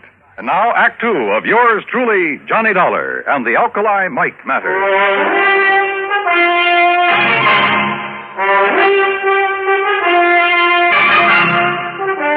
The sergeant left Meg McCarthy and me alone there at the jail in Winnemucca, Nevada. And she told me all she knew. Johnny had just plain got fed up with all the noisy, roistering, drunken sailors that used to come to my fancy cafe back on the East Coast. So when I heard that Alkali Mike Murphy was looking for a nice, quiet, respectable lady to be his housekeeper out here in the peaceful, quiet desert, well, I took the job. You've been out here about 6 months. Yes, Johnny boy. And me and Alkali, we just got along fine. I cooked good meals for him, and we played cribbage together in the evenings. And it got me a real bang out of keeping that old palace of his all neat and tidy for him. Yeah, sure. But now, Meg, I understand he named you as a beneficiary of his big insurance policy. I told him I didn't want it. And besides, I have plenty of money of me own from selling out me cafe back east. Do you know the other beneficiaries? Huh? Do I know them? Them nephews and that niece. Just hanging around waiting for him to die these last 20 years. That's all they've been doing. Except maybe Edgar. Edgar? Edgar Murphy, the oldest nephew, the nice one. He has a fine job over to the bank in Lovelock. And the others? Margaret. Oh, 'tis a disgrace to me fine old name. Playing around with every Tom, Dick, and Henry she can get her hands on. Looking for the one with the most money so she can snag him and live the easy life. Where is she? It's for Danny. Well, he's another no-count. Spends all his time horsing around and gambling. Where are they now? After Port Hopeful, where else? Each of them trying to chisel the others out of all the fine furniture and old silverware and lovely china. You know, when the estate gets settled. The sneaky, snivelly... All right, Meg, all right. If I'm going to try to help you, there are some things I have to know. I'll tell you everything, Johnny boy. How did Alkali Mike die? Poison, the doctor said it was. In something that he ate. And who could have given it to him? There's the trouble, darling. Huh? I was the only one with him. I was the only one ever touched his food. Could it have been poisoned before it was brought into the house? No, never. Everything I bought for him and me come from the markets right here in Winnemucca. Besides, Johnny, I always had the same things he did. Even the day he died? Yes. Even that same fateful morning. Well, did the doctor say what the poison was? Yes. Quinititani. Quintanogen? Yes, that was it. Sulfur or something. Quintanogen sulfonate? Yes, it turns to sulfonate. Now, that's strange. Because if I remember correctly, that's related to one of the old Indian arrow poisons. But Johnny, there ain't been no Indians around here for years. At least the wild ones. Look, Meg, I want to go out to that so-called palace, Fort Hopeful, but I want you with me. Well, of course, lover. Only how can I get out of this jail? Let me worry about that. It took the help of a local attorney that set him $500. But I managed to get Meg out of the clink, as long as Sergeant Framley stayed with us, that is. We headed out across the desert over a road that should have been traveled only by jeep. And finally, after about 60 miles of it, we came into a bare, rocky valley. And there in the middle of it sat the palace, Fort Hopeful. Only it should have been called Fort Hopeless. Ain't it a beautiful spot, Johnny boy? It was an atrocity, a huge, rambling jumble of native stone badly cemented together. There were almost as many doors sagging on their hinges as there were windows, as though the whole place had been put together one room at a time. Windows were set in at cockeyed angles, and most of them were dirty. 3 fairly new cars were parked out in front. The relatives, Dollar. They've been here ever since the old coot died, like a bunch of buzzards. Yeah, I know what you mean.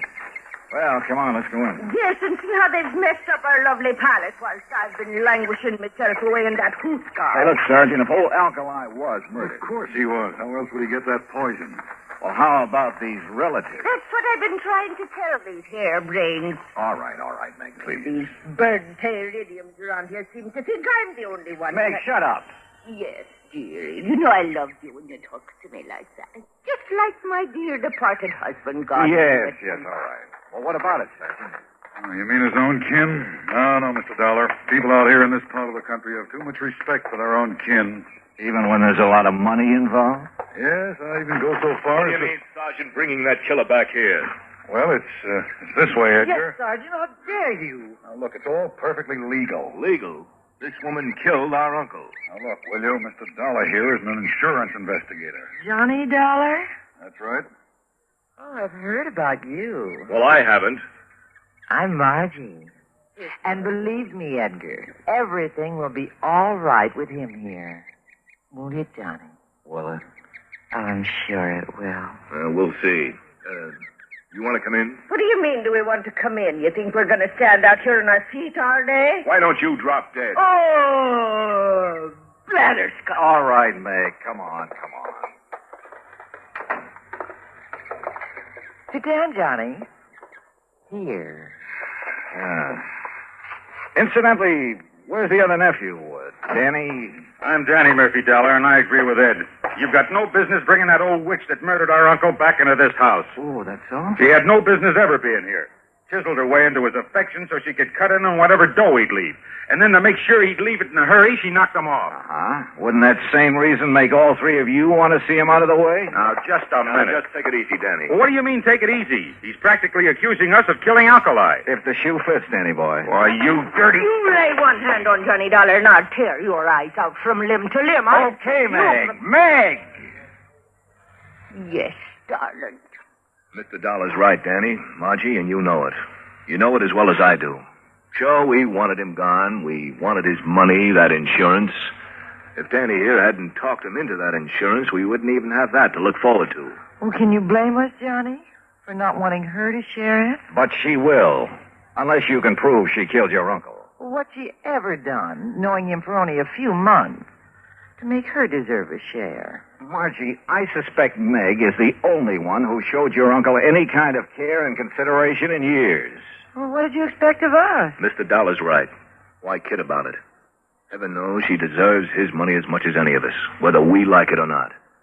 The fact remains, Dollar, somebody killed our uncle. And you've all carefully made sure that Meg would be suspect. Well, yes. Johnny. Look, I'm going to play a hunch that maybe he wasn't murdered at all. But the evidence, Dollar. What evidence, Sergeant? He was poisoned. Yeah, all right, we'll accept that. But I'm still going to play that hunch.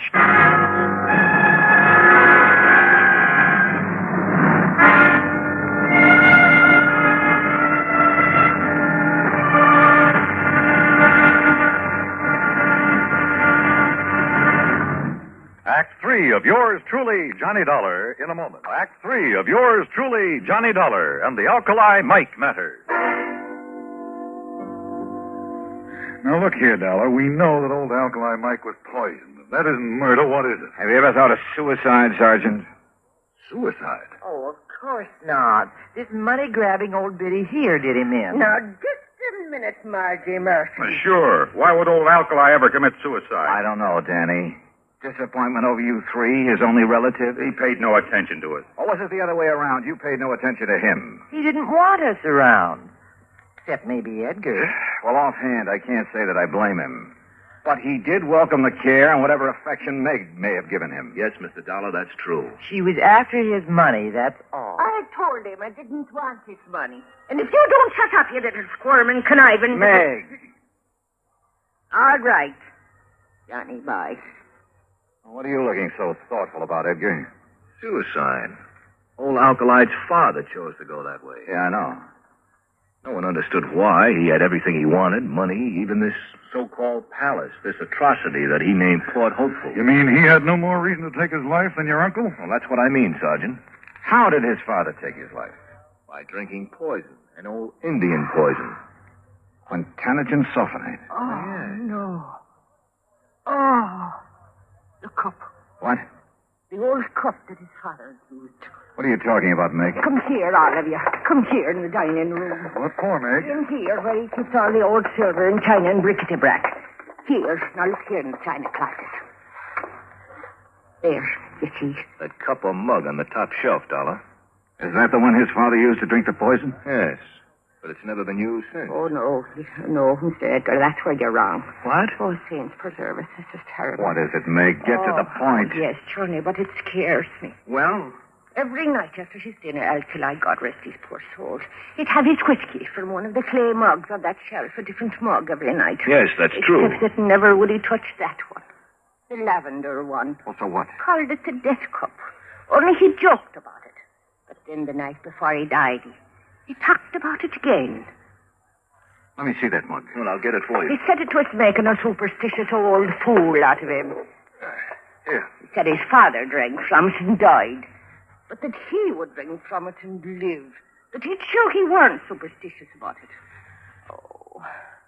Good heavens, look here. And I poured the drink for him. What is it, Dollar? Yeah, what is it? The heavy deposit in the bottom of this mug. Hard as a rock. But still the poison? Yeah. The same deep purple color of quintanogen sulfonate. After 40 years? Oh, I tried to wash it out, Johnny, before and after use. Oh, water wouldn't touch that stuff. Oh, that's why I thought it was part of the clay. But the alcohol in this whiskey would. Oh. It released enough of that poison to kill him. Oh, if only I'd have known.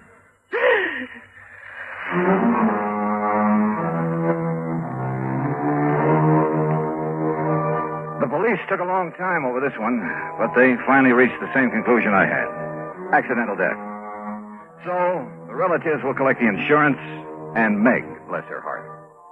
But I'm afraid that mere money will never take the place of a friend, Alkali Mike. Expense account total, including incidentals and fare back to Hartford, $525 even. Yours truly, Johnny Dollar.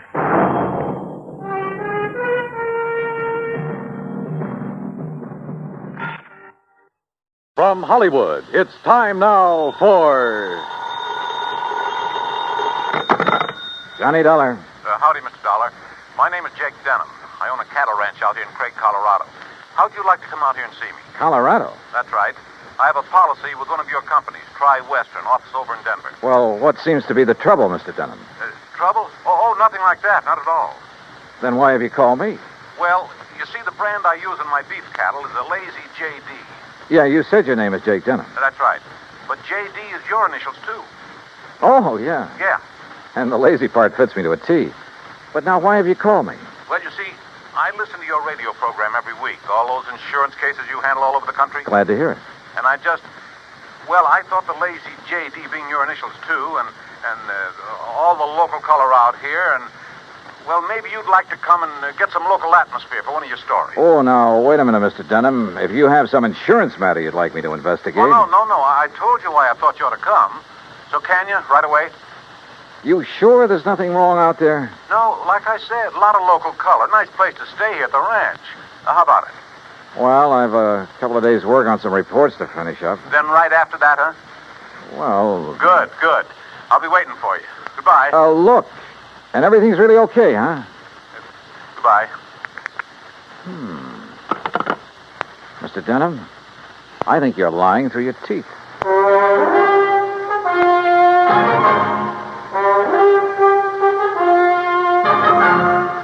Bob Bailey in the exciting adventures of the man with the action-packed expense account. America's fabulous freelance insurance investigator. Yours truly, Johnny Dollar.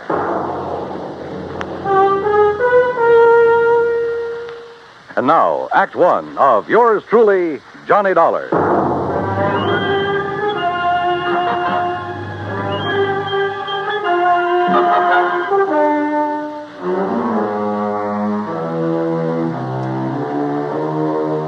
Expense account submitted by Special Investigator Johnny Dollar to the Tri-Western Life and Casualty Insurance Company, Home Office, Denver, Colorado.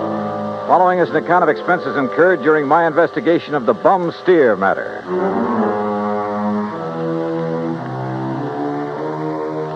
Expense account item 1, 370, long-distance call to Hal Versky, my contact at Tri-Western in Denver. Johnny, good to hear from you. You out in this neighborhood? Nope, still in Hartford. Hal, I want you to okay an expense account for me. Well, now that depends. Listen, do you know a client of yours by the name of Jake Denham? Yes. As I recall, he owns a big cattle ranch over near the little town of Craig. Uh-huh. Carries a straight life for something like 40,000, 50,000. Well, look, I got a phone call from him begging me to come out there and see him. Oh? Something wrong? He says not, but I don't believe him. Well, have you any reason to think something is wrong? Well, only the half-baked excuse he gave me for wanting to see me. Look, Hal, I realize this is just a hunch, but... Certainly sounds like it to me. But my hunches have saved your company a lot of dough on occasion. So how about it? Okay. Put it this way. If you run into something out there and clear it up, we'll pay the freight. If not, well, you just go ahead and have yourself a vacation at your own expense, okay? Oh, now, why don't you relax that iron grip on the purse strings for a change, huh? Why? What would you do? Okay, but I warn you, Hal, if this does turn into a case for your company, my expense account is going to knock you right off your feet. Oh, now, wait a minute. Bye-bye. Johnny! It took me nearly 4 days to clear up the reports I had to finish. I wish now it hadn't, that I'd left Hartford immediately. Expense account item 2, $133. Plane fare and all the incidentals I could think of, Hartford to Denver. I got there shortly after 7 a.m. Item 3, $50 deposit on a drive-your-own car, in which I promptly headed north and west on Highway 40. That is, after getting out of the traffic in Denver itself, and believe me, that town has it.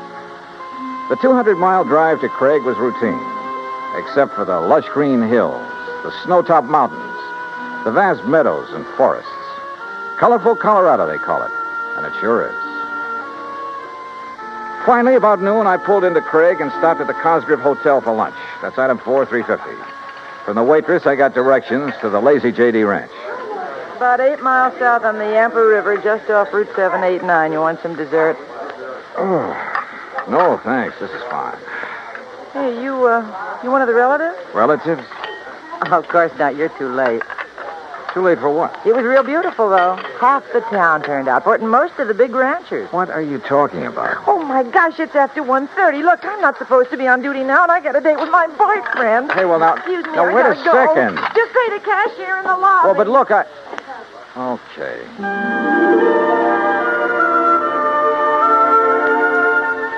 I paid my check to the cashier, went out to my car, climbed in, and headed for the Lazy JD.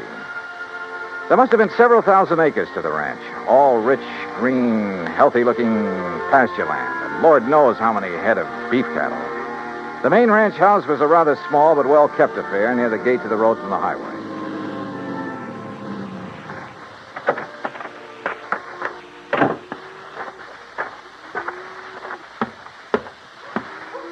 And then I saw it. A long piece of black crepe hanging on the doorframe.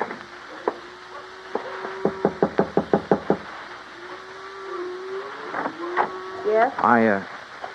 How do you do? My name is Dollar, Johnny Dollar. Oh, Johnny Dollar. Why didn't you come before? What? He begged you to come, didn't he? To come right away? Mr. Denham?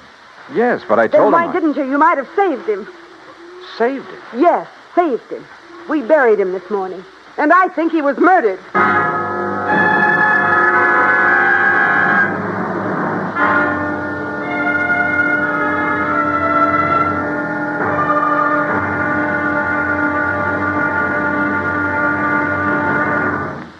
Act two of yours truly, Johnny Dollar, in a moment. The American writer Christopher Morley once wrote, "When you sell a man a book, you don't sell him just 12 ounces of paper, ink, and glue. You sell him a whole new way of life," unquote. Now that goes double when you give, not sell, a book. But the gift of 550 books to little children increases the legacy tenfold. Near the end of 1960, the employees of the Chase Manhattan Bank started a people-to-people program with such a gift to school children of a town in Tanganyika. That's on the southeast coast of Africa. And to give you an idea how the books were received by the children, let me first quote from Francis Bacon. He's an English writer of a few centuries back. He said, "Some books are to be tasted, others to be swallowed, and some few to be chewed and digested." In the past, children in Tanganyika may have done a little tasting and chewing and a little swallowing and digesting. But there's one certain thing. They wound up devouring the books they received from the United States.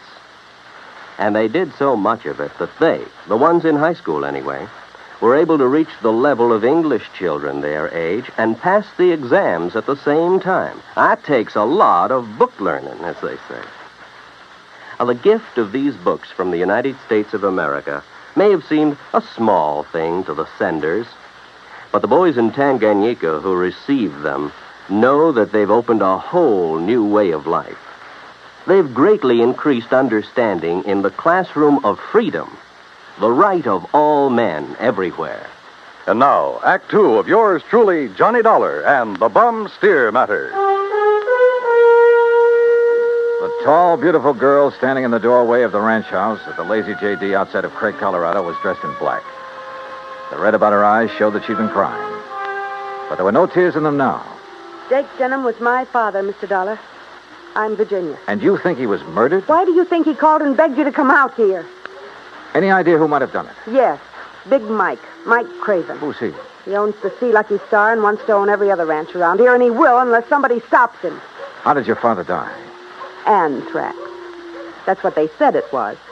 I thought that was a disease of cattle. People, too, if they get infected from the cattle. And that's what happened to your father? That's what they say, but there's no anthrax around here. Our ranch is clean. Look, let's go inside and sit down and talk about this. Sure, I'll talk about it. If only somebody will listen. And here, John. Oh, thanks. Are you, all alone? Now that Dad's gone, he and I ran the ranch. Now it's up to me. Sit down. Thank you. Virginia, were you trying to tell me out there that you think somebody tried to infect your herd with anthrax? What would you think?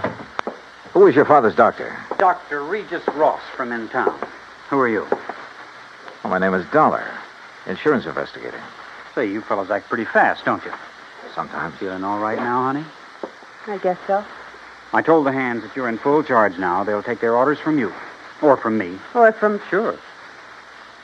Sure, I guess that's best. Thank you, Pete. They might as well get used to it, because after we're married... Look, honey, why wait any longer? I know this is a bad time to talk about Yes, it, but I Pete. also know, and you know, that this is no time for you to try to go it alone. But what about your medical school? I'll give it up. This is a lot more important than... Well, you're a lot more important. Oh, look, Jenny, you've stalled me for a long, long time. I know, Pete, because I... Don't you see I can run this ranch alone? No. You need me, honey. And I'm here to help you. Do you know how Dad felt? Sure. That all I wanted was this ranch. The same as he felt about anybody else who ever came here. Just who are you, Pete? This is Pete Kermer, Johnny. My fiancé, I guess. That's right. Didn't I see a Kermer ranch on the way out here, a small one? That's right. My pa's. He's Carl Kermer. Well, what do you think caused the death of Virginia's dad? Just what everybody says, Mr. Dollar. Galloping anthrax from that Hereford. Then why did he send for Mr. Dollar to come? I'm afraid we'll never know, honey. Well, I do. It's because he knew something was going to happen to him. Where is that steer now? Buried. On orders from the vet and the state inspector. Mr. Dollar. Yeah? You said investigator. Hadn't you better talk to Dr. Ross? Yeah, I guess so. Want to let me have his address? Sure. I'll write it down for you. And, while you're at it, tell me where I can find the veterinarian. And that state inspector, too. Huh? Sure. Why not? When I left them, a few minutes later, Pete was still making a quiet, but I must say effective pitch for Virginia's hand. Expense account item 5 cents for a phone call to the state inspector. He told me he'd never seen the infected steer on the Lazy JD, that he was confined to his bed at the time. I called the vet's office, and he was expected back shortly. So I sat around the hotel lobby and glanced over some magazines. And then, in one of them, I found an article that made my eyes fairly pop out of my head. Item 6, I called the vet again. He was in. You caught me just in time, Mr. Dollar. I was about to drive over to the Sea Lucky Star Ranch for dinner. Mike Craven and I are old friends. That's so? Yes, ever since we roomed together at college. Oh, I see. I understand you're the man who spotted the anthrax out at the Lazy JD. Yes, sir, that's right. Just that one Hereford. How it ever got to him, I'll never know. The rest of that herd's absolutely clean. That poor old Jake Denham, too. You think he became infected from that steer? Well, how else could it be? Galloping anthrax. Just like that. Doctor, where is that steer buried? Do you know? Yes, I had it buried myself. It's some miles out in the far corner of the Lazy JD property. Then phone the Sea Lucky Star and call off your dinner date. You and I are going out to take a look at that carcass. Oh, no, just a minute, young Investigator, did you say you are? That's right. Uh-huh. I suppose you have some authority. What I don't have, I can get. Tell me, Doctor, is there some reason why you don't want me to see the carcass of that steer? No. Well, let's go. Along the way, we picked up two fellows who were handy with pick and shovel. It was almost dark now, so I bought a couple of powerful flashlights at one of the local hardware stores. That's item 7, 925. It took a couple of hours for the two men to dig down to the carcass of the steer, but they finally exposed one flank of the unfortunate animal. Yeah, so you sure planted this critter deep, Doc. But there's part of him. Give us a few more minutes, we'll have it. No, wait. Huh? Mr. Dollar, come down here into the hole. Sure. Oh, what's the matter, Doc? The color of that carcass. I don't understand this. What are you talking about? Well, this doesn't make sense. The deterioration and putrefaction that always occurs, well, it simply isn't here. You mean it's possible it wasn't anthrax killed this steer? But I'm sure that all the symptoms, the swellings in the subcutaneous connective tissues, in the interstices of the muscles and lymphatic glands, and in the membranes of the mouth and tongue, they were all there, and they were edematous, too. Could some poison have possibly produced those symptoms? Poison? Yeah, look, I read in a magazine this afternoon that strychnia often produces symptoms very much like those of tetanus, lockjaw. Yes, that's true. But a poison that would... Good heavens. Yeah? Why, I haven't heard of it since my college days. Quintanogen sulfide. But why? Good question. No, Dollar. Because it wouldn't explain the death of old Jake Denham. If it was anthrax. What? Or was he poisoned, too? Good heavens, you mean you Wait a think minute, that... wait a minute. Doctor, the brand on the rump of this animal. Oh, that's Denham's own brand, the Lazy JD. Yeah, but it looks to me like it was put on over another brand. Yes. Yes, you're right. Any way of finding out what the original brand was? No. Yes, Mrs. Dollar. The other side, the inside of the hide might show it. Then, Doctor, you got a skinning job to do. All right. Hand me my bag there, please. Okay, here you are. Go to it, Doc. Thank you. Oh. That poison. How much to infect a man? Well, even a small scratch on the skin could absorb enough to be fatal. No wonder the Dr. Ross... Ross was the one who treated Jake Denham. Yeah. No wonder we couldn't understand why death came so... Well? No. Can you see what the original brand was? Yes. Yes, I'm afraid so. Let me hold the light a little. Oh. I see. But I can't believe it, Mr. Dollar. Pretty clear, though, isn't it? See Lucky Star.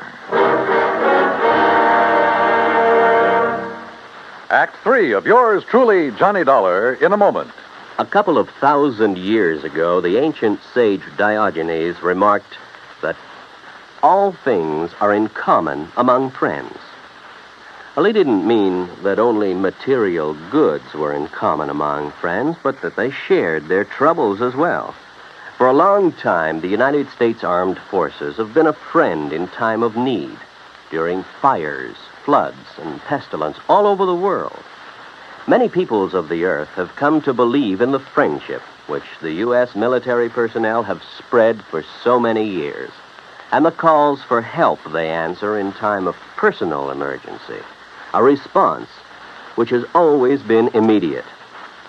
Not long ago, a Korean Buddhist nun was suffering from beriberi, an advanced form of acute malnutrition. But she was living in an isolated monastery deep in the Korean hills and valleys.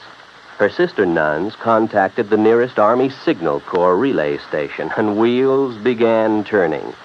In no time, an Army helicopter landed at the station's helipad. American soldiers carried the stricken nun to the copter. She was flown to a waiting ambulance and whisked away to the hospital. Her recovery was rapid, thanks to the United States Army, her newfound friends. Army helicopter men helped in many other ways. Over the 108 islands of the Ryukyus that spread from southern Japan to northern Formosa, Army helicopters are constantly whirling their blades as they hop from one island to another on missions of mercy. They bring food donated by American women on Okinawa, or they bring vital medicine to save a life. They also bring friendship and understanding and freedom, the right of all men everywhere. And now, Act 3 of yours truly, Johnny Dollar and the Bum Steer Matter.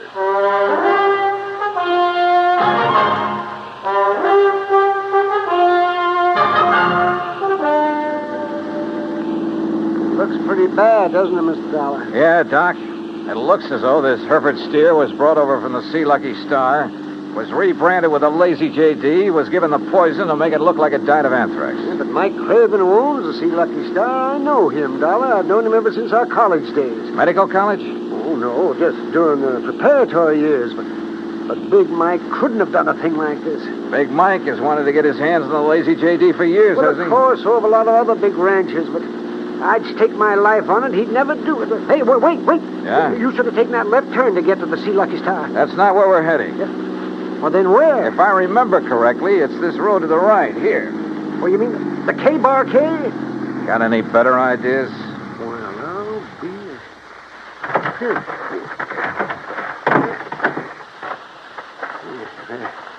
The ranch house is dark. It won't be for long. Would you call this a good ranch, Doc? No, old Carl has been just a hanger-on. He hasn't made the place pay for quite some... What's going on out there? Who is it? Johnny Dollar, Pete. Oh? I want to talk to you. Oh, sure. Door's open. I'll be right down. Come on, Doc.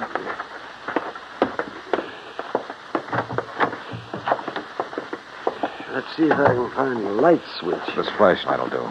And we're going on upstairs. Huh? Wait down there. I'll be right down. We'll be right up. Well, now, wait a minute, if you don't mind. Wow. Nice place you have up here. Look, I asked you to wait down. Dr. Cummings. I'm sorry, Peter, but this... How'd you make out with Virginia Denham, Pete? Convince her to marry you? That's none of your business, Mr. Dollar. Now, just what do you want? Pretty nice ranch to get your hands on, that lazy JD. I beg your pardon. Combination bedroom and study, huh? As Virginia told you, I've been going to college. Yeah, medical school. Nice set of books you have here. Of course, I'll have to give that up now. Well, you're going to have to give up a lot of things. What? Where did you get it, Pete? What was the name of that stuff, Doctor? Quintanogen sulfide. What do you know about... Well? I don't know what you're talking about. Then why the marker in this book on toxicology? Marker? That was a foolish thing to do, Pete. A dead giveaway. Yeah, I told you. I don't know what you're talking about. Yep. Right here. Quintanogen sulfide. I never heard of it. You're lying, Pete. No. Giving it to that Hereford was probably a cinch. Listen, you... But how did you give it to Jake Denham? Dollar, that's something you'll never live to know. Oh, look, now wait a minute. Put the thing away. No. Now stand back. I said look out. You... Stop! Oh, thanks, Doc. I guess he'd forgotten all about you until you landed that chair on his head. Yes. Now, I suppose I'll have to patch this... patch him up a bit. Oh, absolutely. He'll have to look nice for the trial, won't he, Doc?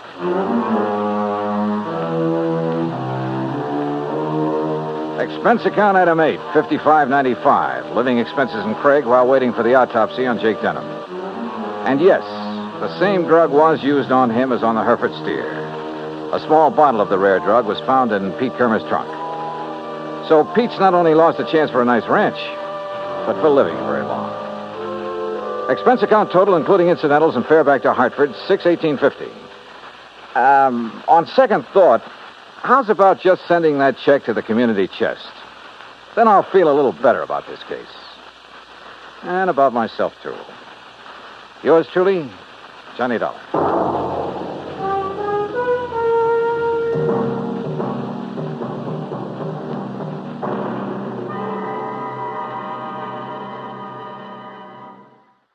From Hollywood, it's time now for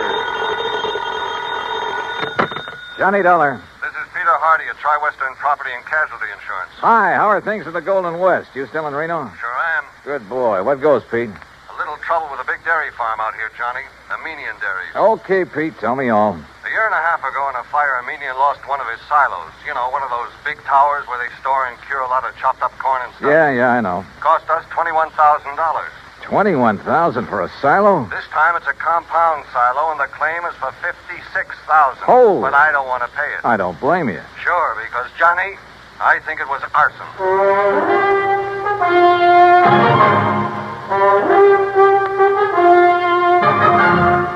Bob Bailey in the exciting adventures of the man with the action-packed expense account. America's fabulous freelance insurance investigator. Yours truly, Johnny Dollar. And now, Act One of yours truly, Johnny Dollar.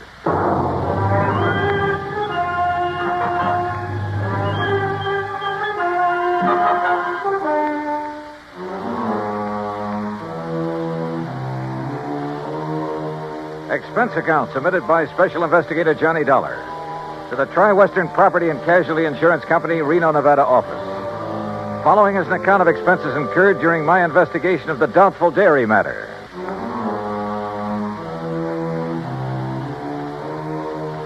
Expense account item 1, $141.20. Transportation and incidentals, Hartford to Reno, Nevada.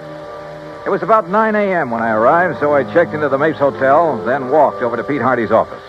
Armenian Dairies is just north of here, Johnny, in Warm Springs Valley off Route 33. Well, then I'd better rent me a car. Or you can use mine. Now, Pete. How can I run up my expense account unless I have something to run it up with? Johnny, for once... Uh-uh. Anyhow, the reason why these silos Armenian has are so expensive... Is that the owner's name, by the way? Yes, Aram Armenian. And I take it he's Armenian? Strangely enough, no. Now, he's had all his silos very specially built. Oh, how specially can you build a silo? Just a concrete base, a lot of long wooden staves to get the circular shape, and a good roof on top. Well, he has some trick with them inside. Like what? That's his deep, dark secret. But he claims it makes better silage for his cattle than is possible anywhere else in the world. And one of these things burned up a year and a half ago. The word exploded best describes it. Yeah. And as I said, cost us $21,000. And now the replacement has gone up in flames. Yes, day before yesterday.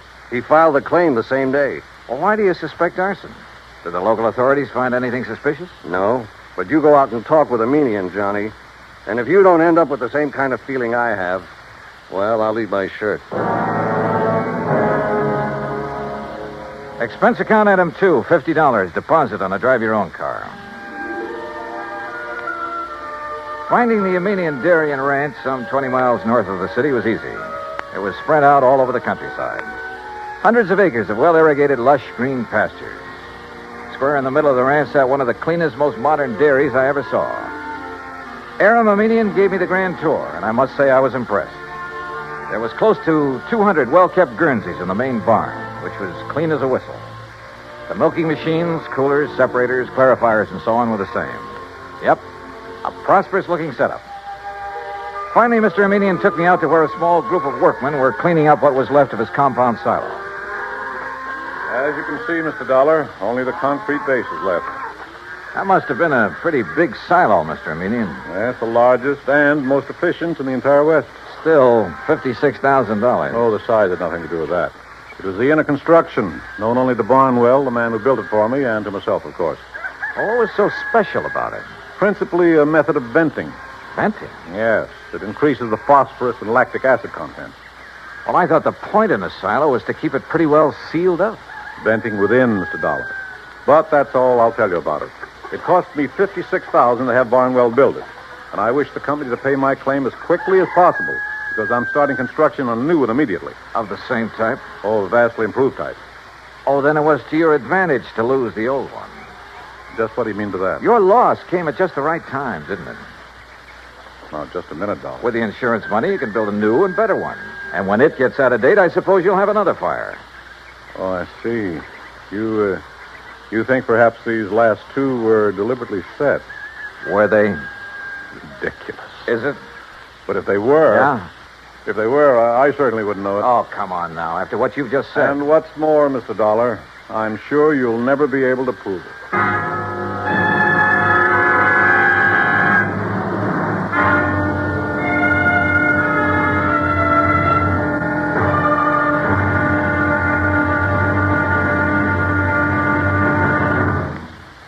Act 2 of yours truly, Johnny Dollar, in a moment. We sometimes wonder, what is the life of a human being really worth? Not too much? Or maybe a great deal? Does it depend on whose life it is? Whatever the answer, one thing is certain. Fred Hargesheimer, since World War II, has felt that his life is worth quite a lot. Quite a lot of gratitude. During the war in the Pacific, about June of 1943, Lieutenant Hargesheimer had his P-38 fighter plane shot out of the sky. Badly wounded, he bailed out over a tiny island, New Britain. It looked pretty small from where he hit the silk, but he found it much bigger when he hit the ground. It was bigger, and in complete control of the enemy. But Hargesheimer was lucky. After a month of lonely hiding, he was found by a group of friendly natives from the village of Nantambu. They cared for him and successfully hid him from enemy patrols for the next 4 months at the risk of their own lives. Then Hargesheimer was able to make it back to civilization. For the next 17 years, Fred Hargesheimer thought about those wonderful people of Nantambu. 12,000 miles away in the United States of America, Hargesheimer put a great plan into effect. He made speeches, took up collections, sold jewelry belonging to his family, and worked out a way to bring a bit of civilization and happiness to the little village of Nantambu. Needless to say, the villagers gave him a spectacular welcome upon his return. Fred Hargesheimer showed his gratitude to the people who had saved his life. But life is worth little without freedom. The right of all men, everywhere. And now, Act Two of yours truly, Johnny Dollar, and the Doubtful Dairy Matter. Why, what he said and the way he said it.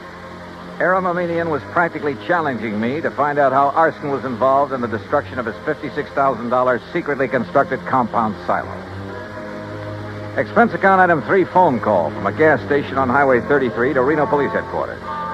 But Lieutenant Brady of the arson squad assured me he'd failed to find anything indicating the fire was set. So dead end. Until I remembered a little trick that had worked for me before and might work again. Item 4, 27 cents for a loaf of white bread at a grocery store along the highway. Then I drove back to the Aminian Ranch. If I'd known you were hungry, Mr. Dollar, I should have had something provided for you at the ranch house, in spite of your rather nasty attitude about this loss of mine. Food is the last thing I'm thinking of, Mr. Aminian. Well, then why this loaf of bread, if you're not... Whoop! Now, let's see. Oh, now, surely you're not going to eat the piece that dropped in the ashes. No. For now. Well, then get it out of your mouth, man. Well, mm-hmm. Whatever in the world are you doing, Mr. Dollar? Yeah, I knew it. You knew what? A sure test for kerosene, Mr. Aminian. What? Yeah, fresh bread dropped in the ashes of a fire even days after the fire is out. I don't understand. I can still taste the kerosene. And, mister, it makes things look pretty bad for you. Me? Oh, good heavens, man, you can't... Dollar, I resent this completely unfounded accusation. Go right ahead and resent. Or better still, let me get hold of a stenographer and you can dictate a confession. Get out of here. Want to do it the hard way, huh? Get off this ranch, Dollar. Now leave. Immediately. Sure. I warn you, don't come back. Because if you do... Better be careful, Mr. Aminian. The kind of a threat you're about to make wouldn't sound very good in court. Get out. Get out. Out on the highway, I stopped at the mobile gas station again and made another phone call. Item 5, another 20 cents. It was to my old friend Herb Carlbert, cashier of Reno's Farm Trade National Bank. It was past closing time, but he promised to leave a door open for me. So I grabbed a sandwich and a Coke along the way. That's item 6, 80 cents, including tip. Then at the bank, Herb led me back to his private office. Oh, sit down, Johnny. Tell me all about yourself. Yeah, later, Herb. We'll go out on the town and talk our heads off. Right now, I need some information. I hope you can tell me where to get it. Oh? Information about what? The Aminian Dairy. Or better still, Aminian himself. You know him? Oh, I certainly do. We're his bank. His happens to be one of the best accounts we have, especially in our investment department. You mean it's big? Funny big. Like how much? Well, now, Johnny, I'll tell you this. If I had a quarter of his net worth, I'd have retired long ago. No big outstanding debts on his place? Anything like that? Not a penny. Aram's financial condition is as... Now, wait a minute. Yeah? That fire and explosion of his compound silo? Yeah, that's right. Herb, I've found evidence indicating arson. Well, certainly aren't accusing him. Who else? Oh, no, you're wrong. Oh, now look, Herb, he filed that claim so fast. It's the most natural thing in the world for him. It's the way he does everything, like paying his bills immediately on receipt. He works that way. You expect everybody else to. Well, he gave me the impression he wanted to collect quickly in order to have money for rebuilding. Of course. Rather than cash in some of his blue chip investments. Herb, somebody fired that silo. Well, it certainly wouldn't be Aram. You sound like you're in cahoots with him. What about his employees? From my impression of the man, They love him like a father. Every one of them. And if every employer was as generous as he is, there wouldn't be any labor troubles in this country. Well, the fact remains that somebody somehow stood to profit by destroying that silo, and the one before it. Well, I can't imagine who. Even his competitors like and respect the man. Or so they say. No, they do. He's helped them stay on their feet during hard times, developed new ideas and methods, then passed them on to them. Oh, the fact remains... Look, Johnny, I've had a rough day. How about a nice, cool, casual drink? Then we'll have dinner and take in the town. Item 7, 2130, for drinks and a good dinner back at the Mapes. But I didn't enjoy either. Because Herb in his defense of Aminian was no help at all. Except perhaps for giving me a list of all the people he could think of who did business with him. I decided to check them all first thing in the morning. Finally, about midnight, having lost our share at a couple of nearby gambling clubs, we parted. Herb drove away to his home on the outskirts of town. I went back to the Mapes. Take Mr. and Mrs. Kenworthy to room 314, boys. Yes, sir. What? Oh, Mr. Dollar. Just my key, please. Certainly, sir. Here you are, sir. And I hope you enjoy a pleasant night's rest. Thanks. Oh, by the way, there was a gentleman here looking for you early this evening. Hung around quite a while. Said he'd be back. Well, who was he? He didn't give his name, sir, nor did he wish to leave a message. Mr. Armenian? Mr. Armenian the dairyman? Oh, no, sir. I'm quite sure. Okay, thanks. Yes, sir. Good night. Good night, sir. Oh, Mr. Dollar. Yeah? There he is. There. Huh? Going out the door, the dark brown coat. You're sure? Yes, sir. The same man. I wonder. Yeah, so do I. But if he knows you, sir, and saw you, sir. By the time I got out the front door, the man in the brown coat was halfway down the block and walking fast.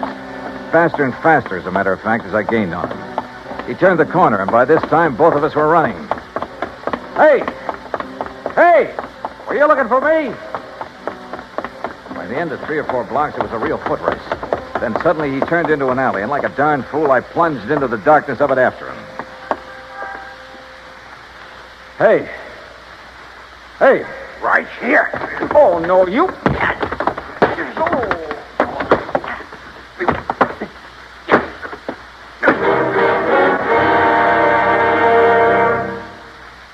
Act 3 of yours truly, Johnny Dollar, in a moment.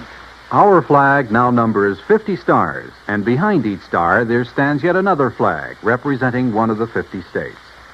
New Hampshire state flag carries its state seal on a field of dark blue. The seal is surrounded by a wreath of laurel leaves, the symbol of peace, interspersed with 9 stars because New Hampshire was the 9th state to join the Union. The heart of the state seal is a representation of the frigate Raleigh, recalling the glory of the early days of sail. New Hampshire state flag, the flag of the 9th state to enter the Union, was adopted on April 29, 1931. And now, Act 3 of yours truly, Johnny Dollar, and the Doubtful Dairy Matters.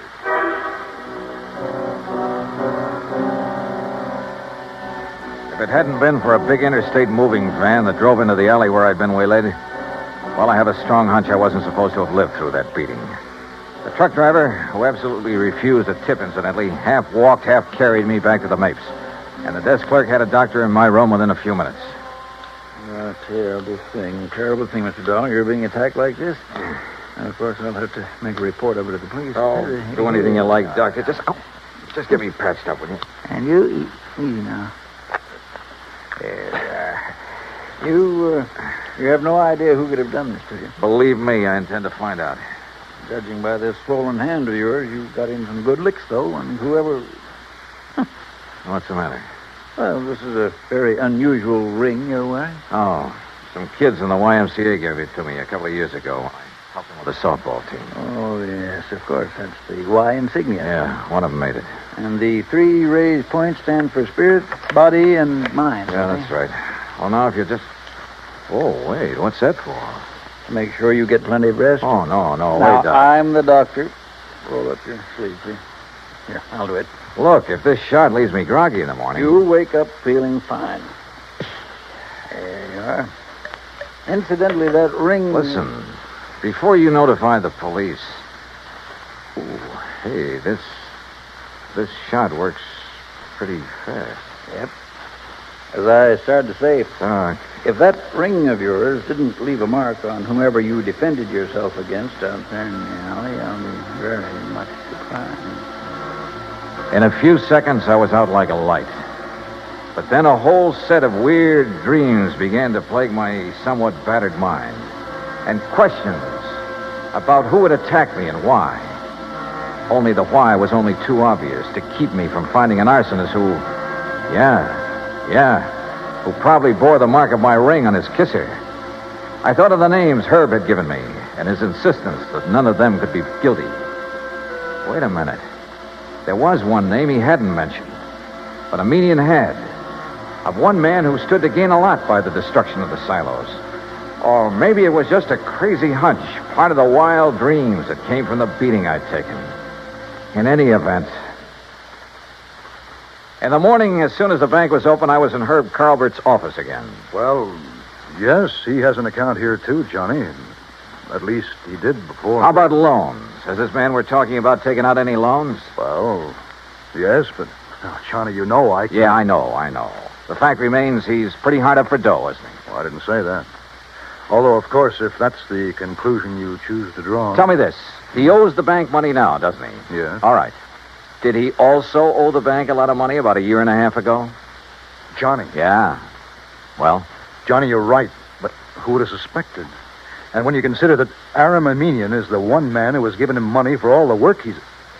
I can't believe it. Herb, it started out as a pure hunch, but right now I'd bet my... Where can I find him?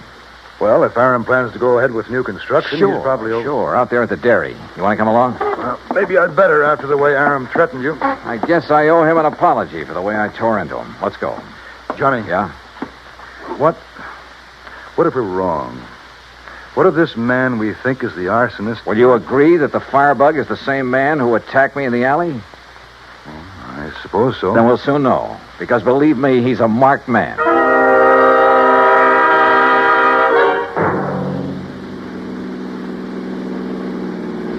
We made the Aminian dairy in 30 minutes flat, and we're told at the gate that Aram Aminian was in the pasteurizing plant.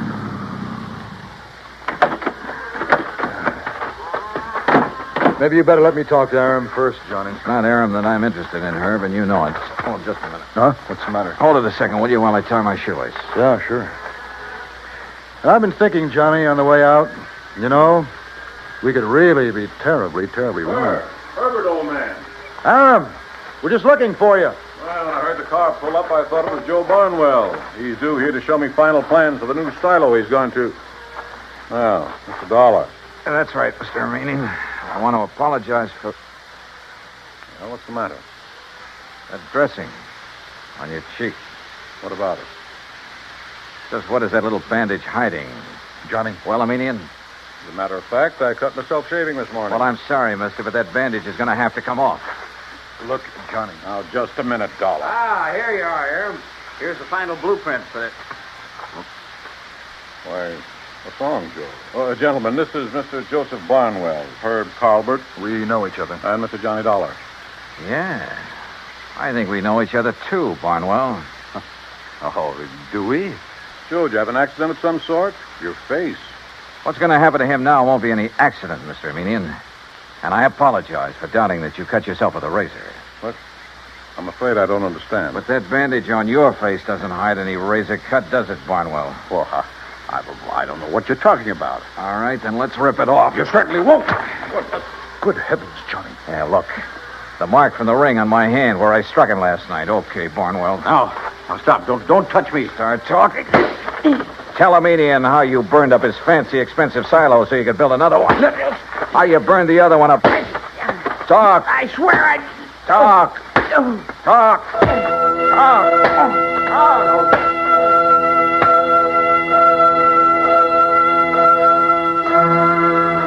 Yeah, he talked all right, plenty. About a racket so old I hadn't heard of it in years.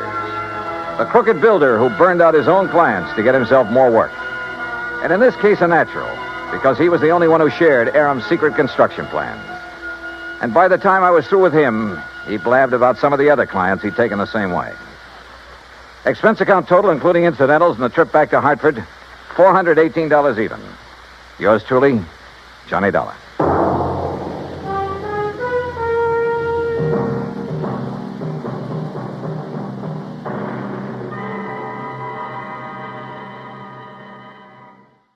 From Hollywood, it's time now for... Johnny Dollar. George Reed here, Johnny. Uh-oh. What fantastic character is Floyd's of England insured this time? Now, what is that supposed to mean? More singing mice, wayward cats, and how about the counterfeit money problem? Johnny. No, let me guess. John, if you'll just listen to I me. got it. You're in trouble because you've done a switch. You've insured somebody against living instead of the other way around, that it? Of course not. No, I must admit we do have one policy of that sort in effect. There, I knew it. However, that is not the one I called you about. Okay, George, what is? We've issued a policy. Well, I guess it is a little unusual at that. I fear the worst, but go on. Well, it's on a small brewery over near... Brewery?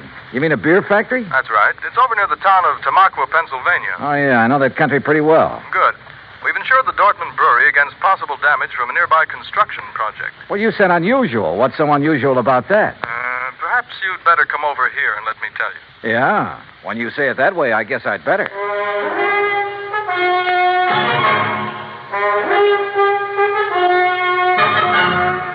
Bob Bailey in the exciting adventures of the man with the action-packed expense account, America's fabulous freelance insurance investigator. Yours truly, Johnny Dollar. And now, Act One of yours truly, Johnny Dollar.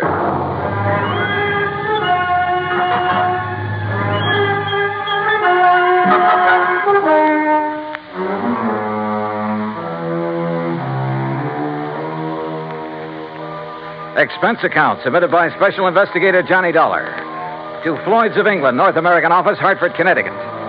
Following is an account of expenses incurred during my investigation of the JPD matter.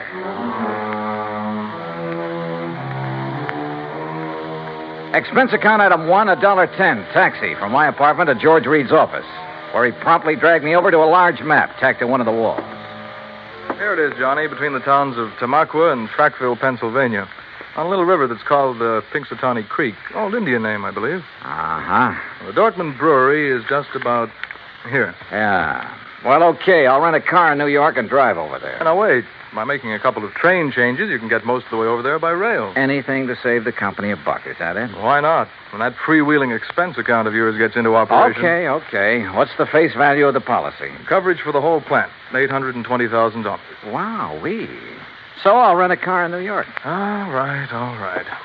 Now, as I told you, we've insured the Dortmund Brewery against possible damage from the building of a plant right next to it. What kind of a plant? Competition. Another brewery. Oh, I see. Possible malicious damage. Is that what they're thinking of? That's what JP seems to be worried about. JP? JP Dortmund. Owner, manager, president, brewmeister, and anything else you can think of. Has anything happened yet? No, but I want you to go there and be sure that nothing does. Is this JP my contact? Yes. Okay, George, I'm on my way.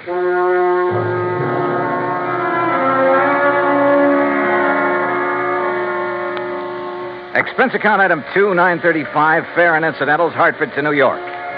Item 3, $50, deposit on a drive-your-own car. Item 4, 50 cents toll through the Holland Tunnel. I cut straight across the top of Jersey, crossed the Delaware at Phillipsburg, and finally pulled into the little town of Tamaqua shortly after 6 p.m. Items 5, 6, and 7, $12.20. For dinner, a place to rest my weary head, and breakfast the next morning. The Dortmund Brewery sat on the western bank of Pinxatawney Creek, about 5 miles out of town, and looked as though it had been sitting there for 1,000 years. It was a small affair, and the old frame buildings were badly in need of a coat of paint. Just north of it rose a towering cliff, and on top of that cliff stood an array of cranes and machines and bulldozers that are used on modern large-scale construction jobs. I parked my car at the entrance of the office building and was greeted at the door by a large, raw-boned woman of about 50 with straggly yellow hair and wearing a faded blue cotton dress that looked as though it hadn't been ironed in years. Something I can do for you? Oh, why, I'm looking for Mr. J.P. Dortmund. Mister. That's a laugh. Is it? Why? Because I'm J.P. What? That's right. Anything wrong with it? Well, Hey, wait a minute.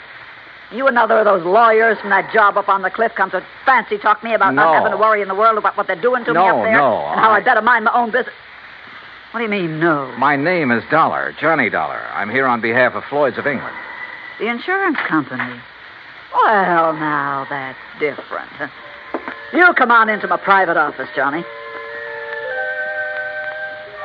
Her private office was furnished with a battered walnut desk, some ancient filing cabinets, and a couple of straight wooden chairs. Nothing else. Hardly the kind of an office you'd expect for the president of a company worth $820,000. There's nothing fancy about it, Johnny, because there's nothing fancy about any part of my brewery. But that isn't what counts. We've been here ever since my great-great-grandfather built it up. And all we've cared about is making the finest beer in the country. Gretchen? And we do make it, too. Gretchen, can't you hear me out? Yes, J.P.? Gretchen, I want you to bring Mr. Dollar a pitcher full and a glass. Yes, ma'am. Well, look, I'm afraid I'm not much of a beer man. You will be when you've tasted this.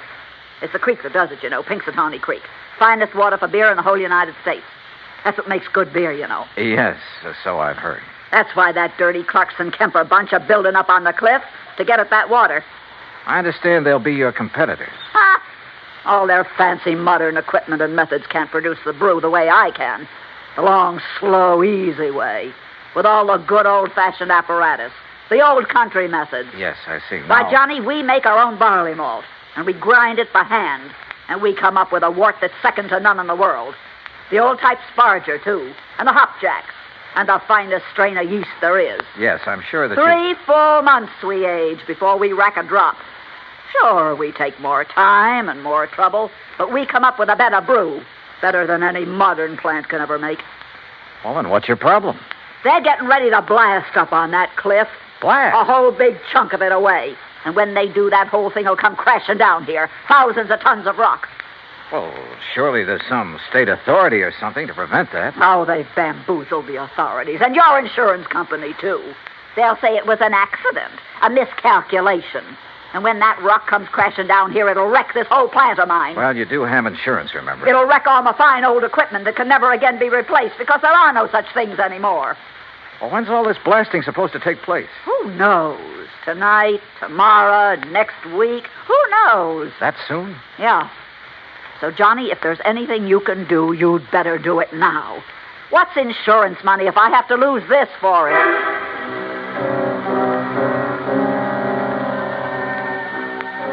Who knows?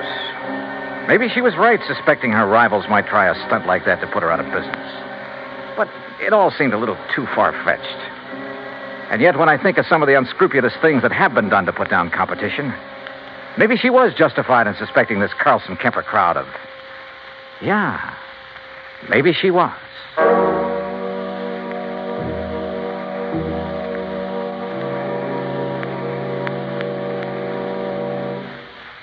Act 2 of yours truly, Johnny Dollar, in a moment. Our flag now numbers 50 stars, and behind each star there stands yet another flag representing one of the 50 states. Massachusetts state flag, bearing a green pine tree, is the descendant of the famous Liberty Tree flag that came out of Boston to serve all the original 13 colonies. It was under the Liberty Tree flag that the Sons of Liberty met and planned the Boston Tea Party, that our floating batteries on the Delaware River defended Philadelphia, and on the Charles River defied Howe's cannons. Beneath the tree is inscribed the state motto, Ensu petit placidum sub libertate quietum. By the sword we seek peace, but peace only under liberty. These words were originally written by the famous English patriot Algernon Sidney about 1659. This was a message intended for King George III. Unhappily, it went unheeded. Massachusetts state flag, the flag of the sixth state to enter the Union, was adopted on March 18, 1904. And now, Act 2 of yours truly, Johnny Dollar, and the JPD matter. If J.P. Dorfman was right, if there was the least possibility she was right in her suspicion that Carlson Kemper would blast thousands of tons of rock down on a little plant in order to put her out of business, well, there was only one thing to do. I got back into my car and drove by a roundabout way up to the top of the cliff overlooking the Dorfman Brewery. There in the middle of the vast array of heavy construction equipment, giant cranes, trucks, huge cement mixers, and so on, I found the main construction shack. And by a stroke of luck, one of the partners in the proposed new brewery, Mr. James Carlson. That crazy old lady's being absurd, Mr. Dollar. If you really want the truth, well, I think she'd welcome our smashing that antiquated brewery of hers out of existence. Is that what you plan to do, Mr. Carlson? Can you be serious? By blasting a few tons of rock off the face of the cliff into the river? Or a few thousand tons? Or a few thousand tons. Won't do that place of hers a bit of harm. You're sure? Of course I'm sure. Only thing I'm not sure of is why she stays in business. What do you mean by that? Well, she can't be making any money. The methods she uses were out of date in this country 50 years ago. The product's good, sure. But today, you've got to snowball. Did you know, Dollar, that out of the goodness of my heart, I offer to take that crummy plant of hers off her hands? Or because her location is better down next to the water supply? Oh, partly, sure. I offered her nearly $500,000 for her spot. 400,000 to be exact. But no dice. She just kept bothering us, trying to get out a lot of injunctions against our building there. I assume you have the necessary permits for this blasting operation. A whole drawer full of them. Hey, look at them yourself. At the same time, appreciate the volume of red tape necessary to do anything these days. But suppose that something should go wrong, that quite by accident, the top of that cliff should drop down on JP's brewery. Mr. Dollar, it's to obviate any such possibility that I called in one of the foremost blasters in the country, who, purely incidentally, is top man for one of the biggest makers of explosives in the world. You talk to him, Mr. Dollar. Maybe I will. Believe me, I can understand why you might not take my word for the safety of the operation we're about to undertake, but certainly you can't question his word. You say about to undertake. When? I believe he's planned the big blow-off for tonight. Tonight? Yeah, come on, I'll take you to it.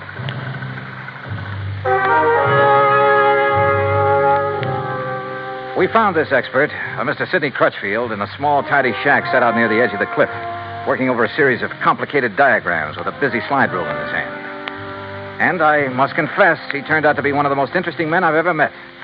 Tall, slim, and gray-haired, he had a quiet, easy, yet confident manner that completely belied his hazardous occupation. This was the man who had done the dynamiting for some of the biggest jobs in this country, had moved mountains and rivers in the construction of huge dams, had blasted the way for some of our vast highway networks. As you can see by the dates on these sheets, I finished planning this blast over 2 weeks ago.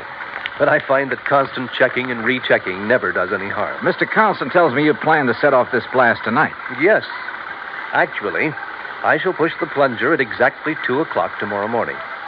If Mr. Carlson is ready. Don't you worry about it, Mr. Crutchfield. We're moving the equipment and the shack's away right now. Excellent. And at the time of the blast, no one is to be here but me. That's what your contract says. And that's the way it must be. For safety, Mr. Crutchfield? Well, call it a fetish of mine. Uh-huh. And there'll be no damage to the brewery plant down below? I'll stake my reputation on it. Come, Mr. Dollar. If you like, I'll show you how I've made the sets for this blast. We spent the rest of the day inspecting every tunnel, shaft, and drill hole into which the explosives had been packed and fused. And the artistry of this man was evident from the word go. By 6 p.m., all the machines and shacks and equipment had been moved back from the edge of the cliff that was to be blown off. The place was deserted, except for Mr. Crutchfield and me. And now, you must get into your car and leave, Mr. Dollar. But if there's no danger... Please. I prefer it this way. Surely you're not still concerned about the blast? To be honest about it, no. Not one bit. And I wasn't, at the moment. Yeah, this amazing man simply couldn't do anything wrong. I would have staked my life on it. But by the time I'd driven the long, curving road to the Dortmund Brewery below, had found the place not only deserted, but completely shut down, a funny little hunch began to grow in the back of my head. Even the office building was dark, as far as I could see. With the help of a business card, I slipped the lock on the front door. And then I saw the thin streak of light under the door of JP's private office. I thought I heard something in there. The office was a shambles. Account books and papers scattered all over the place. A couple of cartons. The drawers of the crusty old files were open and, for the most part, empty. Somebody had been hastily packing and removing all the important papers. But why? I'm sorry, Johnny. Oh, what? Sorry. Oh! And you seemed like such a nice boy.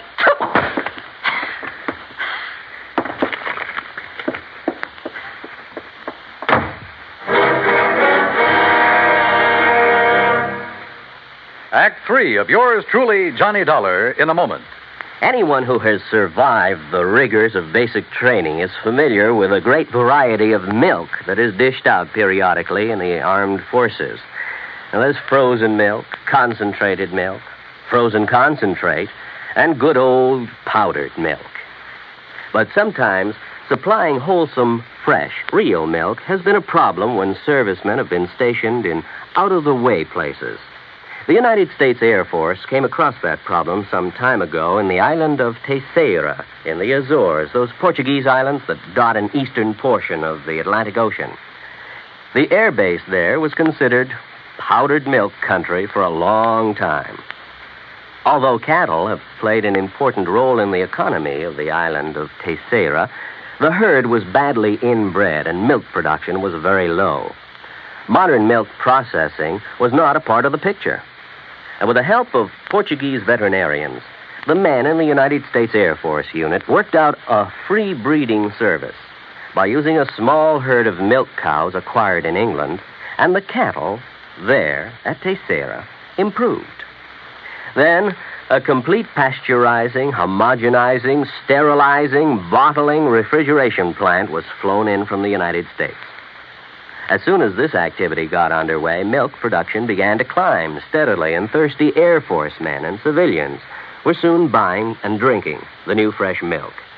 When economy of the island began to rise rapidly, the people were happy and grateful. You might say that a little milk of human kindness increased understanding on an island of freedom, the right of all men everywhere. And now, Act 3 of yours truly, Johnny Dollar and the JPD matter.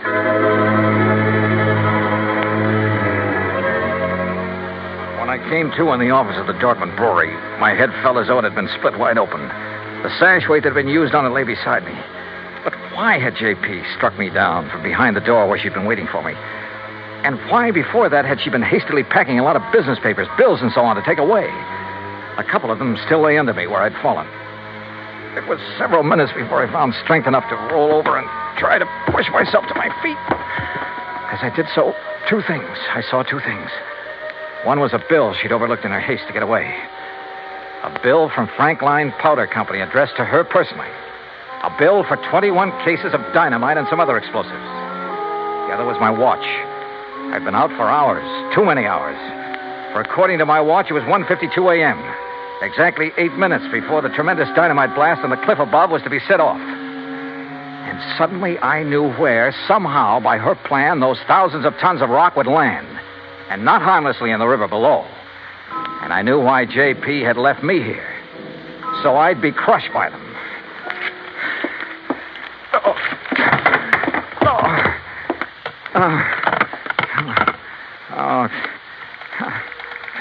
Come on. Oh, please, come on. Hello. Oh, please, hello.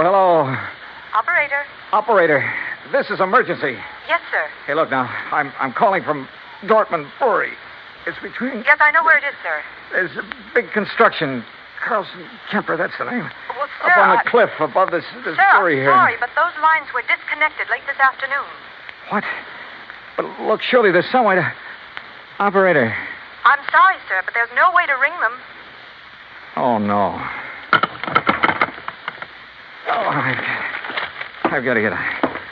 I've just got to get out of here. Somehow I got to get out there and get the thing. Oh, no. Oh, please. I got to get in.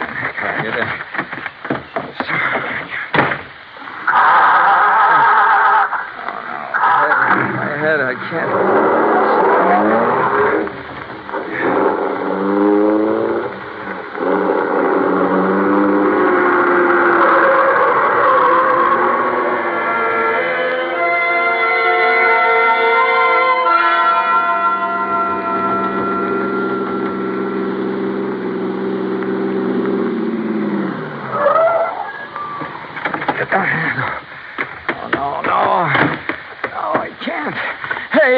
Hey, stop!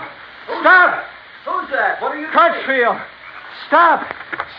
Dollar, Don't! what are you doing here? Don't do it! I thought I told you. Don't push that plunger! I'm sorry, Don't set Mr. off Dollar. that blast! That's no! exactly what I'm going to do right now. No, you're not. No. I'm sorry, Mr. Dollar. You have no right to interfere. You now stand back. hear what I said. Dollar, put down that gun. You touch that plunger, and so help me, I'll pull this trigger. Now, wait a minute. Dollar, what's the matter with you? What's happened to you, man? Oh. Good heavens, man.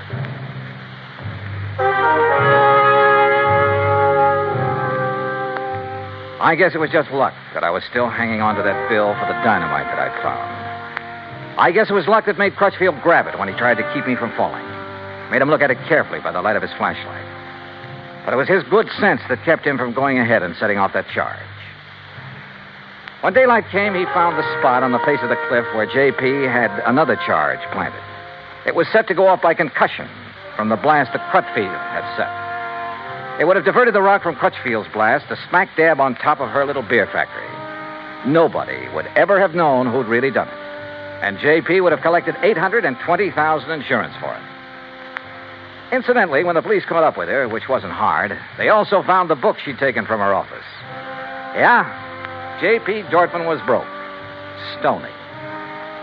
Expense account total, including a handful of doctor bills for my aching head and all the incidentals I could think of, $204.80. Yours truly, Johnny Dollar.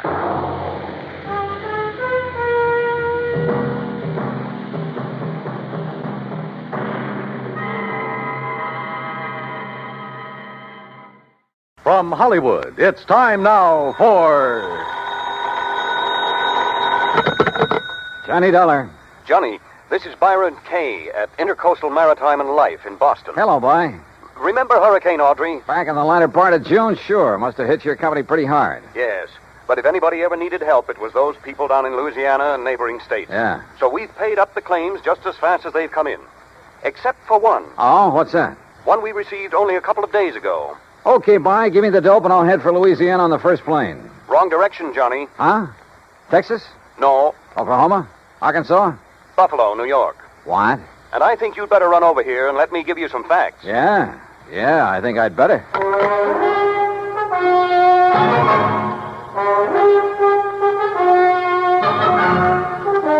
Bob Bailey in the exciting adventures of the man with the action-packed expense account. America's fabulous freelance insurance investigator. Yours truly, Johnny Dollar.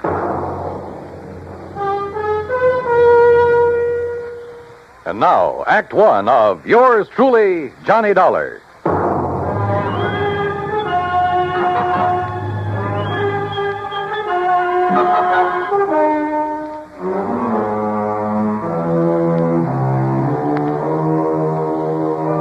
Expense account submitted by Special Investigator Johnny Dollar to the Intercoastal Maritime and Life Insurance Company, Boston, Massachusetts. Following is an account of expenses incurred during my investigation of the Charmona matter.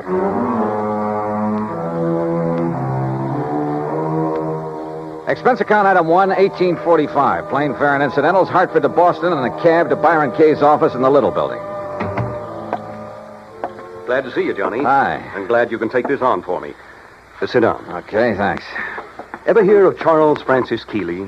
Keeley? A very much reformed man, Johnny, who was apparently making a valiant try to live down some of the things he did earlier in his life. Like what? Well, he was I guess you'd call him a promoter, stock manipulator, that sort of thing. The point is, he made himself a lot of money a few years back until the authorities, the Securities Exchange Commission and so forth, put a stop to his fancy dealing. Sounds like a real nice guy. In any event, he had enough money by the time he quit to live pretty well. Nice home, beautiful wife, 62-foot cruiser, and that, by the way, is our biggest problem. Oh, I wish my biggest problem was a 62-foot cruiser. It is, Johnny. Now. Then tell me all. Yes. Early in June, he took his boat across Lake Erie to Detroit to have some work done on it at the Detroit Yacht Basin. Then, a couple of days before the end of the month, he started back for Buffalo. Oh, yeah, that hurricane was moving north about then, wasn't it? Yes, it was. And his failure to appear in Buffalo within a reasonable time didn't worry his wife a bit. Often before making that same trip, he'd stopped off in Cleveland to visit some of his old cronies. Uh-huh. But by July 20th, she began to get worried. She called the friends in Cleveland. They hadn't seen him. Then she called the Coast Guard. No word. A few days later, a couple of the life preservers from his boat washed up on the south shore of Erie near the little town of Lindsay. That enough for you, Johnny? How much insurance did he carry? On himself, $35,000. On the boat, $106,000. I see. Okay, bye. I'm on my way. Expense account item 2, transportation to Buffalo, where I signed in at the Statler Hotel. Item 3, $5.20 for dinner. Then taxi, that's item 4, to the Keeley home north of Delaware Park on Colvin Avenue.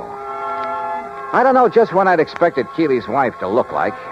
Suffice it to say, I was pleasantly surprised. She was young, tall, blonde, and beautiful, with eager, sparkling eyes and none of the signs of grief I'd anticipated. I don't know why you registered at the hotel, Johnny. May I call you, Johnny? Why, sure. Please call me Mona. May I pour you another drink? No, thanks. As I started to say, you could have stayed here. There's plenty of room, as you can see. Yes. This is a very beautiful house, Mona. Yes, but so empty now. I get terribly lonely, Johnny. Well, of course I don't blame you. But now suppose we talk, if you don't mind, about the Johnny, thing if you have to be around for a few days, why don't you move out of that hotel and... Oh, I'm sorry. I shouldn't say that. I guess I'm sorry. It's all right. But I am lonely. Sure. Now, Mona, you realize this investigation is, it's just routine. Of course, Johnny. Now, as I understand, every effort has been made to find your husband. Of course. And to find the Charmona. Charmona? The cruiser. Oh, yes. It was a beautiful thing, Johnny. But now it's gone. And Paul. Paul? Yes, Paul Matthews was the pilot. Only he was more than that. He was very nice. Yeah. Well, now, as I... Oh, excuse me. Every time that phone rings, I hope it's some word, some news that perhaps... Well, you know. I'm not sure that I do. What? But by all means, answer it. Yes, excuse me. There was something distinctly wrong with this whole setup, that was for The sure. Coast Guard, yes. Yes, this is she. This is Mona Keeley. Perhaps Charles Keeley wasn't the only one in this family to arouse suspicion. What? Say that again. Especially now, with nearly $150,000 involved. Yes, well, how about Paul? I said, how about Paul? Then, when she finally finished with the phone call, came a couple of other surprises. Thank you. Johnny, he's all right. Huh? That was the Coast Guard.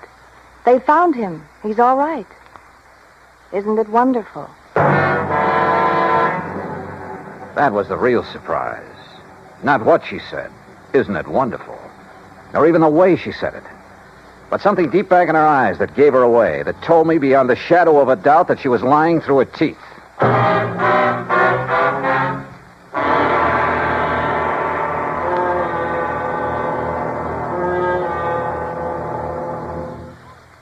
Act two of yours truly, Johnny Dollar, in a moment. It is a rare event when a young man decides to leave civilization behind and hide himself away in the steaming jungle, just so he can help his fellow humans in a remote corner of the world. The late Dr. Tom Dooley did just that when he left the United States to help the sick and starving jungle people in the little kingdom of Laos in Southeast Asia. Dr. Dooley's story is well known to nearly everyone. And all over the world, people talk of his little jungle hospital on stilts. That's where he treated the dread diseases of the jungle and trained native medical technicians so that they might help their own people. Dr. Dooley wrote and lectured to many people so that the work of his medical assistance program, Medico, might go on. It was not easy for someone so young and so talented to give up the bright lights of the city and plant himself down in an unknown jungle just for the purpose of helping unfortunate people he didn't even know. But through Medico, Dr. Tom Dooley wanted to help people. He wanted to help people to help themselves. Today, the work of Medico is going forward in a number of countries besides Laos. Young men are being sent to the United States to be schooled in medicine with the idea of returning to their own countries to help their own people. Hundreds of thousands of dollars worth of medical supplies have been donated by American businessmen and pharmaceutical companies. Today, Dr. Tom Dooley's work is being continued for him. It is helping to create better understanding. It is an injection of the spirit of freedom. The right of all men everywhere. And now, Act two of yours truly, Johnny Dollar, and the Charmona matter.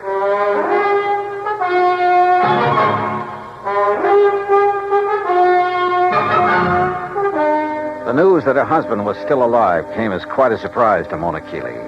Isn't it wonderful, she said. But I didn't believe that she meant it. On the south shore of the Lake Johnny, near the little town of Lindsay, west of Cleveland. He was picked up on the beach by a farmer who's been caring for him ever since. Isn't it kind of funny that you haven't heard from him before? That hurricane was a couple of months ago. Well, he was out of his mind from the shock of what happened to him. Did the Coast Guard say anything about the yacht? No, Johnny, I'm afraid that Charmona is at the bottom of Lake Erie. Well, where is he now? In Cleveland, in a small private hospital. Well, hadn't you better go over there and get him, bring him back here? I told the Coast Guard we would. Mona, you're not really glad that he's been found, that he's still alive, are you? No, I'm not. I guess I never really loved Charles. I'm not sure he really loved me. He was a big shot, always out in the town, doing a lot of entertaining, that sort of thing. I was very pretty then. Kind of a business asset for him. When were you and Charles married, Mona? 9 years ago. It looks as though he's done pretty well by you. I never had any reason to complain. About that, I mean. But the things he did to make his money, it was... Well, I guess it was legal, but it wasn't right. It was almost like stealing, the way he promoted a lot of worthless inventions, penny stocks, worthless real estate, that sort of thing. But he always did all right. And you. Well, who worries about conscience when things are going well? A lot of people, Mona. But then they made him stop the things he was doing.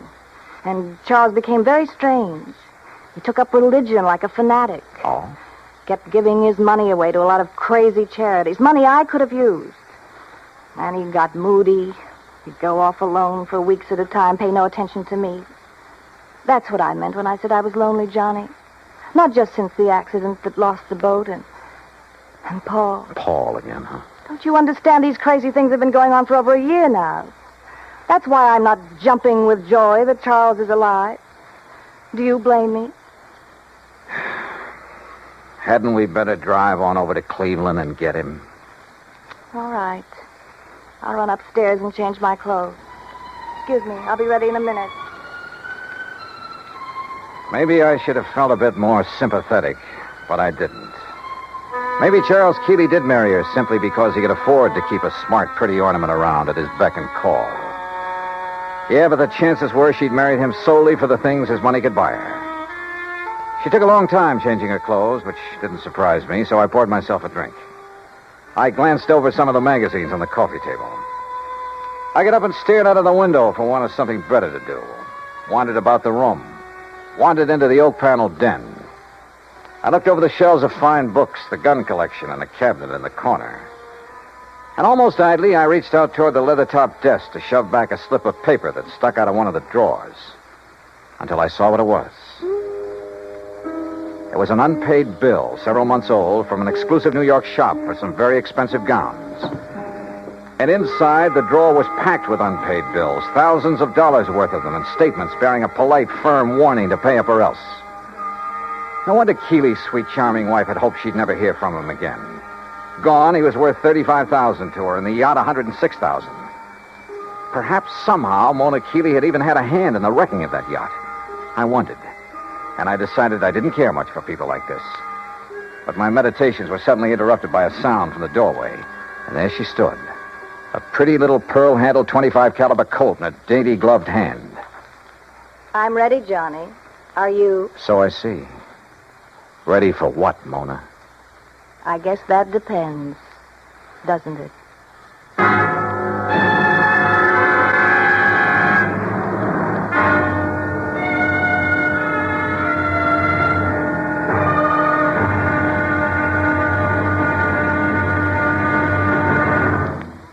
Act 3 of yours truly, Johnny Dollar, in a moment. Our flag now numbers 50 stars, and behind each star there stands yet another flag representing one of the 50 states. Wisconsin's state flag bears the state motto, Forward, and a likeness of the state mascot, the badger. The word badger was a nickname for the miners in southwest Wisconsin. During the mining boom just prior to 1830, the people who came from Illinois mined only during the good season and left during the bad. They were called suckers, just like the fish in the streams. But the busy Wisconsinites, with either too little time to leave or to build a house, moved into abandoned mine shafts to live as badgers. The Wisconsin banner pays tribute to these industrious natives. Wisconsin's state flag, the flag of the 30th state to enter the Union, was adopted on April 26, 1913. And now, Act 3 of yours truly, Johnny Dollar, and the Charmona matter. Mona Keeley stood there in the door of the den, a .25 caliber Colt in her hand. For she'd caught me going through the drawer of a desk, through papers that showed only too clearly why the loss in a storm of a $100,000 yacht might well have been carefully planned. Why she wished that her husband had gone down with her. You shouldn't have done it, Johnny. You shouldn't have looked in that desk. Pretty good proof, isn't it, Mona, that the wreck of the Charmona was no accident. I don't know how your husband worked it and still managed to get back to shore alive. You don't know what you're talking about. But he almost didn't make it, if what you've told me is the truth. Maybe that's because he didn't anticipate that the storms from Hurricane Audrey would hit Lake Erie. Maybe it's because... Well, we'll soon find out. Will you? Yes, when we drive over to the hospital in Cleveland and talk with him, if he's really there. Oh, he's there, all right. And you and I are going for a drive, but not to Cleveland. All right, now. Oh, put that thing down, Mona. Sorry, sweetheart. That little thing in your hand is about as accurate as a slingshot. Now, why don't you... No, don't move. I still don't get it, though. Oh? What? And I'm sure you must have been in with your husband on his deliberate sinking of the yacht. If you think Charles sank it deliberately, Johnny, you're all wrong. Then I certainly don't get it. Because if... Oh, now, wait a minute. You've made a couple of cracks about... What was his name? Paul? Do you want to know the truth? Paul was the pilot for Charles, and there's been no word about him. So he must have gone down with the Charmona. That's why I'm lonely and feel the way I do. Mona, this whole thing smells worse to me every minute. He was young, and he was kind, and he loved me. I was glad when they found that Charmona had gone down, because the money for it would be mine. And I could get free of Charles, and Paul and I could... That's why I hoped Charles was gone. Yeah, another $35,000 for you. You're about the crummiest lot I've ever run into. Look at this, Mona, here on the desk. What? This solid gold table lamp. What about it? And there beside you, that expensive mirror. What are you talking about? Well, look. Why did you do that? To get this gun away from you. No, you... Oh, you... A lot of good this would have done you with the safety on. I'll kill you for this, Johnny. No, I don't think so. And I don't think the police would like it if you tried. Oh, no. Do you think they'd blame me for trying to stop you from going through the papers in my desk? For shooting you? No. Wait. I didn't mean that. I couldn't have shot you, Johnny. Johnny? Before we go, is there anything you'd like to tell me? Go? Where? Is there anything you'd like to tell me about why Charles really sank the Charmona? No. And I don't think you'll ever know how and why the Charmona went down. Want to bet? No, stay right there. Now I've got the gun, remember? Hello? What? Charlie? No. This is a friend of the family. Oh, well, this is Harry Nelson. You gave me a real start. I thought Charlie'd come back from his watery grave. He has, Mr. Nelson. What? Yes, he's in a Cleveland hospital. He's okay. Oh. Well, then I'll talk to him when he gets back. You see, I'm the man who was going to give him $98,000 for the Charmona when he got her back from Detroit. Oh? Oh, yeah, sure. But since the Coast Guard tells me she was a complete loss, well, naturally, I think I ought to have my deposit back. I'm sure you'll get it, Mr. Nelson. Yeah, okay, Mr. What did you say your name is? Bye. Who was that? Someone who threw some very interesting light on this whole matter. Come on. Where? Our little drive, remember? To Cleveland. During the 5-hour drive to Grace Hospital on the outskirts of Cleveland, I questioned her, using every trick I could, but she refused to talk. The theory that Charles Keeley had deliberately sunk his yacht had gone up in smoke. If he had a buyer for it, he wouldn't need to try to collect the insurance on it. But I still knew the whole case was anything but lily white, and hoped that Keeley could explain a few things. When we arrived at the hospital, there was a police lieutenant in Keeley's room and a stenographer. When she saw them, Mona gasped slightly and sank into a chair, to which the lieutenant promptly handcuffed her. As Charles Keeley talked, the whole case became crystal clear, and at the same time about as sordid as anything I'd ever heard. I should have realized what was up when Paul Matthews suddenly refused to make the trip back to Buffalo with me. He was my pilot, Lieutenant. I phoned the Coast Guard about him as soon as... Yes, sir. It was on the Coast Guard's tip that we ordered Paul Matthews picked up. Picked up? Then he's all right. Shut her up, Lieutenant, or get her out of here. As I started to say, they not only picked him up, but found where he bought the various parts for the little device he used. Good. Device? What are you talking about, Lieutenant? Let me tell him. Sure, go ahead, Mr. Keeley. Then this stenographer will have it all down on the record. I should have known what was up when Paul suddenly decided not to go back with me just before sailing time. You see, I've suspected for some months that he and my wife behind my back... Charles. Shut up, you rotten little... Go on, Mr. Keeley. I should have known then, but I had to get the cruiser back to Buffalo to a friend who'd offered me cash for it. Harry Nelson. Yes. Enough to get me back on my feet again. And I didn't know why Paul had left me to make the trip alone until the explosion about 5 hours out. What? Yes, Mr. Dollar, up forward, where there couldn't possibly have been anything explosive. A bomb of some sort? What else, Dollar? It was luck, sheer luck, that I was sailing in close, that I'd put on a life preserver because of the storm. That was the tail end of the hurricane down south, you understand? Yes, and it was luck that she went down right off Palace Rock. Yeah, that's exactly where the Coast Guard divers found her early this morning. A hole as big as a house blown out of her front end. Yes, that storm, that hurricane, may have taken a lot of lives, but it saved mine.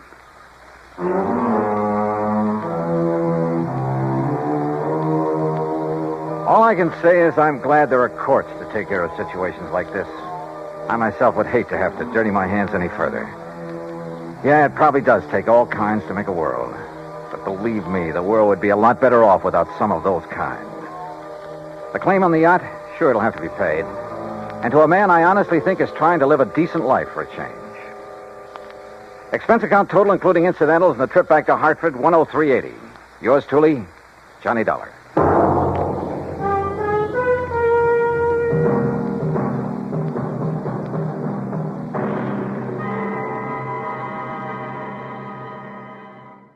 From Hollywood, it's time now for...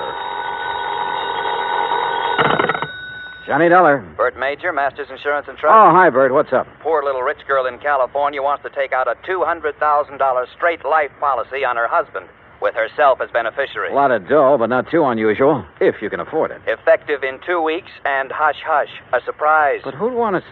Why? Exactly. Nice piece of change for the company in commissions, or for her in payoff, if she's playing that kind of a game. You talk like you don't know her. Name only. Deal was arranged pending through her lawyer in Los Angeles. Hmm. You could be out there in the morning, Johnny. All right, Bert. Who gives me the fill-in? Our agent out there, Roger Hackey. He'll meet you at International Airport.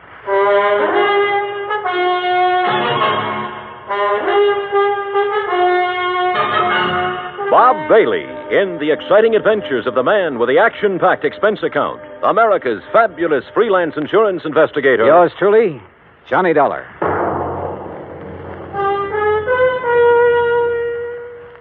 And now, Act One of yours truly, Johnny Dollar.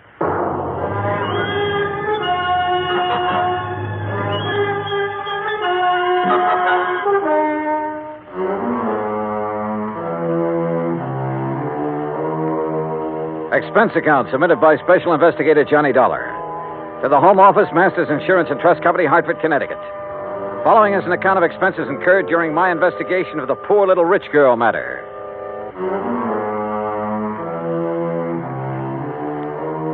Expense account item 1, $280 round-trip plane ticket and incidentals, including sunglasses, Hartford to Los Angeles. I arrived, rested, ready, and right on schedule. Also on schedule was Roger Hackey, Masters Los Angeles agent, who turned out to be a repressed comedian become insurance salesman. Yep, I said to myself, that's Johnny Dollar, I said. You are Johnny Dollar, aren't you? In person. You Roger Hackey? In person? You got the old feel, haven't you? Simpatico, we call it out here. Have a nice trip? Yeah. Good. Airplanes scare me. Don't like being up there in the wild blue yonder. Terra firma's my dish of tea. Slow but sure, they call me. Yeah, well, look. Now, if you'll just follow me, we'll jump in my jalopy, and I'll have you at the Beverly Hilton before you can say happy hooligan. You said. Huh? Oh, yeah. Well, here we go. Cloud of dust and all that.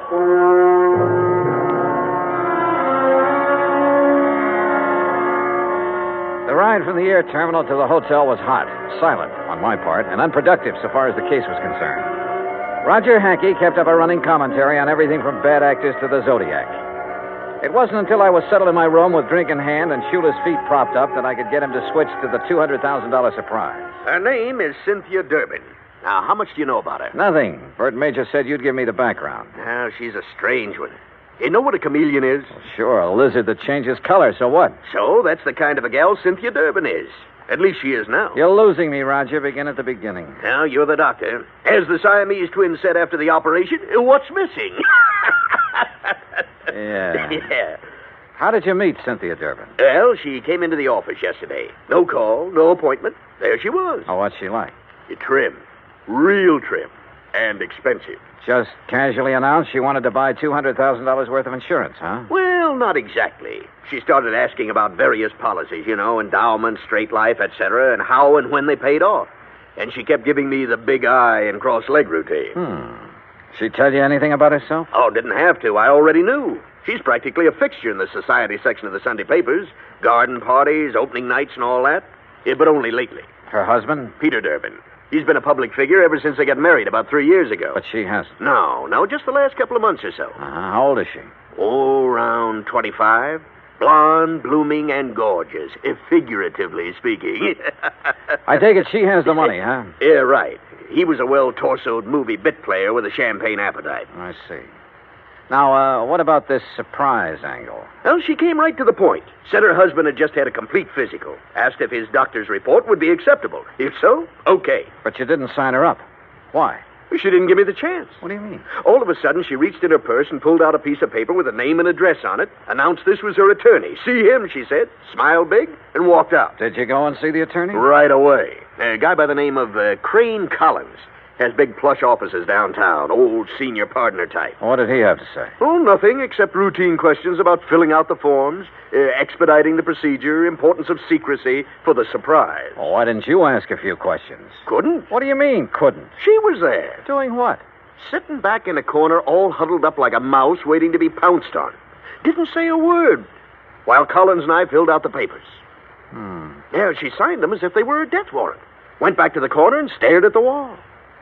Now I see what you meant by that comedian remark. Yeah, she's too much for me. Yeah. A leopard can change its spots, too. Expense account item 2, $3.25 taxi fare to the offices of Crane Collins.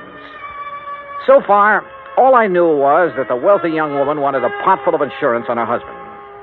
If it hadn't been for the surprise request, it would have been routine. Now it wasn't. And the people involved, one of them at least, were not routine. I was ushered into an oak-panel office high above the streets of Los Angeles. Good afternoon, Mr. Dollar. Mr. Collins? Your card identifies you as an insurance investigator, Mr. Dollar. I don't believe I understand. Cynthia Durbin is your client? Why, yes.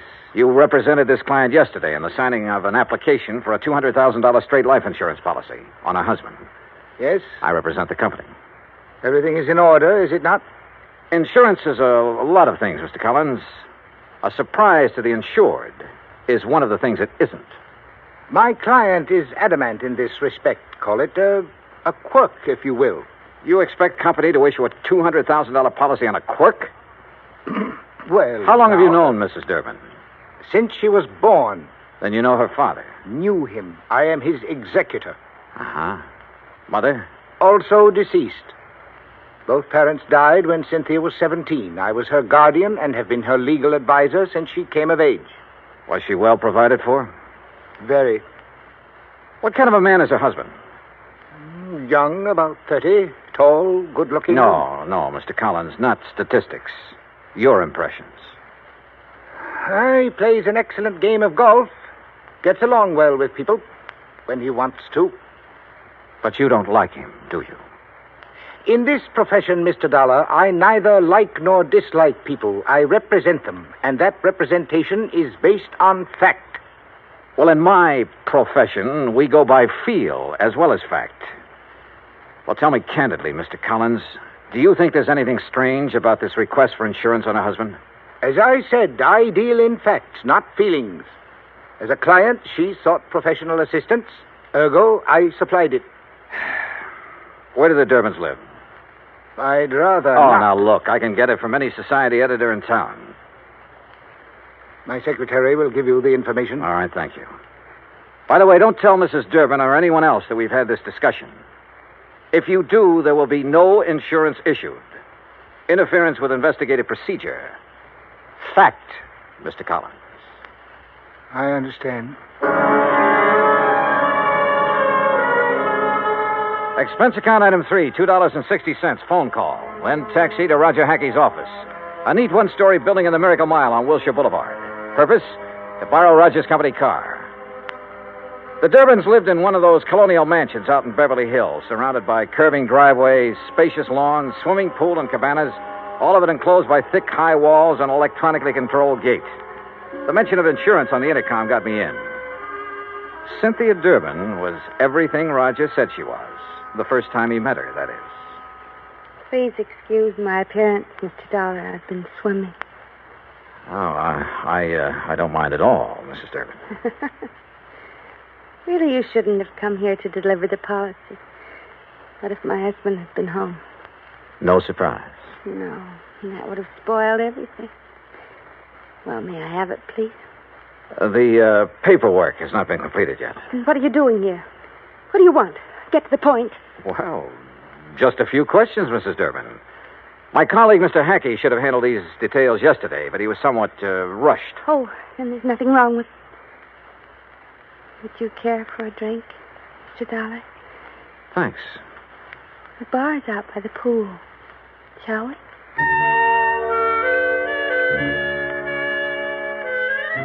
She was wearing a bikini and high-heeled beach sandals, and she led the way. I was hoping it was 2 miles to the pool instead of the 75 yards it turned out to be.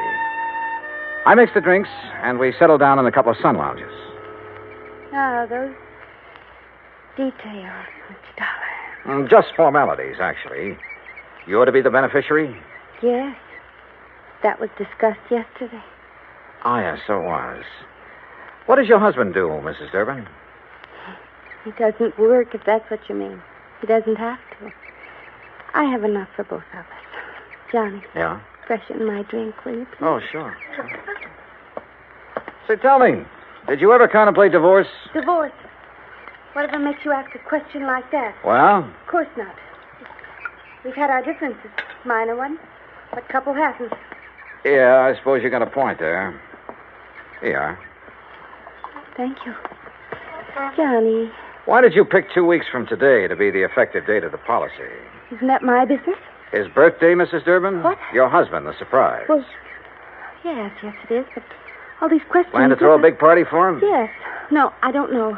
Johnny... Your husband would be worth a lot more to you dead than alive, wouldn't he, Mrs. Durbin?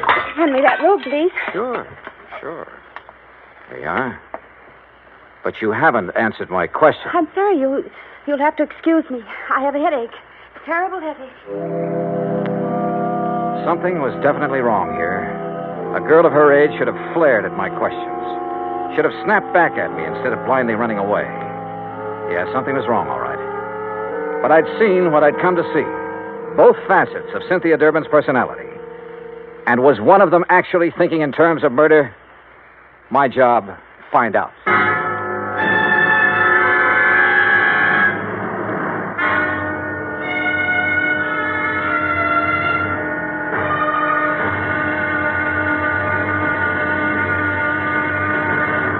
Act 2 of yours truly, Johnny Dollar, in a moment. An interesting parallel hit me the other day. When a baby takes its first 3 steps, everybody is happy and gives a cheer for its progress. The same thing happens when a country takes important steps toward lasting world peace and freedom. That great American patriot, Benjamin Franklin, outlined 3 important steps in the drive toward a lasting world peace and freedom of mankind. The last and most important of these steps was, and is, to get the people of the world to talk to each other and to help each other. This is the essence of the people-to-people program that Americans have put into operation all over the world. It has been such a great success that it is beginning to work both ways. Not too long ago in Korea, Tom Lawrence, a yeoman in the United States Navy, lost his wallet on a street in Seoul. The wallet was found by a 15-year-old Korean boy who gave it to his father. The father promptly returned it to Lawrence with nothing missing. Tom Lawrence decided that this kind of honesty should pay off. He visited the 7 members of the Korean family and gave them 80 pounds of rice. He then promised to bring the family 50 pounds of rice each month he remained in Korea. The Korean father said, "I think this is much more than I deserve." Maybe it was, and maybe it wasn't.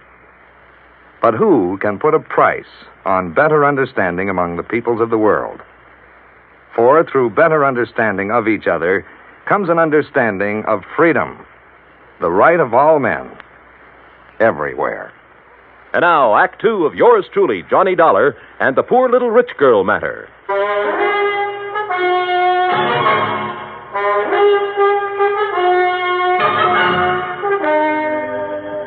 I sat beside one of the plushest swimming pools in Beverly Hills, alone.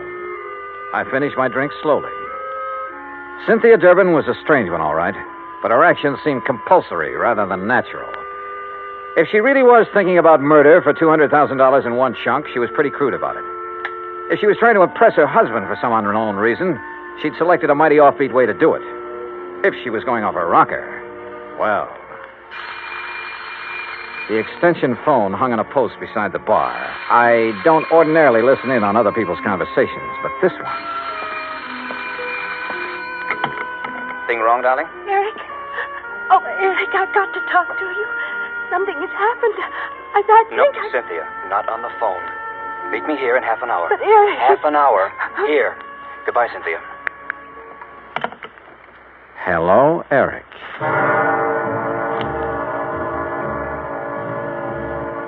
As I strolled to my car, nobody asked me to come back again sometime. Not that I expected it. I parked a block down the street, adjusted the rearview mirror, and got comfortable. A cigarette later, she came zooming out in a CAD convertible and headed my way. I've tailed a few cars in my time, but this kid was either scared silly or she'd learned her evasive tactics from Bull Halsey. I lost her in the first 10 blocks. So I drove Roger Hackey's car back to his office and prepared for the horse laugh I had coming. It came. She lost you, huh? Oh, that's a dandy, a real dandy. Hey, tell me, do you always laugh when you're about to lose the commission on a $200,000 policy? Yeah? Oh. Well, what are you going to do now, Johnny? Who is Eric? Well, he's not a brother, that's for sure. Oh. I don't know. You know, for 2 cents, I'd turn in a negative report and go on back to Hartford. Oh, wait now. You can't do that. This is a big deal. For you. For me, it's a pain in the neck. But you can't turn in a negative report just because she's got an extracurricular boyfriend. You don't even know who he is. And what about her husband? Yeah, what about him? Here. I got the dope right here. Today's paper, and it's a good picture of him. Read what it says. Peter Durbin, one of Los Angeles' better amateur golfers, plays out of Silver Oak Country Club, where the state open is being held this week. He's expected to finish in the top... Roger, what time is it? 4:30. Thanks. Huh? Hey, where you going? I'm going to try my hand at being a reporter. What? What are you talking about? Roger, I'm going to interview Mr. Peter Durbin for the Interstate Publicity Press Association. Huh? Expense account item 4, $2.40, cab fare to the Silver Oak Country Club, which nestled in a big ravine north of Sunset Boulevard, some 15 minutes from Roger's office. The last players were coming in for the afternoon round when I got there, and Peter Durbin was among them. I waited until after the radio and TV boys had got through, and then caught him in a corner of the locker room. Yes? Who are you? Johnny Dollar, Interstate Publicity Press. I'd like to ask you a few questions, please. Well, I've already given my interviews. Well, sure, I know, but this is feature stuff. Best part of the day. Does the gallery bother you? Stuff like that. Oh, all right, but make it quick. Yes, sir. Is your wife here? No, she never watches me play. Oh? Where is she now? Well, at home. Where else? But now, see here, don't you think... You're playing a great game, Mr. Durbin. You figure you're going to win this tournament, huh?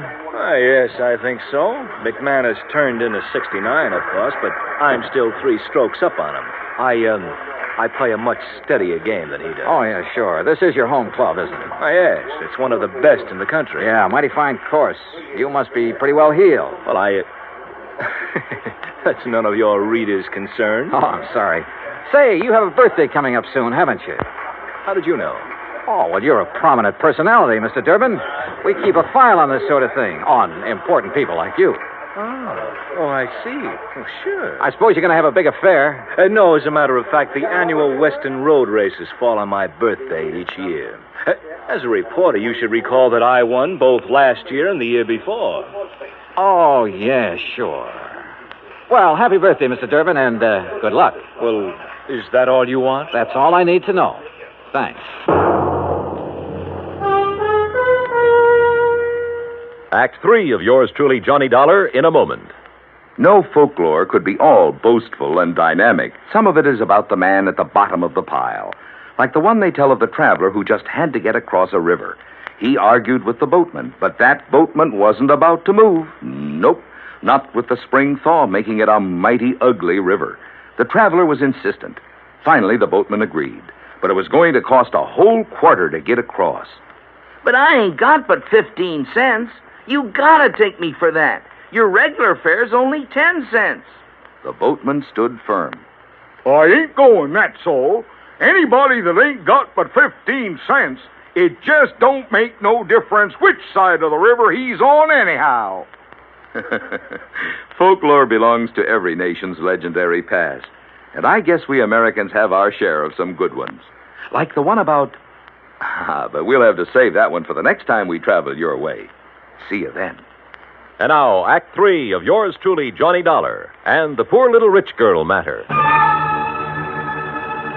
Expense account item 5, $6 even. Taxi fare to the office of Attorney Crane Collins, with whom I could now agree on one point. I didn't like Peter Durbin either. It was 6:15 after hours when I entered the office of Collins, Douglas, Walsh, Hanley, and James. The senior partner was still there. His door was slightly ajar, and I heard voices, which stopped abruptly when I entered. Oh, Mr. Dollar. Rather late in the day, isn't it? I don't keep office hours, Mr. Collins. I'm very busy. Then I'll wait. Very well, as you wish. I wished, so I waited. But not for long. Because about 3 minutes later, Collins came out, carefully closed the door of his office behind him, and strode easily toward me, oozing his most charming professional smile. Now, Mr. Dollar, what can I do for you? Why didn't you tell me the first time I was here that Peter Durbin, in addition to being a first-class golfer, was also a racing enthusiast? Why, it just didn't occur to me.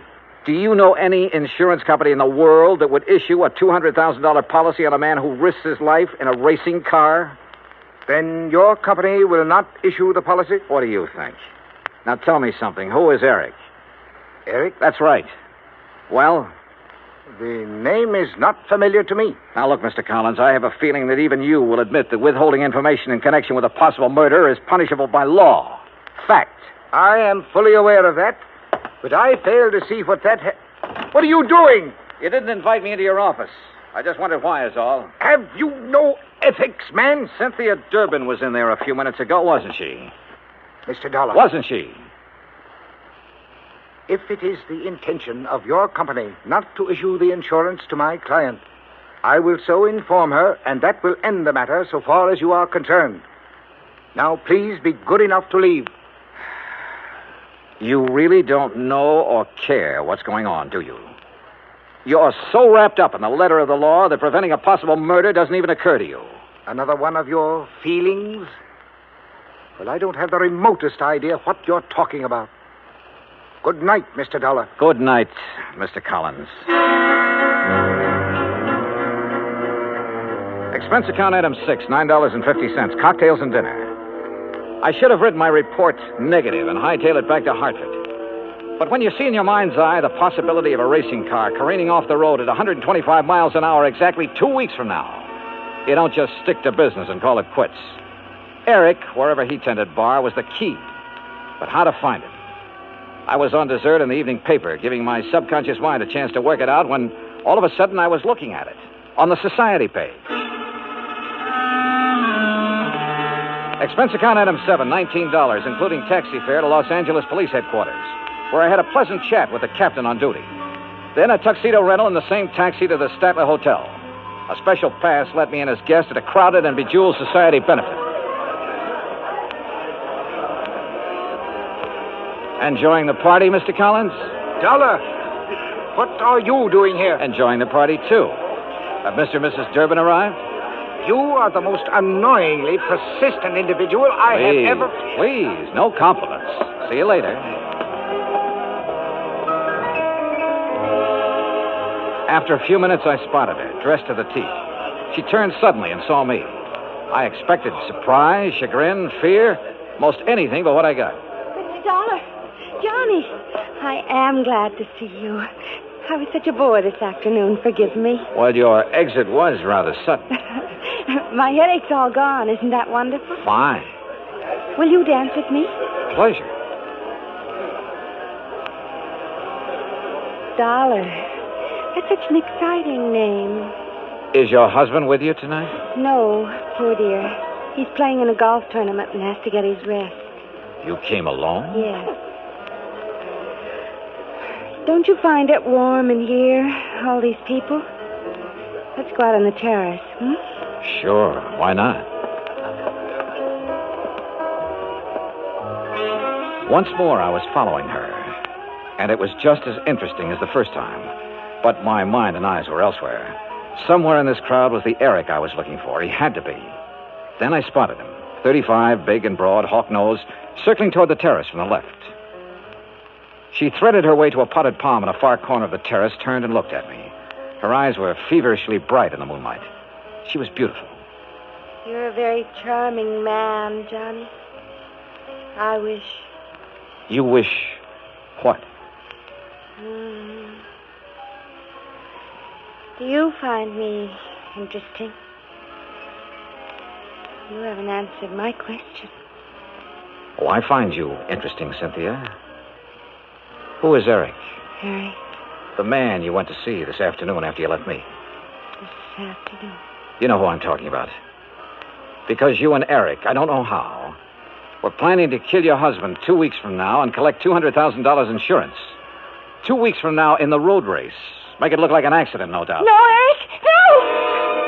I ducked and whirled around as a fist grazed past my ear and brought up one from the floor with all I had. Cynthia stood there a moment, then quietly folded up and lay on the floor in a heap, sobbing. Oh, there you are, Dollar. What have you done to this poor girl? And that man? Very simple, Collins. I've been combining feel and fact.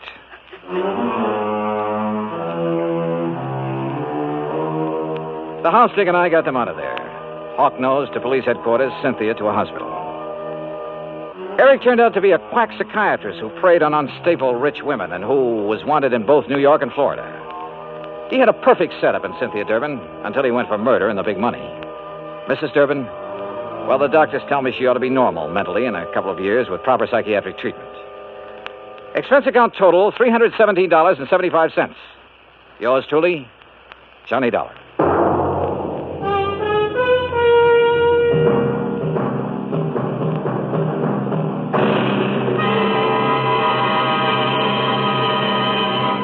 Our star will return in just a moment.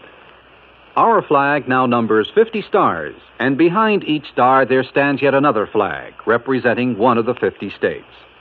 North Carolina's state flag bears the initial of her name on either side of a white star. Above, on a yellow scroll, is the date May 20th, 1775. Below, on a similar scroll, is the date April 12th, 1776. The 1775 date stands for an early Declaration of Independence, known as the Mecklenburg Declaration of Independence. April 12, 1776, was the date of the first Constitutional Convention held in Halifax.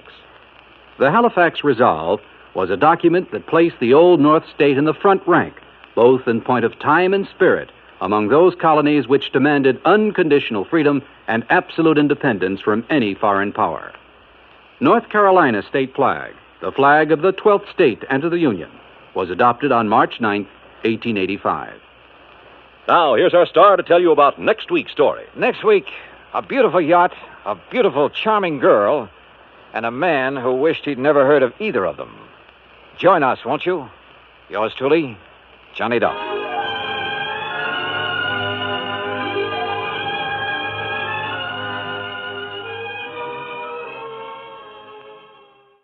From Hollywood, it's time now for...